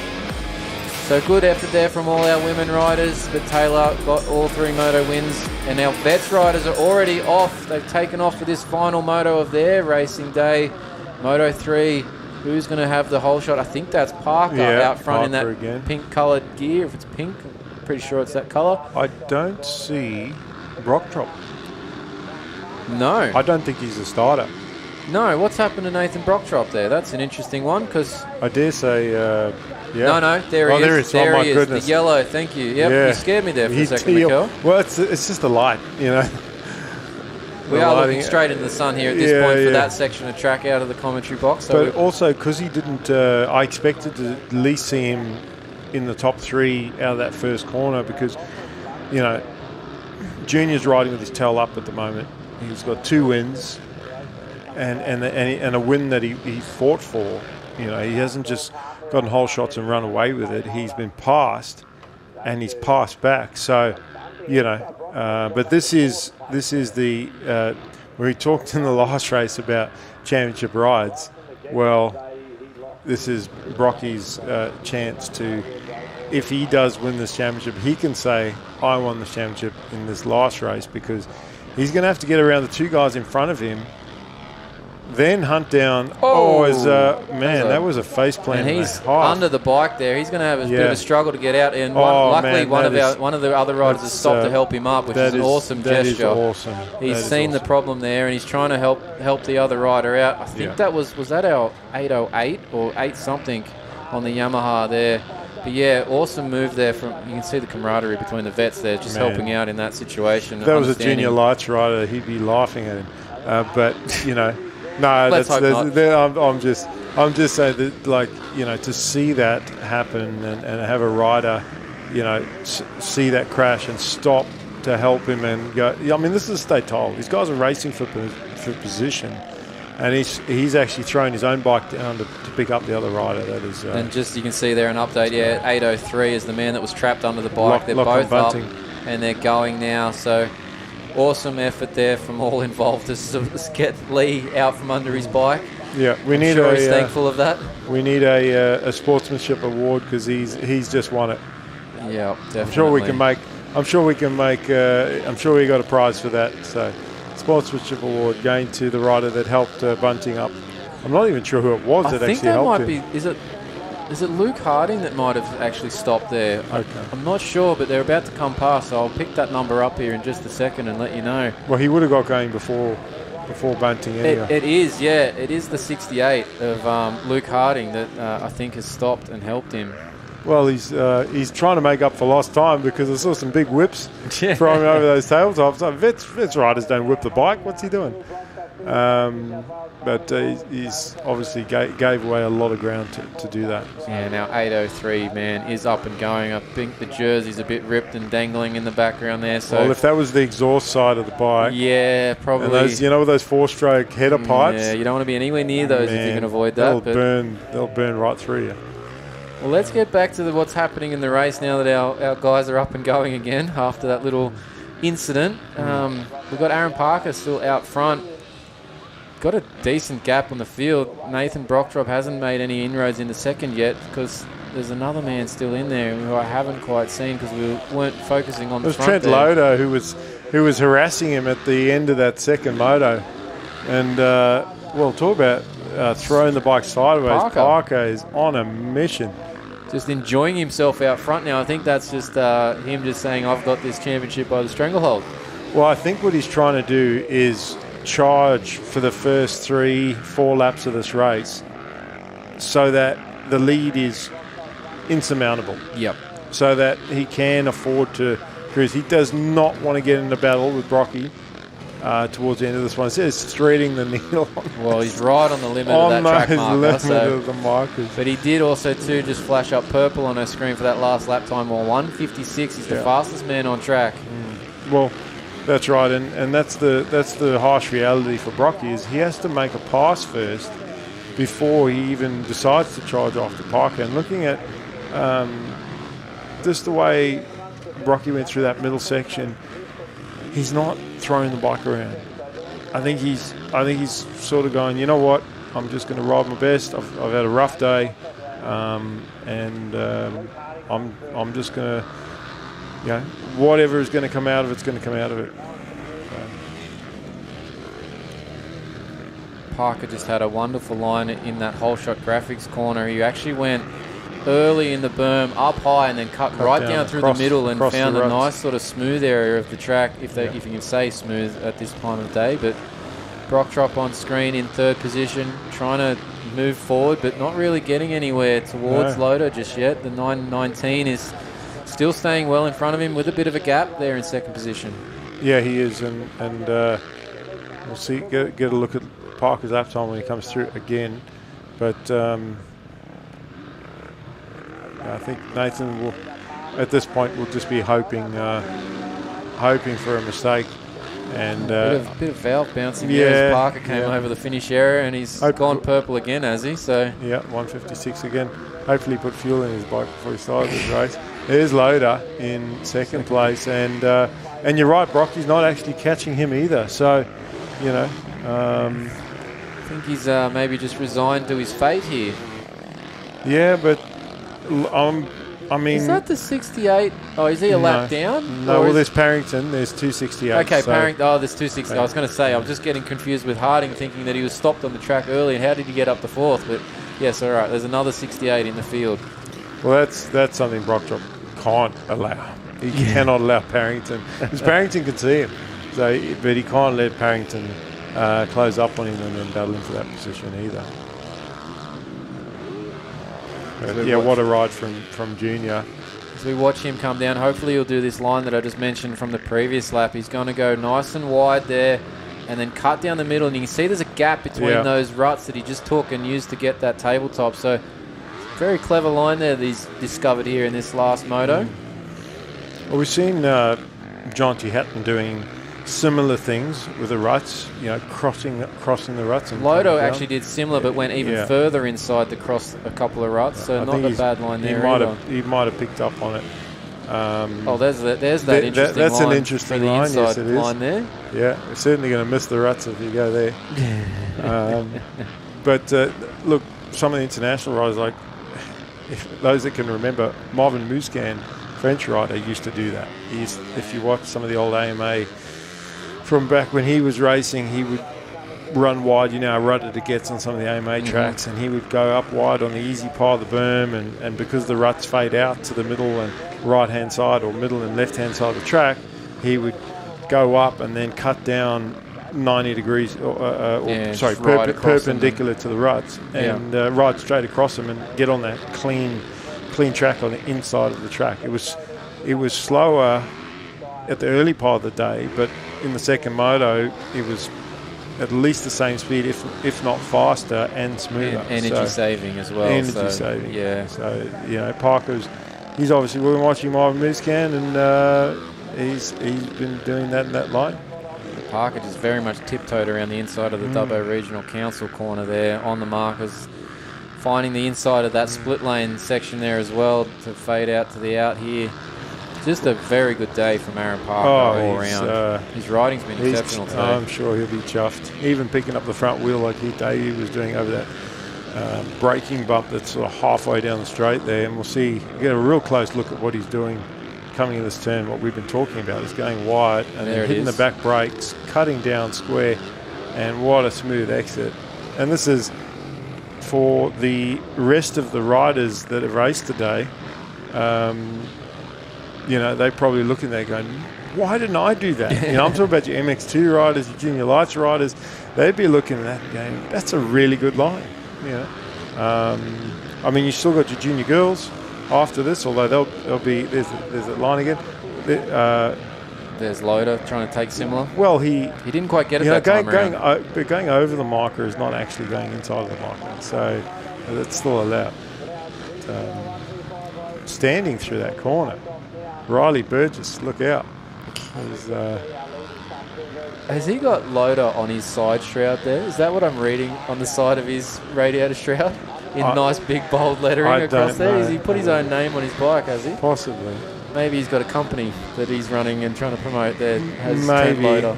Look, it wouldn't be so he could find his motorcycle, because it's you're right, this is on the shrouds. It must be a company name or name. My name's too long to put on my shroud. I'd have to start at the front fender and take it all the way over to the rear fender to get it in there, and not even put my first name in. Oh, well, lucky for Aaron Parker, he probably doesn't have that problem either. No. So look, the jersey's flapping Jason Anderson style at the moment out the back there. A little bit of a bum whip over that rib jump there.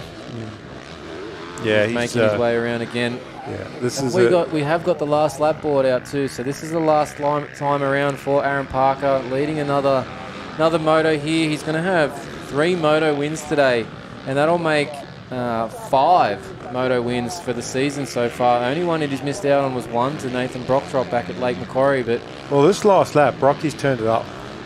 He is trying. Now he is trying, and I just fear it's a little bit too late for him to get Loader before this one's up, because Loader is determined. I think when he saw Brocky in that last one and nearly felt like he had him, I think he's going to... Gave him some confidence for this one, because he is going for it as well. He's not going to let him have this. That's it. We've got him in camera shot now, so we'll see if he can hang on to it. And great line out of the turn. Brocky's picked up on it. He's copied it.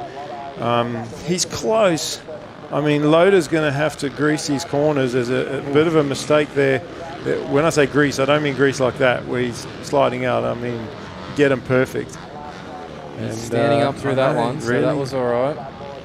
I think he's got enough gap here on Nathan. I don't think Nathan's going to be able to get that much closer to him. There's only, 2 corners left here?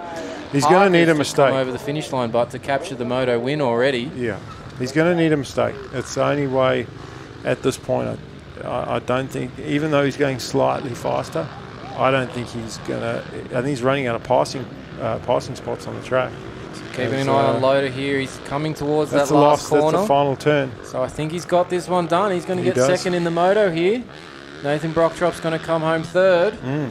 So that's going to turn up the championship points, make it a bit harder for Nathan at the final round, but it's going to make it look a lot easier for Aaron Parker as they head to the final round. Yeah, for sure. And Loader from Moree, he's in the spoiler in this race and potentially in the championship. So shouldn't change the overall much. Should still see Parker and Brockdrop first and second, but Loader with that second place. Well, great result. And just one to go now, David, left, as we head into the junior girls, 13 to 16 years of age. So we'll take a quick break. We'll come back with that one and get... Well, we weren't going to take a quick break. We're going to go straight into this last race and get this day done. Round 2 of the state titles here at Dubbo. So final race, final round, junior girls. Who's your pick? I have to go Claire Pollard. You have to go Claire? Claire's been sensational across the opening round and today. Not the greatest of starts today, but she's been able to work her way through and get stay on the bike. And stay on the bike. That's been a challenge for these girls so far. Ada Harris is probably going to get the whole shot again, but can she keep it up on 2 wheels, which has been a downfall Well, today. if she can, I think we've got a race on our hands. Well, yeah, and that would be What's that? nice 1, 2, to see. 3, 4, 5 Husqvarnas in a row. This was the trouble we were having last time around about which Husqvarna was which. So I think I was having the trouble. You were making. Just trying to correct you at that point, but yeah. All right, we're ready to go. I think the girls are getting those revs up. As we got the 5-second board, you can see the gate's about to drop. Good jump from that's Ada Harris, but Claire Pollard's actually got a good start from this one. From the outside, yeah. So she's going to lead the way down into the Kennards higher corner here. Ada Harris is going to try and make a run on the inside. Look how dark the track is now. It has actually gotten very dark. We're in a lot of shadow at this point, aren't we? So I hope the riders are riding with clear lenses, because the whole track's under shadow. Pollard tries to cut back. Tried to cut back from the middle, and Ada Harris didn't do anything wrong there. She actually did everything right. She held that inside line, and I'm not sure what Claire was trying to do there, other than trying to close the door on Ada. But this is now resembling a bit more of the motos we had at Lake Macquarie already. So we had a bit more back forth going on. Now Ada's stayed up early in this moto for a change, which is good. That's and a good start. A bit of a loose end there for Claire. But let's see how this one plays out, because they had a good back and forth battles. Oh wait, look at the cut Claire's down. Just stalled the bike in that corner. And she's trying to kick it because it's a 1-2-5. Yep, she's got to get the kickstart out, so she's losing some track position here.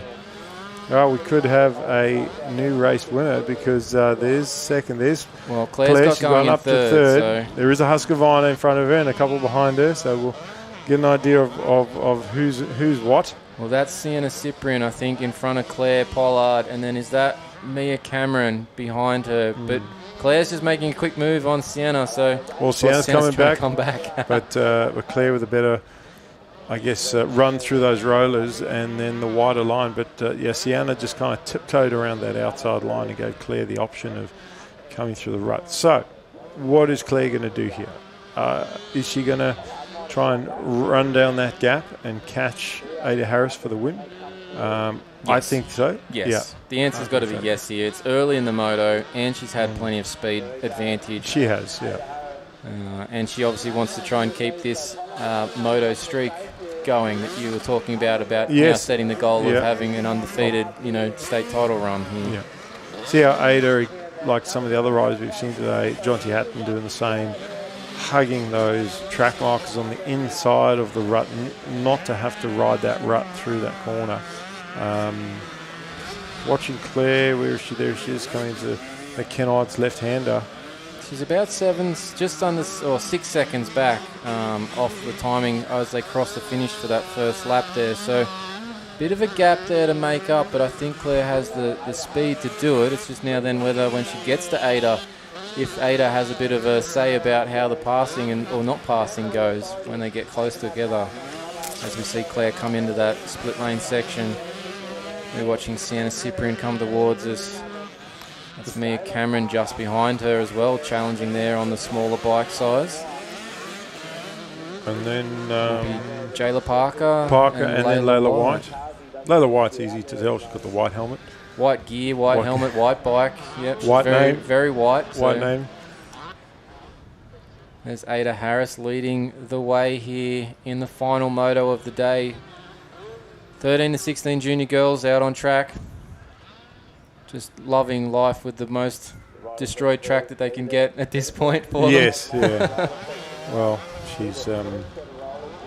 look, I think she probably feels like she deserves to win because she's worked so hard today, albeit it's work she's created for herself, but nevertheless, she's put herself in a good position, and that wasn't from a whole shot. She was second. She made a pass for the lead, and put the pressure back on Claire. Then Claire made that little mistake, and now it's the opposite situation that they were in the previous races. So Ada's watching Ada come towards the finish area here through that final corner. You can see Claire in the background there, so she's gaining a little bit. Now Ada's gone through with a 2:12. Claire's gone through with a 2:10, so she's made up a few 2 seconds there on Ada, but still a 4-second gap to be cut down here. Yeah, and that's if the lap time stayed the same, and remember that means that Claire has to be absolutely perfect in these next couple laps. Any mistake, we were talking about how much time you lose on mistakes that you make. So she's trying to click off 2 seconds a lap. If she can keep doing that 2 seconds a lap, she might catch her with 1 lap to go, and then she's got to try and pass her with a lap to go. So she's in sight, she is gaining, but I tend to find that when riders are closing and you think, okay, he or she's catching by 2 seconds a lap, they tend to catch by 3 and sometimes 4 seconds a lap. As they get closer, you see those gaps close up quicker because the riders that are chasing get more motivation. They go, oh, look how much I've closed up, and they get even faster. Plus, the person in front starts to get nervous because they see them closing on them. And we'll see if Claire does the same thing there. No, not quite. She slots out. Ada used the good line that we're talking about from the veterans race there, but Ada almost threw that down on the ground, trying to sneak around the inside there. Yeah, well, we saw the vets doing that, and that's an interesting line. Anyway, and look, it's a tough one for Claire. She's got to keep the pressure on, and she has closed up that gap. It looks closer than 4 seconds. Yeah, we're probably down to like that 2 seconds that she gained on the lap, so last time around. So she's probably done about similar again. Now this is where you probably hope that once you can see that gap getting a lot closer, that Claire's probably going to start to feel that excitement build that she can make it happen. So we might see a bit of a quicker closing on this next lap, but the gap is definitely smaller as they come around the finish line area We're this going to time have around. at least 2 laps to go. So Claire's got time for this. She does. She does. The difficulty is they're taking the same lines. Well, and she has dropped 2 seconds compared to. So we're now under a 2-second gap as we go into this section now. But, so, as I said, they're taking the same line. So now, as Claire, like, she can still afford to follow for now because she hasn't quite closed up the gap, and I think she possibly lose some time there running wide in that corner. It's maybe a bit early to try different lines because you're not quite on the back wheel. There she's gone back to the same line. But, don't change what you're doing now. Wait until you get onto the back wheel and then try and make that move. As we watch them both there, the gap is visibly smaller as they head into that split lane section, following each other through the outside, then the inside, as they're going to now make their way down to the back part of our circuit here at Dubbo Dirt Bike Club. Lots of ruts to challenge them here as they head into this corner, and I dare say they're on the very inside of that corner as they're going through. There's probably a track marker or two missing there as well. Well, they found Aaron Parker's line, so... We see him in the whole shot graphics. Look at Claire, corner. she's picked up on that line. Yeah, she found that smoother section of track because she's closer now, so she could see where Ada went. Ada not opting for that very inside line anymore, going back to the middle. Well, after she almost threw it on the ground, it's probably a smart move there. When you're trying to cross a rut like that, you saw her front wheel almost tucked, so yeah, she's decided to switch it up. And now Claire's closest she's ever been. I dare say we might see a last lap board next time they come around. So, she has closed the gap. This is what we were talking about, that 2 seconds a lap deficit that she had to make up per lap over 3 laps to close up 6 seconds. But can you see now that she's closed the gap, that she's not sitting right on top of her because she doesn't want to run into her in a corner. Now trying the different lines. I think it's going to be a hard ask to, I know she's going slightly faster. She's caught her, but okay, 2 laps to go. Well, that's going to play into Claire's favour. If that was 1 lap to go, I'd say that it was more in Ada's favour that she was going to hang on to that. So let's see what Claire Pollard does here. A little bump and move there from Ada Harris as she tried to get out of that rut. So can Claire make a run here? She's doing that wider line in the Kennard's high corner, and I think she's losing a bit of time there going that far out. Well, but maybe it's easier, or she feels safer doing that one. She lost a lot of time on the way in, but she gained it back up through the momentum out of the turn. So it was really a bit of a wash. Yeah, really a wash. So I actually like it. If it was Ada doing that, I'd say no, because you got the lead. You don't want to run that wide and leave the inside open. But for Claire, I think it actually worked. Now, is she going to make a pass? No, it's not going to get her a pass, but it is an easier option. Now, interestingly, as we look at this class and how we're coming down to these final stages of the moto with the 2 riders tight here, this hasn't happened yet. They've battled early in motos, but then Claire's gotten away. Oh, that was a poor line choice there. But yeah, so we're coming down to the closing stages. But she's right on her. Ada's, tenaciousness when she's been trying to take these moves on early in the motos, this might actually play in her favour at the end of this, because she's going to have a bit of adrenaline going to try and actually get the moto win. Yeah, and look, Claire's trying. She's pushing and she's taking different lines, and this is what I was saying the difficulty for her is that she's been able to take the same lines to catch up, but now that she's on the back wheel, she's got to switch it up and take different lines. And like there, she went wide to take a different line, and she's lost a couple bike lengths. And last lap board's going to come out now as they go around the second last corner. The whole shot graphics turn. They're going to come into this left, and Ada Harris has it. So, yeah, this race is really for pride. I mean, Pollard has the overall win. Pollard has and she'll have the championship. She has the championship as well. really in hand. It's just what she wants to do. This is pride, and I can tell you that's what both of them are racing for. Ada is not going to, give this up easily, and Claire, I don't think she's just going to settle for second. I think she is going to try and get this win. Ada got that inside line really, really good there, and actually made up a tiny bit of time. Claire had to cross over to get back to that inside. It's just that 3-4 bike lengths behind. Just sort of stuck at that distance, isn't it? So Claire's just not able to really gain enough to then even show her a wheel. They're taking the same line through the split lane, and you know, she's just running out of options of places to pass. There's a corner, that left-hand turn, about 4 turns to go, where she got quite close. But she has to be on top of her before they get there to make that work. And she needs to follow, again, just taking one of those more inside ruts. I think the outside gives you a better exit when you cut back down. But well, Claire's she's changed going up wide here. So can she get a bit of a slingshot run and use that momentum? Just to catch up at least. But she got a nice jump double there. This left is where she got close. Does that rut all right, but not close enough. So maybe Ada's going to be able to hold on to this. We're running out of turns here. Oh, that was... and again, that's what I was saying about being close. If she's just a little bit closer, she could have made that work, you know. She's going to follow through here. It's going to come down to the second last turn here. Claire's going for a run. Ada looked like she also moved out to the same line, and I think that's going to be it. This is the last turn. It is. Yep.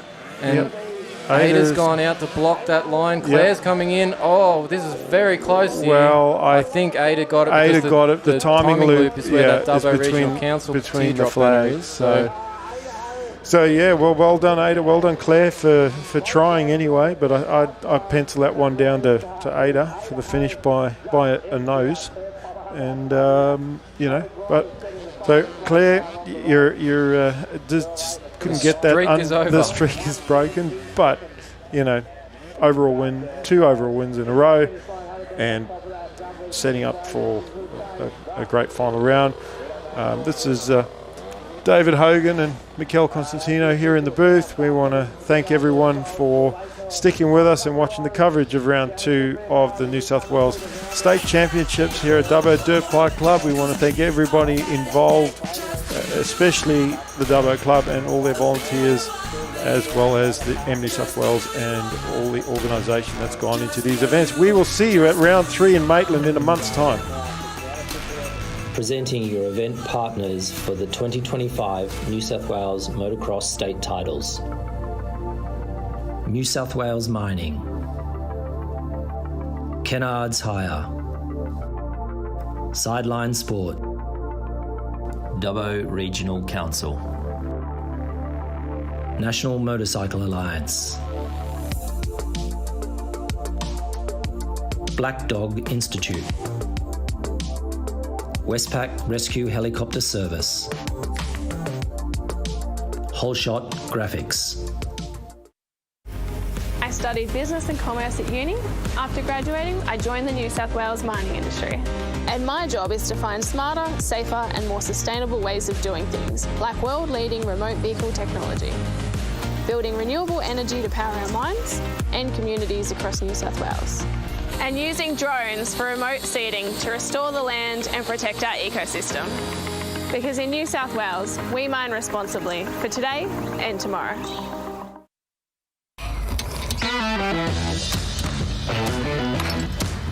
Looks good, eh? Ken Earth. What was that, love? I said Ken Earth. All done, girls. Happy? Ken Oath, all right. From big jobs to even bigger jobs, get the Ken Oath feeling. Kenards make your job easy.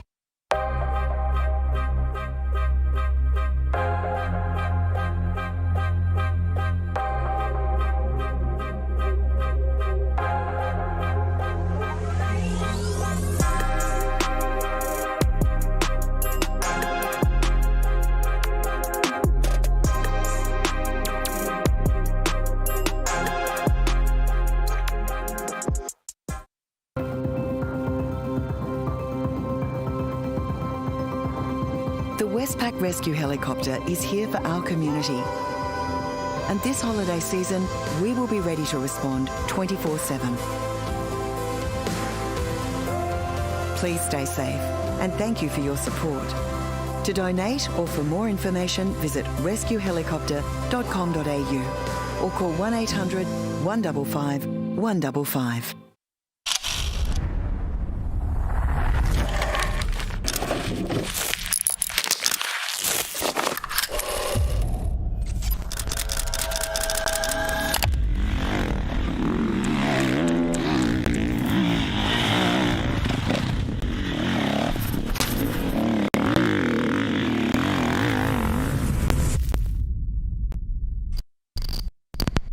All shot graphics. Be first. Be original.